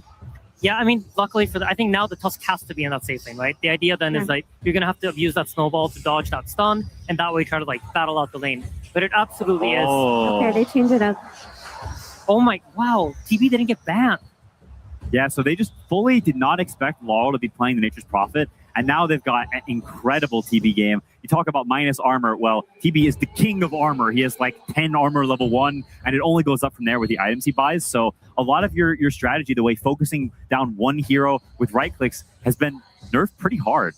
I just assumed TB was banned. I just didn't even think about the existence of this hero. It's honestly an amazing pick, because if you take a look at Team Vision's draft, they have essentially no magic damage. Yeah. And the way you usually beat TB is by heavy magic damage. So this is a very good Terrorblade game. Laurel and Nature's Prophet, however, for me is a little bit of an unknown. I haven't really seen him play that much. I wouldn't say it's he's a typical Nature's Prophet guy. But the things that we talked about earlier on, they still exist. The draft can still do the same things, and maybe even faster with Nature's Prophet from the mid lane, because he gets that level 6 a bit faster. He can connect it a little bit more. He's not as concerned about his own game. So see really cool things happening for both sides. I think Laurel's the type of player that will do what you need him to do, and Team Vision have learned that today with the Slark pick after the Ember that they didn't really think that he would do with this Nature's Prophet flex. They were caught off guard with this Terrorblade. This is really cool to me, and I think Team Spirit have absolutely secured the scaling in this game. Yeah, the shoe's on the other foot. Last game, Vision could just chill and farm, and I think this game, Spirit have secured that with also the potential to play the lanes well. And so I think it's been a great punchback from Aposhka in this game. This is a masterclass. Yeah, I probably would have said before this last pick TB, I really like the Vision draft, and I would have put it maybe like 65 to 35, but after that, I think it's a lot closer to 50-50. I love hearing a good 50-50 split on a draft. More importantly, I love hearing from our coaches. That Terrorblade had us in a little bit of a head scratch as to how it got let through, but I wonder exactly how Puppy felt when he saw it come out. Thank you so much. Yes, I am here. The king himself, Mr. Puppy. Such a pleasure to see you here on the main stage again. Let's talk a little bit about this. You have let 9 Class out of his cage. He is playing the meme heroes again. Where did this Marcy come from? How do you have the balls to pick a hero like this on the main stage of TI? 9 Class has a lot of balls. That's all I can say. Fantastic. Was this his idea or yours? It was his idea. Oh, I completely approve of it. Okay. I was about to say maybe you were distancing yourself from that, but no, you fully support. Whose idea was it to let the Terrorblade through? They already had Furion, and we basically guessed if they're going to swap this Furion somewhere, they're going to just lose their team fights everywhere. So we're not afraid. Okay, not afraid. It was actually pretty interesting to see a team be able to strike some blood against you guys, right? Were you surprised with how those games went so far? Not necessarily. I think they won the drafts 2 games in a row. This time, I think we have the edge. Okay, that's what I like to see. Now, last question here, Well, are they ever going to get another one, my friend? Or is this the end of their ride? Is it going to be the full reverso sweep? I hope so. All right. Thank you so much, Puppy. An absolute pleasure to see you again on the stage. We'll throw it to our casters to get ready for this game. Game 3 time, ladies and gentlemen, here in the grand finals of the International 2026. Team Vision against Team Spirit. The picks fog. We continue to get some exciting stuff. Marcy being thrown into the mix. Another new hero for this international. And I tell you what, one that I kind of like. I think this hero's got a lot of potential.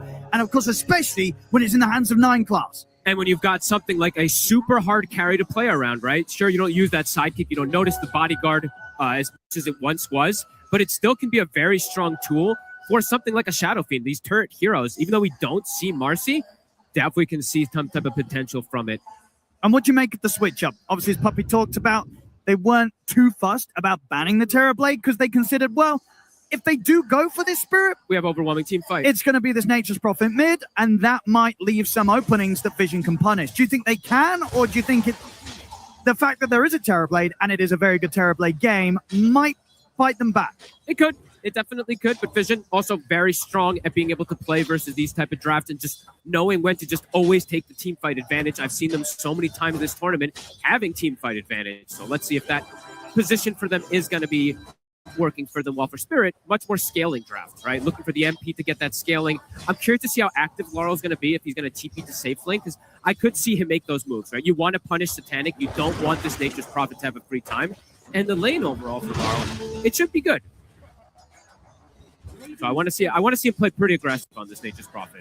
TPing in, shut down Satanic, even potentially going for the TP plays on the safe lane if they do overextend onto Yatoro. Because that's what it would have to be. If they do try to go for these kills onto Yatoro, it's going to have to be out of these overextensions.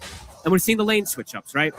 Instead of having the Marcy with the Slardar, since it's a Terrorblade down there now, they put the Marcy up top with the Shadow Fiend. It's a strong pairing as well to be able to protect. Yeah, and they've done this a couple of times, right, Vision, on their run here at the International between the supports. They have that flexibility, and I think last time they made that switch up, it went pretty well for them. It did, and it's a lot because they end up leaving Notice alone. Ducalis gets that level 3, and he starts sandwiching on the mid wave. And Laurel, right, Nature's Prophet playing versus Pango, you definitely can be dove. Not me. Raze comes in. He's healing. He should be all right. I mean, can 9 Class get in range for another dispose? Can tree plant. He can't quite grab him. Can't see him. Nice play there from Not Me.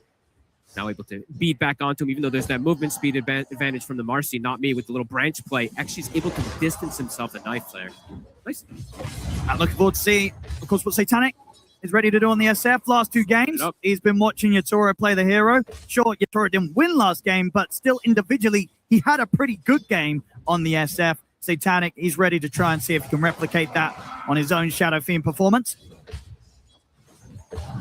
Spirit having some pretty explosive starts to the games in particular. That last game did have that lead. Did end up dying a couple times. That bottom play from Yatoro hurt quite a lot when he died with the Aegis the first time, and then the second one around the Roche. Again, at the lanes though, Spirit looking to dominate them. On him. Trying to make a move onto Notice, but difficult to do so. At least until they sort of see a chance where Yatoro is going to be happy to pop the meta and try and force the kill. Yatoro just buys the boots very early. He knows he's not really at threat down here. So it is going to be a free farm again for Yatoro, but this time it does feel like Satanic's in a better position to get the free farm as well. So we're going to free farm carries versus each other, depending on what Lara wants to do. I'm still just going to look at the Nature's Prophet. Are they actually going to use the TP to pressure, or are they just going to wait for the level 6 with the Wrath of Nature to go for these kills early on? See what the choice is going to be from Laurel. Did the nice he's been able to get so far here. 7 in comparison to the 1 just of the Pango. Yeah, the Terrorblade pick, right? This insane amount of armor is absolutely going to be an element because as the panel touched on, looking at the magical damage, it's Shadow Fiend Raises and Requiem. That is literally it, pretty much. So it's going to be really interesting to see if they can actually bring him down versus all that plus armor he has. Noticed snowball connection. So he's going to put the meta He gets away. to try and bully him, but indeed the sprint's up. Won't have any further control. Wait, did that just happen? Laurel denied a water rune with his trees and no one bottled it. The thing happened. Oh, it did happen. It does happen on the same tick sometimes. 9 class doesn't have rage for the rebound. They've got the call. That'll do it. First blood coming in for Not Me. It's actually a big deal that no one was able to get the refill, even though it was killed. You can literally see it if you pop up with the chat wheel there, or the chat thing there. Denied water rune, but bottled at the same time. So a frame perfect frame bottling. perfect. Frame perfect.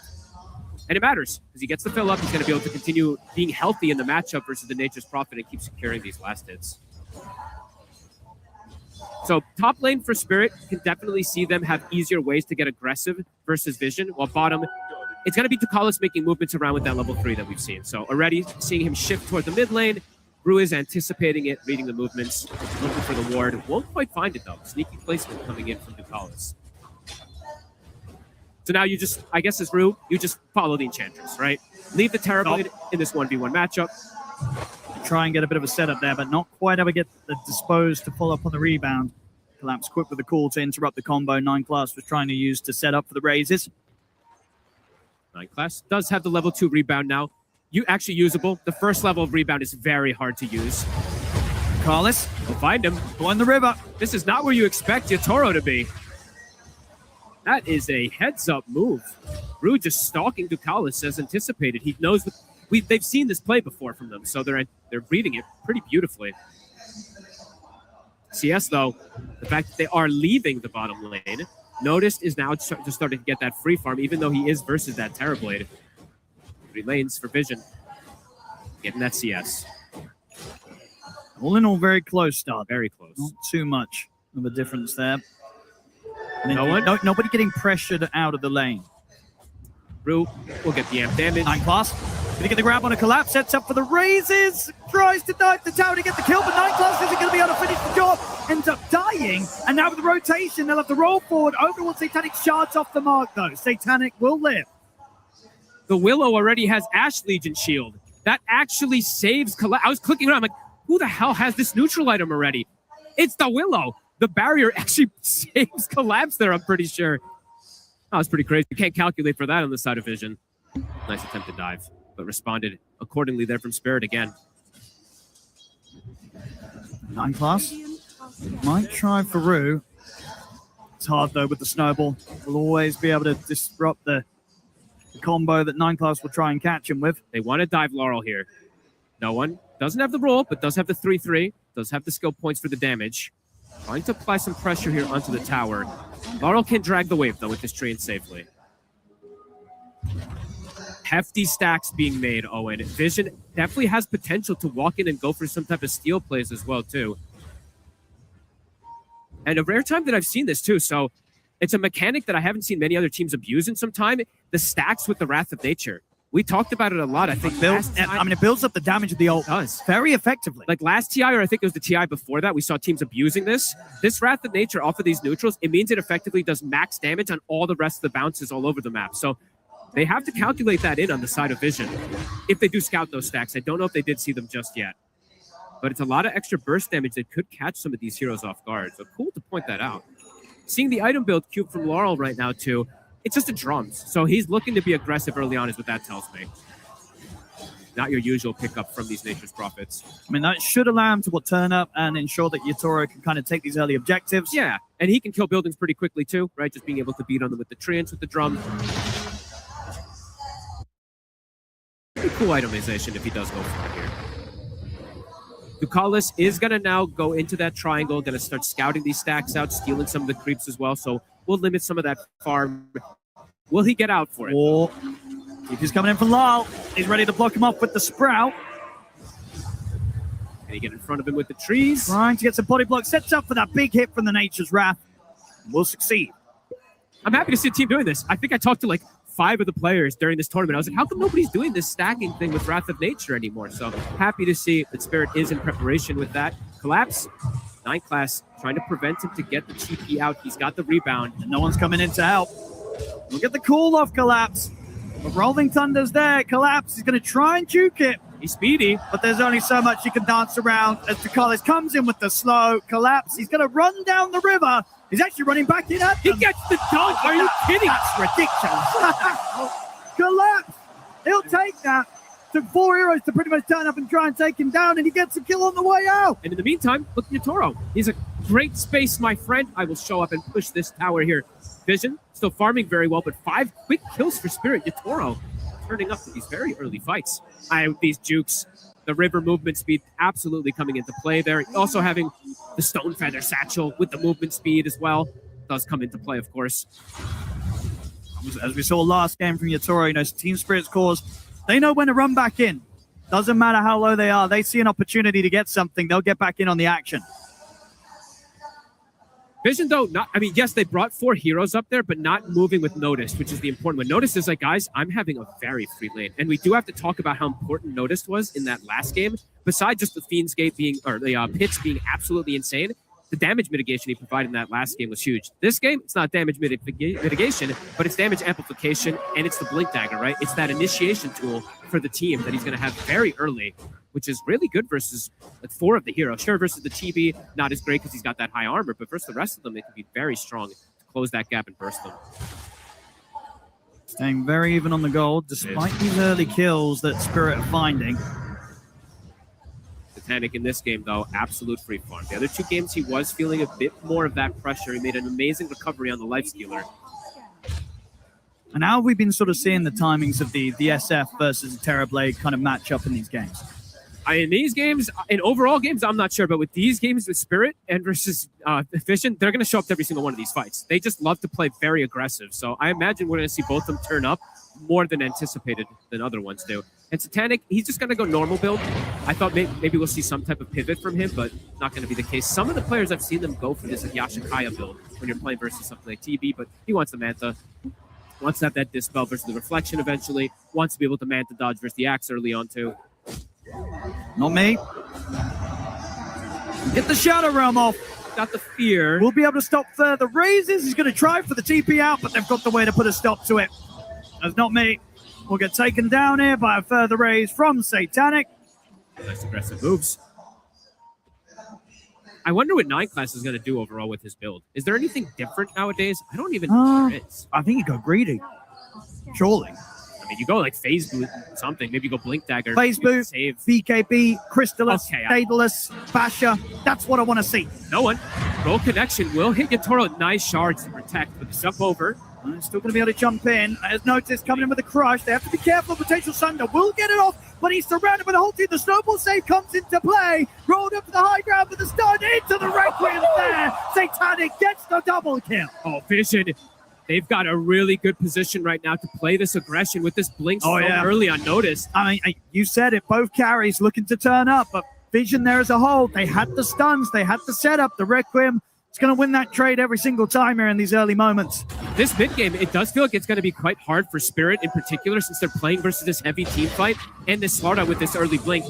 Laurel, he's not going to really want to turn up too much. He's going to go more greedy route, go for the Maelstrom, go for the scaling potential eventually. But that does mean the window is going to be open for Vision to shut down Yatoro, look for the axe, look for these kills to set the pace in this game. And that's the thing, right? They've got so much gap close on Vision. The Slarda, the Panga, the Marcy. They're going to look to get straight on top of Spirit each and every time in these team fights. I think he's just going to... Okay, good. He does. I was figuring he does this on the Marcy. You just go blink because you're the save. You're like the Tusk. Yes, they go on the Shadow Fiend. You end up rebounding him and pulling him out. So I think this is the best option for 9 class to go for in this game. Panic. The trap is coming for him. He's looking pretty dead here.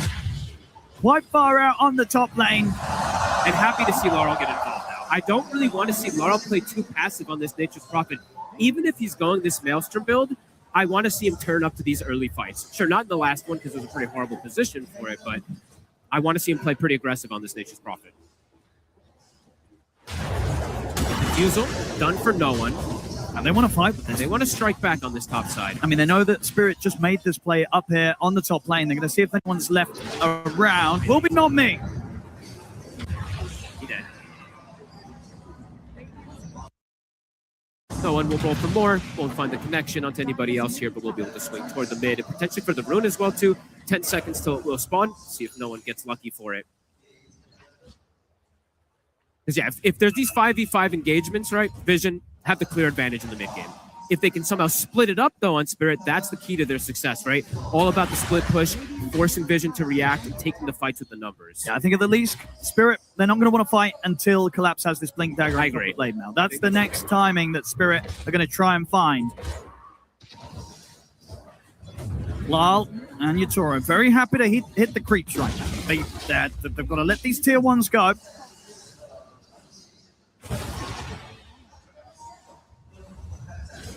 Mukala's getting a fair bit again, just like that last time that he played the Enchantress, just being annoying with the creeps, pushing them down the lanes, forcing someone to respond to it. He's done pretty well.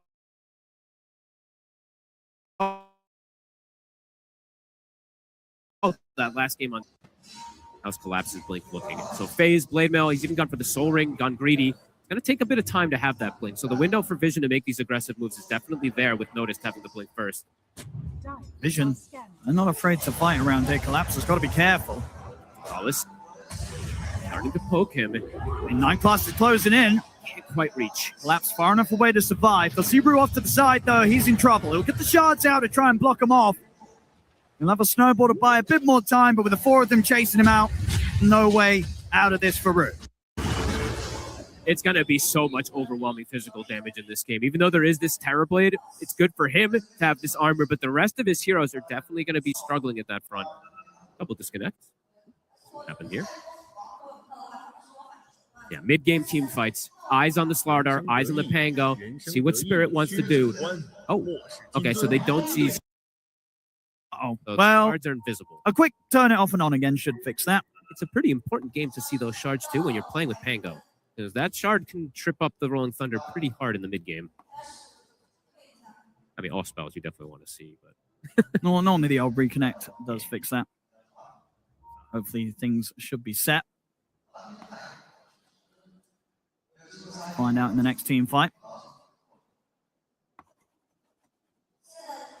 Both carries very close in the net worth. This game, Satanic's SF, Yatoro's Terrorblade, very close on both the levels and the gold. And it does feel like a bit of a different style that we're seeing from the last 2 games, right? Last games, we had so many kills coming into play. I feel like this one might have a bit more farming, especially from Spirit, like you're mentioning. They want to go for that hard scale. But Vision, I do feel like they're going to play pretty oppressive. Look to just close the map, restrict the tier 1s, limit the Terrorblade from finding places to farm. Much easier ways to execute these immediate jumps at this point with the Slardar on the Pango having this start. As you said, it's eyes on Collapse to get that Blink Dagger to be able to turn the fights at this point still.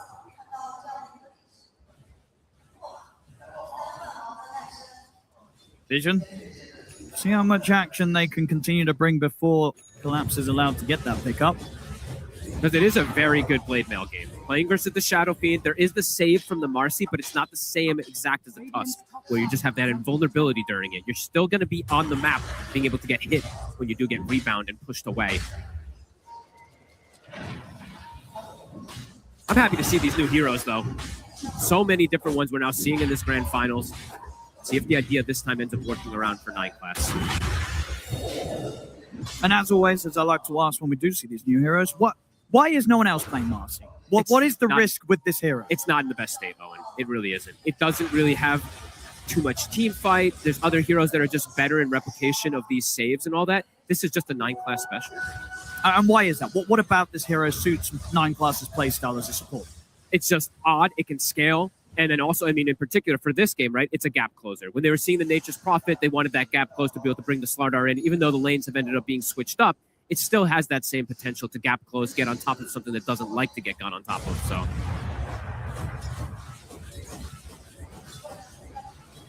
but as we see, some of these heroes can be a bit underrated. You know, we saw that Disruptor absolutely owned in the game.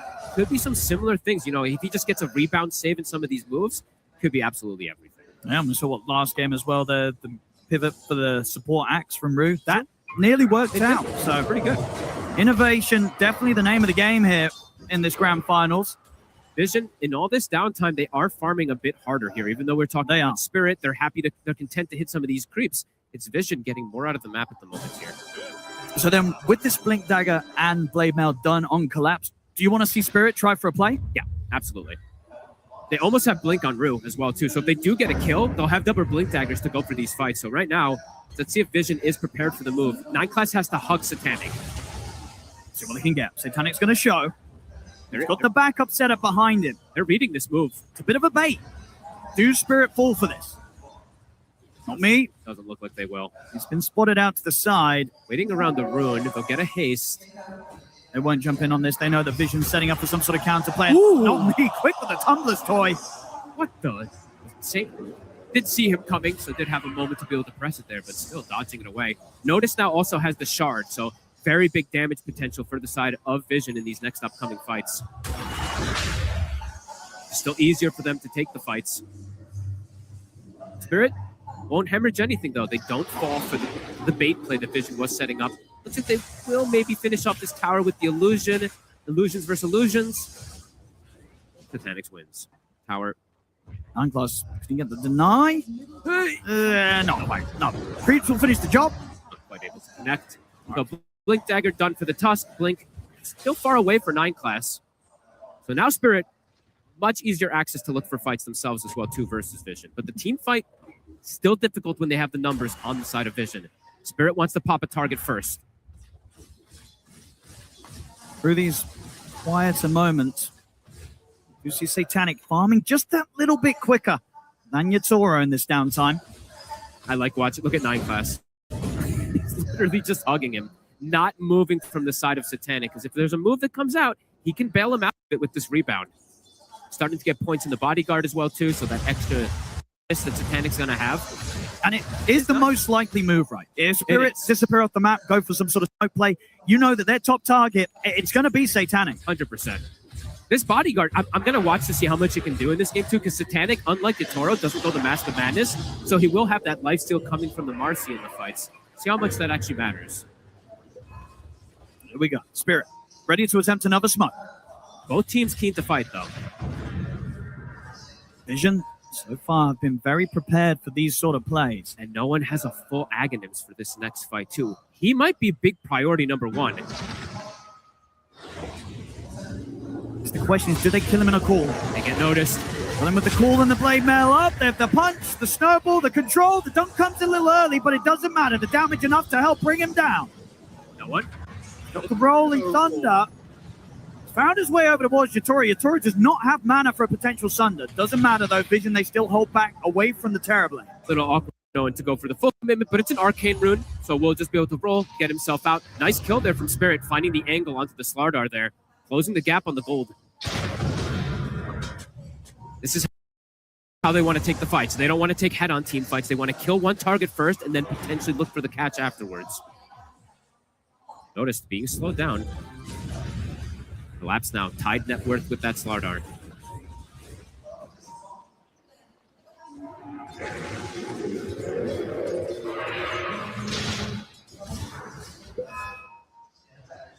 Panic. Up on the top side. 9 class. Get near your buddy. Okay, he's there. He's always there. And both sides in this game having some clear BKB piercing disables, of course. Something we always do like to see. To be able to lock down some of these targets are. We won't probably see BKBs coming out from the cores in this game, though. Satanic and Yatoro likely to just skip them until way later stages again. There is a lot that goes through it. Look at this Rue. Right next to them, but 9 class is ready to save. Oh, 9 class saw him. He saw him. Did he get the dispose straight into the crush jump from Notice? Just catching a glimpse of him as he tries to get out or get the blink off. But with no TP, Rue very, very dead. TP to the mid lane for the fight as well. Carlos has got the chase down on a not me. Down realm already being used. This crown will stop Carlos. Collapse going to come up with the call. Has to jump on towards the Pango. The fear comes out as well, but 9 class takes him out of the side. No, he's caught in the river. Not the place that you want to be as a nature's prophet. Down there on the low ground. They just turn, kill off the mid instead. There's an ambitious move from Spirit to go for the play. Oh my god, Collapse almost gets caught there from the Distiller. Vision's just going to go straight for the Roche. They have so much minus armor.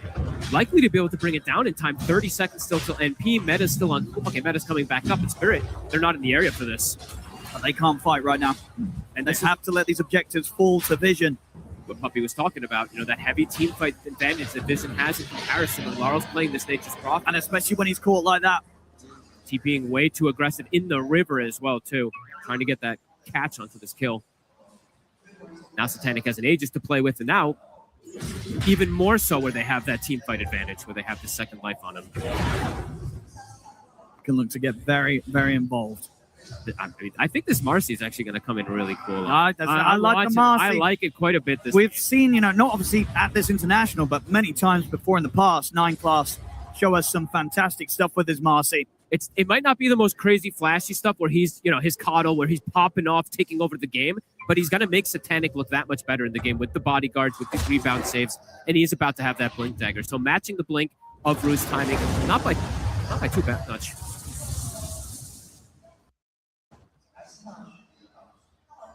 Butterfly for Satanic also in this game. Going to be a big pickup. And the reason I'm mentioning the Marcy more so as well, besides just that rebound, the bodyguard, when something like an SF is playing versus Axe, who has this blade mail, that bodyguard, that lifesteal absolutely will come into play. He won't die during a call. Maybe if Lal and Yatoro are around, but if they don't have those two punching into him, Satanic will very likely survive through the jump. Starting to get the push going themselves. We saw a similar push that Spirit was doing in the last game, but they didn't have their full squad with the Shadow Fiend. So Vision looking to apply this pressure with all the assistants as well. Spirit, looks like they're not even going to try to go for the reaction. Anticipating that everybody on Vision is set up at the moment here. Yeah, I think they know right now that the decision to fight is going to be pretty much down to the calls that Yatoro makes. Yeah. Yatoro's not ready to go. They do not want to turn up. They're going to have very specific conditions to look for those fights. Rue has the snowball and the blink, but he is hazed, so they see exactly where he is. And Notice is going to be able to continue the chase down in the river. Shards will block him off, but he gets around. Rue will have blink again in a few seconds. The jump's already there. Back online for Notice. They do manage to bait 9 class in the river, though, and Rue lives. What? They couldn't kill him, and Rue actually having the backup coming over ready to join him. Those are some beautiful individual plays coming in from Rue, just stalling out Notice. I thought he was going to die for sure there. 9 class ends up being the catch. Toro turns up and gets a kill. Quick little meta play for him. Butterfly now finished up for Satanic. This is a very strong timing. I mean, having that in this matchup, you know, Yatoro is not really going to be able to fit any sort of true strike into his build anytime early. No, he's going to have to hope for that serrated Shiv in particular around that tier 3 neutral if he can get the RNG for it. Satanic is super deep right now. Collapse. He's got the jump on 9 class, so the backup is gone for Satanic, who does, of course, still have this Aegis, so he'll have 2 lives to play with. Notice, in with the blink crush onto Lal. Slide forward for Satanic. Lal dying again immediately at the front of these fights. He is just so squishy. It seems almost impossible for him to play these team fights. He turns up, he dies immediately, folks. Laurel could end up being a pretty big liability for the team if he just doesn't continue to get this scaling. Shows up multiple times and just dies in an instant. Yatoro's meta was ending, so maybe a bit of a misread there that they should go in or not. Yatoro was like, I'm getting out immediately after getting a kill because the meta's wearing down. I mean, what do you sort of do as the Nature's Prophet in these sort of situations? You just not turn up to the fight? I'm not too sure. I see he's queuing up like 5 different items to try to think how he can fix this. Yeah. He's like, BKB? Nope, that's not going to help me. They'll still kill him. Physical. But he does need it because there's so much control. So it's tough to itemize for this NP. Similar as we've seen some of these Linas when you're playing versus all this minus armor. Big push coming in from Vision. They're seeing a window to be able to get a wrap. I mean, they're so strong around this butterfly timing of Satanic. It's phenomenal. And there's no mana. The call will come out. But notice, he's in with the crush on the two of them, catches Yatoro. Yatoro pops the mantra and backs off. But no one, he's ready to roll in deep with the Rolling Thunder. Collapse, BKB and back away.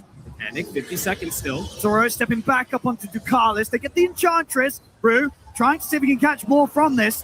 Zoro, the surround Satanic. That's going to be Satanic dead for once. No, he's gone though. Notice, gets in with the BKB, has to slither away. Can they keep Satanic safe? Satanic will go for the Requiem into the TP. They want to get out of this Vision. They don't want to stick around anymore. The cat's noticed. He's not going to get the chance for the TP. The dunk comes through from Collapse Spirit. They'll push back. The meta comes right back up during the fight there. He's got the Scotty also, so Yatoro, he is incredibly tanky. You can see the SF's like, okay, I have Butterfly, but hits him once or twice, and he's like, wait a minute, this TP is insanely strong. Vision trying to find a window to go for this push here, but they get counteracted from the buyback from not be very quickly there. And Spirit's draft, sure, for Laurel can be some difficulties, but they do scale extremely hard this game. The greed can absolutely pay off. Vision really wanted to get some type of Rax advantage there with this Aegis usage. Not quite able to just yet there. And I quite like this as well if Laurel goes for it. A relatively early Axe pickup. We don't really see this. I want to say, out of all the Nature's Prophet games, obviously a lot of the times it's carry and such, you're much less likely to see something like an Axe pickoff. But even when it's in the mid, we don't get the Aghanims being picked up. There was a time when, who was it? It was Liquid, I think, when they had Zai. I remember he was buying this a lot, and you're just playing that. You're the anti-carry, right? Because you apply this AoE disarm onto multiple different heroes. And as we mentioned for Vision, it's all physical damage. If they're all disarmed, there ain't no damage. So pretty cool approaches if he does pivot toward that way. Cool. And I think Spirit knows, right? If they can just keep this game going, they're going to have that crazy scaling. Yeah, they believe in you, Yatoro, to carry this one and Lal to be the backup carry. Vision looking to continue this pressure here. Level 19 on Satanic, still standing strong with this Butterfly. Very close to having the full Satanic himself.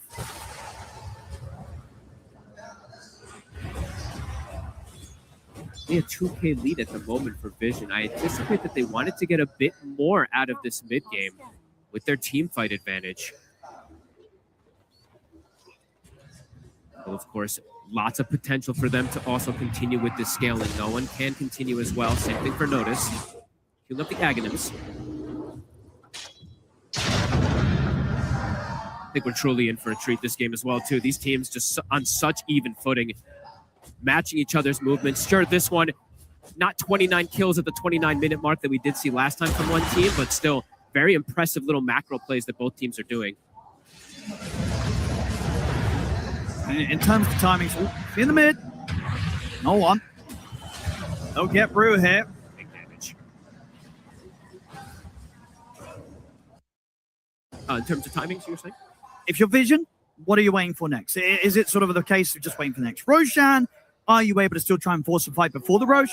I think you take any fight you can take, but you want to fight around that Rosh especially too. You just have to be very aware of the positioning. Collapse now does have the BKB as well too. It's eyes on Yatoro, right? If you can catch Yatoro and kill him at the start of the fights, Spirit's entire fight just completely disappears. So that's the main thing for Vision, I would say. It's just dealing with Yatoro. And Yatoro now, cool, actually goes for the BKB this game. I thought he would do it last game a little earlier too. He went for the MKB, went for the greed. I'm glad he didn't go that greedy this game. I mean, these two item timings are going to give them a pretty good chance to fight. So we see the Axe now done on Lal. Oh, they're very strong right now in Satanic. He's in danger territory right now. Sure. Going to be ready to start going for him with the meta. They do have the rebound to take him out to the side. There's the Axe Breath of Nature coming in with the Entangle. Catches the two of them. Takes out 9 class collapse. He's ready to come in with the BKB and the Blade Mail. He's caught Satanic. Satanic goes down. As Yatoro brings in the damage. They're ready to try for more. Punch up onto Notice, controlling through the BKB. He'll still be able to slither away. But a defensive BKB, you're seeing Spirit ready to fight. Yatoro standing strong. And then just a little bit of a trip up. The Axe Breath of Nature just holding for him only momentarily, but enough to sort of allow Collapse to continue to close in and have that chance to get the jump call to lock down Satanic and allow Yatoro to bring him down. Satanic now, even though it doesn't feel great in this type of game because there's things that go through it, he does have to go for BKB as well. The control is going to start to be problematic. Spirit starting to gain quite a bit of control in this game.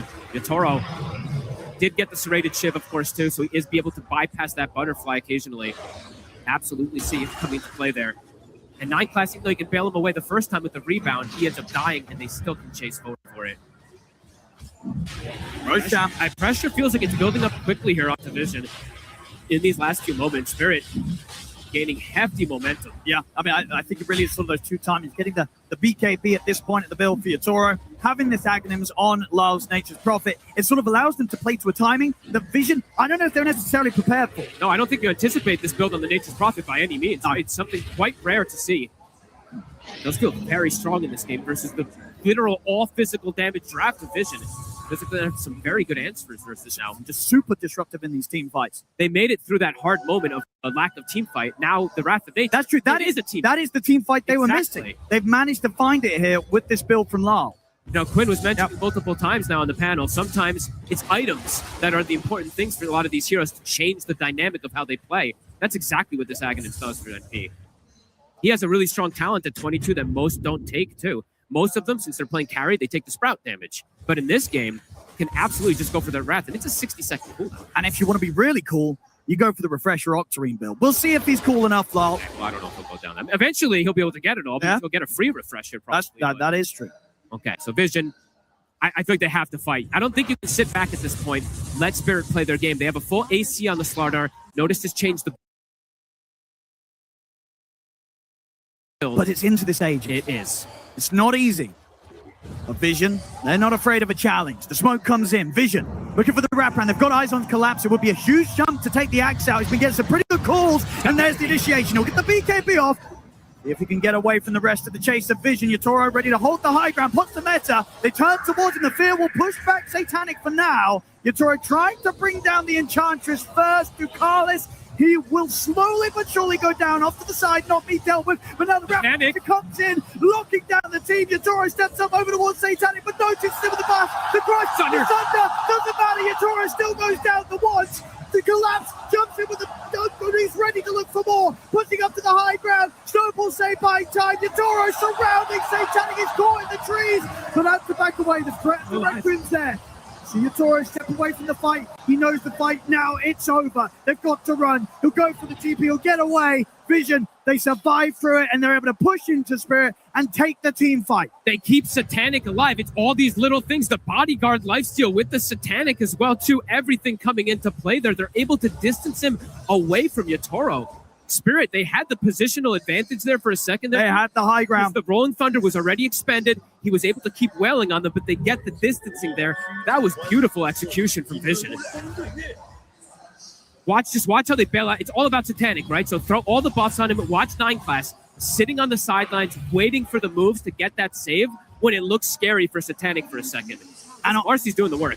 And honestly, the fact that Vision were as split as they were here, it kind of worked to their favor. Because Spirit, you could sort of tell they didn't really know where to go for. Yatoro, he had to use a fair bit of time at the start to bring down the Enchantress. So by the time he turns up to try and take down the rest of them, they've got enough firepower and survivability to break the fight in their favor. And Yatoro, you can feel it here. He's like, guys, we can't do this. I've got to get out of this one. Oh, and this is such absurdly high-skill Dota. Satanic, full MKB now to have the answer for the eventual butterfly. I mean, I say eventually. Yatoro has the butterfly, and he's got an MKB as it comes out. That's huge. Massive for Satanic. And they got the gem there right as well. They did.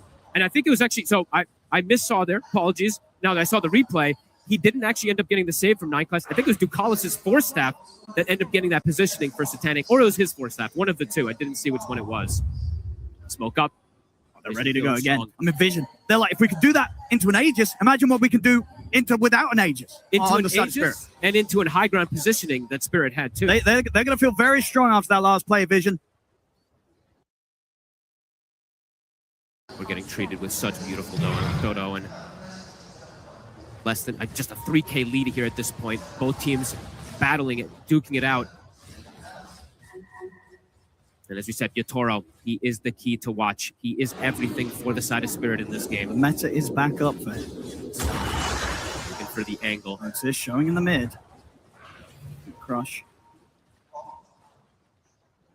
Spirit. We're going to see Ducalis. But to quickly take down the Ench, Division want to do anything without their Enchantress. Doesn't look like it. They respect the fact that pickoff's made. They won't try and fight 4v5.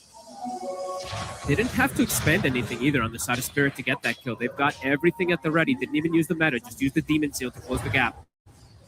So this is the concern as well for both sides. If you lose a team fight, the enemy, as long as they carries up, are going to be able to push so fast. Yes, they kill these buildings insane. Some of the fastest pushing lineups I think we're going to see.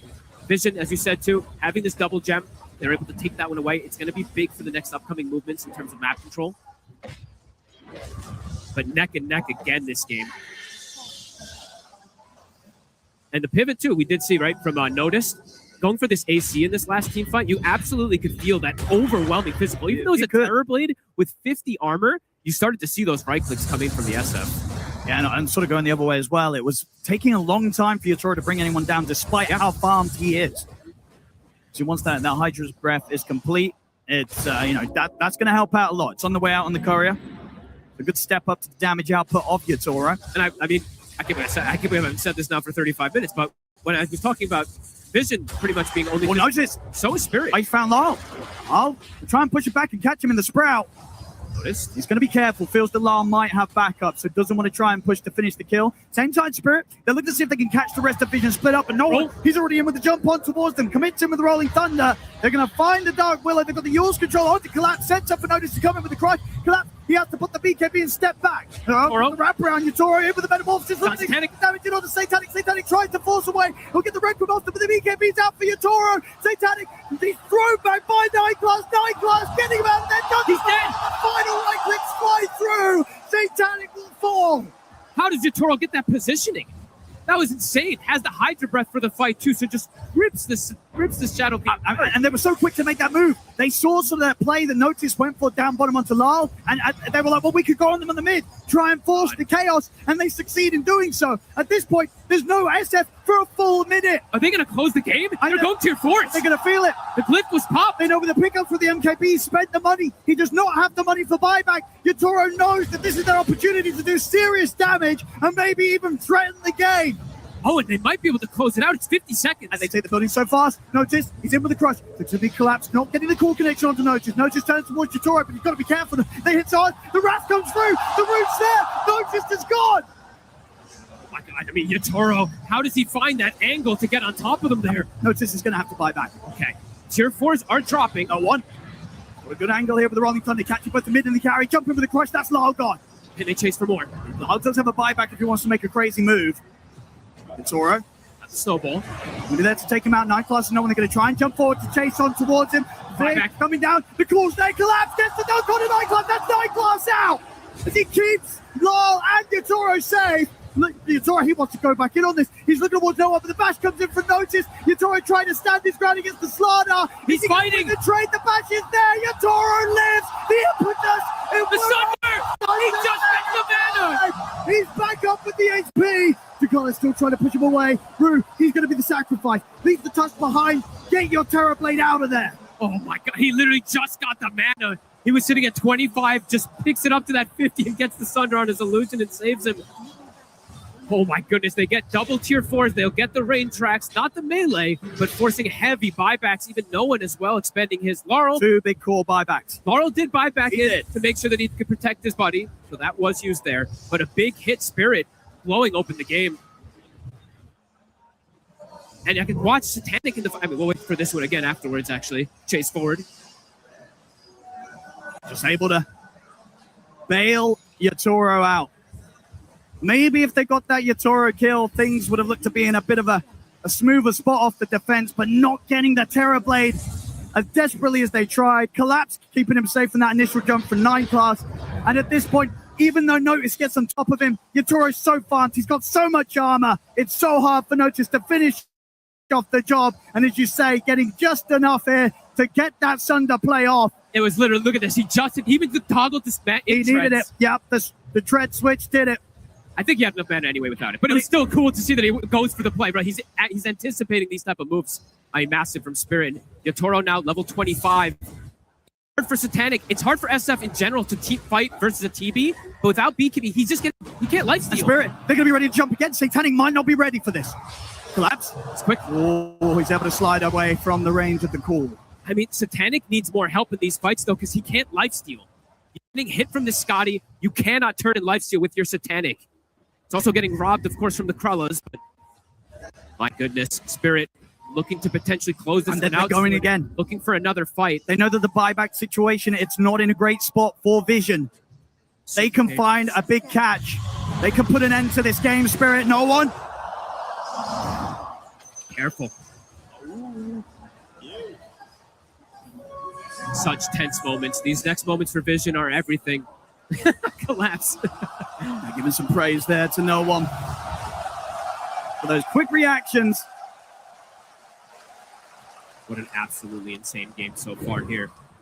I mean, so in these team fights, what do you do if you're Vision? Is it sort of just a case then for Satanic to sort of, if he sees the Metamorphosis come out, you have to just get out completely? Can you actually fight into Yatoro when he has the Metamorphosis up? It's hard to say exactly. This TB is something it's a force to be reckoned with. They don't really have the best answers. Even the kiting factor isn't there. Satanic, the matchup in general, right? TB versus SF, it's heavily favored for TB once it starts getting to these points because he just has that range advantage. So I guess just all-inning, right? They have to close the gap and fully all-in for Yatoro and just somehow try to bring him down with that. But it's easier said than done, especially now that these levels are starting to come in for him. He's got extra saving tools with the Satanic himself. And the Yatoro might just be able to get himself another Aegis here, ready for the push. It's the third Roshan. There's going to be that Refresher Shard on top of that. And always, too, right? Yatoro, he can lifesteal in the fights. He can be able to stand his ground. There isn't that mitigation in the same type of factor. He also has a hard save with the Tusk potential. He also has a Vlad's too. Multiple different ways Spirit have to bail him out now at this point. To get that chance, of course, with the way the draft played out, you know, SF's taken early. They get to think through the whole draft, what carry-to-carry matchup they want to play with. And, you know, if anyone's going to be the master at the SF and know exactly what the SF's going to hate playing into, it's going to be Yatoro. And we're seeing that matchup get to that point now this game. The sort of weakness that might have been there because they had to make this pivot, put the Nature's Prophet mid, and go for this greedier route, they've gotten completely through that. Yeah, I mean, the itemization from Laurel is genius, right? Just the Aghanims, and we don't see it as much anymore. It is absolutely making that difference to protect, hold targets in place. If he had gone to straight right-click build, right, they could have lost these mid-game team fights super hard. The game could have just completely collapsed for them there, so kind of being everything for them. Talking about Aghanims. Full item. Aghanims picked up for Yatoro. Is that the blessing? It is the full blessing, so he's got it at use immediately. He's ready to go all in. Has that Aegis, of course, so second life is there and knows that there's going to be this time. They're going to want to do something within the next 2 minutes or so whilst these 3 buybacks are still unavailable for Vision. It's just hard to see how they kill Yatoro at this point. Even through the 1 life, as we saw in that top fight, they have so many ways to protect. They even have that cheese, of course, too, for the next fight that he can just, you can pass it over to him as well. Just another very, very low death game for Yatoro. Only dying the once. He has played this game absolutely flawless. I mean, pretty much the series as well, right? Even in the loss, had a very impressive scoreline on his Shadow Fiend. Vision, you can tell they're feeling that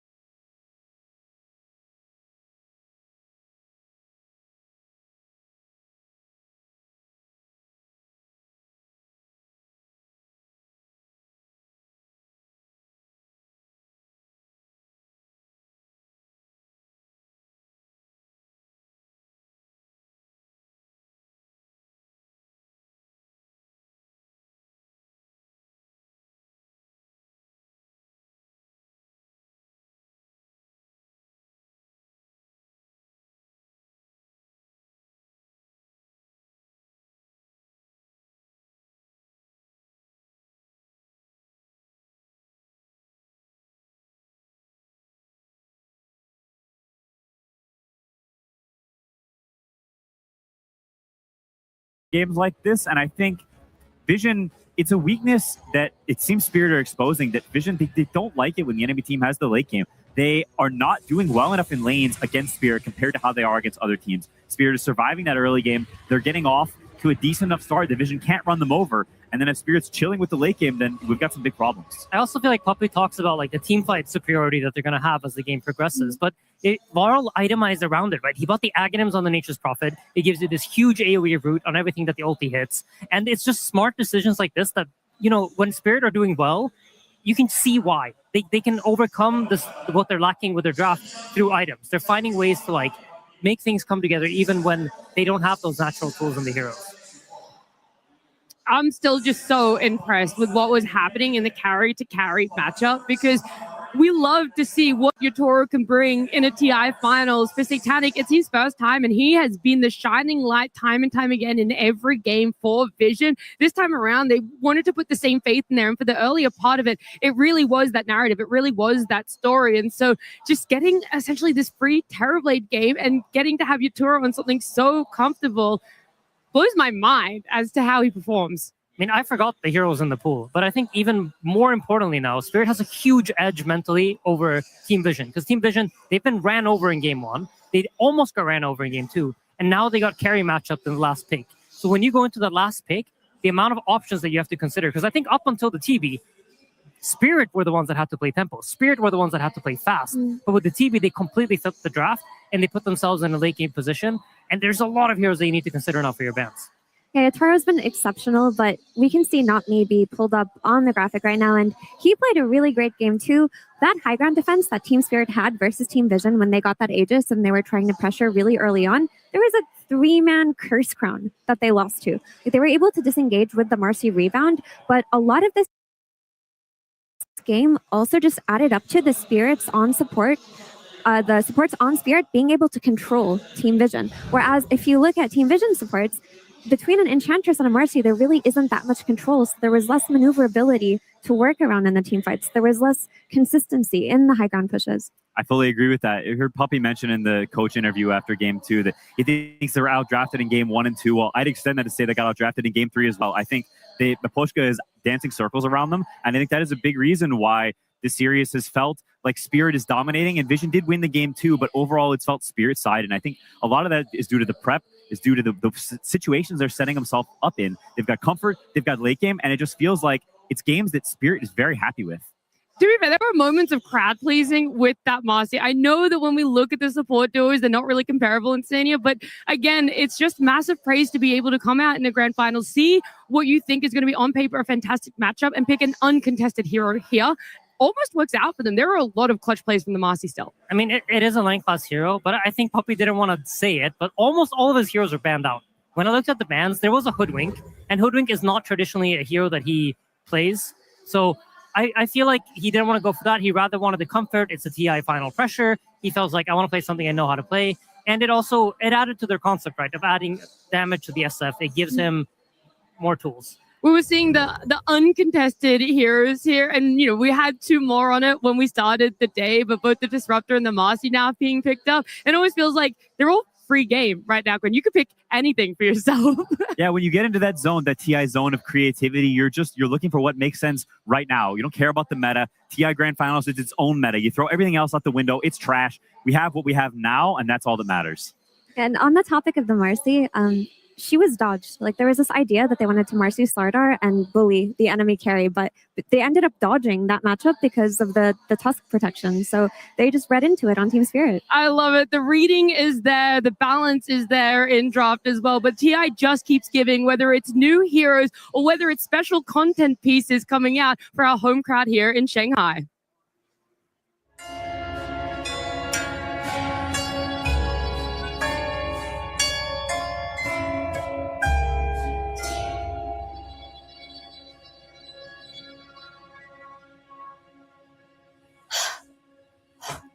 折腾了这么久，我终于找到你了。以你的天赋和技巧，史上最会刷钱之人。够了，不要再刷了！黄尔敏大师。不要再刷了，大老远赶来，让我看看你那可怜的经济吧。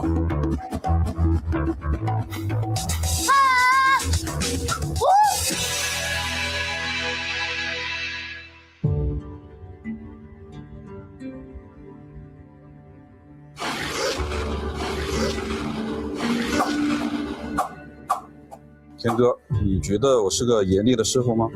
那你根本不知道接下来你要面对的是什么。我已经把你那可怜的矿子清完了，再给我来10波远古，天亮之前再给我拉30步赢。我儿近日大有长进，但我只能教你打拳之道。要真正超凡入圣，你必须领悟成为强者所需的一切。为此，你必须踏入刀塔江湖。江湖路远，刀剑无眼，你得学会征服痛苦。我的第一位大师非常的严格，他教会了我怎么样补刀，怎么样刷钱。但是这仅仅是我旅途的开始，我现在准备好去拜见我的第2位大师了。DY 大师，感谢你教了我这么多。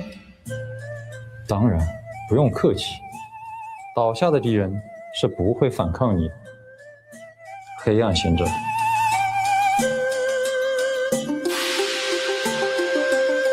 DY 大师，我随您修炼已有一段时日了，是时候接受一些考验了吧 ？No， 还没有到正确的时机。大地之力。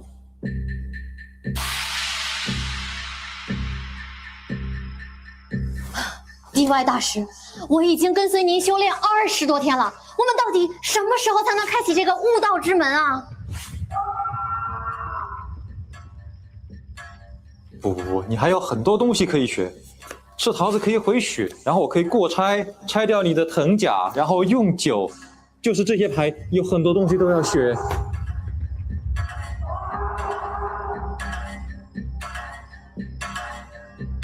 住手！这扇门后藏着世界上最恐怖的东西，它力大无穷。知道如何面对它，就等于知道如何面对世界上最大的痛苦。世间最大的痛苦？你真的觉得你准备好了吗？我准备好了。那就去面对痛苦魔方吧。啊？那是……哦！他的头好方啊！你什么意思？你要小心啊，我的弟子！你每一次攻心，他都会10倍奉还。但若你能驾驭这种反击，你的力量就会随之增长。如果你能受得了他一直痛，或许你还能跟他并肩作战。我都说我输了，你还说几遍？我问你。哦啊！哦啊！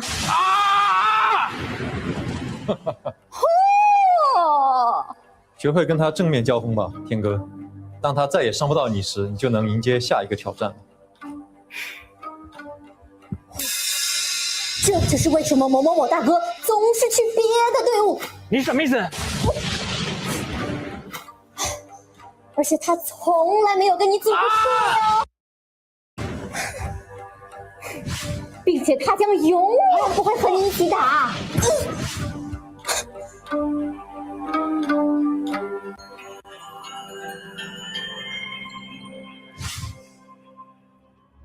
第2位大师们，有点奇怪，但是他们教会了我如何在精神上战胜敌人。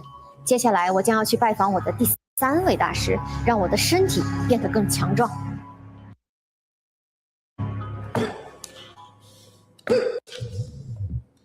把这个板当做1塔，快点给我打爆它！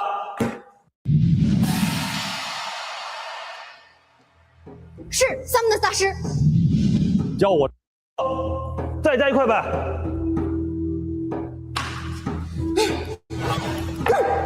说实话，你硬推这个1塔没什么用。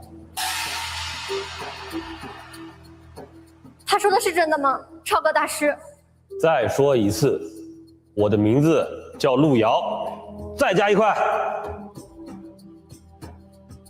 你这个去完这个伊塔，你也不好打钱，有必要吗？别理他，他有毛病。还有你，太弱了。要想变强，你就给我每天早睡早起，多晒太阳。太阳？真的假的？这太阳到底有什么用啊？装太阳能板了，晒太阳能充电，还是说你是什么植物人或者什么草系宝可梦能光合作用啊？啊？你是练武还是修仙啊？你搞火堆呗？你现在能懂我说太阳是什么意思了吗？啊？就是你跟太阳很熟吗？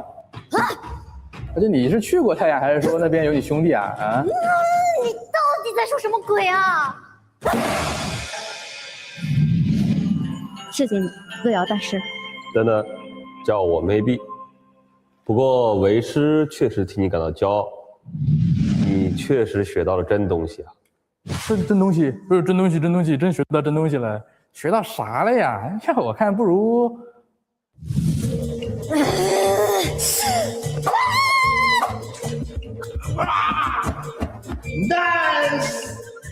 如今，我想我终于准备好了，去拜见那位尊师泰斗。站住！若你想进入万世之师的密室，你必须选出正确的钥匙。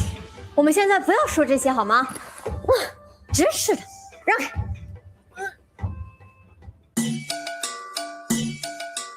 在下天哥前来拜会宗师泰斗，弟子苦练多时，恳请尊师指点。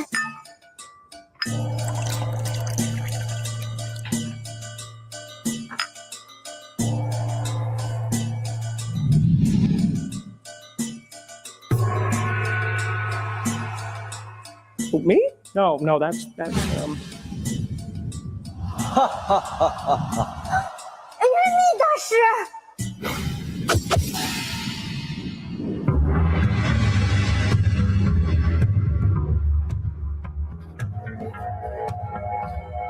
艾米大师，看到了你的进步。哈哈哈哈哈哈！你的招式很棒的。Would you rather do this in English? 我听不懂英文。哈哈哈哈哈哈！你为何而来？哇，这是一个漫长而悲伤的故事。RPG， 为什么没人带我上分呢？哎，这个是什么呀？不对呀，这合理吗？这就是我的故事。你是不是傻？威尔林的补刀，奥瑞的磨练，双驱兄弟的决心，所有这一切，都是为了此刻 AME 大师时候到了。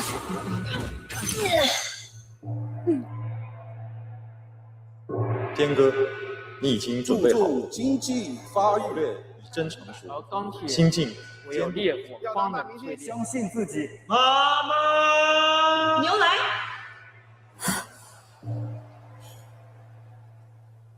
先锋4，我打你！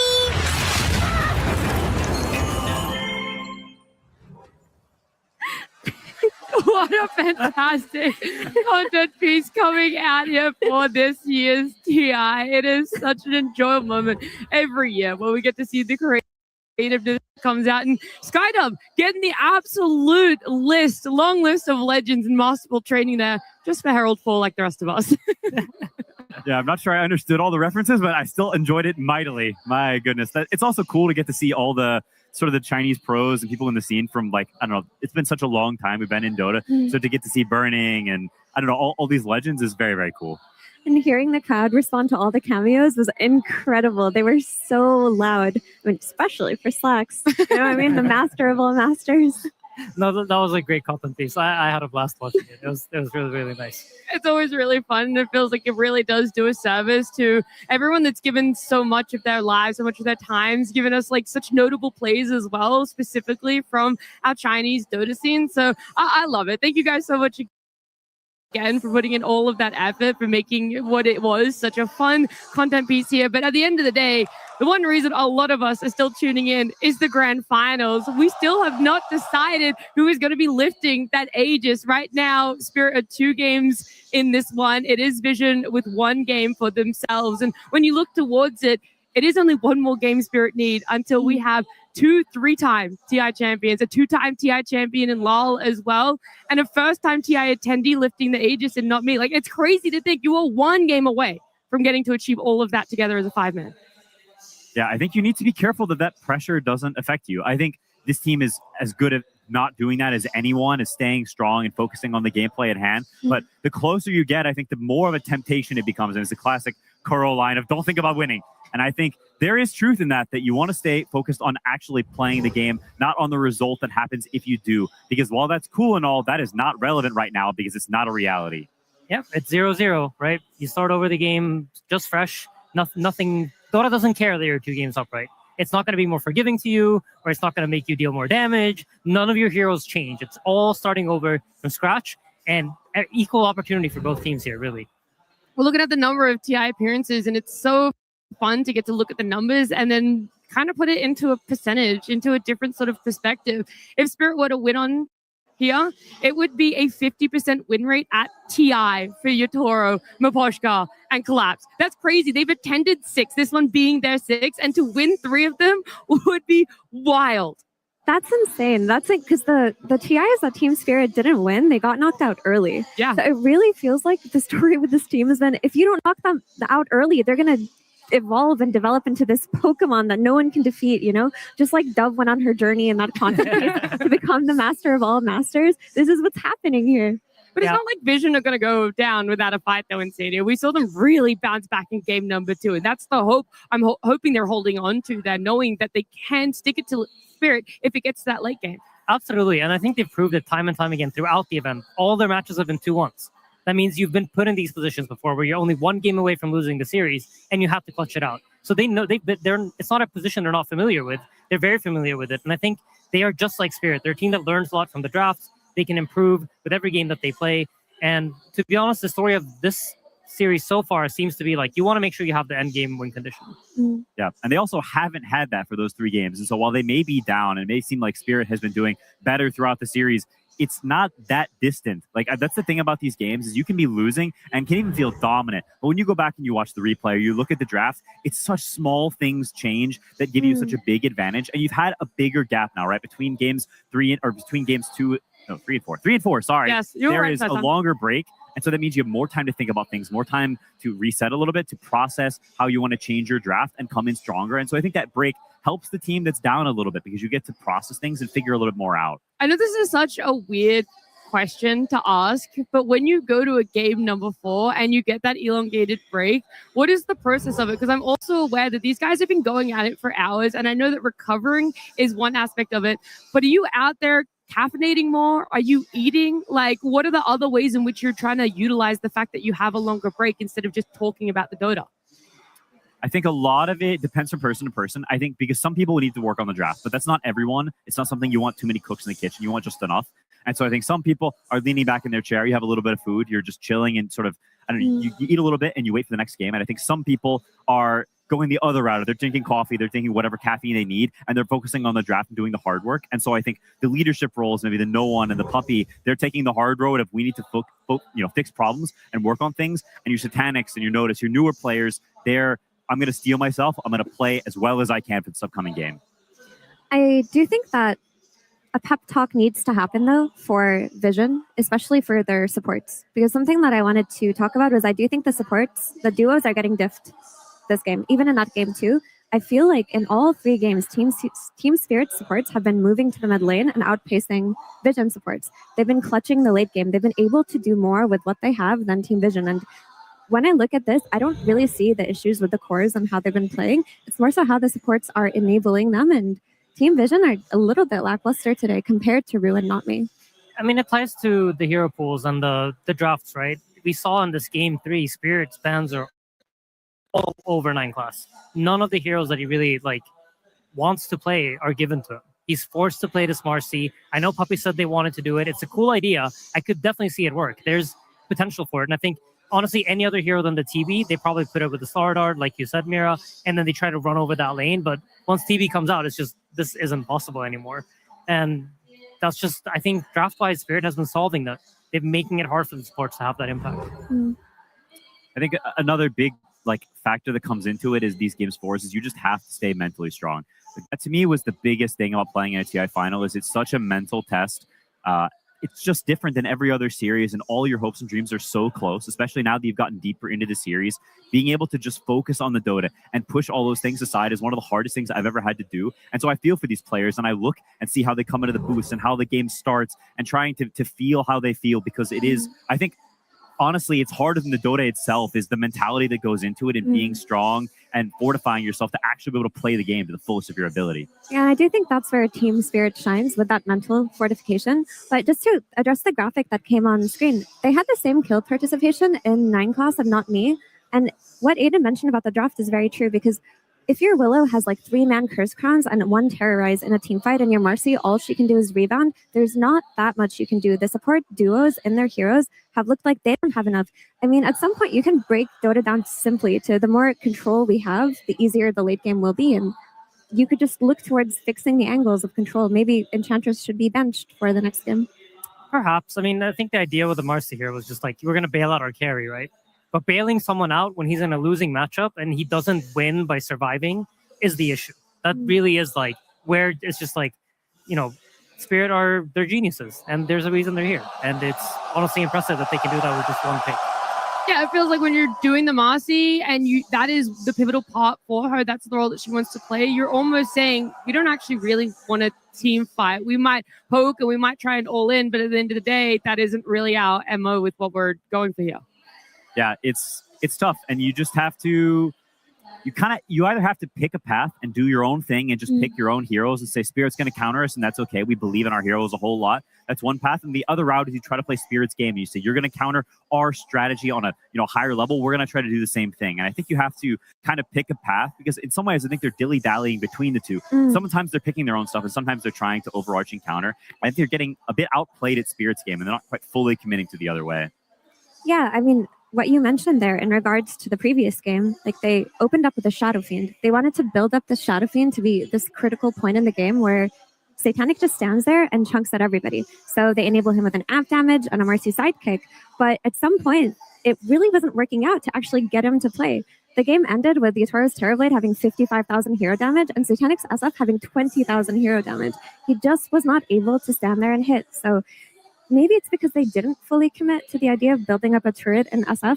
Maybe the Pango plus Sardar together made it redundant and they needed 1 more enabler. I do think there's even more credit that goes the way of Spirit and Maposhka is because they first picked the Nature's Prophet, and they go in thinking that this is going to be a Yotoro Nature's Prophet, right? They're not really calling this that Lal is going to be comfortable playing it, and even if they do, then they're willing to call that bluff. And it is almost an exact replica of what happened in game 1, where they're trying to call the bluff again on Lal's hero pool. He doesn't play that Slark, and even if we do, we'll try and dodge the matchup. He doesn't play Nature's Prophet. Well, he does. There are 7 competitive games for him, and whilst the win rate before this game wasn't necessarily positive, he's still comfortable enough to do it. And I feel like you can't keep resting on the laurels that you're going to call the bluff of Lal's hero pool anymore. I think if you go back to the draft, even they end up last banning Monkey King. Monkey King isn't really a hero that we've seen much, and I feel like when I was looking at the draft, I feel like they felt so good about the first 4 heroes matchups into the other 4 that they didn't really think about, is there anything that could in any possible way stump our draft in the end? Because if you remove Terrorblade from Spirit there, I don't know what they pick. I feel like no matter what they pick, they're going to be playing the tempo style. They're going to have to try to ramp up this game. And I think Satanic is a person that is much more comfortable when he's the person being tempoed on rather than when they have to be the ones setting the tempo. Yeah, I mean, they're built in pubs. These players are playing so many of these games where everyone's running at them. They see Satanic or Yatoro's in the lobby and they charge at them. You've built this incredible skill set of dodging ganks, of surviving, of getting farmed anyway. And the flip side is just not something that really gets built to the same degree, especially when you're a young player who's only been playing competitively for 2 to 3 years. You want to put him in his strong suit where he's been molded and formed and let him do the things that he's so ridiculously, insanely good at that's gotten him all the way to this finals.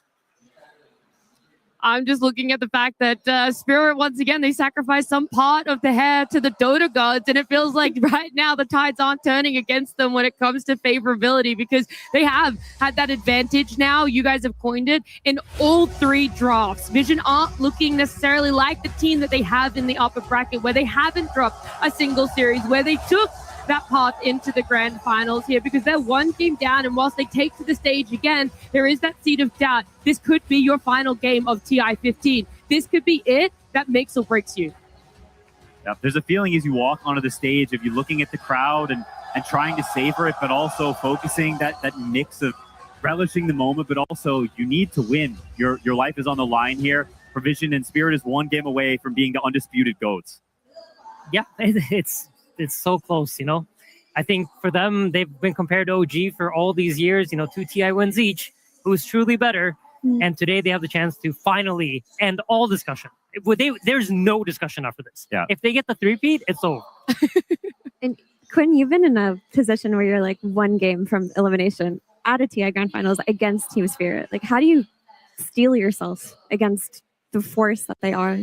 I think so much of it has to do with like honesty with each other. I think a lot of times, at least for us, pressure can get to you and people can start to feel bad, and you can feel that in their communication, their atmosphere, and it bleeds into everyone else. It becomes sort of this fog in the air that you can't quite see through. And so I think, I don't know, having an honest conversation, people who are anxious talking about that, and you get to the human side of it and you realize that, hey, this is a privilege. It's a very hard thing. We're all together and we're just going to push through it and do the best that we can.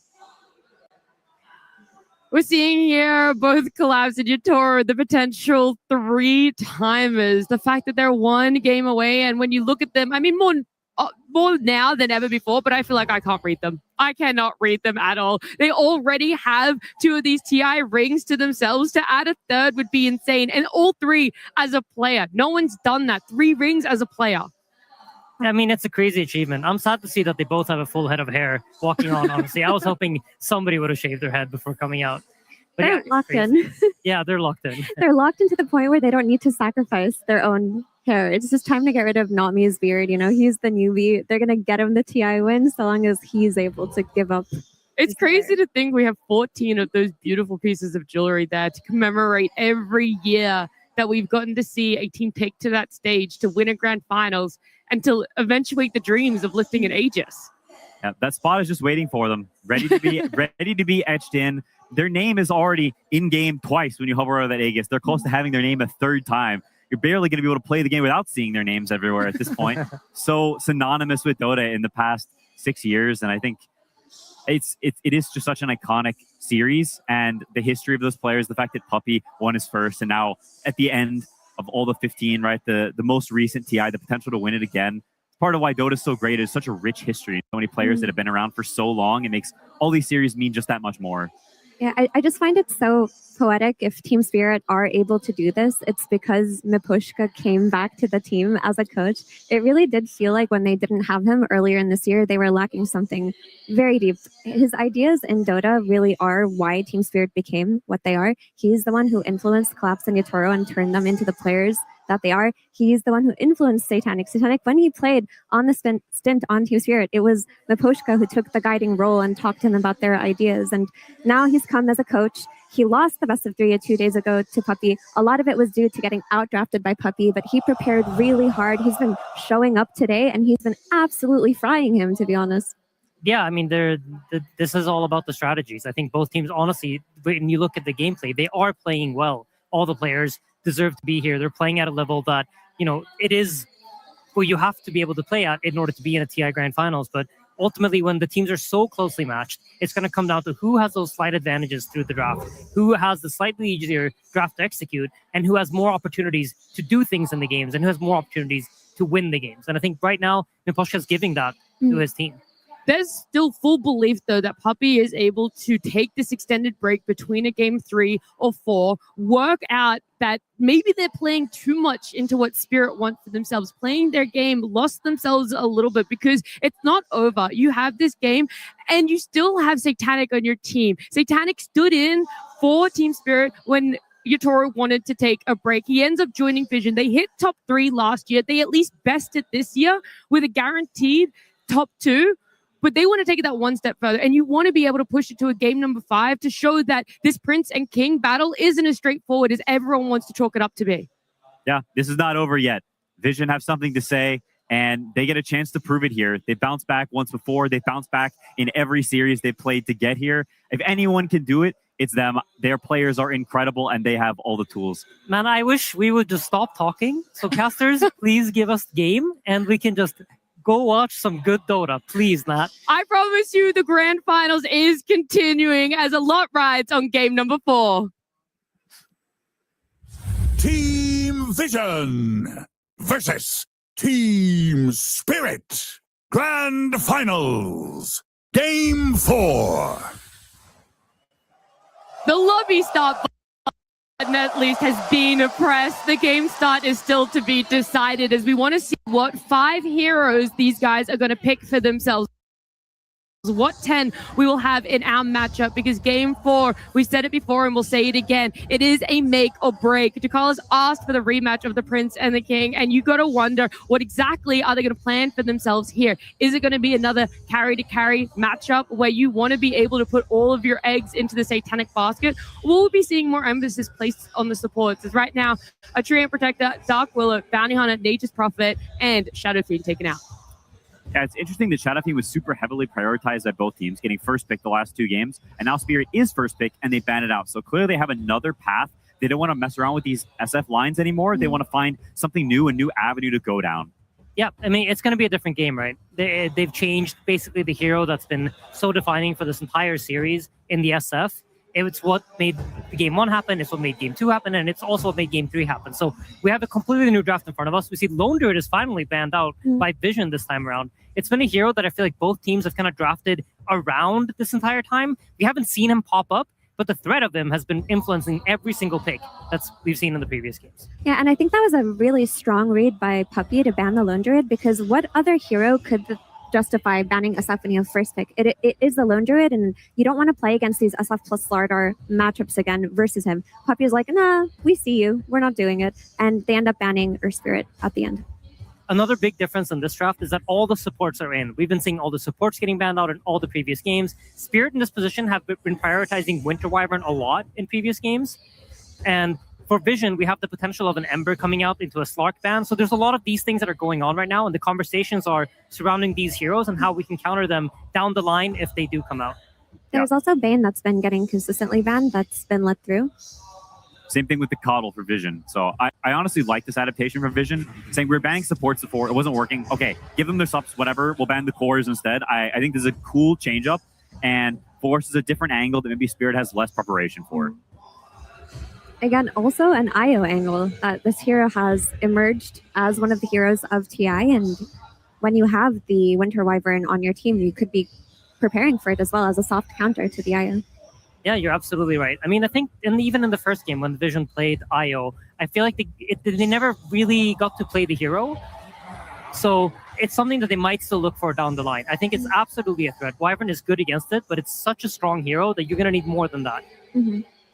And we talked about a couple of times that 9 class has been really heavily focused in the bans. And to me, this is also a good adaptation, saying he's been playing Hoodwink and Marcy, and some heroes are a little bit less ideal for him. And so we're saying we're just going to give him a hero that's not only great against Winter Wyvern, but is just a super comfort hero for him, and Vision have had a lot of success with. Mm-hmm.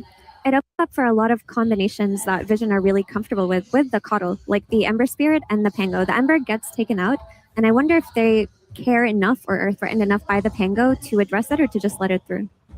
Yeah, I mean, it remains to be seen. Wyvern, I think, is a pretty decent hero against Pango in some ways, because you can kind of juke him out over hills, you can play over cliffs. You also have the curse. If you manage to curse a strong turret hero to the Pango, it sometimes almost immediately kills him. So there is some counterplay there with the Wyvern, but I don't think it's not enough to dissuade you from picking Pango if it's good against the rest of the heroes. Mm.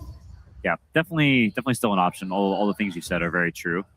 I think it's with Coddle, generally you want spellcasting mids, right? You want to enable some hero that abuses the mana so you can farm faster and you can fight more, have more uptime on the map. That's one of Coddle's biggest strengths, is it allows your cores, especially your mid hero, because subs just tend to play with the mid hero, that means they can stay on the map, which gives you more attacks, allows you to defend more places because resources are such a huge part of the early game. I feel like that's absolutely one part of it. And the other part of Coddle's gameplay is the healing. And this is probably what has made Coddle into one of the strongest modern supports, is that it heals. And healing works really well with any sort of damage reduction, or if you're really tanky. If you die too quickly, the heals won't come in. Coddle takes quite a while to wind up the heals, so you want to make sure you have a tanky enough draft to where you can survive the initial round of spells from your opponents for the heal to then kick in.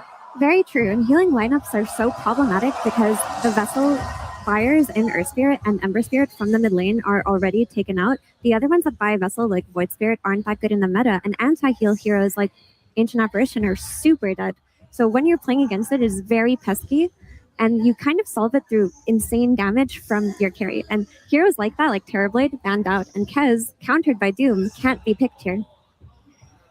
Yeah, it's a nice setup. I feel like Vision have relied on this Doom previously in the tournament too. Also, Doom against all of these, like throughout history, superstar players, like we got Miracles, you know, Yatoro, obviously. When they get doomed, they're not the same player. They don't get to click buttons. And it doesn't matter how good you are. If you're stunned or if you're doomed and you're not allowed to press buttons, nobody, no matter how skilled you are, can play the game. So Centaur solves it, right? Stampede away from the Doom. Also, Not Me's clock has been left in the pool. He hasn't gotten his hands on this hero yet. Yeah, I'm curious to see if they go for a double melee offlane. It's not something that either team has really been favoring so far in this finals. People want strong lanes. They want to come in and fight you and contest the early game and not give you what you want and play a slower game. You want to start off on the right foot. So it will, sacrifice a little bit of the early game if they go for the clockwork here. But I mean, we've seen how much Not Me can do on the hero. Yeah, okay. They just think he's just too good. Just give it to him. He's just that guy. There is still that chance, though, that Centaur plays mid. I'm not saying it's something that Spirit necessarily love, and Centaur is such an archetype of a collapse hero, but there is still that we don't want to fall into the trap of calling Spirit's bluff either about Lal's hero pool at this point in TI. I'm going to call your trap, and I think you've been talking too much to Falcons. No, I really hope we don't get a Centaur mid. I didn't say it was good. I'm just saying. Yeah, I mean, it's a possibility, absolutely. And, that has been their MO for this series, right? They keep tricking us and Vision into thinking this is what they're doing with their draft, and then the last pick, they swap it all up. So it is obviously a possibility. But Insania's putting it at 1%. Yeah, I think I'm like the Dota Plus meter right now, where it's very far to like not happening. Yeah, it's a very fair suggestion because that's been the story of the series. But the reason why it works so well on Falcons is because Malrine likes to do it. I don't think Laurel is willing to do anything, but would he be willing to do this for his team? It is so boring. I mean, I feel like at this point we can't count him out, but I would think it's a Collapse Centaur. It's one of his signature heroes. He loves to play it. Vision also seemed to think that way because they decided to pick the Lifestealer. And Lifestealer is quite a high commitment hero. Once you pick it, it needs to have a good lane. If it doesn't, the hero just seems useless. So they think it is too. They commit to this lane matchup, and it is obviously a pretty strong matchup for Lifestealer. Okay, and with this, it seems like they are somewhat committed to it being Centaur offlane, I think. I also think Centaur mid just doesn't scale that super well against Lifestealer, so they're okay playing the lane. And this is a lane where Satanic will have complete free farm. We've seen a couple of games now where Spirit's got a lot of pressure on Vision's safe lane, and Satanic does not have the freest game that he would hope for. And so in this game, he will have that great start. And TA also has a pretty good lane, I think, against Doom. It's a classic counter because even if you Doom him, he can just blink away because it goes on the refraction, and then you haven't canceled his blink yet. So I think both carries are set up for good games, which, maybe we get the epic anime fight. That's what I'm hoping for. I do think that TA is a higher execution carry than Lifestealer, though, because she's been nerfed a lot on the lane, so she can't oppress the enemy offlaner the way that she used to. So the enemy offlaner will have more net worth than they are. And eventually, even if you can blink out, you get doomed. Dota gets really hard to play in that late game, especially when Doom gets that Congregations of the Deep with the Shiva's Guard. Like, at that point, that hero is so absurd. Yeah, I always feel like once Doom gets to Shiva Zags, the game is over. I've been saying it time and time again on the panel, but we never get to see it. But it is an incredibly strong endgame timing.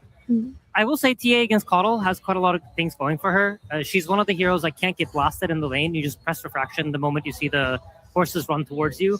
It's quite a strong matchup in that regard. They have this pressure set up with the Winter Wyvern that can provide sustain to outlast any sort of damage that Doom can do to her. So I quite like the laning matchup for Spirit. And we've talked about it in the previous games, but this laning pressure for them has been really important in order for them to win these games. So for that regard, I really like the team. Yeah, she serves a purpose within the draft that we talked about earlier too, with healing lineups and how they're hard to break through. She is one of the high burst damage carries that can kill somebody before the Coddle Blasts keep coming out and keep piling up. I do worry about if she isn't playing tempo. If Spirit are on the back foot this game, I don't have that much faith in the hero. But if they can win the lanes like they have been the last few games, it should be fine. Yeah, I do see one weakness with Vision's heroes that they lack like playmakers, really. Doom is quite farmy, Lifestealer is quite farmy, and both their supports are heroes that want to sit behind another core who's making moves and cast spells. And so as of now, Spirit kind of knows the archetype of mid-hero they want, and that can mean that you can pick a hero that makes that pick very uncomfortable or hard to lane or bad for any number of reasons. And it also means that, once again, TA will have a super free game because there's no way she can really die in this game, barring some, last pick shenanigans. And there's still Pango for Team Vision. The only counter would be the Winter Wyvern, but they need that Coddle combination. They need something that can play with Mirana's aggression. I think leaving it is fair, though, from Spirit, because that matchup against Clockwork is actually quite bad. When he presses roll, you just press cogs, and it's very hard to steer, even if you've got, some serious driver's license. And on top of that, TA, when you're rolling in, she can meld you and just keep blasting you, as she's sort of a traditional turret. So it's not the easiest Pangolin game, but the Coddle helps with some of those problems. I mean, the other deterrent is Wyvern, right? You have the triple melee core lineup. It's high likelihood that if you're playing Pango, you're going to have heroes close to you that potentially could get cursed with you. Is Void Spirit pickable for Vision, Quinn? Depends on the mid hero. Of the supports, yes, absolutely. Neither of them has very much lockdown, really. So if you kind of dart in and out, you get on top of the Winter Wyvern and you're very hard to pin down. It is just not a very good hero right now. We've seen it picked before. Lornoff played it once during the main stage, and it did not look super great. And so it's got to be a pretty perfect game for that hero, I think, to pull it out. Storm Spirit. Interesting. It's a brave hero into Doom. This hero can absolutely ruin your day. You generally a Storm, of course you can keep zipping around all the time and you'll never get Doom, but that drains your mana really quickly. And this hero actually relies on auto-attacking a lot more than people realize. You kind of want to sit in the place, hit a bit, use the zip to chase someone down. You don't really want to use it to just stay invulnerable the entire time. And you can explain this a lot better than I can. No, it's absolutely true, and I think it's a very underrated part of Storm. Storm, for all intents and purposes, is just a right-click hero, and the zip is a way of getting close and getting far away from people. So if you can't stand there and hit, then that means you don't actually do any damage, because just flying around doesn't do anything. You cast one static round. Okay, it's a 300 damage nuke. That's not enough for a core contribution in a fight. It is still, in a way, denying Vision being able to have a good Coddle combo from the mid in that Storm Spirit. You don't have an infinite amount of bans, so leaving it in, picking it up for yourself, even if it does feel scary playing it into Doom, it at least makes Vision have to think a bit more and end up with a Sand King last pick. Yeah, the Sand King is just solving the issue of now you have a Storm Spirit. We don't have enough stuns. How do we deal with the Storm Spirit? And nothing really was left in the pool aside from the Sand King. Yeah, and I mean, it's not the Falcons' influence that we talked about earlier, but we definitely see their influence on this final, right? The Sand King mid comes out, Malrine special. I do remember no one, they obviously placed top 3 at last TI. Last TI was a lot about these Sand Kings and Earthshakers and this archetype of hero mid. So he's definitely played this before, knows how the hero works. He's like, oh God, mid Sand King again? I have to witness this. Yeah, there will be a lot of trying to draw the mid lane and playing off stacks. That's so much about what this hero is about. He doesn't pressure you, but it's very hard to pressure him. And so attacking Vision's triangle, potentially fighting these stacks, could be a big look for Team Spirit. But I think this is a game that's very based off skill. I think a lot of the early game, there's a lot of potential moves for different places. This one, honestly, is a draft that I chalk much more to being even than the other games. I think Vision has done a good job at pulling it back. And this is a game that I think they should be very happy with. Honestly, I think the draft is the best so far, and it's not super easy for Spirit. When you talk about, very quickly, talking about invading that trying to take stacks, or on the side of Spirit is going to utilize that the best, and you're hoping he's going to be able to take advantage of it. Probably anybody but Centaur. If you're doing well in lanes, just charge and get in there.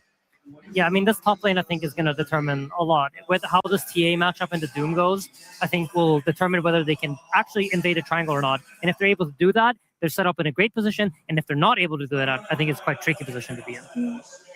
I think it's very important for Vision supports to be able to enable no one sanking and play with them, because Team Spirit supports have been running mid and playing with Laurel for the last few games. And if they can get some combos going with the Impale and Tamarana Arrow, this game will be a lot more even than the last one. So there's more faith then in the earlier part of what Vision have for themselves. But then the question is, because Spirit have already coined that they can play every type of game, every playstyle needed. Is that late game also still incredibly favorable if Vision just want to sit back and farm? I think Vision has a much stronger scaling in this game than they've had in any other game. It's Oh, not wow. yeah. Fully agree. All right, that is a lot of props to Vision then, being able to take advantage of that longer break there. But we are instead going to be talking to Spirit's coach. It's Maposhka standing by with Slacks. Thank you so much. Yes, here with Maposhka. One more game. One more game to be one of the most legendary Dota players of all time. I just want to talk to you about how you're feeling right now, man. We're going into it. A bit nervous. A bit nervous. You, the GOAT? No, of course. It's like I feel like I'm excited, like one game, as you said, and I can believe in our draft. I really see an idea, and I'm sure this game. So that's why I'm nervous, because they also might win. They also have some good idea in their draft. So we'll see. May the best team win then. I did want to ask you about being a leader in your region. You've trained up so many incredible talents, especially when Satanic was starting off. I know that you had a big relationship with him. You raised him up from the ground. Do you regret that? Is that Yeah, it's true. Do you regret that? What? Regret making Satanic good? I don't know what is regret.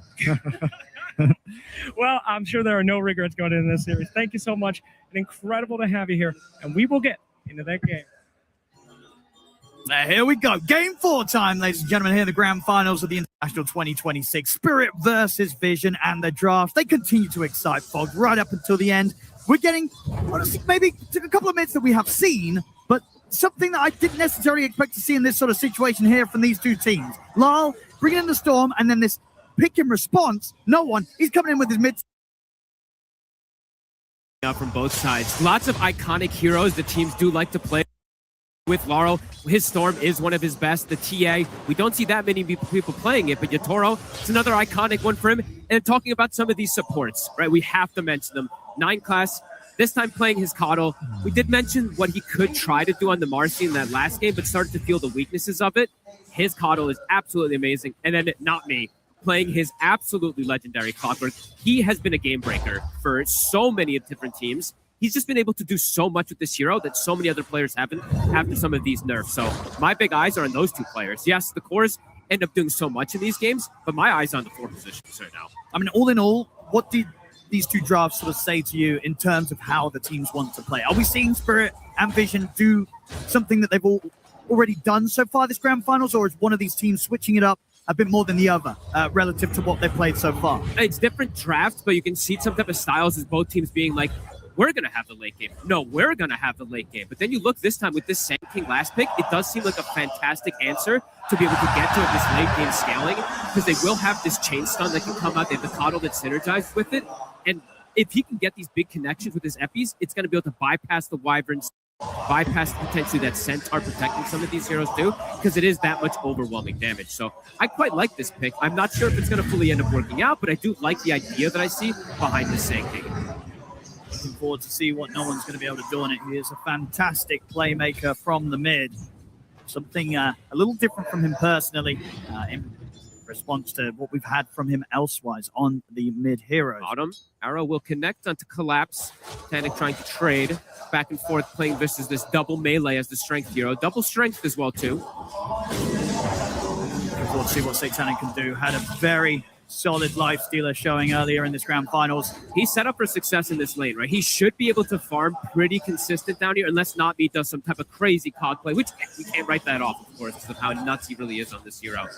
Spirits looked very good in their lanes, though. Across the board, every single one of their games, they're able to secure the free farm, especially for Yatoro, in every single one of those. And this looks like one of those where he is going to get away with that free farm. Playing versus the Doom and a Coddle, Refraction, incredible versus the Coddle Blasts. and then just the meld versus that Doom. Every time he walks in, he eats a meld hit. I mean, out of all the heroes that we have, which one would you say you sort of have the, not necessarily the doubts, but the sort of question mark about that might have a tough game from what we've learned so far this international? I would say it would be the Storm from what we've seen, but the lack of stun and control could It should. make Laurel Yeah, that's look the thing, good. right? It should be a good Storm game, but I feel like we have felt that in some of the other times we've seen Storm. It hasn't always gone great for the hero. We'll see how much help he gets, because like the panel was talking about, something that Spirit's done pretty much every single one of their games is even if Laurel does struggle, they help him a lot. They'll send the double supports to be able to ensure that he gets off to a good start. And yeah, I'm looking forward to see what Laurel can do of piercing backlines, finding the coddle. I think we have similar type of strategy from both of the mid laners, where one, yes, he's a right-clicking core that's going to be scaling, that's the Storm Spirit, while the Sand King, he does the same type of thing where he jumps the backline, finds the Wyvern, while Storm jumps the coddle. So this interesting dynamic between the two that has similarities. And we're seeing this already at this point, 9 class. They're not playing to win that top lane, of course, since it is this coddle plus Doom versus TA Wyvern. The TA Wyvern have a clear advantage. He's going to play the stacking game. So already getting those built up, it's going to be fantastic for no one. He's going to do well in the lane, and then he's going to be able to back up and get those stacks as well, too. So very important for them to have that for this nice mid-game timing. And Vision, they did secure themselves with quite a lot of team fight this time around, too. Last time round, obviously we saw the importance of how the carry-to-carry matchup played out between sort of these Terrorblades and SF. This time round, with the Lifestealer and the TA, how do sort of the timings come into play there? Quite different styles. I haven't seen this matchup as much nowadays with the Aghanims, with the Lifestealer, where you can jump inside of the TA, but in the past, for some time, TA just accelerates that much faster because you get the death. So you're the one that's setting the pace of the game. You're getting Roshan, and you're playing with a big advantage over something like Lifestealer. So curious to see how it's going to end up going down. The mana burn, it's starting to kick in. Not me. As soon as he gets the level 2 cogs, he ends up just winning lanes that aren't supposed to win a lot of times. So Collapse, he's getting a lot out of the lane versus the Lifestealer, which sometimes we have seen these Lifestealers be able to bully. At the least, as the Lifestealer, you know, it's at least a carry that doesn't care too much. Sure, it's annoying getting his mana burnt, but still able to lane, still able to sustain, despite the fact that he's having all his mana being taken away by this pesky clockwork. Oh, absolutely. And looking forward to see what Ducalis is going to do. How's that mid-rotation going to look? He's going to be able to get the connection with the chain stun for the Sand King to get the kill on the Storm. That's how they have to kill the Storm. That's really their only stun combo. So they have to get it perfectly to get that connection and to finish off Laurel. I'll look towards him, but put the 6 online. Not a lot that can be done with these two. Chakra will be there, so no one will have the mana. He'll have another stun, potentially clearing out the wave. So this wave is going to shove into Laurel, which might secure no one the rune as well, too. Double rotations from the supports. This time it's Vision with the earlier move of these two supports. And action. He's actually ready to go aggressive on, and Not Me has the Burrow Strike into the arrow. Not Me will drop down the cogs, try and get out of this. Actually protects him. Unable to find that extra connection. Can't go for the leap place through the cogs. Double D wards, though, Ducalis. Reading where these obs are placed from Not Me. That's 2 of them he's been able to grab. It's a lot of experience you get this early in the game for something like Mirana. See in the mid, another attempt on Zalal. It's a lot of burst. Still, always going to be quite a tough kill to find. We're in the early stages. It's a big deal that Ducalis gets this double ops ward. He's going to be very high level on Mirana. This is a decent damage dealing support too, if you do get off to a good start. And he is crucial for this game to have that chain stun versus the Storm. I mean, and that's going to keep this area of the map so safe for Satanic, right? In a game as well where it's not going to be the easiest to gank this Lifestealer, right? True. Trying to get aggressive here to steal the wisdom. Going for the 7-minute play. Lap should be able to hold Ducalis off this. Indeed, notice finishing off Brew. We'll see them try for the play. Satanic committing with the rage. Arrow onto Collapse. Look at the Who stop, but the 4-6 is there onto Satanic, but no one. He's here to help out. Lyle has to zip away. Cogs push it back on towards Ducalis. He'll take him down. No one claim the Shrine of Wisdom. Clever movement there from no one. They'll be able to gain the double, and they also get the first blood for Doom, which, I mean, you wouldn't really expect in this game in the lane that he's been put up against, but because he finds the Wyvern on the side alone, this Doom is now level 6. Very big deal for Vision to have this type of start into the game. The Lifestealer's free farming, Sand King's off to a good start with stacks to go back to, and Doom now at this point overperforming to what maybe he could have had. Yeah, being able to make those plays on both sides of the map at the same time here, 7 minutes in. Really like that move from no one. As Sand King, it's like the similar thing of the Monkey King of the old days where you just go to that, you go to that shrine. How are you going to contest him? That Sandstorm gets popped down. It's way too much damage. Me? Panic? quite able to get the cog onto him, at least the first one. Would have maybe been close to threatening him here. He might, if they got the two connections. He's super low. He might still be at jeopardy here. Not me is trying to close the gap. It's Satanic. He reads the movement. He'll be able to distance himself away. Oh, really? I mean, not me is stalking him. He's tempted to be a bit greedy here, Satanic. Cogs, can he line him up? One. Whoop. Won't get the second, but the battery assault. Oh, it's close. He won't quite get it. Satanic lives. A good effort there from Not Me. The Satanic ready with the dodges. Satanic's had practice versus this minigame quite a lot here. Root. Rotation's coming in from Notice. He's ready to swing across from the top lane.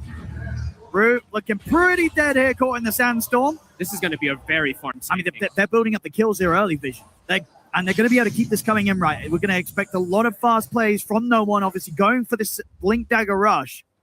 It's going to be such a fast pace that he gets it because of those stacks. He was able to just go back and clear. He finishes them super quick because he has this good entry into the game. 4-4-0. He can wait to go for the epicenter afterwards to look for the plays once he's got the Blink Dagger.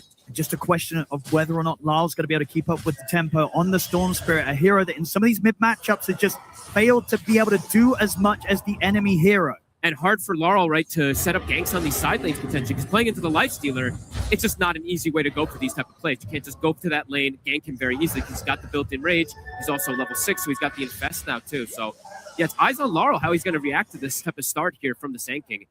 And damage for him. Mal, he's going to jump in. He does not have a lot of mana. The arrow comes in. Laurel's dead. Oh, he gets baited. He cannot make moves like that. A very aggressive play, zipping into the river. Even if they didn't catch him in the stuns, I don't know if he would have had enough mana to break away from them. That was a move gone horribly wrong there for Lal. These Storms have had trouble in this tournament. We've seen it time and time again. No one now even able to invade. They see a triple stack. They actually, I don't know if they saw it. He pulled the camp away as they did. Right, if they do see that, that's going to be quite juicy here for Vision. No one at this point. He's going to have the blink record timings that we do see. Yeah, he's crushing it here.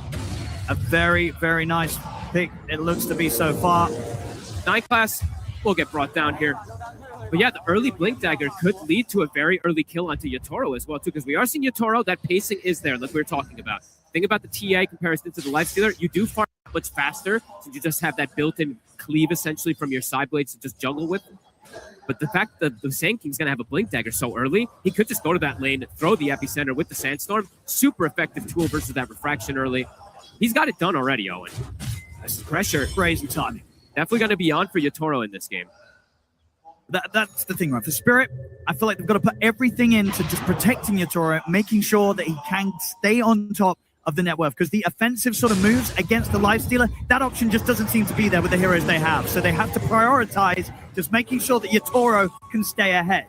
Let's see how much Not Me can do. He does have the level 3 cogs now. A lot of times when I've seen him get level 3 cogs and level 4 cogs, he dictates and he breaks a lot of moves that a team wants to do as well too. So let's see if that's going to be the case. But no one revving up the Epi. Scary part of the map here for Team Spirit. Tons of pressure applied onto Laurel. They do have the Stampede in order to bail out versus some of these moves, like the panel was talking about, some limited stuns and control that can be there for Vision, but Stampede right now on cooldown. No one with this type of start too. The damage might be enough with just one stun. And the shock, I guess we have to say too, right? There is going to always be the refresh too, so they can get that secondary stun pretty soon afterwards. This tower's dropping. No one threatening him with the epicenter if he sees a chance to jump. So dangerous for Laurel to show. They're revving it up every single time. He steps up just a bit far. They will just commit for him. Not Me will be there to deter them. Try to protect at least a bit here. He's only level 5 though. Ducalis is 7. No one. He's ready to go. They'll have the cold embrace to try and protect Not Me, but still a lot of magical damage coming out, and it just sets up for the arrow to connect. Low on the mana.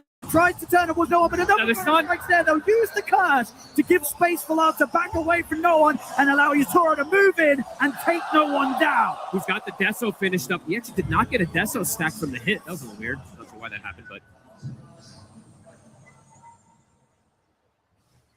very important move there from Yatoro. He's going to cannot afford to let Lal go down there. He's going to be the key to watch, because he does have that big advantage. Like we said, the pacing from TA compared to Lifestealer. He can turn up a lot easier lifesteal when he's got the Radiance. Satanic can do a lot more, but looking at the level disparity too, they're giving Yatoro all the XP as well. He's about to be level 12. It's only 13 minutes in. Noticed? He's going to go for that drum shard build that we do like to see, eating those ancients, continue to get that farm, hoping for a black dragon so he can get that extra farm. They're looking to punish him, but he is speedy. It's very hard to set up onto this Doom. And I think the next time for no one, probably going to try to save this epicenter for a core kill. Because sure, he got the clockwork, but ends up paying with his life. The smoke move from Vision might catch Spirit off guard. They want Yatoro.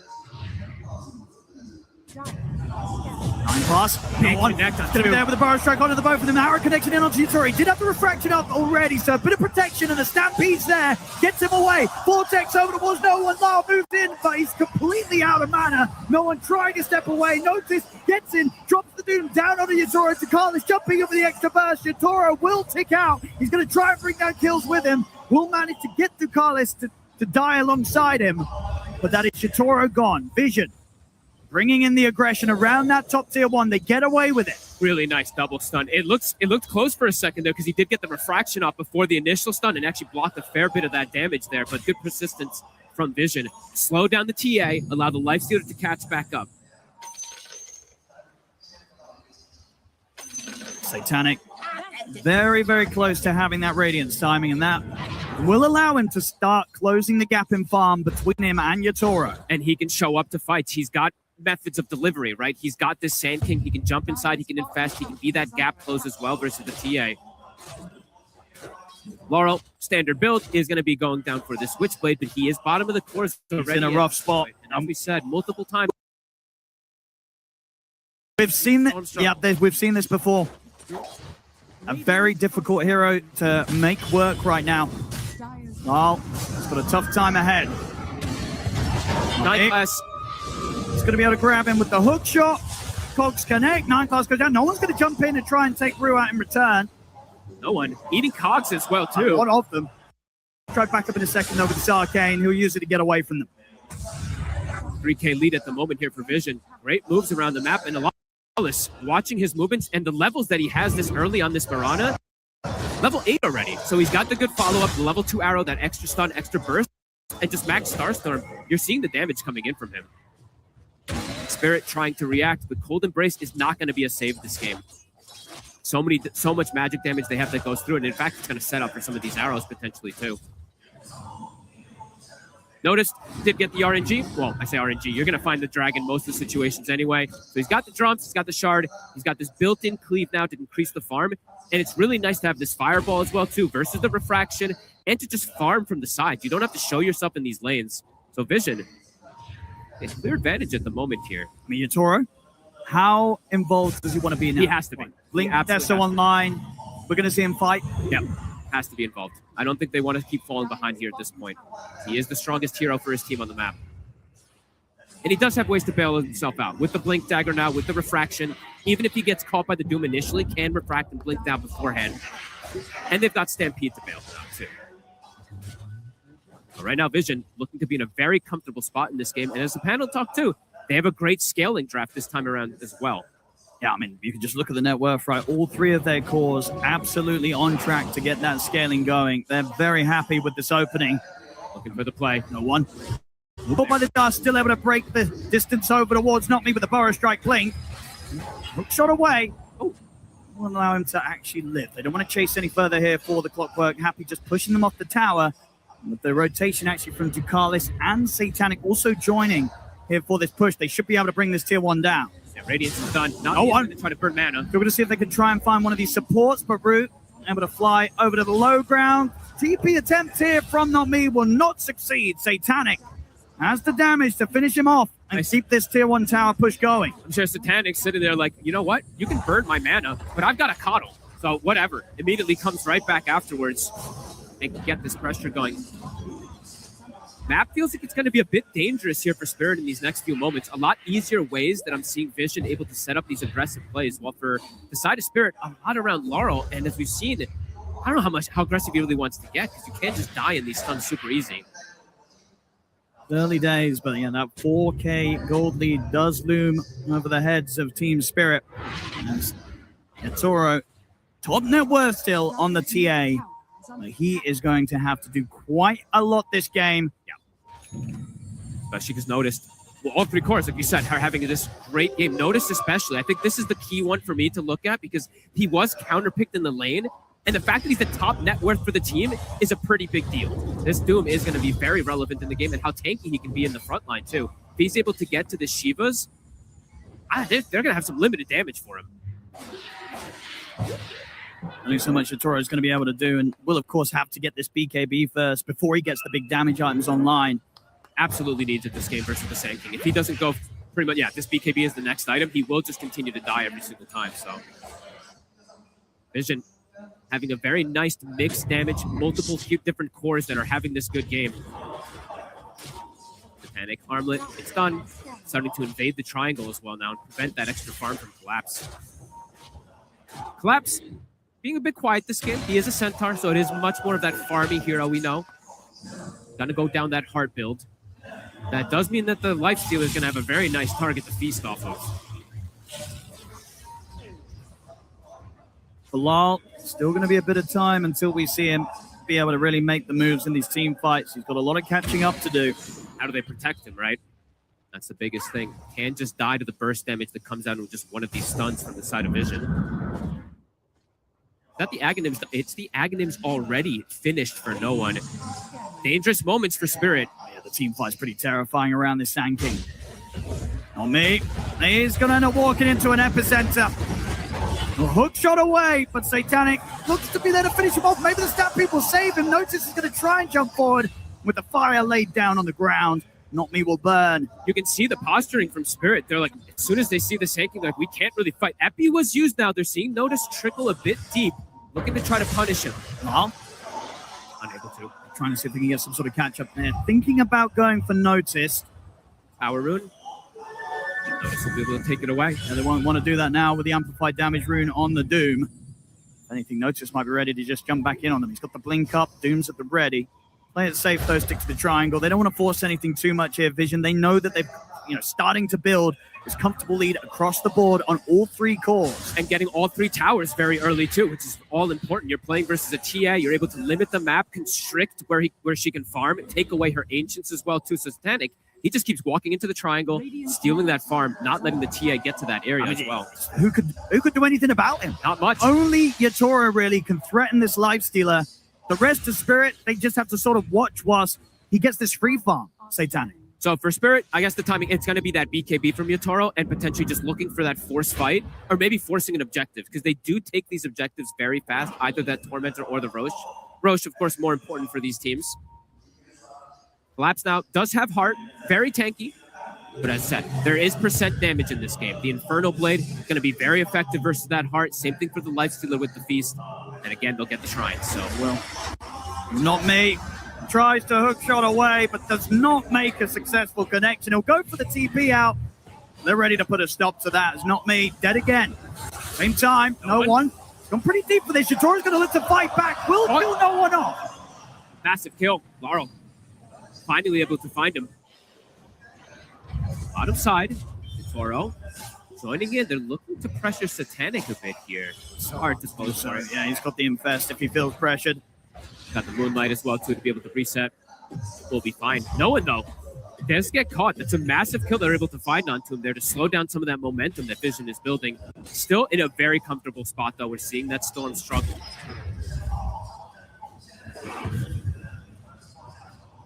It's just, how do you catch back up as a Storm? Because it seems like that's something that so many teams have struggled with when they end up in this position with their Storm at the bottom of the core net worth. Good question, Owen. Got the shield rune. This could protect him for that next upcoming fight, that little extra barrier. Vision, though.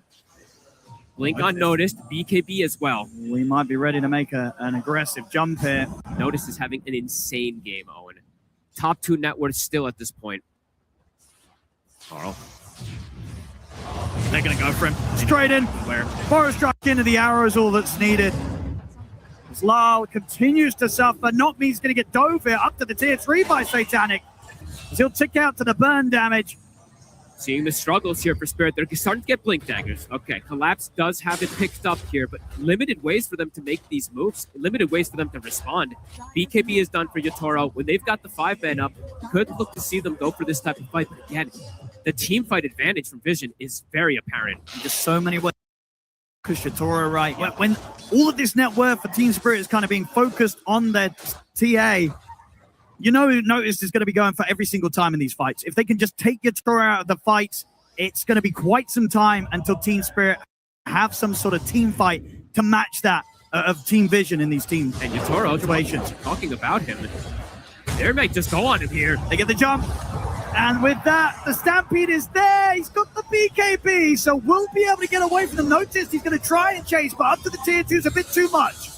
Notice will have to back off. His BKB comes to an end. He'll get punished. Spirit, no. They have to be there to allow Yatoro to get out and to have a chance of finding a big kill in return, and they get it. That's the biggest move so far here for Spirit. That's 2 massive ultimates used. Yatoro lives. They could force something here. Do they have the opportunity to go for this Roche? We'll see. The positioning isn't great for them because it is on the top side right now. So it does feel like Vision will have some time to be able to react to this, get their ultis back up. Because this is, of course, one of the classic counters to the Doom, right? If you have that Stampede at the ready, one of the best. Yatoro is going to be able to run, because we talked in the draft, right, about the lack of control. It's pretty much the Sand King. If you're not hitting the Burrow Strike into the arrow, you're going to be able to run with the Stampede. I'll go for Tormentor. Go for the easier one since it's in a more favorable position for them at the moment. Yatoro, level 19, keeping in a decent pace, but Satanic is hot behind his trail. And the itemization, it's the same as last time from the Lifestealer. He can just go for Manta, go for AC, since he's playing versus that minus armor. It's a natural build-up for Satanic. He is very far forward right now. They might look to set up for him. I mean, obviously feels that he has ways out of this with Rage, Infest, immediate Rage there as Collapse tries to get the jump in on him, and they chakra him as well too, so have a Rage as well. He's going to be fine. Yeah, straight into the Mud Golem with the Infest. He'll zoom out of there. Collapse is thinking about chasing, but it's such a hard kill to go for, especially when he's on the retreat. There's going to be time for backup to be around. You just cannot commit for this kill. Doom going to be coming back up in 20 seconds. Epi is back and at the ready here for no one. Gonna look for a fight again. No one. Not me. Notice. Going to try and make quick work of the clock. Nice block. Back to business. Don't find the kill onto the TA earlier, but still looking to get very aggressive here with these timings.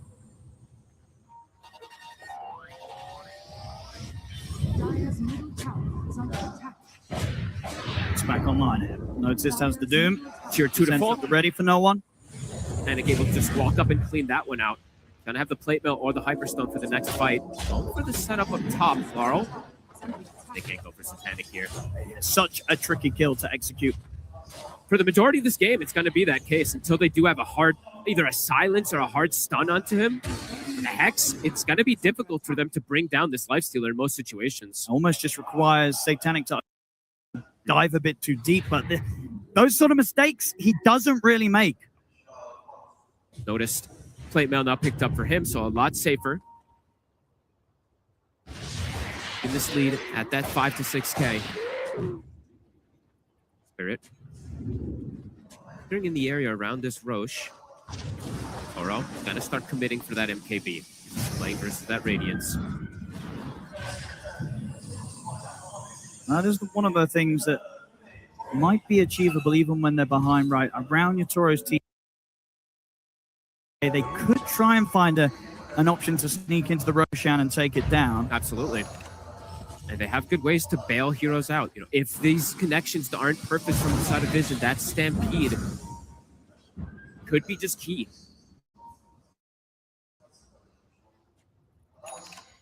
As the Shivas looking for the Doom, getting pretty close to having that one finished as well. We're probably going to see double Shivas again, since both this mid and this offlaner are so good at having it for the side of Vision. I mean, they know as well, right? As long as they can keep their armor up and eliminate the threat of Yatoro kind of 2-shot, 3-shotting them, they're going to fare pretty well in the fights for the majority of this game. Laurel is making a decent recovery, though, Owen. I've seen a lot of these other Storms just completely falter at this point. He's getting close to having the BKB himself.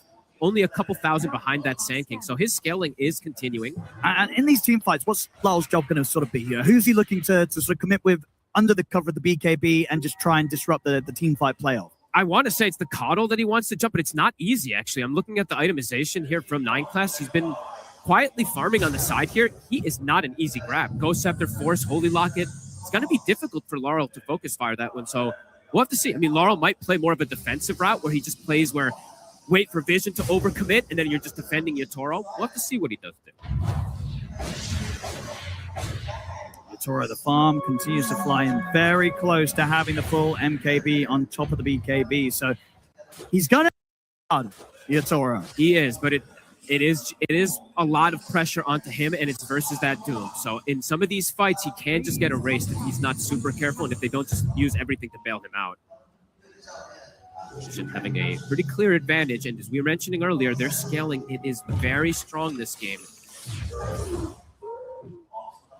Collapse trying to do his best to keep up with the cause. He's farming well. And he's not too far behind, and he is going to be very, very tanky and can obviously go for this Aghanims pickup just to try and put everything into keeping Yatoro alive throughout these team fights and ideally allowing Yatoro to go for the more aggressive items after the MKB and indeed trying to get this Dragon Lance upgraded next into the Hydra's Breath. They need Yatoro to do all of the damage. It's an interesting pickup because I think what it is he's trying to save the slot as well too, right? Because he doesn't want Pike. Because he just wants all that hard damage versus this tanky core. He needs to deal the majority of it for his team. Yeah, I mean, I can get it. It's just going to be much more value right in terms of just having damage on the TA. He could pretty much rely on Rue and not me to pick up the 4 staffs. They're both queuing them up. So you're going to have that positioning coming in from your supports. You can trust in them. And as the carry, you can afford to go all in on the offensive build. 9 class, they set up for the kill here, not me. We'll just get right on top of him. Ghost Scepter's there, but the nice hits onto the side. I mean, he's making them work for it. Backup's coming in, and notice he's ready to jump over to not me. I think 9 class is going to be a massive issue this game. He's super farmed, and jumping him and getting him in the backlines, it just seems very difficult for this team. If he's able to get to the point where he has a Hex too, that's where Laurel and Yatoro are in jeopardy. Because as we said, the catch for Vision, a little lacking. I mean, that's get a Hex. And he's well on the way to it. He's close. Got 2,800 gold to start building towards that Hex. That pickup's going to be a nightmare for Spirit to deal with. Yeah, I'm feeling some scare for Spirit in these next 5-10 minutes or so. Let's see what they can get around Yatoro with this MKB timing. BKB also finished for Laurel. They'll find it. It's some time since they found a pickoff. 0-1. He's thinking about making a jump. I mean, him and Notice could take someone out of the fight pretty easily. Hard to do, though, if they don't make the jump onto Collapse when the Stampede's up, as we've seen before. They also don't want to mess up the move here, because if they do mess up a big team fight ultimate, it could just be Roshan for Spirit. So they do have to be very connected when they do get that connection from no one, to have the arrow follow up. And without the Mirana, I don't think they'll go for it. Very tense moments here in this game. Toro has to play this perfect. He does. I feel like the maximum deaths you can really have in this game is like 2, max 3. Because otherwise this lifesteal is just going to be able to catch up, outpace, and just have that nice matchup versus them where they have all this gap close. Vision, AC is done. Extra little small armor items also for no one. That was 9 class's Hex. Getting closer and closer. The Toro, how's he getting toward that? He's getting close. Getting close. All about protecting Yatoro. Yeah, Collapse. Once he has that, as long as he's not getting jumped, and honestly, for the most part, he probably won't be, unless they sort of, because they don't really have easy ways to find and sort of control the Centaur right at the start of a team fight. Collapse, he's always going to be able to press Stampede in these team fights. He could die to the overall like AoE damage that comes in that sometimes happens. He's so tanky. But he is very tanky currently at this point, so it might be difficult for them to just break right through it, but they do have percent damage on it. So that Infernal Blade, Life's hitting him, it'll build up very quickly. I mean, maybe that's the thing. Is that actually who Notice is going to be looking for the most in these fights? Is this Doom? Are you trying to jump the Centaur to stop those sort of saves coming in with the Axe, with the Stampede? I think he'll save the Doom probably for one of the other core 2 targets, but just hitting the other one's going to be very successful. The Roche, it's dropping. I mean, they used the Stampede aggressively. Hook shot in from not me. Indeed, they'll be able to finish that Roche. Team Spirit not able to make any sort of jump into the pit. Not me gets caught outside of it. So Vision They'll get a kill, they'll get the Roche, they've got the Aegis ready to play with for the next 5 minutes on Satanic. And you deny the Roche away from a TA, a hero that wants to play with that Aegis advantage in this type of matchup. Very heads-up move from Vision. They're running straight towards Yatoro. Away.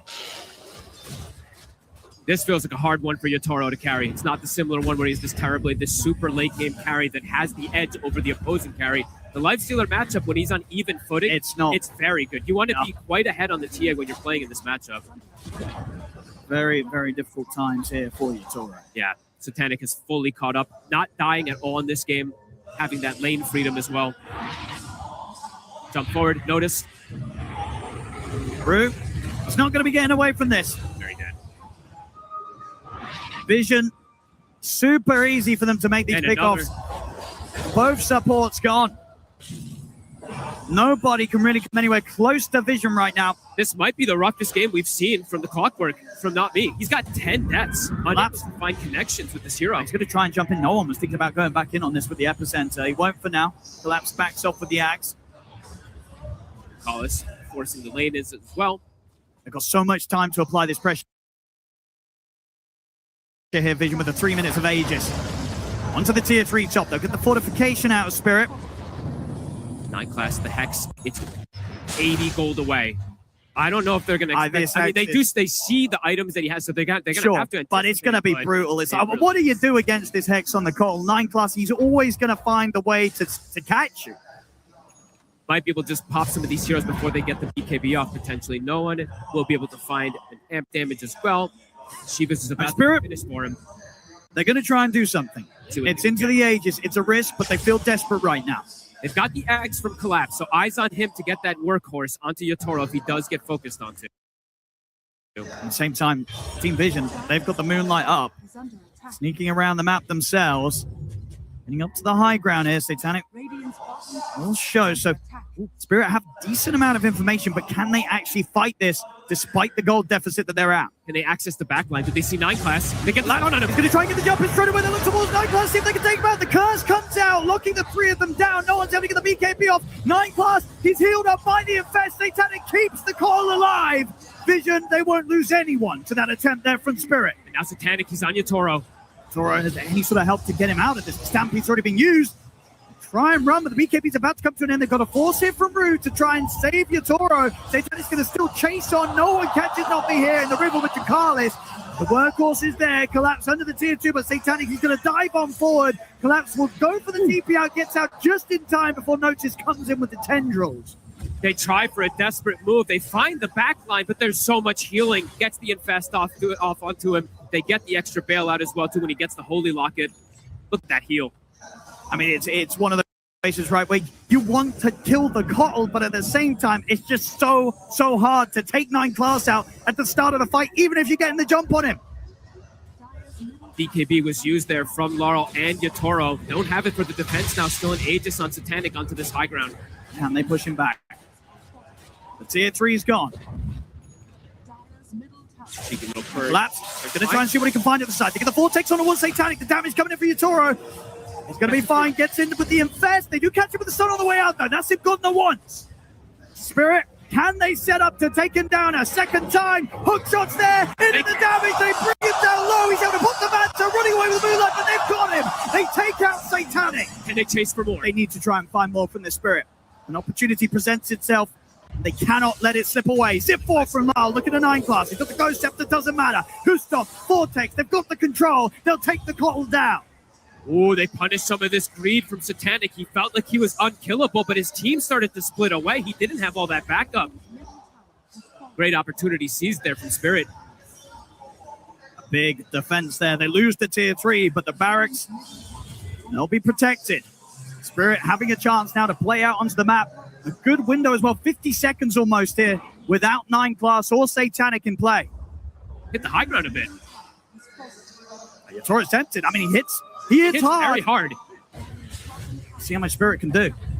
They lost the tier 3. If they're able to take the same, maybe even more. That was an insane moment for Spirit, too, because now you're seeing Yatoro potentially is going to have that item advantage versus the Lifestealer to beat on him, too.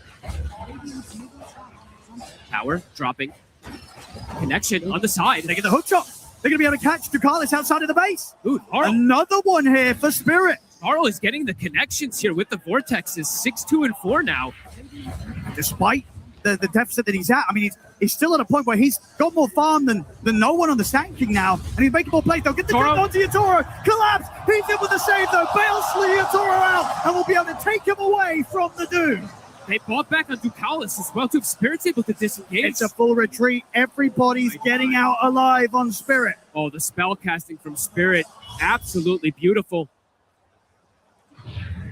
The Winter's Curse to disengage. They know what primary target number 1 is. It's Yatoro. Just make sure that he's protected, and he can potentially still do it in this game. Swift Blink getting pretty close. I mean, he's got the money. Yep, he's got that 3,500 advantage. He's got that full item now over Titanic. Do you spend up for the Swift Blink, or do you hope for buyback? I think he's buying. I don't think this is a game where you can hold your gold. I think you want to be playing with that advantage of the gold immediately. I mean, I like it, and just full trust in Collapse to be there with these saves. Keep Yatoro protected at all costs. They've slowed down quite a lot of that momentum from Vision. Even though they were able to deny that Aegis away from the side of the TA, they ended up denying the Aegis away from Satanic from him getting too much out of it afterwards. Spirit, level 25 now has been hit. This 25 talent is pretty busted, 0-2. Any game is winnable when you do have this talent this early. That meld hit bash could trip Satanic up massively. They absolutely can. Suddenly, the rage is not enough to keep you safe, and you're not always able to get that quick jump in with the Infest if that bit of an interrupt comes in through the bash. Laurel, Conjurer's Catalyst now for him too. His scaling is increasing. They find no one here out on the map. Well, that would be his way back to the mid, but they're going to see him. Not me. Able to get him with the hooks on the coach down and put the BKB. Try and get away from this with the burst strike. The curse is there to hold him in position. Yatoro closing in upon him here with the stampede jump. They got no one. They bring no one down. Soon's going to get dropped on towards Collapse. Hex is there on Yatoro. He's been surrounded by Satanic and Notice. He'll try and get away with the BKB, but he will fall. Vision could take Yatoro down this time. And the Doom is going to continue to run. He's going to tick pretty low. I think he's dead. Oh, the last hit gets him. Notice. You had said before, do you actually doom the Centaur? I think you actually do doom the Centaur. Seeing that positioning there, Yatoro is very aggressively postured. They doom the Centaur. He can't bail him out when he overextends. I mean, absolutely right. You take him away from the fight, and suddenly Yatoro is left vulnerable. And again, spend up for the Swift Blink. 70 seconds. No Yatoro here for the hold. Vision, they might not have no one, but they have the damage here with Satanic at the front to try and take a lot away from Spirit. They chase so far for that kill. They do get punished this time. The rack's now exposed. The mid rack's gone for sure. Tier 2s are already completely gone, so the other lanes are open as well for Vision. They're going to stick around, at least until the TA does start to come back, because they have 40 seconds without these two cores. Yeah, just without Yatoro, they have nowhere near enough damage to threaten Satanic at all as this life stealer. Up to the top lane. 30 seconds still. Now Yatoro. Now one back in play is ready to TP over to join the rest of the team. Notice he's able to jump to get the catch on, and not me's in trouble. The nullifier thrown down on towards him. Will try and use the hook shot to get away. Cold Embrace out of force. We're separated from Satanic, but Satanic, he wants to keep pushing for the kill. What's the Manta to tank some of the battery assault? He might just die here to damage the illusions. They'll get him back to the fountain. But Vision just pushing Spirit away from the barracks. They'll respect the fact that Yatoro is coming back into action, though. They won't overstay their welcome. Vision, they'll fall back. Satanic pressing forward here with that life stealer. Now back in that even net worth, has this item as well too coming out for him. We'll see it again, that last tick. Literally the last one, and it overkills him by 4 damage, if I'm not mistaken there, because it's ticking for 66 per tick.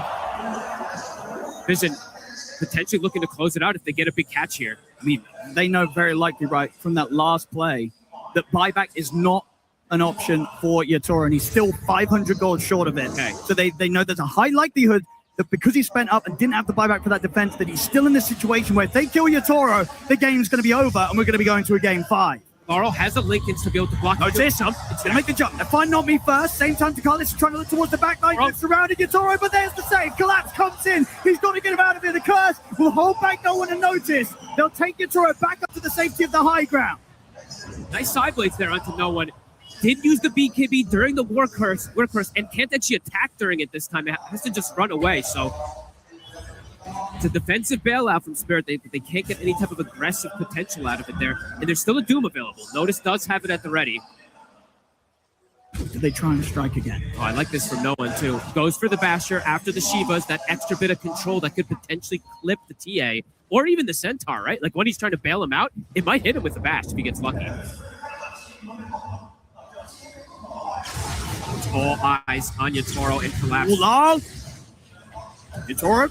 Collapse is going to go in aggressive on a Notice. Notice steps forward to catch him with the Hoostomp. He'll get the BKB off Notice. He's going to run. They try and drop the dude down, but the Linkers in there. Cold Embrace keeps Lyle safe. He'll be fine for now. Satanic is going to push on towards Yatoro. Yatoro getting forced back to safety. He'll be able to get out with the blink.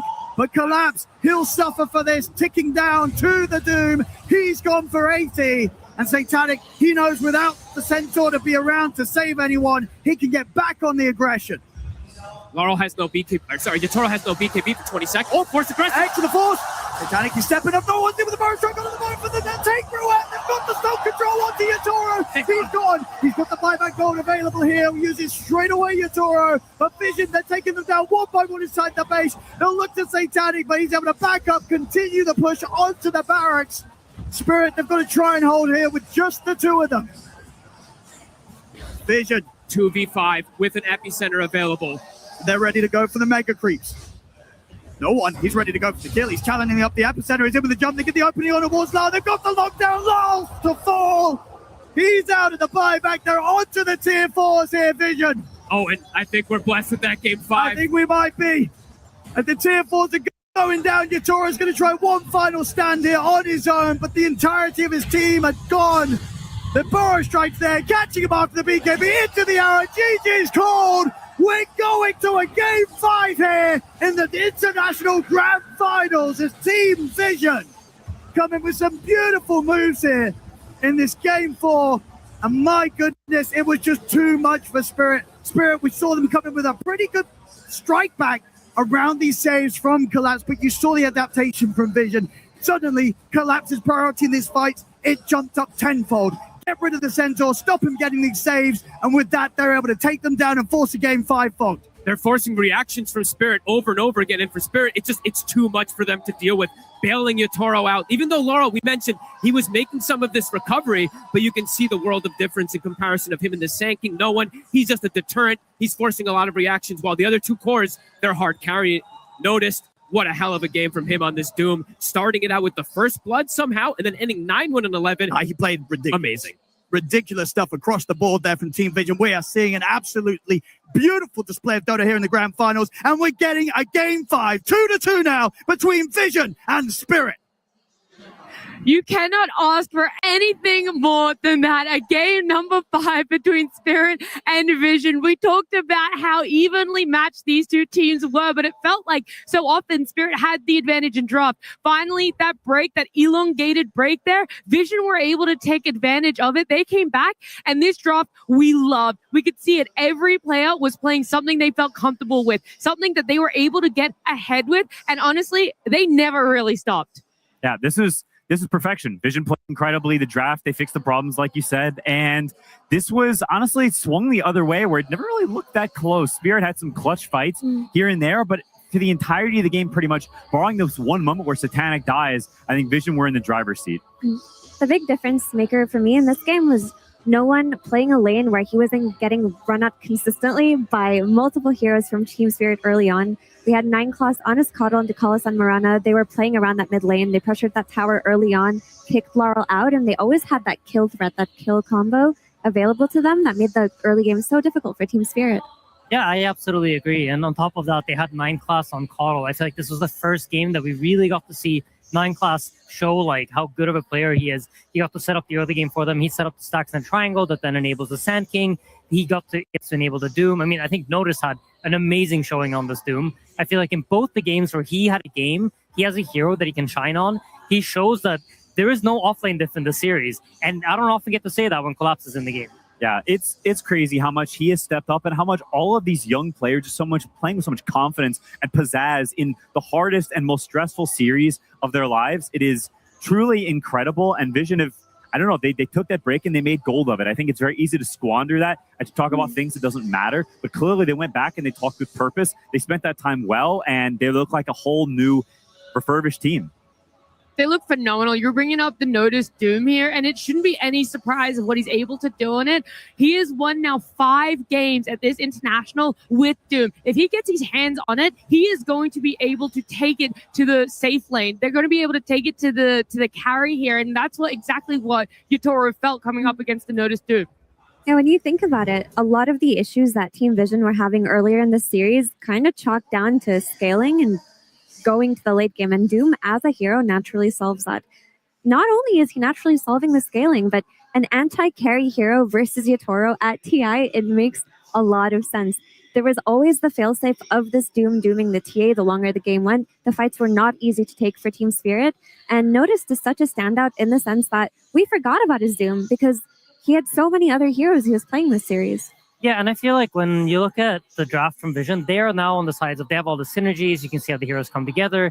And I feel like for Spirit, they've been relying on this concept of like amping up our guy. If we have a TA, it's not just TA, it's TA with a bunch of steroids that are making him even stronger. And in this game, there just really wasn't much. Like, TA doesn't like to get saved. It's not a hero that wants to get frozen by Wyvern. It's not a hero that really, like, he wants to get his damage amped. He wants people to be held in place and for him to just one-shot them when he clicks them one time. And they don't have it this game. I could see it pairing well when the Centaur Cock came out, right? You're able to get a lot of that damage still out whilst not having to take any damage. But the downside to that is even though Doom is a great carry counter, he's also a really good Centaur counter. It's okay. Centaur runs in wanting to try and get into close range for your carry to do that damage. Well, you just doom him instead, and then what's going to end up happening? That carry is going to kind of be left in the middle of where Centaur's taking him. Yeah, it's a testament how so many matchups in Dota are two-sided. Centaur is typically considered a counter to Doom because you press Stampede and you run away from the Doom. But then suddenly, what if you Doom the Centaur? Or what if you abuse Infernal Blade more and you play the fights a little bit longer? Or you have enough disables in the Sand King and the Mirana Arrow so that even if they press Stampede while they're stunned, who cares if they're fast? I think these things, they all add up. They had great answers. And I think if you look at the past games before this, Spirit supports were a huge reason why they were winning so easily. And this game, they were completely shut down. There was minimal impact from Nami. He was chain feeding on Clockwork because there's nowhere he can kill. There's nowhere he can really do anything. And a lot of that would tie into Laurel and the hero he's playing and what kind of pressure can come off of the hero. And I do think that Team Vision and Puppy cooked with that last pick Sand King, because it's a hero we haven't seen no one play this entire tournament. He used to play it a lot last year, but again, crickets from this hero. And then we see the Storm Spirit. This was honestly the perfect pick in this scenario. They lacked stuns. They picked the hero that provided that, a hero that can shut down Storm and make it so that Laurel could not do anything. I find it kind of funny because I remember seeing Laurel in the booth. He's like going through the papers, looking at like, so what does no one play?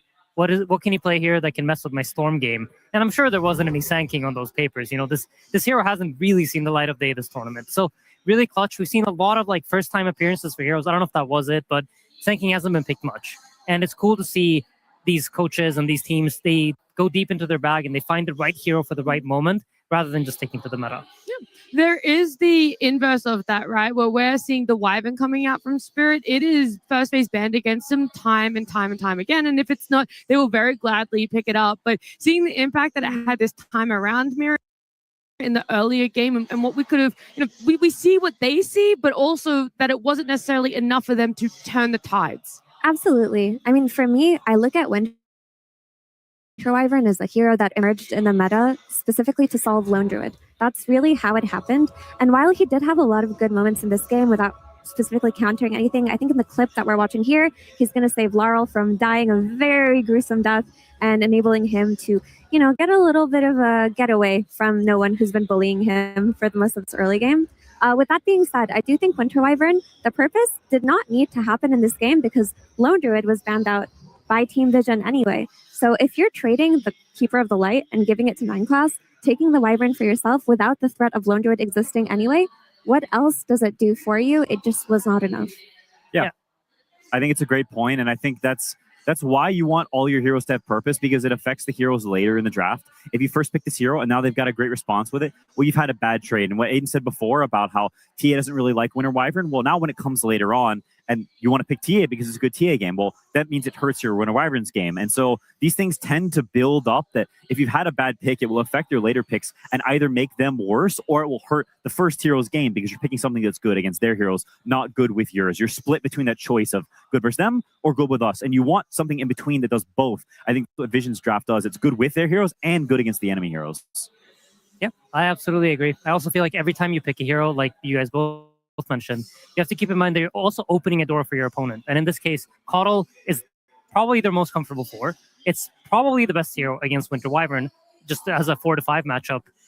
And you have to consider that. You have to get value out of your first pick despite those two things. If you're giving those two things away, what are you getting in return? And in this game, Rue plays an amazing Wyvern. Curses are on point, but it doesn't lead to much.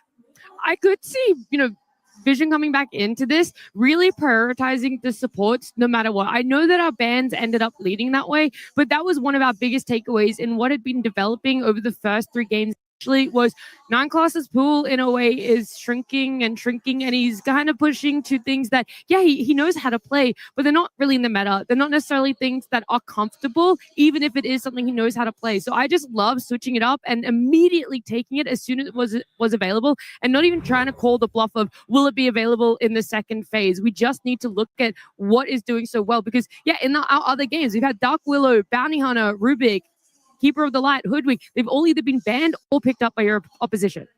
Yeah. He's a different beast on his pool of heroes, and we saw the difference here, Quinn. Yeah, we definitely did. I think that is him as a player, right? He's had a small hero pool for his entire career. He plays 2 or 3 heroes per tournament, and he's expanded that to his credit. He is not the same player that he was, but I think whenever you're in the most stressful situations, you tend to go back to who you are as a core of a player. You're not going to play these extremities that are the new branches you've grafted onto your your root here. You're going to go back to what you know best, what you have the most games on. You're going to play your techies. You're going to play your Coddle, the heroes that you have the most games on, because you want to be comfortable. You want to feel calm and chill in these games because there's so much stress. There's so many external pressures. You don't need internal pressure on top of that. On top of that, I think the 1-2 punch being able to exist for Team Vision makes a huge difference, because I talked about the supports getting diffed, but largely it was due to draft. And when you have a hero like Morana playing with a hero like Sand King, it's different, because we've had no one on a hero where he's getting run at consistently and is losing the matchup to Laurel. And then his supports are Enchantress and Marcy or something from 9 class. And there are no means for the 3 of them to pose a threat on the map. But in this game, no one, and his supports were a huge threat, and they were moving around. And we saw them for a large portion of the game, running into the triangle, running into the camps, making it so that he can't sit and pick up net worth in that top lane. Yeah, absolutely agree. I mean, this was Vision's game. I think every other game it's been defined by SF. And Spirit were better when it comes to an SF game. I think that's objectively stated in the series, and SF should probably not see the light of day anymore. I would be surprised if Vision let go of the hero, because I think if it's out, it seems like they have a much better grasp of how to set up the draft in a way that benefits them. I feel like we can't overstate just how exhausted Spirit are probably feeling at this point. You hit this massive adrenaline high coming out onto the stage. There was one before that one as well, where they go on from the lower bracket and you win it, and you're feeling so good. You 2-0 that, but now you're looking at a game number 5. They've been playing since 10 a.m. It's 10 hours now that they've been playing for themselves, and I really wonder, how are you going to go the distance? How are you going to look towards a game number 5 and ensure that you're still putting everything you possibly can get into it, because of how much is on the line right now? It is one game only, and it decides everything that you've built up over the last 2 weeks of TI-15. Not to mention that, but you just were 1 game away, and maybe you get a little ahead of yourself, and you hear Maposh guys, right? It is 1 game away, and I think you'd even feel the nerves in his communication. And so you can only imagine what it feels like for the players, and you lose that. You had a safety blanket, and now your safety blanket is gone. You're both 1 game from losing, 1 game from winning. And I think that is, I know it's a very cold place to be. It's stressful. You're out in the open. There's nothing protecting you. And I think for both teams, it's so much pressure. They're so close to their dream and so close to failure. It's a knife's edge. It's also the coolest game that you could possibly have at TI, right? Yeah. This is truly the maximum amount of pressure for both teams. Every single moment, every single play that you make could be that winning moment, and it goes both ways. Everybody has that in the back of their minds. There's nobody that's thinking to themselves like, oh, it's just another problem I'm sitting at home playing You know, now everything is on the line. I feel like this is truly what TI is all about. It's about that high stakes, high pressure, the prestige, all of that coming together. And now we get to see that pressure for both teams equally. Yeah, it's people who have put a decade of their lives or longer into something. And now this may not just be the most important part of your Dota career, but to them, it may feel like the most important part of the last decade of their lives. Satanic's not even 20 years old. For him, it's half of his life, maybe his entire life. This is the most pivotal moment there's so much gravity. There's so much importance for all of these players. It's such a huge portion of their life they've dedicated to this. And it's all culminating in one crucial moment. There's no other avenue take. You don't get to rest on the laurels that it's a best of 5. There'll be more chances. There's a lower bracket that we can come up through. It is all or nothing when it comes to a game number 5. This is the last time they will walk out onto this stage in Shanghai. The last opportunity they will get to be able to reach for that Aegis, to lift it in celebration instead of staring at it from a distance. And I could not imagine for the life of me how you recenter yourself, and you have to almost put yourself in the mind frame that there's more out there, and it isn't everything, even though at the end of the day, there is a lot towards it, I think. The best team will be the team to do it. It's just as easy as that. In this game 5, this is where the champion is crowned. Whoever is better here will win, and both of these teams have played their hearts out. We're just going to have to wait and see. The feeling in the arena, it's electric. Everybody knows this is an iconic series. This is one of these memorable moments that will go down in Dota history. And we get to be here live, appreciating that, soaking in what is an incredible game played by the best players in the world in the most tense moment of their careers. Spirit have seen a game number 5 on a grand final, though. They've been out the other side and walking towards the Aegis, and that they've done it once. Why can't they do it again? And Vision sit there saying, we could be the people that stop them. Stop that 100% win streak that Spirit have in TI Grand Finals. I mean, last time they did it, they set up a trap in game 5 for the draft. They managed to get their hands on that Magnus. And, you know, the rest is history, right? So it's probably going to look something similar again. I think they've been trying to trap Vision into playing their draft game all day today. And if they manage to do it successfully, I think probably a pretty easy game on their hands. Yeah, it can't be understated how much of this series, how much of this grand finals is a coach-to-coach matchup as well. All of these players have played elite, incredible Dota. Every single one of them has had moments in the series that were just the reason, the game changer, the reason why their team could do it. It's going to be a matter of these traps that you're talking about, but also what the coaches talked about in terms of pep, in terms of motivation. Can they even trap? We talked about how Miposhka diffed Puppy in the draft in the first 3. Puppy came back swinging in this last one, and it's just going to be a battle of the brains now. Yeah, and you can see Puppy on the camera before they walk out on stage 2, him giving a speech to his players, and all of them looking at him intently. They're fully focused and believing every word he says, and I think that's the kind of leadership you want. You have people who are buying in, and they say, whatever this guy's saying, I'm fully on board. What he picks for me, we're going to play to the fullest of our ability, and you're a team, you're a succinct, you're unit, you're one fist, you're not 5 fingers. Yep, absolutely. Also, I can see on my screen that the coin flip has happened, and Team Spirit has won it. Yeah, Team Spirit called heads, and they get heads there. Now they have to decide what they want to do for themselves, because for game number 4, they ended up wanting that first pick. It didn't end up playing out in their favor. And so, again, I know all this preparation has already happened for them. They already know what they want, but they're sitting there thinking about it, and it is going to be first pick that they choose. It seems to be the preferred choice throughout this tournament, right? Yeah. It seems like a lot of teams prefer the first pick. The cool thing with first pick is that you get to build your draft. You kind of, on first pick, you are the one that's setting the pace. You're the one that's saying, okay, these are the matchups that we're getting. A lot of the times, these teams are so good that they know that if I pick Wyvern, you're going to pick Coddle. They know this is coming. So when you run first pick, you kind of, it's like playing white in chess. You're making the first move. They have to respond to you.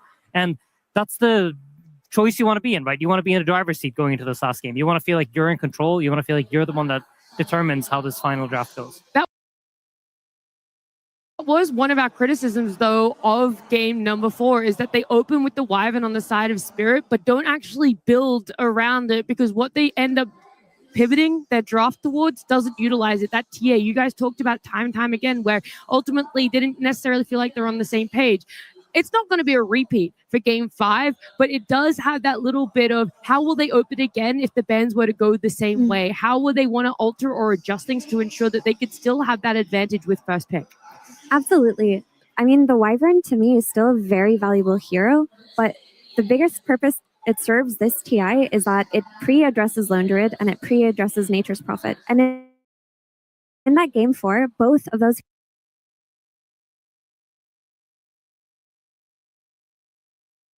heroes were banned in the first phase. They didn't even exist within the draft. So you took a hero that becomes very generic in that sense if it isn't aiding your draft. And if you're just going to open with a hero, a clock opener for a support would have been easier to build around than that Wyvern. And I don't think we'll be seeing it in this game unless that Lone Druid is not banned. Yeah, I would be inclined to agree, and I think the bans will probably also be different. I think Spirit has learned from this. They learned, I mean, obviously they know this trade wasn't good. They could definitely feel that in game, and I'm sure Maposhka sees it, and so they'll be looking for a different trade. I have no idea what the hero will be. I think it's part of what makes this final so interesting, is that it's not been super predictable what's been picked. It's not a meta where everyone agrees on the order that you pick things, and it's the same trades every game. It's very different trades. It's a lot of thought. It's a very creative final with a lot of expression of sort of deeper hero pools and historical understandings of Dota matchups, and so I think it's honestly hard to tell, and we're just going to have to wait and see what these great Dota minds cook up. They've been able to utilize the breaks between games time and time again. They've always been able to put on a show for us. But right now, it's down to the final last game and our final draft. Team Vision versus Team Spirit. Grand Final. Game 5. The feeling in Shanghai right now, it will never top this. Everyone's seated, excited and elated for Game 5 in our grand finals to see exactly what these two teams are going to build for themselves in either a draft and an execution that will result in lifting the Aegis, or one that walks away with disappointment. And looking at this one, Spirit, we've already talked about, has first pick, and the bans for themselves, it's a run back of Bounty Hunters and Nature's Prophet at the moment. With this time around, it is Vision going for the Tree and the Shadow Fiend band. Yeah, it's a little different this time because Team Spirit had first pick in game 4 and they banned their own Shadow Fiend. This time around, Vision are the ones that banned the SF. So it makes it that they can choose their pick of the litter here between the Earth Spirit, between the Lone Druid, and the Dark Willow, I believe. Yeah, they're using reserve time on it. They're going to ban the team. I really like this. I think now the key thing for Spirit is you want to pick something that doesn't open you up to Keeper of the Light. I don't think they'll take it themselves. It's not super good for Spirit, but you want something that is solid, is fortified, that doesn't have an immediate, easy response, because I think that is most likely what Vision is looking at on the second pick. Yeah, I mean, I think I would even extend it further to say, like, you probably want to pick something that dissuades Keeper of the Light. Yeah. Because I don't think they play it themselves. I don't think I've seen me play it. I don't think so. So I think Vision right now, they're probably thinking, okay, we got our Coddle if we get the chance. Yeah, but also Earth Spirit, right? I mean, no one is undefeated with Earth Spirit this TI. Like, teams have let it through a couple of times and it doesn't work out. Like, are Spirit really trying to call an Earth Spirit bluff here at a game 5? I don't think it's calling it bluff so much as they found success when 9 Class hasn't had his hero, right? And I think that is why even potentially they might pick the Coddle over it. Oh, they ban it themselves. Okay, interesting. So then I wonder what it's going to be that prevents Coddle in some way, or that maybe that just doesn't care about Coddle. Maybe doesn't prevent it, but is fine playing against it. Because to me, that is crucial. Nothing is coming to me is super apparent. It's been a big hero in this series that prevents Coddle or is really good against Coddle. So this is honestly one of the best heroes you can play against Coddle. Yeah, it is an old school counter to Coddle because you beat him in lane, you hit so much harder than he does. You're fast, so you can match him when he wants to stack camps, you can sleep him, you can kind of stop Coddle from being Coddle in the early portions of the game. Another drawback to Coddle is that he doesn't have a stun. 9 Class has been buying Hex, but it takes about 30 minutes or so before that comes out. So you get a free Fiend's Grip for the majority of the game. It also dissuades from Ember Spirit and a lot of no one's other hero pools, Pango as well. Bane solves for this. This is why this hero has just been so up there and ban priority for a lot of teams. You literally read my mind because I was going to ask, how does this answer a potential just bringing out an Ember Spirit and landing a Slock? And we don't even look towards that. It's straight up an Invoker.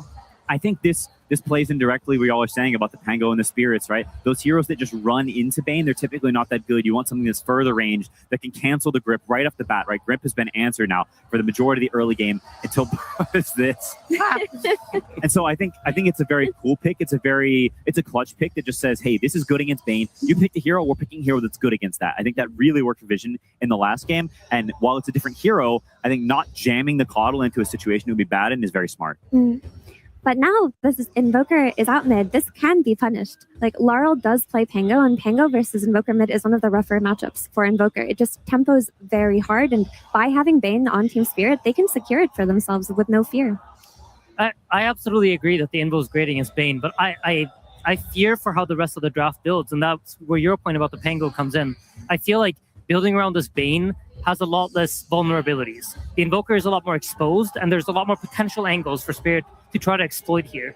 And heroes like Pangolier, other heroes that might cause issues for Invoker, because he's quite a defining hero from the mid lane. He's not one of those heroes that moves around and makes a lot of moves. You know what kind of heroes he needs. He needs some sort of stuns. He needs Sunstrike setups. The Quas Vex angle for the hero doesn't exist right now, so he's very one-dimensional. He gets run out very easily as well. So, for example, if something like a Bane plus Mirana come out from Team Spirit, Invoker can't defend himself very well against it. Yeah, you can see Spirit also, they don't care about the Coddle. It may have owned last game, but this is different circumstances. They banned the Dark Willow instead, saying, you want your Coddle again? Brother, take it. We've got answers this game. Yeah, it's just high-level drafting going on right now, right? So Vision, they need to try to secure up this Invoker's game. They need to try to build around him, make sure that he can actually be that Bane counter as the game progresses and actually scale into the game and not just be countered into oblivion by the time the 5th pick comes out from Team Spirit. Yeah, a big way you do that is getting strong lanes and getting some melee hero or some tanky hero that can sort of play in front and give Invoker space because there's aggression coming towards mid. As soon as you pick Invoker, there's a big spotlight on them mid lane. They want to pressure you. They want to run you over because you're vulnerable early. And so for Vision, having something that protects that area, that can fend off the Bane, whether they be Vision or clutch plays or something to take off the Nightmare, anything really. There's a lot of potential answers, but you want to fortify this guy. I completely agree. Yo, shout out, happy birthday to everyone born today. Guy in the arena celebrating his birthday, celebrating a game 5 between Spirit and Vision. I don't know if you could be any more blessed, truly. It's a great birthday. And this is a great hero versus Bane. It does all of those things, and it's a very classic response. Yeah, this hero is really good against Bane. It's also a 9-class hero. I will say he doesn't really play it that often, but I think he plays it extremely well. He's one of those people that when you give him something like this that has like some sort of clutch play, some sort of like it can do some weird stuff, he usually finds the impact. I know he's a big fan of buying the shard and also lifting his allies out of danger. And here's the Pango, Mira. Yeah, I mean, it's a great lane against Invoker. It has a free BKB. Like, I feel like free BKB in Dota is so conceptually broken. That's why we've seen Lifestealer this series as well. I do want to comment, though, that now that this Rubik is out, a hero that kind of got forgotten about last game was the Underlord that popped off in game 2. Like, are Spirit in a position where they have to pick it here, or they just give it to Vision? Because Underlord would fit so many builds to set up for this Invoker Cataclysm later on. It's so scary to pick into Rubik because this Firestorm gets amped up. It deals so much damage. It cuts through you so quickly. You go from being this tanky blob to just being butter. Yeah. You just have to deal with it then. You have to give them the Underlord. That is, I'm not going to lie, it's a very scary prospect. I think it gives you incredible scaling. It gives you real ease of execution where you can sit back and farm, and if Spirit doesn't run at you, that eventually this Bane, this Pangolier, these are heroes that need to commit to fights in some way.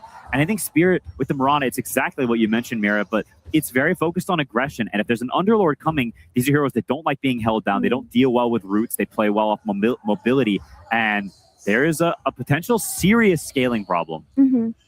It's just how heroes can become problems, but then another problem is posed with the Doom in that last game. Then Doom shifts up in priority, and the Underlord that was banned was forgotten about. And it's just so much has been happening this TI Grand Finals. It's wild to keep up with. Yeah, absolutely. I mean, this Underlord, I agree. It poses a lot of issues. It's great against the Pangolier. You get that global root that can set up for spells. They can set up for any sort of lift play from Rubik. Pango does have a shard that kind of protects him against it. And Underlord is yet another hero that does not have a stun to cancel the Fiend's Grip. So if they go for that, that's something that you have to keep in mind. Yeah. Yatoro will also have the pick to counter that, so we'll be able to immediately respond, and they're not going to go for it. Axe into Bane is a little surprising to me. It's something you would typically consider as a pretty good response to Axe, because when he calls a guy, you just sleep him, and and have a save. So I don't know what you think, but I'm a bit surprised.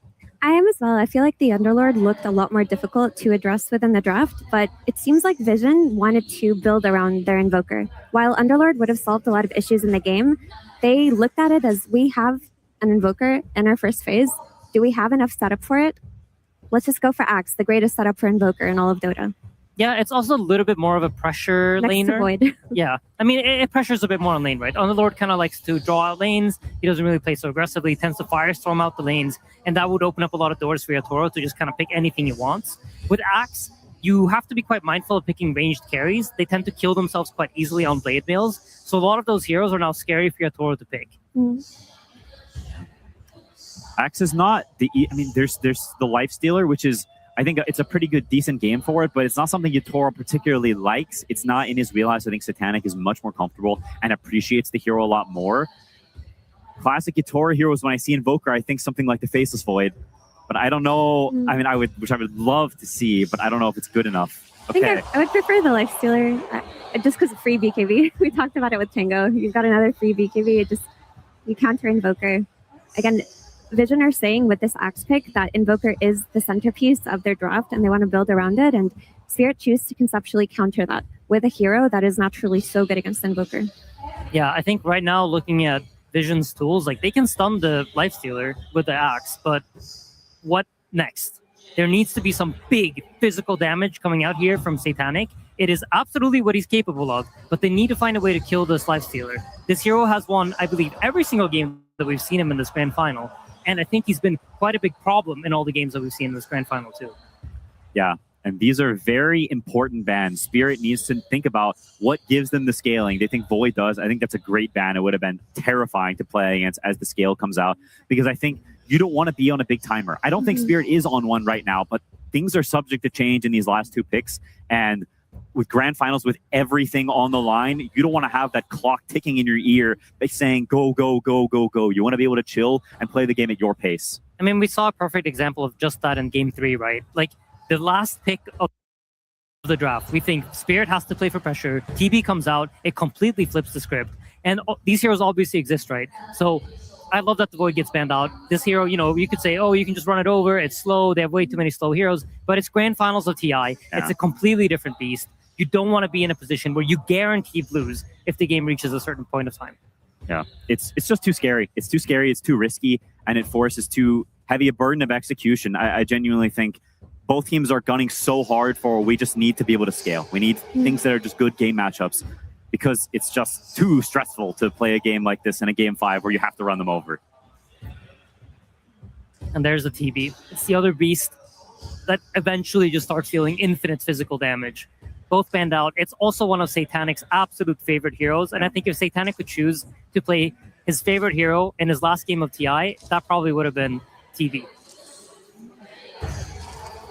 Yeah, another hero I think of when I think of Satanic classic heroes is the Morphling. Not a great hero traditionally, but it does have a good matchup against Lifestealer. That's a good point, yeah. He likes a lot of Kez too. I mean, he is playing against Bane, which can be very difficult, but he does have a Rubik covering for him if he gets grouped. I mean, so a big portion of their draft is just designed around, like, hey, how do we make Bane not have high impact, right? So I feel like if you're Satanic here, you have to trust your team to take care of that Bane for you. Because that's what you've covered. You got Rubik, you got Invoker, you pick Hoodwink, you have a lot of stuns. Hopefully the Bane is not a factor in whatever he decides to pick here, because his team will cover it. A split on the last phase bans. They're taking a Centaur and a Puck out of the pool from the side of Vision, not really knowing if this Pango is still 100% in that mid lane for Lal, despite the success he's had so far at TI on it, or if they're willing to shift it to Collapse, if a better mid laner were to present itself. Yeah, it's smart. I think the Puck could have been pretty good here, despite the hero not having a great track record this tournament. And now Spirit's got to decide where they're putting it. I mean, there are some heroes you can... Sorry, Insidio? Go ahead. Just some blind pick heroes that are comfortable, or like Underlord or Tide or something. Darkseer for team fight.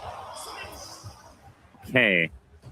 So this is pretty good, but this is a hero that is also susceptible to being counterpicked traditionally. There are some responses, like the Sven, that we've seen have a lot of success against the Darkseer. It's a good Sven game. It makes a lot of sense for their heroes. Invoker loves playing with Sven. Sven loves getting alacritied. And it's honestly a pretty decent matchup against Lifestealer, or it can be. But they have this time the steroids on their side, right? You have the Invoker that's going to amp up whatever carry they pick. I kind of like it. It makes a lot of sense to me. Yeah, and it also dissuades from some pesky PL or Naga Siren coming out at the very end. You have to always account for this type of hero out of game 5, and Darkseer gives a solution. Yeah, Darkseer definitely covers the illusion heroes. Usually you tend to want to pick some sort of strength carry core into Darkseer. All the agility heroes give Darkseer a pretty good illusion for him to use. Wow. Bruh. You can't be doing this. Did you see what happened last year? Yesterday. Whoa, that item doesn't exist anymore. That neutral item is gone. That's true. I cannot believe we are seeing a Juggernaut in game 5 here in Shanghai. This is a crazy pick from Vision and from Satanic. Look, it's a good lane against Darkseer. You out-heal with your healing ward, all of the pressure. Every time we say, I can understand what Juggernaut does here, the hero tends to have a bad history in elimination games at TI. But Mira, you did say one of the most broken concepts in Dota is having a free BKB. And all the free BKB heroes are in this grand final, game 5 of TI 15. I don't know. I mean, you're playing against Spain. I think there's a lot on Ruvik's shoulders to cover against this Spain and make it so that Satanic can play the game. Juggernaut as a hero has very good scaling. They're going to have the Alacrity plus Omni Slash combo versus the Lifestealer. You know, it does suck to get Omni Slash, but the scaling is there absolutely for Team Spirit too. I don't know. Yesterday we saw it with Boom Boys. I was like, I'm with it. It's a weird hero, but it's an elimination game, Quinn. It's not just elimination. It's where your hopes and dreams are shattered or made. It's literally the culmination. It's the end of the entire tournament. It's game 5, the most exciting place you could ever be for the tournament. You pick Juggernaut, but hey, you got to stick to some kind of guns. I don't know if I can put full faith in a Juggernaut, but I can put full faith in the entertainment that we will get to see. We talked about it and saying, do you really want to be putting yourself on a timer, whether that's to finish early or stall the game out late? And I feel like there is that potential issue for Vision for this game 5. I mean, I honestly think, I don't know which team scales better. How am I supposed to decide? When was the last time we saw a Juggernaut in like full glory? I don't know. I honestly don't know what this hero's timings are. I've only ever seen it lose lately. I don't know. I don't know, Nat. Satanic players before you have attempted this. They've tried this. They've fallen on their faces. Will you be the one to break the Juggernaut curse at TI? Will you show us what this hero is made of? Oh my goodness, dude. Oh my goodness. You can feel it. The energy in the air going into this match. I'm just excited to watch. It's literally the peak of the game. I want you guys, before we do get to something special, tell me, Vision or Spirit, who will be the team standing out there lifting that Aegis with now both drafts playing out? Spirit. Spirit? I think so too, but you know, Spirit, but faith in Jug? No, I never have faith in Jug, but I have faith in Satanic and his playstyle. Insania? Honestly, it's as close to a 50-50 as I could say, but I go Spirit. 观众朋友们，大家好，欢迎来到赛前采访。Clark, take it over. Ladies and gentlemen, you know this man well. One of the most iconic players in the world, going for his third Aegis. Give it up for Maposhka!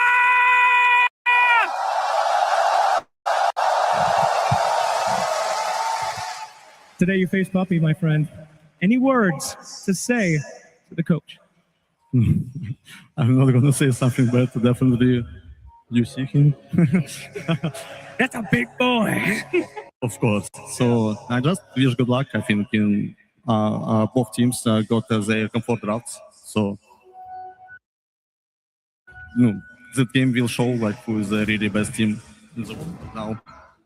Absolutely. 很显然，我不能对 Papi 说一些狠话。你们也看到他的体格了，但是我想，今天两支队伍都拿到了他们想要的阵容。我们现在就看看谁才是最后的赢家。From the International One till now, there is no one more associated with TI than this man. Give it up for Papi!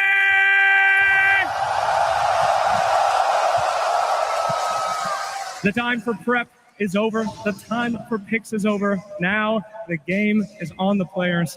Anything to say to Mapochka. Thanks for not beating us right away. Game 5 is pretty good. Thanks to them, we got Game 5. He has done a really good job with this team. All the best of luck to both teams. Hope it's great, Dota. 感谢没有提前把这个系列赛结束，我们来到了这个决胜局。我相信对方做的工作也非常的不错。最后的话，决胜局，我希望我们都能打出更好的表现。And one of the most legendary moments in TI history. Can I please have both coaches shake some hands? Let's see it. Yeah, baby! 观众朋友们，现在就是决战时刻。Here we go indeed. Game 5 time here at the International here in Shanghai. And Fog, there's a juggernaut. Game 5 again. What's going on? I can't wait to see what Satanic's going to have in store for us this game. An interesting pick. It was always going to be the question what the carry selection was going to be coming towards the end of the draft. A Satanic making the call to bring in the juggernaut. Top lane, we've already had the first but go down here in favor of Team Vision. 9 class. Looks like he's going to live in Yatoro. He might be in trouble getting chased down here with the battle hunger upon him. Notice he's likely going to have him. He will. What a play. All right, couple of kills already to start this game off for Vision. But Fog, talk to me. Bringing the Juggernaut out here, especially in front of this crowd, they're going to have some painful memories about this Jug. They sure will. But this is, you look at the draft, you can kind of see the idea, the concept behind it, right? They're looking for this immunity, this hero that has that built-in BKB like the panel was talking about, and playing versus Pango in general, right? You Rolling Thunder in, you can just get Omni Slashed. It's a theory that teams have wanted to try versus this Pango multiple different times on paper. We'll have to see what Satanic can do for it. It's incredible. That I cannot believe we get a Jug in Game 5 in back-to-back finals. That's absolutely at TI. That is absolutely amazing. And as I say, it's just going to be a pleasure to see what Satanic can do with it. It's just such a different style of carry to anything else we're seeing, right? Who else are you picking to farm a Battle Fury in 2026, Fog? Nobody. Literally nobody. We're not seeing any Battle Furies building big up because the timing of it can be pretty difficult. But the lane, he saw his lane matchup. It isn't a double melee type of Darkseer Ion Chill pressure lane. And even if it was, Jug is pretty good versus that with the healing ward. You have ways to negate it with the spin. This is super interesting, Owen. And the matchup, the Jug versus the Lifestealer, see how that one ends up going as well, too, because times have changed. For a while, in the old school days, just like, oh, you Omni Slash the Lifestealer and he dies. Yeah, that's great, right? That isn't really the case anymore. He has ways to play around it with his Infest, jumping in and out, even being tanky enough to stand through. We'll have to see how these lanes do go, because right now, Yatoro is feeling this pressure in this lane. This top lane, 9 class, and notice they're doing a fantastic job. Collapse also, he is feeling the pressure on the opposing side too. So the lanes at the moment looking very good for the side of Vision. Might be able to chase him down here, Collapse. Couple of hits, he's gone. So already, Team Vision up 3 kills here across the lanes. And Satanic off to a very hot start. Top of the CS right now, here's the safe lane Jug. I love when we see these type of crazy high execution, high damage type of lineups, right? We have an Invoker in Game 5 as well too. We have to mention for no one, some teams have been deterred away from picking this hero because of this counter-pick Pango matchup in the mid-game. But no one, at least in the laning phase, he's holding his own very nicely here. 19-9 to the 22-9. In the mid-game, it starts to be a bit problematic because you just get rolled on and it can be hard to just survive. But they do have ways to protect him. I think that's with 9 class. When he gets the shard, can go for this potential save. So we're absolutely in for a treat, Owen. We just see some pretty insane Rubik plays earlier to keep the cause alive throughout the chaos that was being brought onto them. And I specifically wanted to mention 9 class because we did say at the start of that last game, Forrest, Not Me had one of the quietest Clockwork games ever, and 9 class went absolutely ham on the Coddle. So see if he can do something similar on the Rubik this game, because he has some very good spells to steal. Has the Fiend's Grip, he has the save that he can do with the Shard as well too, even stealing some of the Pango spells. Great options. Lane's starting to get broken a bit here. And talking about the last pick for Vision, you know, over on the side of Spirit, their last pick going for the Darkseer for Collapse. Seems like a good game for it. Yeah, I mean, before, like, the Jug, of course, is going to be a decent counter pick, but I think what they were looking at is they're going to have to pick an Agi carry, so this wall is going to be quite effective in overall game state. So. Sunstrike's going to connect onto it. They've got the Bushwhack as well as Ducalis and no one step up. 9 class will die. So they get the trade here between the supports as both mids are momentarily drawn away from that mid lane. Nice Sunstrikes coming in. Time and time again, no one is finding these connections. Laurel has hit the 6. See who's going to get this power rune. Are they going to be ready for it? I mean, both supports probably going to TP to the mid lane to ensure that they do this 3v3 instant TP from the both of them. They know how important this rune timing can be. Brew, get the sleep. They don't set up. They don't really have the angle, though, for not to connect the arrow here. So we'll be fine. Bushwhack and return. It's going to allow Carlos to step up, take that invis rune away. Tries for a random Sunstrike there. A nice try. Miss synergy there coming between the Rubik and the Hoodwink, using their stuns at the same exact timing there. And they are keeping Lal low. Lal's going to have to be cautious and a little bit. And the nice thing for this Invoker... Bottom. Carlos is able to wrap across back towards the bottom lane, get the Bushwhack connection. That's the Acorn shot. They kill off Collapse once he's left alone. Oh, Ducalis is having a beautiful entry into this game as well, too. There's multiple different catches. He gets the first blood at the start. He's continuing to shut down Collapse. So the nice thing about the Invoker this game, even though he's into the Pango in the laning phase, he can always block these arrows. Right? He's always going to have this Forge Spirit to be able to go for runes or arrows. 9 class. But they'll find him here with the rotation. Won't be able to dodge that swashbuckle coming in at the end there from Lal. Starting to get some kills themselves, Spirit, but without a doubt, this bottom lane, Satanic, he could not be happier. Having a beautiful start to the lane. He's going to feel very safe now with the Ring of Health online. And now that he's got the level 6, that extra sort of chance to threaten a kill, it becomes a little more complicated if Collapse wants to come down here and farm. Level 6, done. Healing Ward down, back up the full. He's chilling.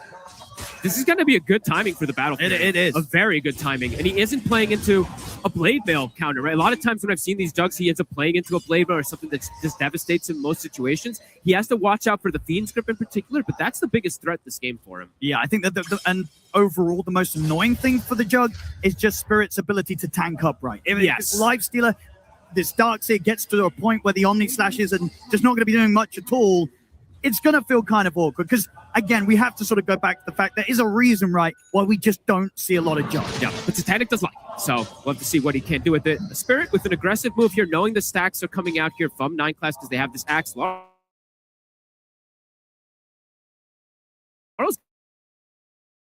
going to take probably the entirety of him. Almost gets all of it, so Noticed won't be able to get that grab, but Noticed. 8-minute power rune, not me. Tries to step over. Won't be able to leap up to the high ground. Have to be careful there. The 3 of them were ready to look towards him. Nice play from Rue. Sleeps a Forge Spirit to prevent it from getting the kill onto the rune there, so Laurel will have a regen for the next move. Yatoro was feeling some pressure at the start of the laning phase. Now that's been broken.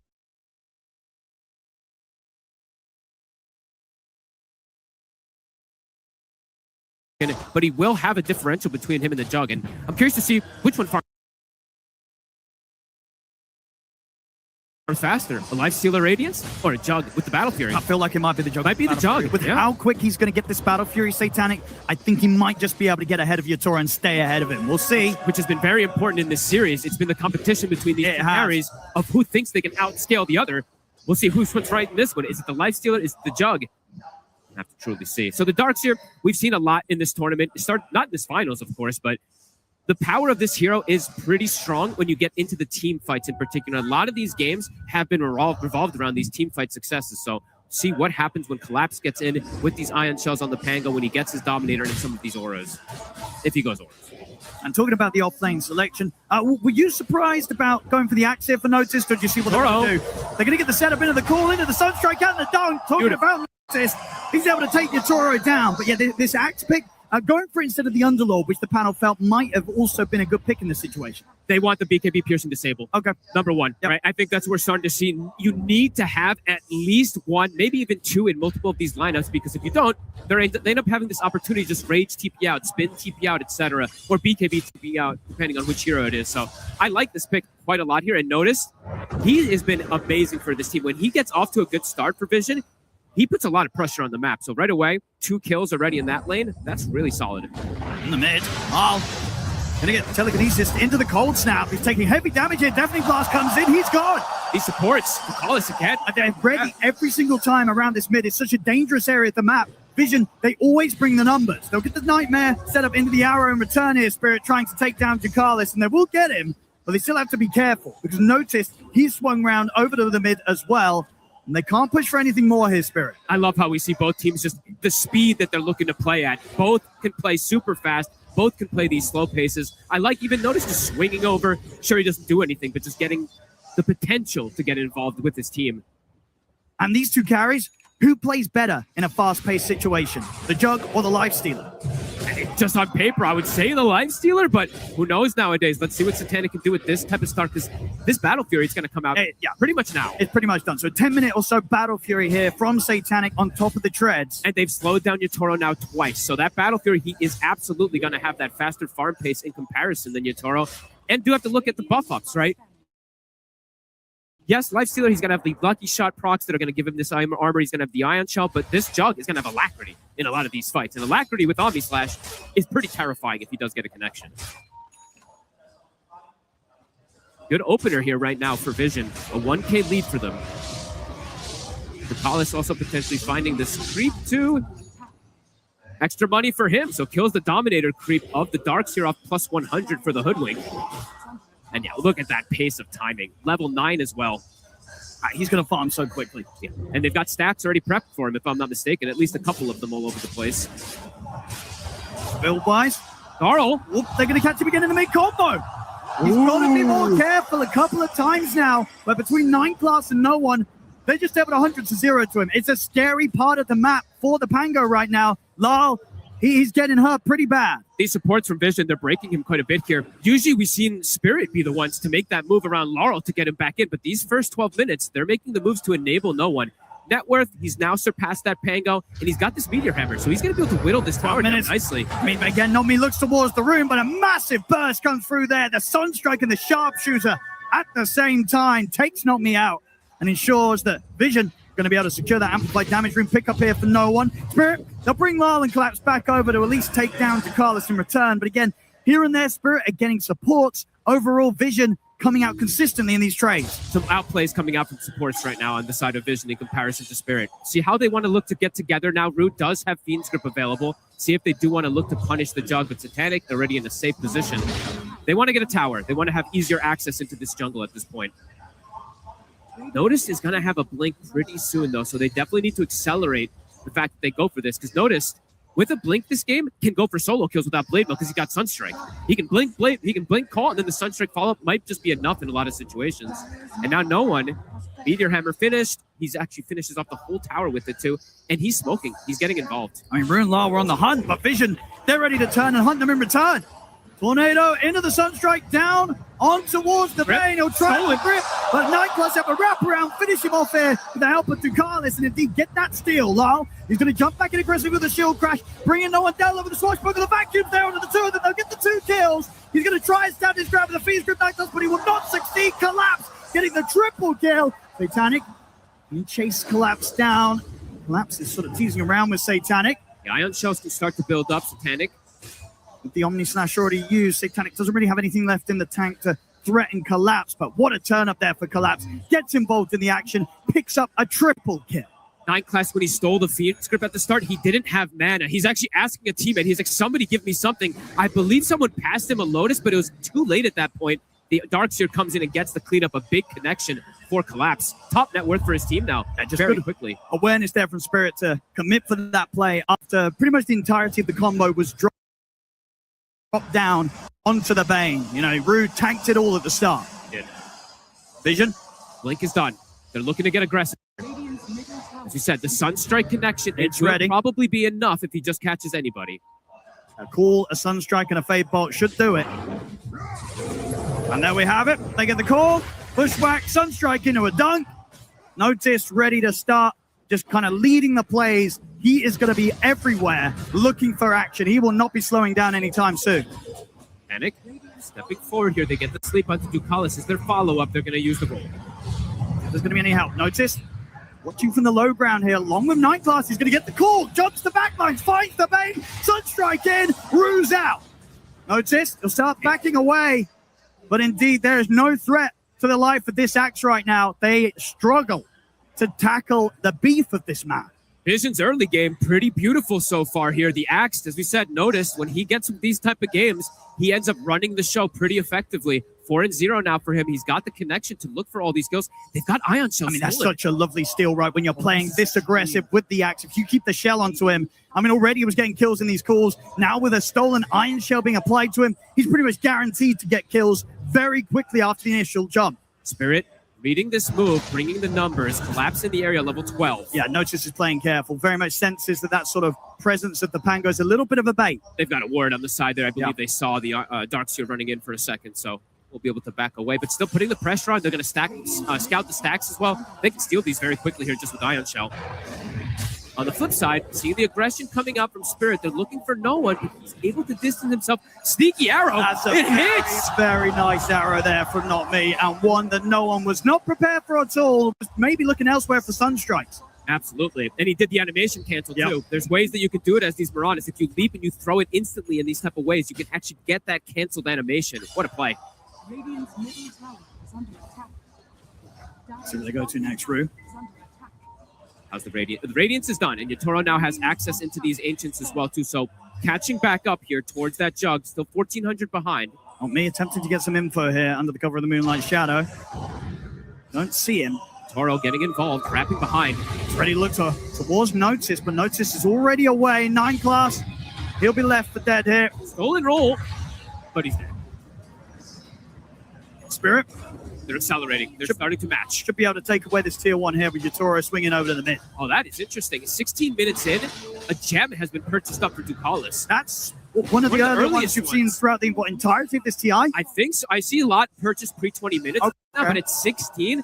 Very early. So they're really looking to control the triangle area. They're feeling like Spirit does have a lot of vision on the map, and they're not wrong. And they're ready to go for action. As I said, I think we're going to pretty much see this just back-to-back from Notice. Oh, yeah. Just every single opportunity, running at Spirit, trying to set up these plays. They want to play it fast here, Vision. Notice. Catch, though. Put his eyes on Rue. Will make the jump. Sunstrike's in. Yatoro thinks about trying to help with a potential infest, but can't quite get close enough in time. Has to save himself. We're getting given such a good game 5 here. Back and forth kills. The lead was going for Vision. Well, that's an easy Omni Slash there. Leap won't save you. Not Me's gone. A freebie handed to Satanic as he is continuing to have a beautiful time on this bottom side of the map. 2-0-2. Flawless farm. He really could not ask for more. And this is going to be the real test right for the Juggernaut. We don't see it a lot, but he's having this good of a start. Surely this has got to bode well for him. Surely. There is going to be tankiness that has to deal with, right? The Darkseer, the wall can be annoying because it can eat a lot of these Omni Slash hits as well. I mean, I think that's why he's going for the aggression, right? We're seeing with the build, Battle Fury, Manta, and then straight for the MKB. Wants to ensure that when he does come in with the Omni Slash, he's killing these units, killing these heroes. And the blink right afterwards, right? So you can keep the stacks the way that the blade form works, right? You blink, you keep blade form with the Omni Slash before using it. Very powerful, very potent. Just has to be careful. Can get unlucky with the bounces since there is a Dominator. There's going to be wall illusions. Here, so Spirit trying to get aggressive here. They've got the blink on Laurel. They've got Fiend's Grip at the ready. If they find Ducalis, that would be a massive pickup because he has to get that gem. He's going to show first. Actually gets a bit of a setup onto Collapse. Lar coming in with the Rolling Thunder, 9 class. Going to try and juke everything that they're throwing at him. Just leave him. I think Ducalis is like, there's no way I'm joining you, man. I've got the gem. Absolutely not, especially when there's 4 heroes showing up for that play from Spirit. And Ducalis even being extra careful. I mean, he passed the gem over to the Courier. Okay, Collapse is going to continue to chase. So indeed, Ducalis, whilst he might die, was able to make sure that that gem does not switch hands into Spirits. I mean, Big Brain, look, it's on the south side, all the way off the map. He's taking that gem all the way back to the base. So very smart from Ducalis to not lose it. That would have been devastating if he did get caught with it. Spirit still making this move. Will manage to take the tier 1 tower away. So at least making progress in limiting the areas of the map that the Jug's going to be able to farm. Notice. He gets a call. It's going to be another pickup here that Satanic is able to get involved in. So sure, they lose the tower, but Satanic's game just continues to flourish. And this is an interesting pivot because we don't see this as accelerated in most games. No one's going for the BKB himself. Since he's playing into that Pango, since he's playing to a lot of this magic damage and team fight, he wants to be able to actually have his body in the fights at times. Can still be dangerous for the Invoker at times, but this is a cool approach because you do need BKBs. As we're seeing, team fight is everything in this grand finals. And I like the change up we're potentially going to see from Yatoro as well, right? He is queuing up the S and Y, something we don't always see the carries pick up, but in this game, for Axe, you need the beefiness, as you say, against the call, against potential Omni Slashes as well. Yatoro needs to be as tanky as possible to survive through those sort of offensive plays. Old school item build that we used to see a lot versus this Axe when you see these matchups. In terms of that farm speed, though, as predicted, it is going to be tough for Yatoro to keep up with this Juggernaut, especially just due to the fact that Satanic is getting involved in action. 2-0-3, thanks to sort of what's been brought down to this bottom lane. And at this point, I mean, for Spirit, how do you look at identifying and dealing with this Juggernaut? What's the move you are going to look to make? Or at this point, can you not really? Do you have to look elsewhere to try and get that lead back in your favor? Oh, you still can. You Fiend's Grip, right? Sure, it's on cooldown right now, but that's going to be the big one. So it's eyes on 9 class to get the saves. 9 class, so this is cool. I was wondering which one he's going to go for, if it's going to be the Blink or the Shard. So the Blink allows him to close the gap versus the Bane and stop the Fiend's Grip. Get these the Shard would allow him to lift and move someone out of position, but the Grip will continue. So he goes for the Blink instead for the most aggressive type of play. And it's not only the Fiend's Grip, right? If he gets Rolling Thunder, there is other spells that he can go for as well, too. Pretty excellent steals for him. Yeah. I actually grabs this game. I really like the fact that he went for the Blink this game. If he gets Rolling Thunder too, just insane amount of control, and it's really just about that positioning to stop the Fiend's Grip. So Spirit looking to get aggressive again. They do want to slow down Satanic's progression here. Yeah, huge kill if they can find him, but Satanic in a pretty safe location, very close to the MKB, and that's when the move becomes quite scary, right? If you don't get the grab, you don't kill him. If he gets an Omni Slash off 20 or so minutes in with an MKB on top of the Manta Battle Fury, that Omni Slash is going to hurt. It's going to kill most of the targets. Maybe not Yatoro because he is this tanky at the moment, but the rest of them perhaps it will be. Shiva's picked up, 9 class. And have eyes on him in the trees. Not a bad grab at all. Taking 9 class out of the action means that there's less likely of sort of these next 30 seconds where Vision's going to be running at Spirit. Spirit's ease of execution feels a little easier right now with the team fight that comes in from the dark side. A lot of the team fight, it's going to be reliant on Noticed and no one at this point in the game. So we'll see if they can get this connection. Noticed will get arrowed. Hard to close in onto him though at this vacuum area, but I tell you what, still doing a lot of damage there with that vacuum into this. The Minotaur. They're trying to poke the BKB, but he doesn't use it. He has Healing Word to be able to reset. Might look to strike back here. Spirit backing up, resetting, continuing this farm. And this is exactly what you want for a grand finals, though. Neck and neck. And, I mean, does Satanic want to get involved in this play? He does have level 18. It's a big Omni Slash. I would imagine so. If they can get the jump themselves, Vision, allow Satanic to just step up, get that ult off.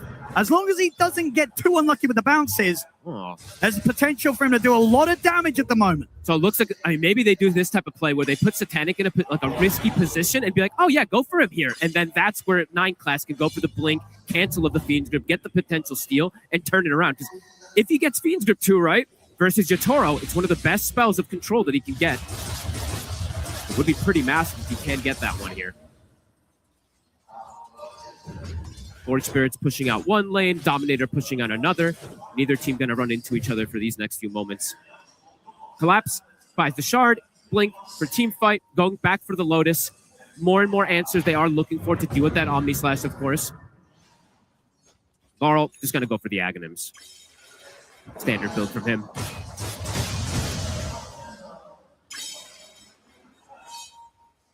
How's the Yules looking for the Mirana? Getting closer and closer. Not me if he's able to find this Yules in these next few moments too. Can be very annoying for Noticed. He has BKB, but if you don't use it immediately, it's going to stop your initiation in a lot of these moves. Me? Ooh, sneaky. Getting some pretty good information with these Moonlight Shadows. It sort of allows them to breathe a sigh of relief every time he's sort of able to get eyes on Noticed, knowing that that Axe is not currently smoked up himself, trying to make moves against Spirit. Yeah, that was nice. He saw both of them there, so knows that they aren't making an aggressive move at the moment here. 9 class very close to having this Shard now finished up as well after the Blink Dagger, so we'll have multiple ways to potentially save. No one buys the Shard as well, too, so starting to play with that Quas farm to push these waves out, and they gave him the gem. So feeling protected, so he knows if there's any of these sentries placed down for him to play aggressively. Looking for a connection here. They have a kind of triple BKB timing on the side of Vision right now with Noticed, Invoker, and the built-in one on Satanic. For a catch. Ooh, they know someone's in the trees. He's stepping up. He's inching very far forward. Doesn't quite come under vision. Spirit, they're waiting for their next timing. The Aghanims is almost done for Laurel. And I think Yatoro, I think he might not want to show up, honestly, until he kind of has these next couple of items done. AC at least. Yes, AC, and honestly, maybe even the Ags. It's just a question of when his timing is going to hit a point where he's ready to tackle the jug. Noticed is spending a lot of time moving around. He is 6-0 in this game, but he is spending a lot of time just moving. You're starting to see that differential in gold. He's got the Dominator farming for him, but look at that Darkseer. It is starting to pull ahead massively. He's going to be able to farm that Lotus Orb. So I feel like Spirit, they're getting away with some nice greed and some extra answers to deal with the jug and to deal with the damage that comes out from Vision.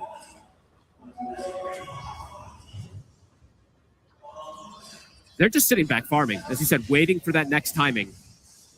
I think, yeah, Yatoro wants time. Honestly, I said I wouldn't be surprised if he's like, I want the AC, the Ags, and the MKB before I fight. That's a lot of gold on. It is. I think he'll show up before that. We'll see. Those creeps could be tempting. They can. Gotta get that money. The AC and the Ags in particular, for sure. Could be a nice one to wait for. Brew, halfway toward the Aghanims. So is going to potentially be able to get to that point where he has this Ag Fiend script that can be very annoying to deal with. Because the lift, it'll cancel one, but good luck covering for the other two. You have to get a tornado connection potentially. Can be hard to deal with at times. I mean, it's just a question as well, right? We are in game 5 here of the grand finals of the International. Both teams have been pretty good so far in this series at making constant aggressive plays.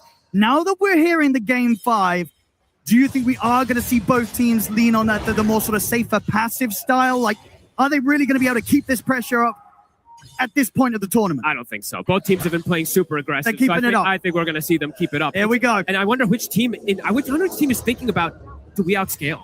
I think Spirit might be along that line that they think that they do outscale. I think they might feel that. Right? The Jug is just a bit of a limited hero, what he can do at times. And Omni Slash, at the end of the day, you are kind of trusting in the RNG. You are. They know where Satanic is. He gets the blink away. And it was such a huge catch. But indeed, a step ahead, they will not manage to close the gap and find the grip. Satanic's farm continues to have that separation, a 3K lead over the Lifestealer. He's going to potentially be able to get this Butterfly before there's any realms of that MKB. Might have to slot it in before the Aghanims on the Lifestealer. Yeah, I'll be interested to see what he does. He might have to. Yeah, because you say for the matchup, obviously you want it for the items, but at the same time, the Ags does so much in just being able to avoid what the Jug wants to do to you. Sure, you're not going to be able to necessarily cut through that Butterfly, but you're going to have a pretty high chance of surviving.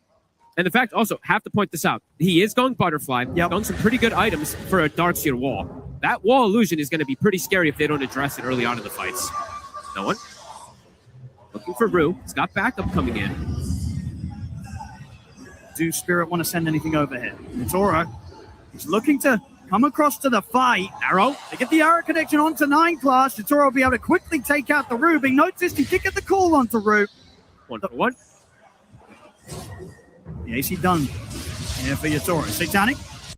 Gonna get chased down a bit by Collapse. Healing ward out. Collapse able to quickly punch and they get the connection. Thunder. It's a good bounce.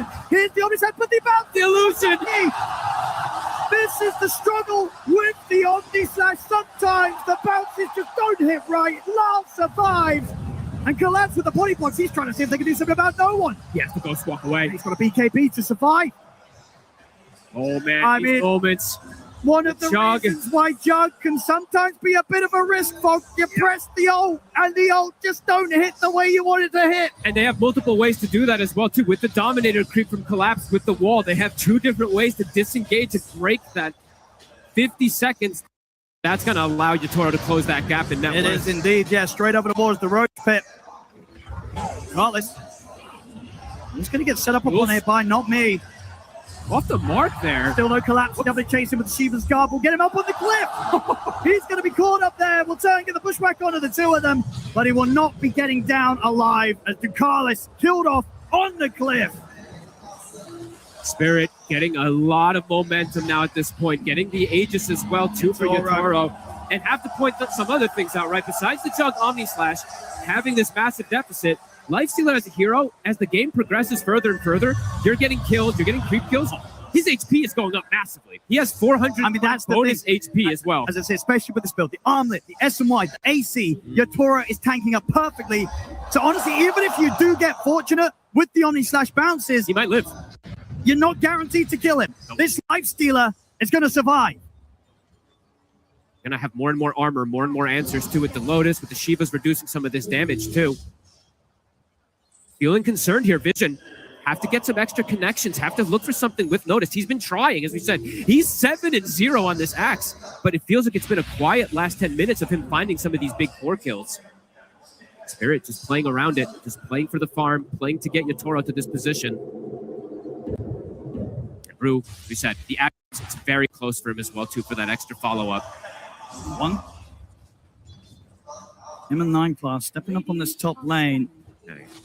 Those two, I mean, they cannot set up onto Yatoro. To try and go for Yatoro, has to have this Axe around here for Noticed. And even then, with as tanky as he is, they're very unlikely to kill him in a call.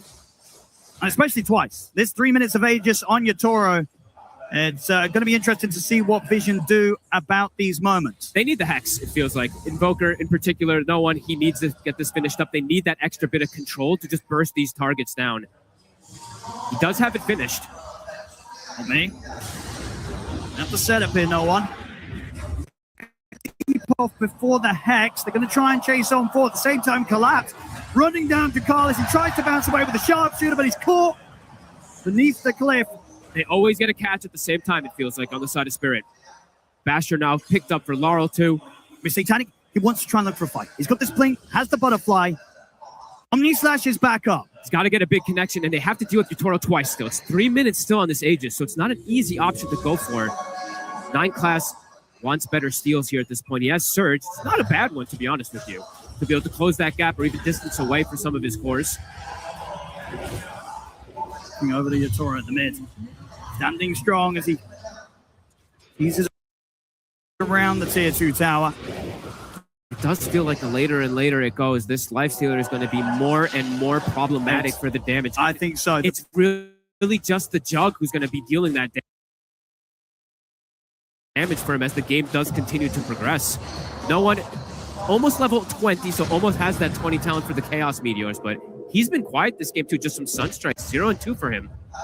I mean, they do have a massive sort of combo to throw down on the Lifestealer, right? If they get this call into the Invoker combo, into Satanic, getting in with a big ultimate, big Omni Slash, obviously they have to watch out for the Bane. They have to watch out for the sleep save. It's going to be there to disrupt that sort of play. So at the same time, once they go for this, they're going to look towards the supports, right? They've got to try and find the Bane, take him out to start the fight. Collapse. Eondis is found. Eondis is going to protect him from a lot of the Omni Slash bounce. Oh, it collapsed. Not to allow survive. He gets the surge off. Bushwhack is still there, though. Is he actually able to run for this collapse? He does stick out. The Battle Hunger finishes him off. So they get away on the side of Vision. Back under the tier 2. They should be fine. Take the re-engage. They get the call. But they bring him down. The collapse now gone for a minute. Oh, this itemization for Collapse is really clever, right? Just going for this air. He almost survives all of it there. Smoke up Vision, looking to take advantage of perhaps that Aegis timing out. It's still 70 seconds. I mean, they have to go. The fact that there is no darks here, they've got the numbers advantage. Sure, they don't have the ult, but even so, if they're able to get some sort of lockdown and Satanic's able to blink in, come in with the right clicks, he still does a lot of damage without relying on the Omni Slash alone. And they know there's no Rolling Thunder as well, too, so they feel like they have that team fight advantage at the moment, even without that Juggernaut. Axe, BKB is on cooldown, though, so has to be careful how far forward he goes.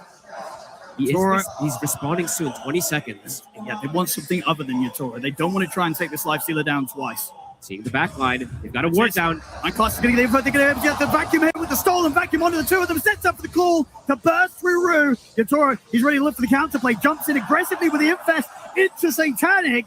Satanic will lay down the healing wall, but Yatoro immediately swipes that away from him. 9 class gets the blink off.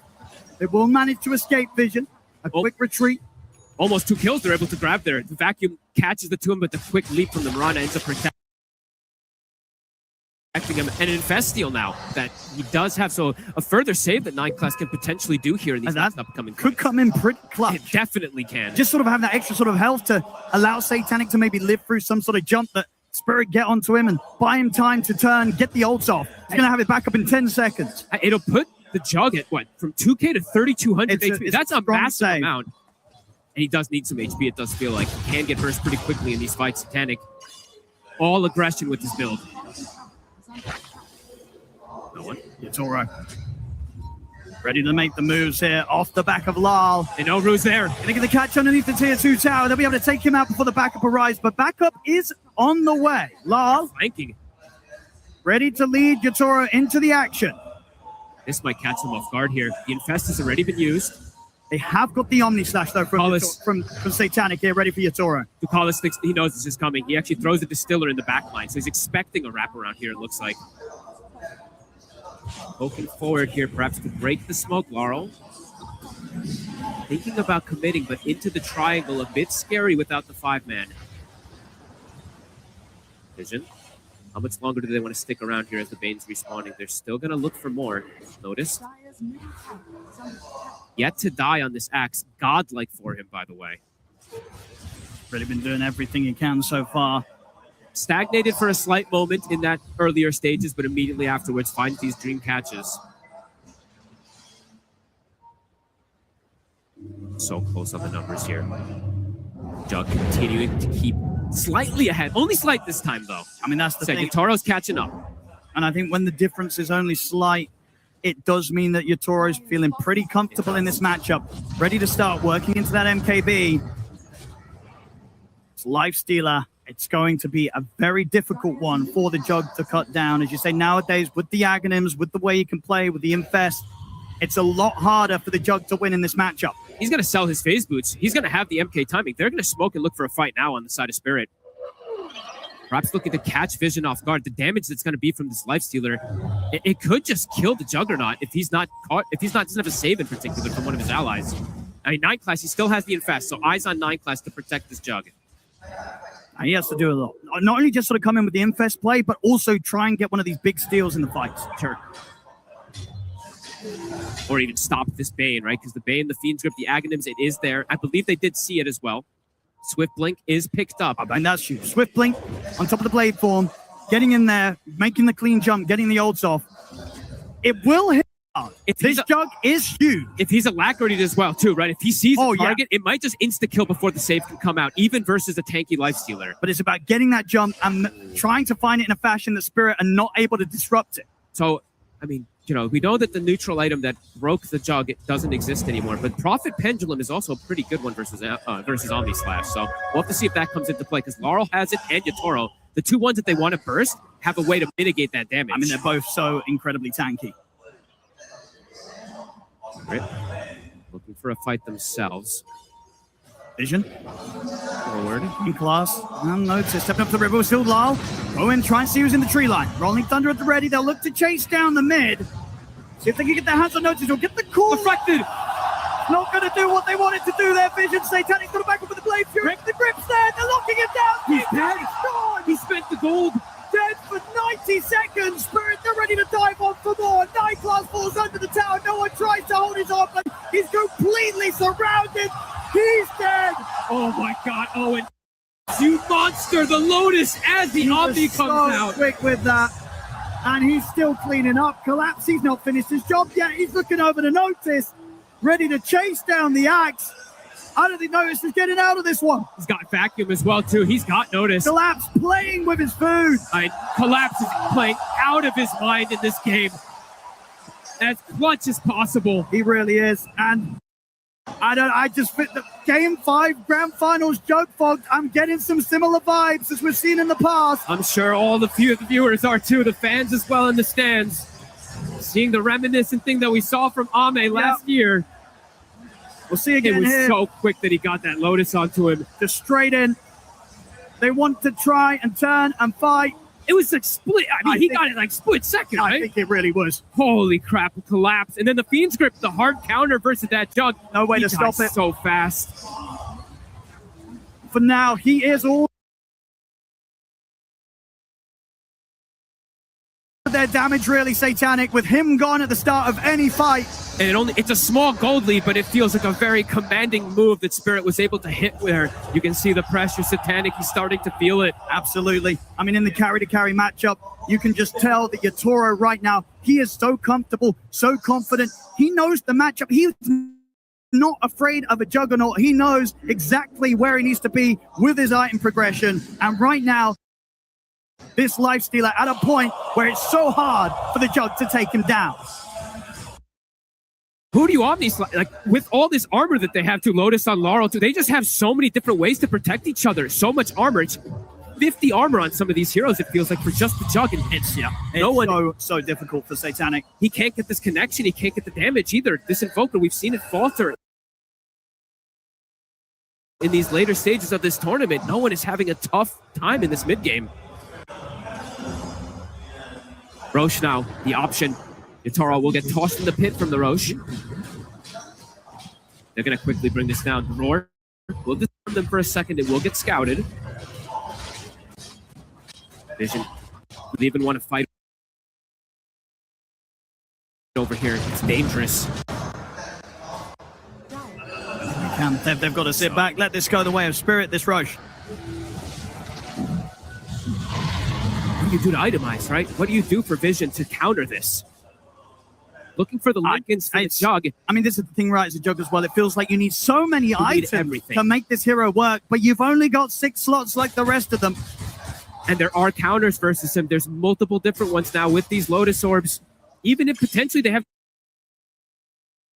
just like Ghost Scepters, right? Because he doesn't even have a Nullifier. I mean, if they even have a Ghost Scepter, they could just eat the whole Omni Slash as well, too. He just needs so much. He needs so much. He wants a Lincoln Sphere, he wants a Nullifier, he wants a BKB, and then at that point, he probably wants more damage as well. So many things that Satanic has got to try and address in so little time and under immense pressure here against the lead that Spirit currently have here in this Game 5. Collapse. Dunking new items out, too. He has a Hex. He has 7,000 gold after these fights, too. Treating themselves to an Aghanim's on the Mirana now, level 18. Spirit, with this Aegis, going toward the high ground. 4 minutes left on it.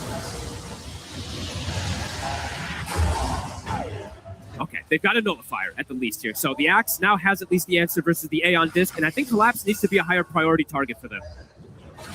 Still, though, these Lotuses are going to be problematic. I mean, Collapse have been running sort of literal circles around them in these team fights. True. Very true. Setting up so much.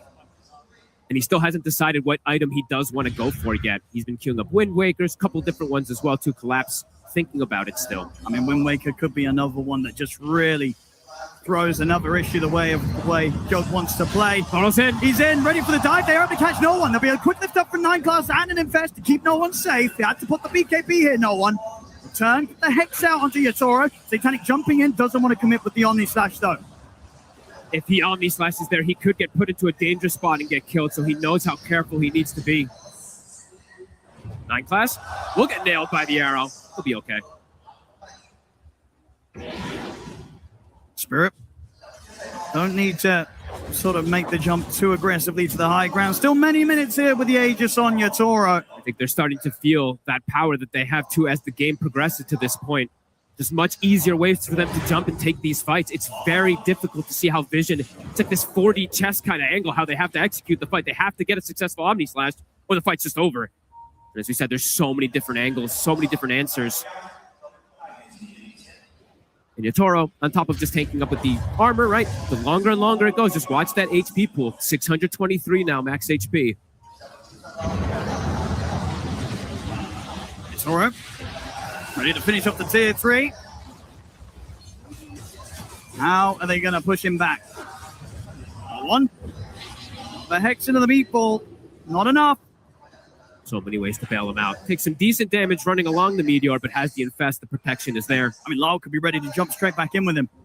They get this creep wave push forward, and Spirit see an opportunity. They might just dive again. No one's BKB back on cooldown in 5 seconds with the Aeon Disc down for 30. Can get caught and killed. Has to play very careful. Oh.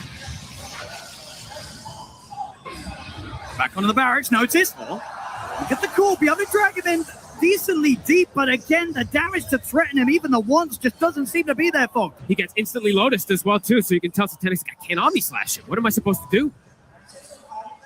Spirit, Aegis still for 90 seconds. They're backing up, looking to maximize on the map, get some of that extra farm. Not me, looking for the level 20. Getting close to that. It's a lot more burst damage they'll be able to get from that as well.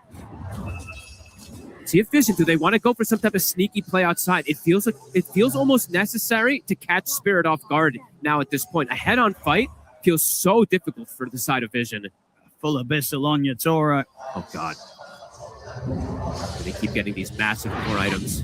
Did Collapse decide which one he wants to go for yet? Okay, he gets a BKB, and then he buys it. He's going for the overwhelming blink as well afterwards. So good luck getting that nullifier on him now since he has a BKB. Can't get dispel that Aeon disc either. So looking for more answers. They're answering pretty much everything we do see that Vision is trying to answer answers with.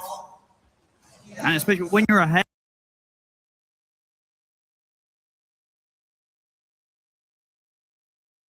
and you go for this sort of overwhelming blink Shiva's Guard build, it's just so good at jumping in and forcing out these early reactions, right? Making the enemy team feel that they have to press these BKBs before they're able to sort of start the fight on their own accord. And it's going to mitigate the majority of the damage that can come out from the Jug too, which is most of the damage that we've been seeing. I mean, that's maybe a bit extreme, but maybe you got to be thinking about a Rapier on this Jug. Just to go for that blink Omni-Slash play, hope that it connects, hope that you get the bounces, because without something that extreme fogged, I don't think they're doing the damage. It does. It's going to be like tough for Satanic. If he goes for it, right, that would be the craziest inventory either. The most aggressive inventory I think I'd ever seen if he does go for that type of build, but it might be necessary. I mean, he could be thinking about it. As I say, for the moment being, he has Lincoln's Nullifier, BKB queued up. Another BKB Piercing disable. Yatoro, the Abyssal has been picked up. He's starting to disassemble items here. The SNY that he had disassembled. Now he has a casual Yasha. He's going to be selling the Talisman, and he will be going for that crit and an amp damage on the bottom side. Roche, still some time until it's going to be respawning. Yeah, they'll play a careful Spirit. They'll be waiting for the next Roche. The question is, can Team Vision get out and try for a play here in these moments before Roche is back up? They look to try here with the smoke. They have to. They have Wind Waker now, so Ducalis does have a hard save versus the Fiend's Grip as well, too. They don't have to rely on some, clearing the illusions, getting a wild grip as well, too. They do have a way to stop it at the least, but he has to be alive for that. Smoke at the moment doesn't look like it's going to connect. Not me. Playing on the front lines here. Level 20's hit. He does have that extra burst damage now. Vision, they're already heading back. Yeah, they're scared. They could not find a chance to make a jump happen here. Noticed is not, though. He's very deep. Gem. He's very far forward. He has some vision to play around it here. He's getting pinged immediately, so it does seem like they are aware of his positioning at the moment. Scaling feels like it continues to grow for Spirit, and for Vision, it has stagnated how much they are getting increased. Satanic, he's trying to think of what to buy. He's queuing up the BKB. Feels like he does need that. I don't mind the BKB. The BKB at least allows him to jump in and sort of not have to immediately panic with a Blade Fury or an Omni-Slash, right? Should give him a bit of a window to jump in and just get some regular right clicks off and wait out sort of these Lotuses before he goes for the Omni-Slash. Still risky, of course. Very likely that there's going to be enough physical damage coming out from Yatoro to sort of tackle him in the 1v1 when they're just right-clicking each other. And they have disables through it too, right? The Abyssal, the Fiend's Grip. I believe the Basher also on Laros, and he's about to have Abyssal as well too. So multiple different ways if he does go for it. I mean, Vision, they need this to go well. See what they can connect with. No one. He has a lot of items. It just hasn't been able. We haven't been able to see that damage that can come out from him because they just have the answers for him. It feels like. Yeah, they have the saves. If Yatoro is able to find any sort of window to get the Rage off, to get the Infest off, feels like the fight's pretty much going to be over. They have to fully combo him down, and it's so difficult. Execution much harder for Vision. Collapse is switched up, by the way. He's still debating which build he wants to go for here. So the Refresher is the next one that he is thinking about. Always a good hero to have it. Soon level 25 for Laurel. Collapse has hit that 25. That AoE surge. They can zoom in and out of the fights and closing the gaps versus something like the Invoker, which he hates having. Yatoro, they're going to go for him. They're going to try. See if they can take him down for the combo, but there's going to be the 9-minute buy sometime. Fiend's Grip comes out, controlling the axe. Satanic jumps in. He's looking at Yatoro. He's got Yatoro. They'll find the chance to bring down the Lifestealer. And now Vision, they can try and clean up more. Nobody's going to jump away. Satanic hardly chasing him with the blink. He'll be held back by the Yules, but the further grabs there from 9 Glass. Telekinesis onto Not Me. To Carlos, Satanic at 9 Class chase on forward with the stolen leaps there on the Rubik. Not me's gone.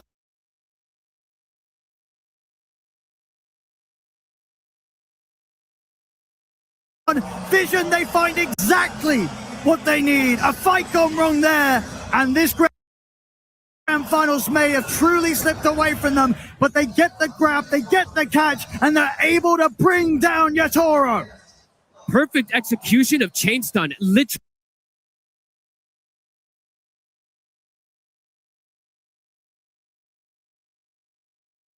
perfect. I believe the lift catches him toward the end of things there, and he gets brought down. Beautifully done, because we did see the sleep, but it's a fraction of things that it actually ends up stopping there, and they can't prevent the rest of the damage coming through. And time to push. That was crazy execution from Vision. 45 seconds now. Yatoro is dead. He felt like he couldn't die, but they will be able to prove that wrong on Vision. And Roche, it is spawning. Might be able to back up and go for it here with the damage that Satanic has. Looks like they're trying to see if they get small kills out of the mid. Satanic jumping in. I can't believe they get that kill with the team all around him as well, too. 20 seconds. Oh, we've tried to do a Meteor Hammer play here, but he gets caught by the vacuum immediately, forced the Aeon Disc out of him. That was very risky there from no one. He gets his Aeon Disc popped, so for the next fight, he won't have that ready. Amplified damage rune here to help with the Roshan. They might be able to kill it in time. I mean, they take it down so quickly. I think they've got this Roche easily. Spirit, Alacrity. They are not going to be able to get anywhere close to this. This Roche dies so quickly here with the Amplified damage rune on Satanic. Aegis is going to be there in his hands for the next fight. Vision coming back with an absolute fighting chance here off the back of that tier 2 defense. That was absolutely insane. Able to find the connection when he wasn't Lotus finally. And now the potential of 2 Omni Slashes. They're there. Maybe he will be able to find these angles as well. Spirit looking for the fight. They don't want Vision to be able to set up like that again.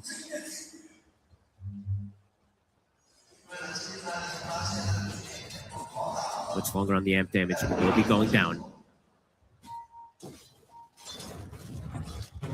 Timeless Bauble for the Invoker. Long disables that he can put out here. Bringing in both the mid and the bottom lane here, Vision. Just with that kill, it went from what? Dota Plus at 83 down to the 58%. So a massive one they're able to swing into here. Having this Aegis now for Satanic. It's got this second life. Such a difficult move to execute. They do it here. Can they do it again? Much harder when it comes to making that play into the hands, into the base of Spirit themselves. Carl immediately gets Lotused up. They're anticipating that they're still standing out there. The banner all the way in the back lines for these creeps. So these creeps are going to do some work. With the Alacrity, too. Surge to go for the banner. He will be able to take it away.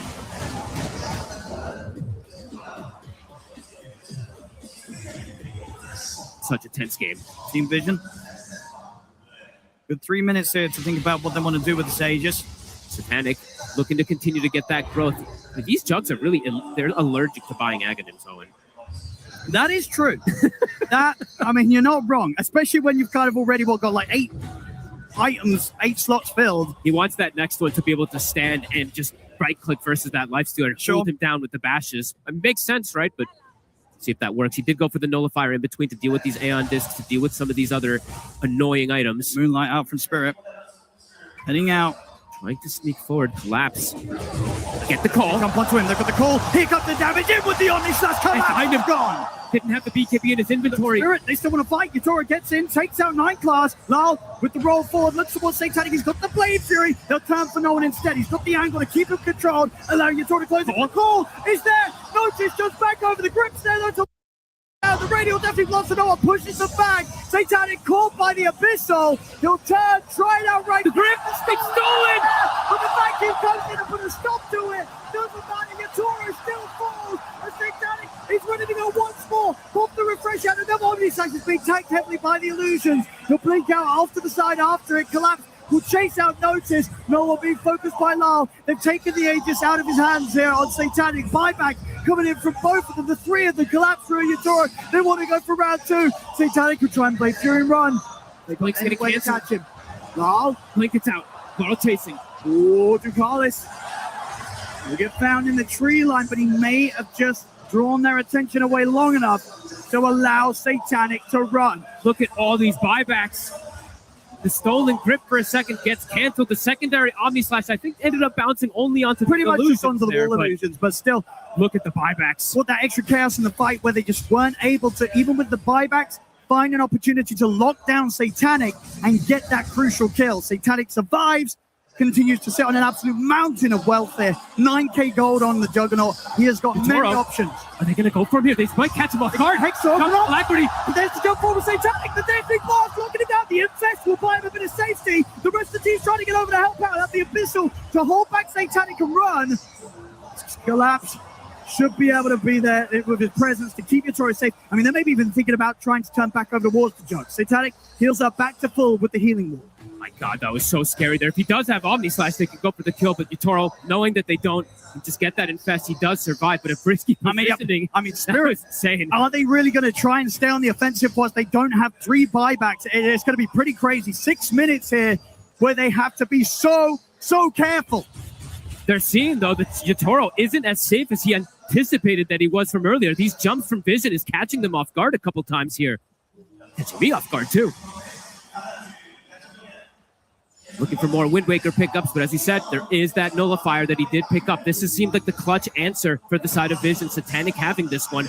Now going for this Abyssal. Okay. Can't stand his ground. They're smoking. They're looking for this. They have a win condition. They really do. Yatoro. If they kill Yatoro, the game's very, very likely so. Without the lifestealer for 2 minutes, that should be enough time for Team Vision to close this one up. So Yatoro has to be protected here at all costs by Spirit. They cannot let the lifestealer get caught. Not me. He's found. We have the most raid boss builds I think I've ever seen on these carries. Look at this. There's both completely 6-slotted. Yeah, Yatoro with what 5k HP here with the arm that turned on, thanks to the fact that he's picked up the Satanic on top of it.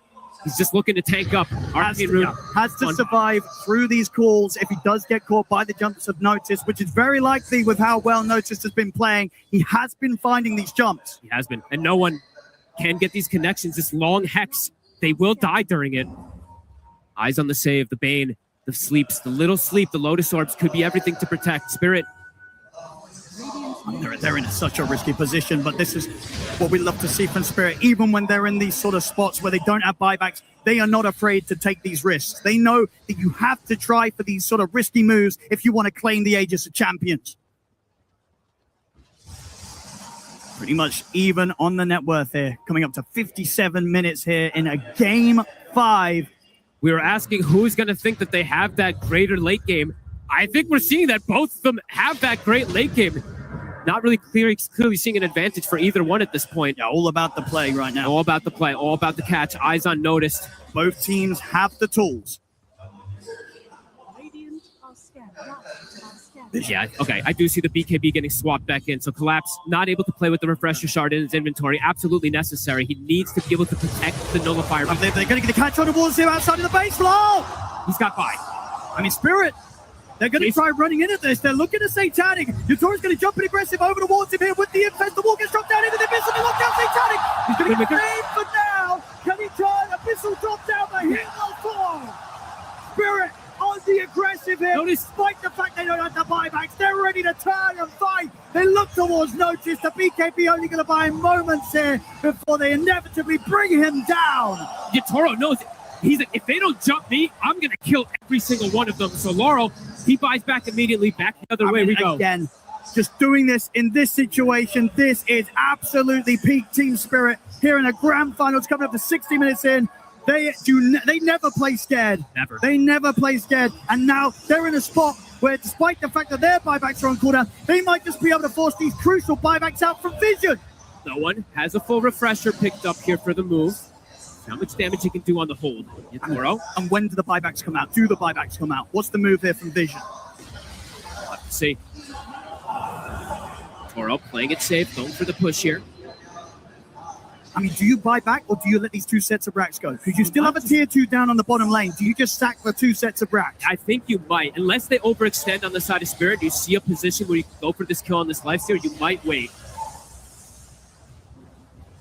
See how much Team Spirit try and push for. They'll take the mid-racks and indeed they'll move over towards the top. 20 seconds now. At this point, you do not want to buy back. The Hex will come out, but he's got saves. I mean, yes, it's a tough call to make here, but it feels like the lesser of the evils really here for Team Vision. They have to hold back on the buyback. They don't actually end up losing the full set top, so a little bit of a bonus for them there in that sense. But overall, Spirit strike back, able to do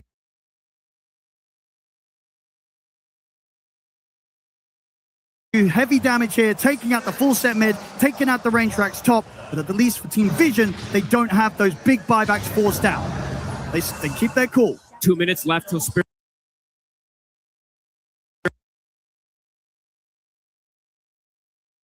has their buybacks back at the ready, spamming the Moonlight Shadow for positioning, seeing the pickup here from Noticed. I love this. This could be a game-winning refresher. If he gets a double call, trying to find Yatoro on the angle, could be everything for the team. They can follow up. There is going to be saves. We are seeing the Wind Waker now picked up for Not Me. So it does have that potential to also get the save, even if there is a nullifier, since it's going to be a Raged Lifestealer. So there's a lot of layers in these team fights to look out for. Satanic wants the Moon Shard, wants the bots to be able to play out the map, and yeah, still not the Aghanim. Not the Aghanims. They hate it. They don't like it. Nope, they hate it. Don't know why, but they hate it. It is a short Omni Slash, of course, so maybe he's just feeling like it's not going to make the difference anyway.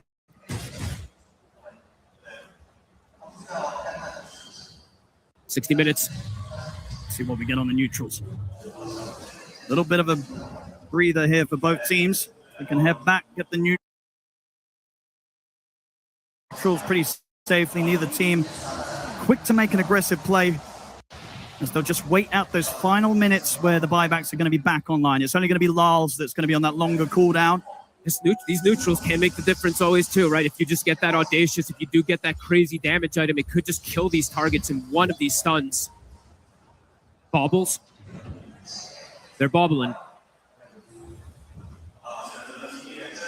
Collapse was hanging on to the greedy tier 3 for a very long time there. He had the bauble at the ready. He picks up the first bauble, so he'll be able to bauble a secondary one, which is upgraded immediately at that 60 minutes. Yatoro, he gets the Deso. Oh, he's going to be hitting hard. And look at his HP, Owen. He gets the evolved one as well, too. So he's 6,000 HP, 40 armor that they need. 46 armor they need to get through.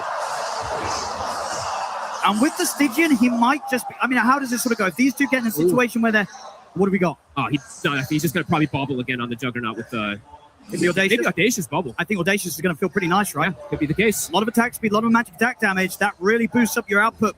Okay, Spirit. Looking to hit again. Buybacks are coming back up for them. They have Yatoros at the ready.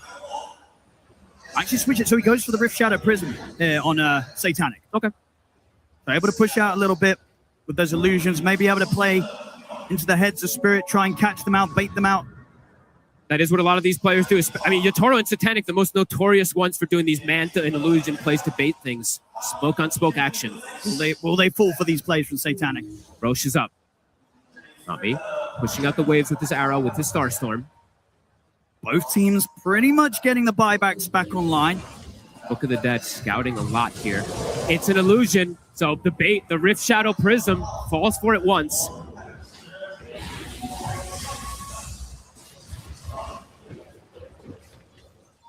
All the buybacks coming back up, as we were saying. Laurel, the big one that doesn't have it for the side of Spirit. He's probably going to be playing more onto the back lines in this next upcoming fight in particular. It could be important because around this sort of fight, around the Roshan, both teams are going to want to use those buybacks. Yeah, 100%. Who's got the smoke still left too? Spirit, they still have one. Do they have one left on the side of Vision? I'm not seeing one. Can they find some sort of angle to approach Vision here that surprises them? God, Collapse. He hasn't really been able to find a massive vacuum, but if he does find an angle for it too, the fight could just be decided. Especially with the refresher.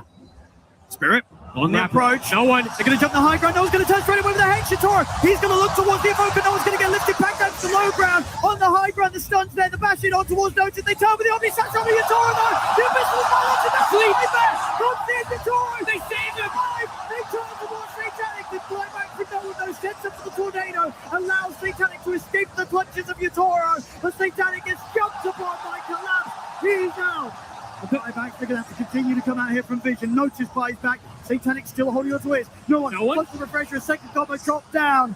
with the roll-ups there as the get Lyle away.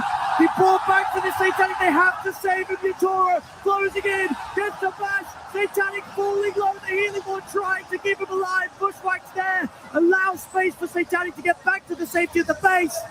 Zakalis, he'll try and get out with the Wind Waker. We'll get the blink off. He'll live. No one. He's quiet on the front line. Steps up. Notice has the call on to Lyle. They try with the burst. The Infested will come down Yutoro. They will bring down no one. Satanic and Satanic will try and play him Fury to live. He'll get back to the fountain, but no, the he's dead! Dead inside the fountain! Oh, and they've done it! I think they have! The 3 cores are gone! Team Spirit onto the tier 4! GG! GG is gone! Team Spirit have done it again! I cannot believe what we're seeing! The 3-time! They've done it! They have solidified! These guys are the absolute maniacs of Dota. Glass and Yutoro. They keep their cool in the toughest of moments. These grand finals, it is where they absolutely revel in the action, Team Spirit. Oh my God, what an unbelievable series. Not me, his first TI appearance, and he wins it. Holy. First time for him, and Rune, a second time for Lal, and a third time for Collapse and Yutoro. Incredible scenes here in Shanghai. Team Spirit, this game 5. I mean, Vision, they stepped it up. They had to. They pushed it the distance. 64 minutes in, they took a risk, as we've seen both teams do throughout the draft of this grand finals. The jump doesn't pay off, but my goodness, Satanic gives it his absolute best. They're letting Collapse pick it up first, it looks like, but they're all deciding. Time. Oh my. What a game. What a grand final. Ladies and gentlemen, the winners of the International 2026 Team Spirit!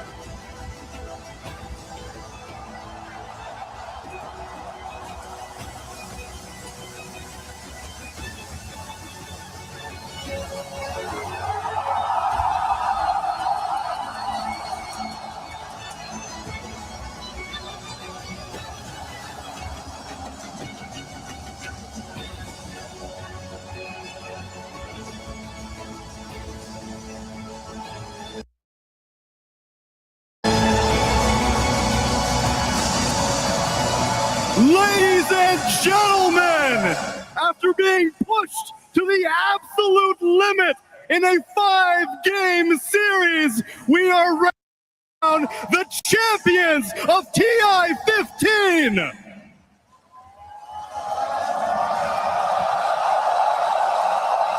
For the first time in Dota history, a team claims 3 agencies!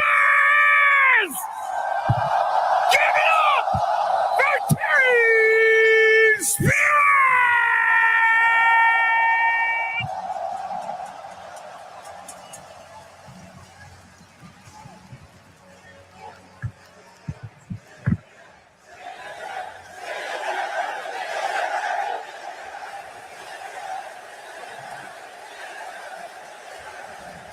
从败者组一路杀进决赛 ，Team Spirit 最终拿下了我们国际邀请赛的冠军。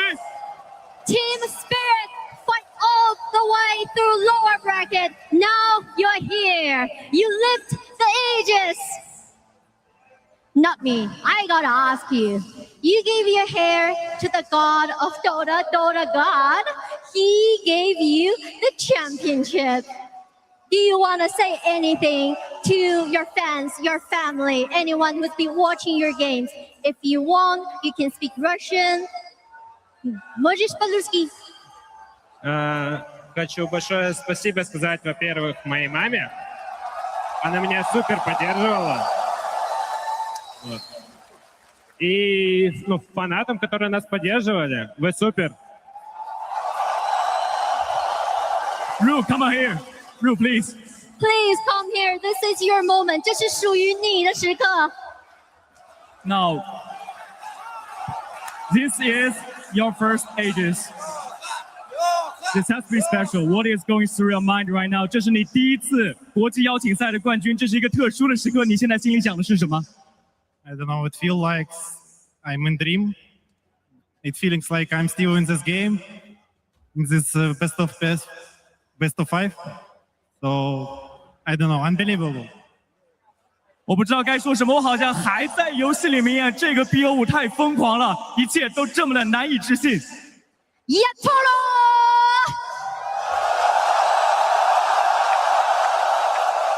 3座神盾，第一次拿下 TI 的时候，你有没有想过这一路会这么的精彩 ？3 Aegis. Well, when the first time you lifted up this Aegis, did you ever imagine the journey would be so incredible? Yes, I hope I'm gonna win 4 or 5. 4个、5个。And I wanna say I have 55% percentile. I thought, can you give me purple item at Draw Ranger, please? Draw Ranger? Please, I lost all my predicts. 我虽然之前的预测没有做对，但是能不能把紫色的卓尔游侠的装备、小黑的装备给我 Really, that's what you're thinking right now in your mind after you lifted the Aegis. 这就是你现在脑子里面想的，你刚刚举起这枚神盾。OK. Lau, please. Lau, come on here.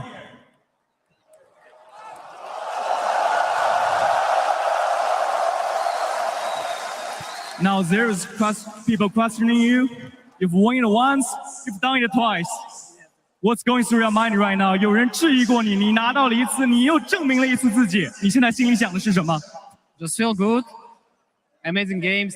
They perform really well.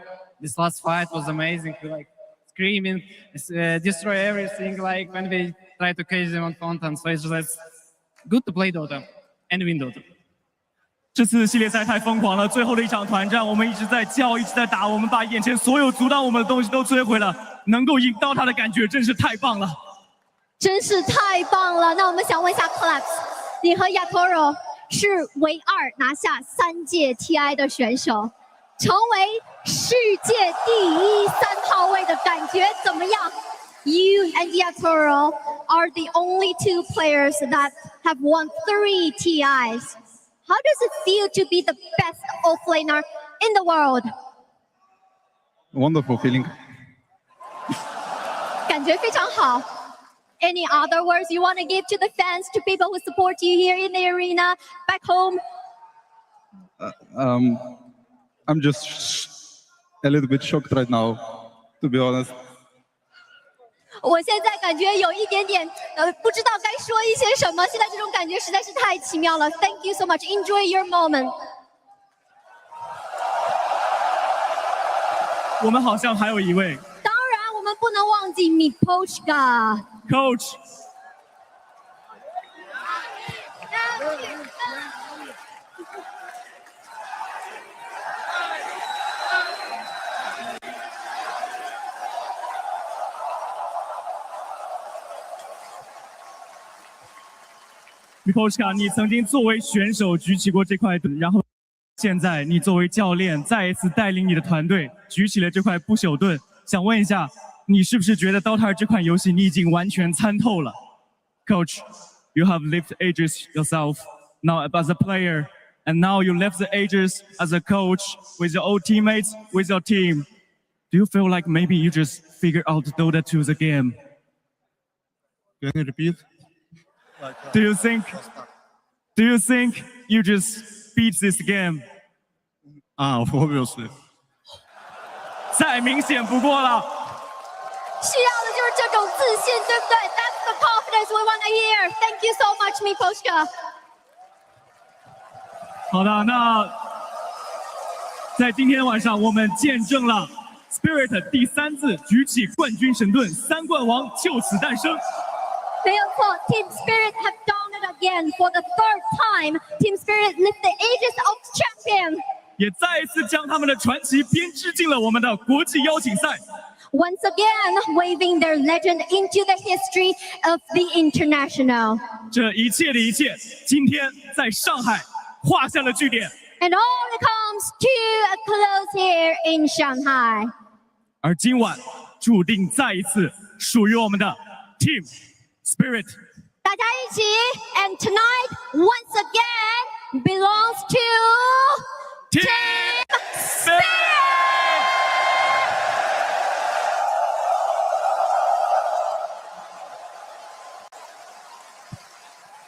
Congratulations to Team Spirit. Every year, a team makes history, but TI-15 is special because this is a legacy that has been created today. A legacy that no one ever thought would happen in the history of TI. We have our two first ever, 3 TI champions, and Org winning for the third time as well for Team Spirit. Mapochka doing it as a player, as a coach, and not me to come in as his first ever TI appearance and lift that Aegis. Rue as well, coming back for the second time and getting to have success. It really is a fairy tale ending for them here on Spirit.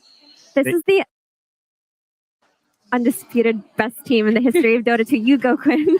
No, they are the GOATs. There's no argument. 2 EWCs, 3 TIs, a million other tournaments. Unbelievable, unfathomable individual skill and team cohesion and Dota ideas that are out of this world. They are the best players to ever touch the game by a wide margin. Yeah, I'm at a loss for words. I'm really happy for them. I honestly think as Dota players, we could have no better ambassadors for our game. I think they are beyond just being great Dota players. They're also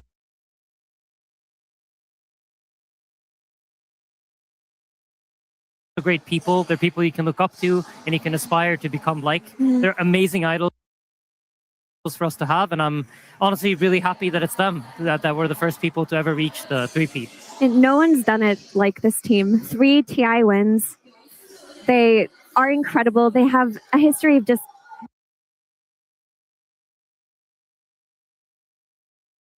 busting out legendary player after legendary player, bringing in new players, bringing in players who no one heard of before this, who was not me before a few months ago. And all of a sudden he's lifting the Aegis. Rue, nobody heard of him up until last year when he joined. And all of a sudden he's the best position 5 in the world. He absolutely demolished this series. And you can see Coach Mapochka on the screen. He is the heart and soul of this team. He is everything that Team Spirit has represented over the years. Perseverance, resilience, friendship, love. It's just such a beautiful story to witness unfold. I mean, the resilience is so key. You can come in through upper bracket. They've done that before for a win, but to come in through lower bracket the way that they did, to essentially feel like they were powering up 2-0 after 2-0 and then again be pushed to the absolute limits. It was 7 games of competitive Dota that these 5 had to play. 2 different opponents in a single day that Mapochka had to draft for this team. And I cannot believe just what they're able to do at each and every turn. It felt like they were one step ahead, ready to take team fight after team fight. And that last one, I don't even know what to make of it. I would still be living in that booth if I was one of them. I mean, that sleep that Rue gets off on. I know we're not supposed to talk about the game, but I have. You can. That sleep that he gets off on Yatoro, he's like 1% HP. He comes in with a clutch sleep, and that just turns everything around. You know, like Bane is like so slow, and you have to walk your way towards him, watching his HP just dropping. Just finally get into range. You're not fumbling your E, so you like double click it and sleep yourself. You manage to get the Nightmare on him. It wins you TI, and like, yeah, it's honestly amazing. I'm so happy for them. It was a magical moment. I mean, Team Spirit, they just have a history of delivering magical moments at TI Grand Finals. They have a 100% win rate in TI Grand Finals. They have not lost a single one. 3 for 3, baby. 3 for 3. I mean, there is no other team that once they reach this point in the tournament, no one can stop them. They're like a boulder that's just getting bigger and bigger, and they demolish everybody in their way. It's unbelievable. Watching them is truly, it's a work of art, and it's what I think a lifetime of dedication to this game from these players has achieved. This doesn't happen overnight, and it's not just celebrated today, and I hope they're able to cherish this for the rest of their lives, because it is and unbelievable achievement in, I think, one of the hardest and best games ever made. It's what better sector to have such an accomplishment in? They've won TI in so many different ways too, right? That TI 10 was a Cinderella run. Nobody knew who they were coming up against when it came to them. They just crushed. They came from the lower bracket. They fought their way to it and they won. Their second TI win, they were the best from the start of the tournament until the very end. And this TI win, this third TI win, it wasn't sure. Everyone had them like top 4. Nobody knew if they would make it this far. There was a big story, a big monster, a big final boss in Team Vision, and they beat them in the most convincing fashion. And it was the most even Game 5 of the Grand Finals that I've seen in a long time. I honestly did not know who would win up until the very end. Honestly, I think the 10 players in those booths also didn't know, because it felt like we were going to be seeing history repeat itself with this jug not being able to make it work, not really having a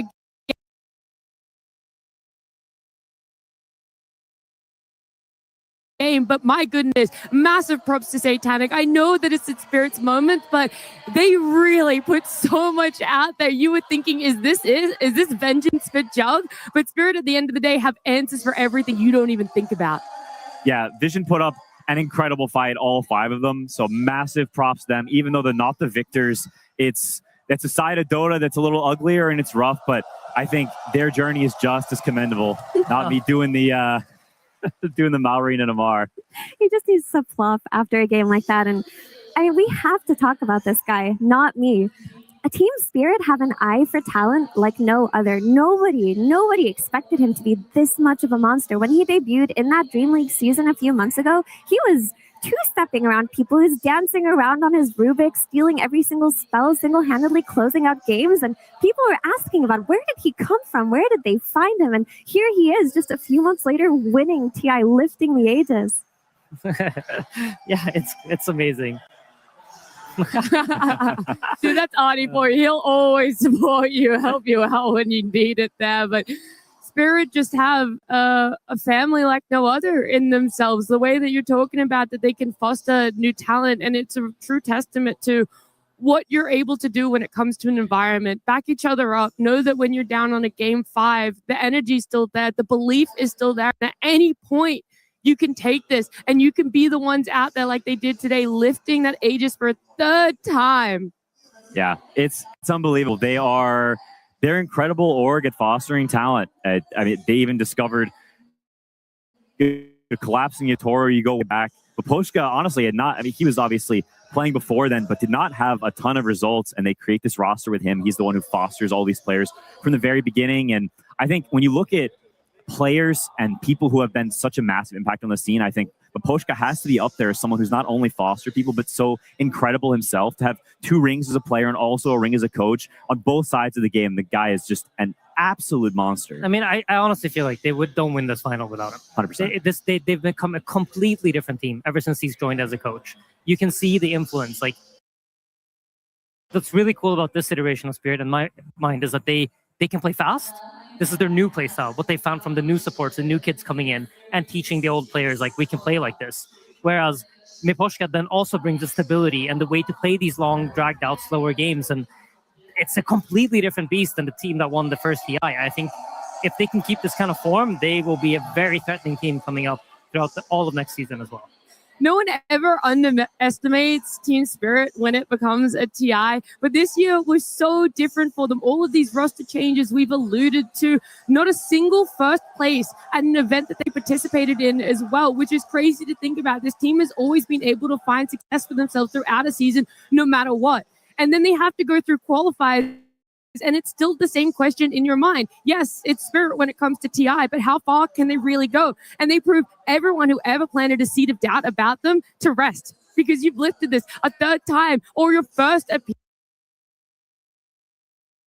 appearance. It doesn't matter. Spirit have given us everything when it comes to TI history. And every single player on that team can be praised tenfold. And we have talked about Miposhka, not me, but Collapse and Yatoro, 3 Aegises. Yatoro is undisputably the best carry in all of Dota history. No one's done it like him. No one's looked as dominant as he has once he reaches that main stage and he gets on there. We were joking about Ball Diatoro. He didn't need to shave his head. He didn't need to sacrifice to the Dota gods. He is that guy. And Team Vision, unfortunately, they had to face this monster in him. Yeah, I think the one word that describes those two players is just clutch. So many people, you can see them get shaky when the chips are down, but they just don't in the same way. I don't know what it is. I don't know how they're like that, but it's unlike any player I've ever seen. They're just, when the moment is the biggest, they play the best. And it's such an incredible skill that's so rare that you can't help but just admire it because it's, I don't know, it's astounding.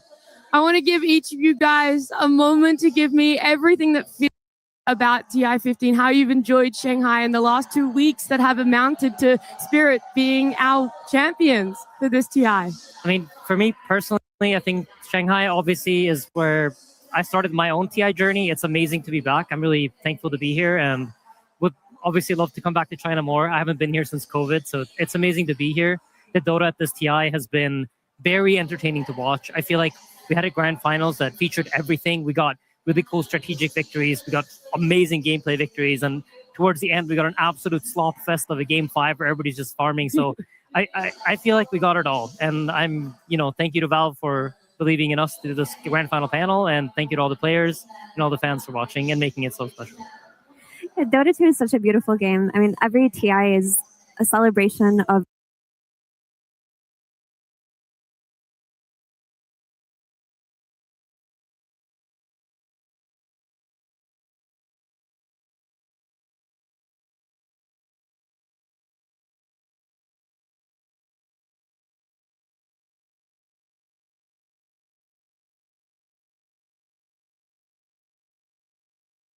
the community, of the teams, of the talent, of all of us just come together and we show how much we love Dota and what it means to us. And just watching the incredible games aside, being part of it and witnessing it firsthand is something else entirely. And I'm just always so happy to be here. Yeah, incredibly grateful for all of you guys for making this a great experience. Incredibly grateful to all the fans who love this game as much as we do, and that's why it exists in the first place. And thank you to Valve for creating and maintaining what I think is the best game ever made. And also thank you to production, all the people behind the scenes who make this stuff possible. There's so many of them who work unbelievably long hours, much longer than us or any of the players. So shout out to them for making an event exist that would not exist without them. 15 years of beautiful TIs. Here's to 15 more. A massive thank you to everyone, whether you're watching here in Shanghai, around the world, whether it be Australia, North America, Europe. We've appreciated you joining our journey here. And it is with a heart full of love for Dota that I wish you a good night for the last time here at TI 15.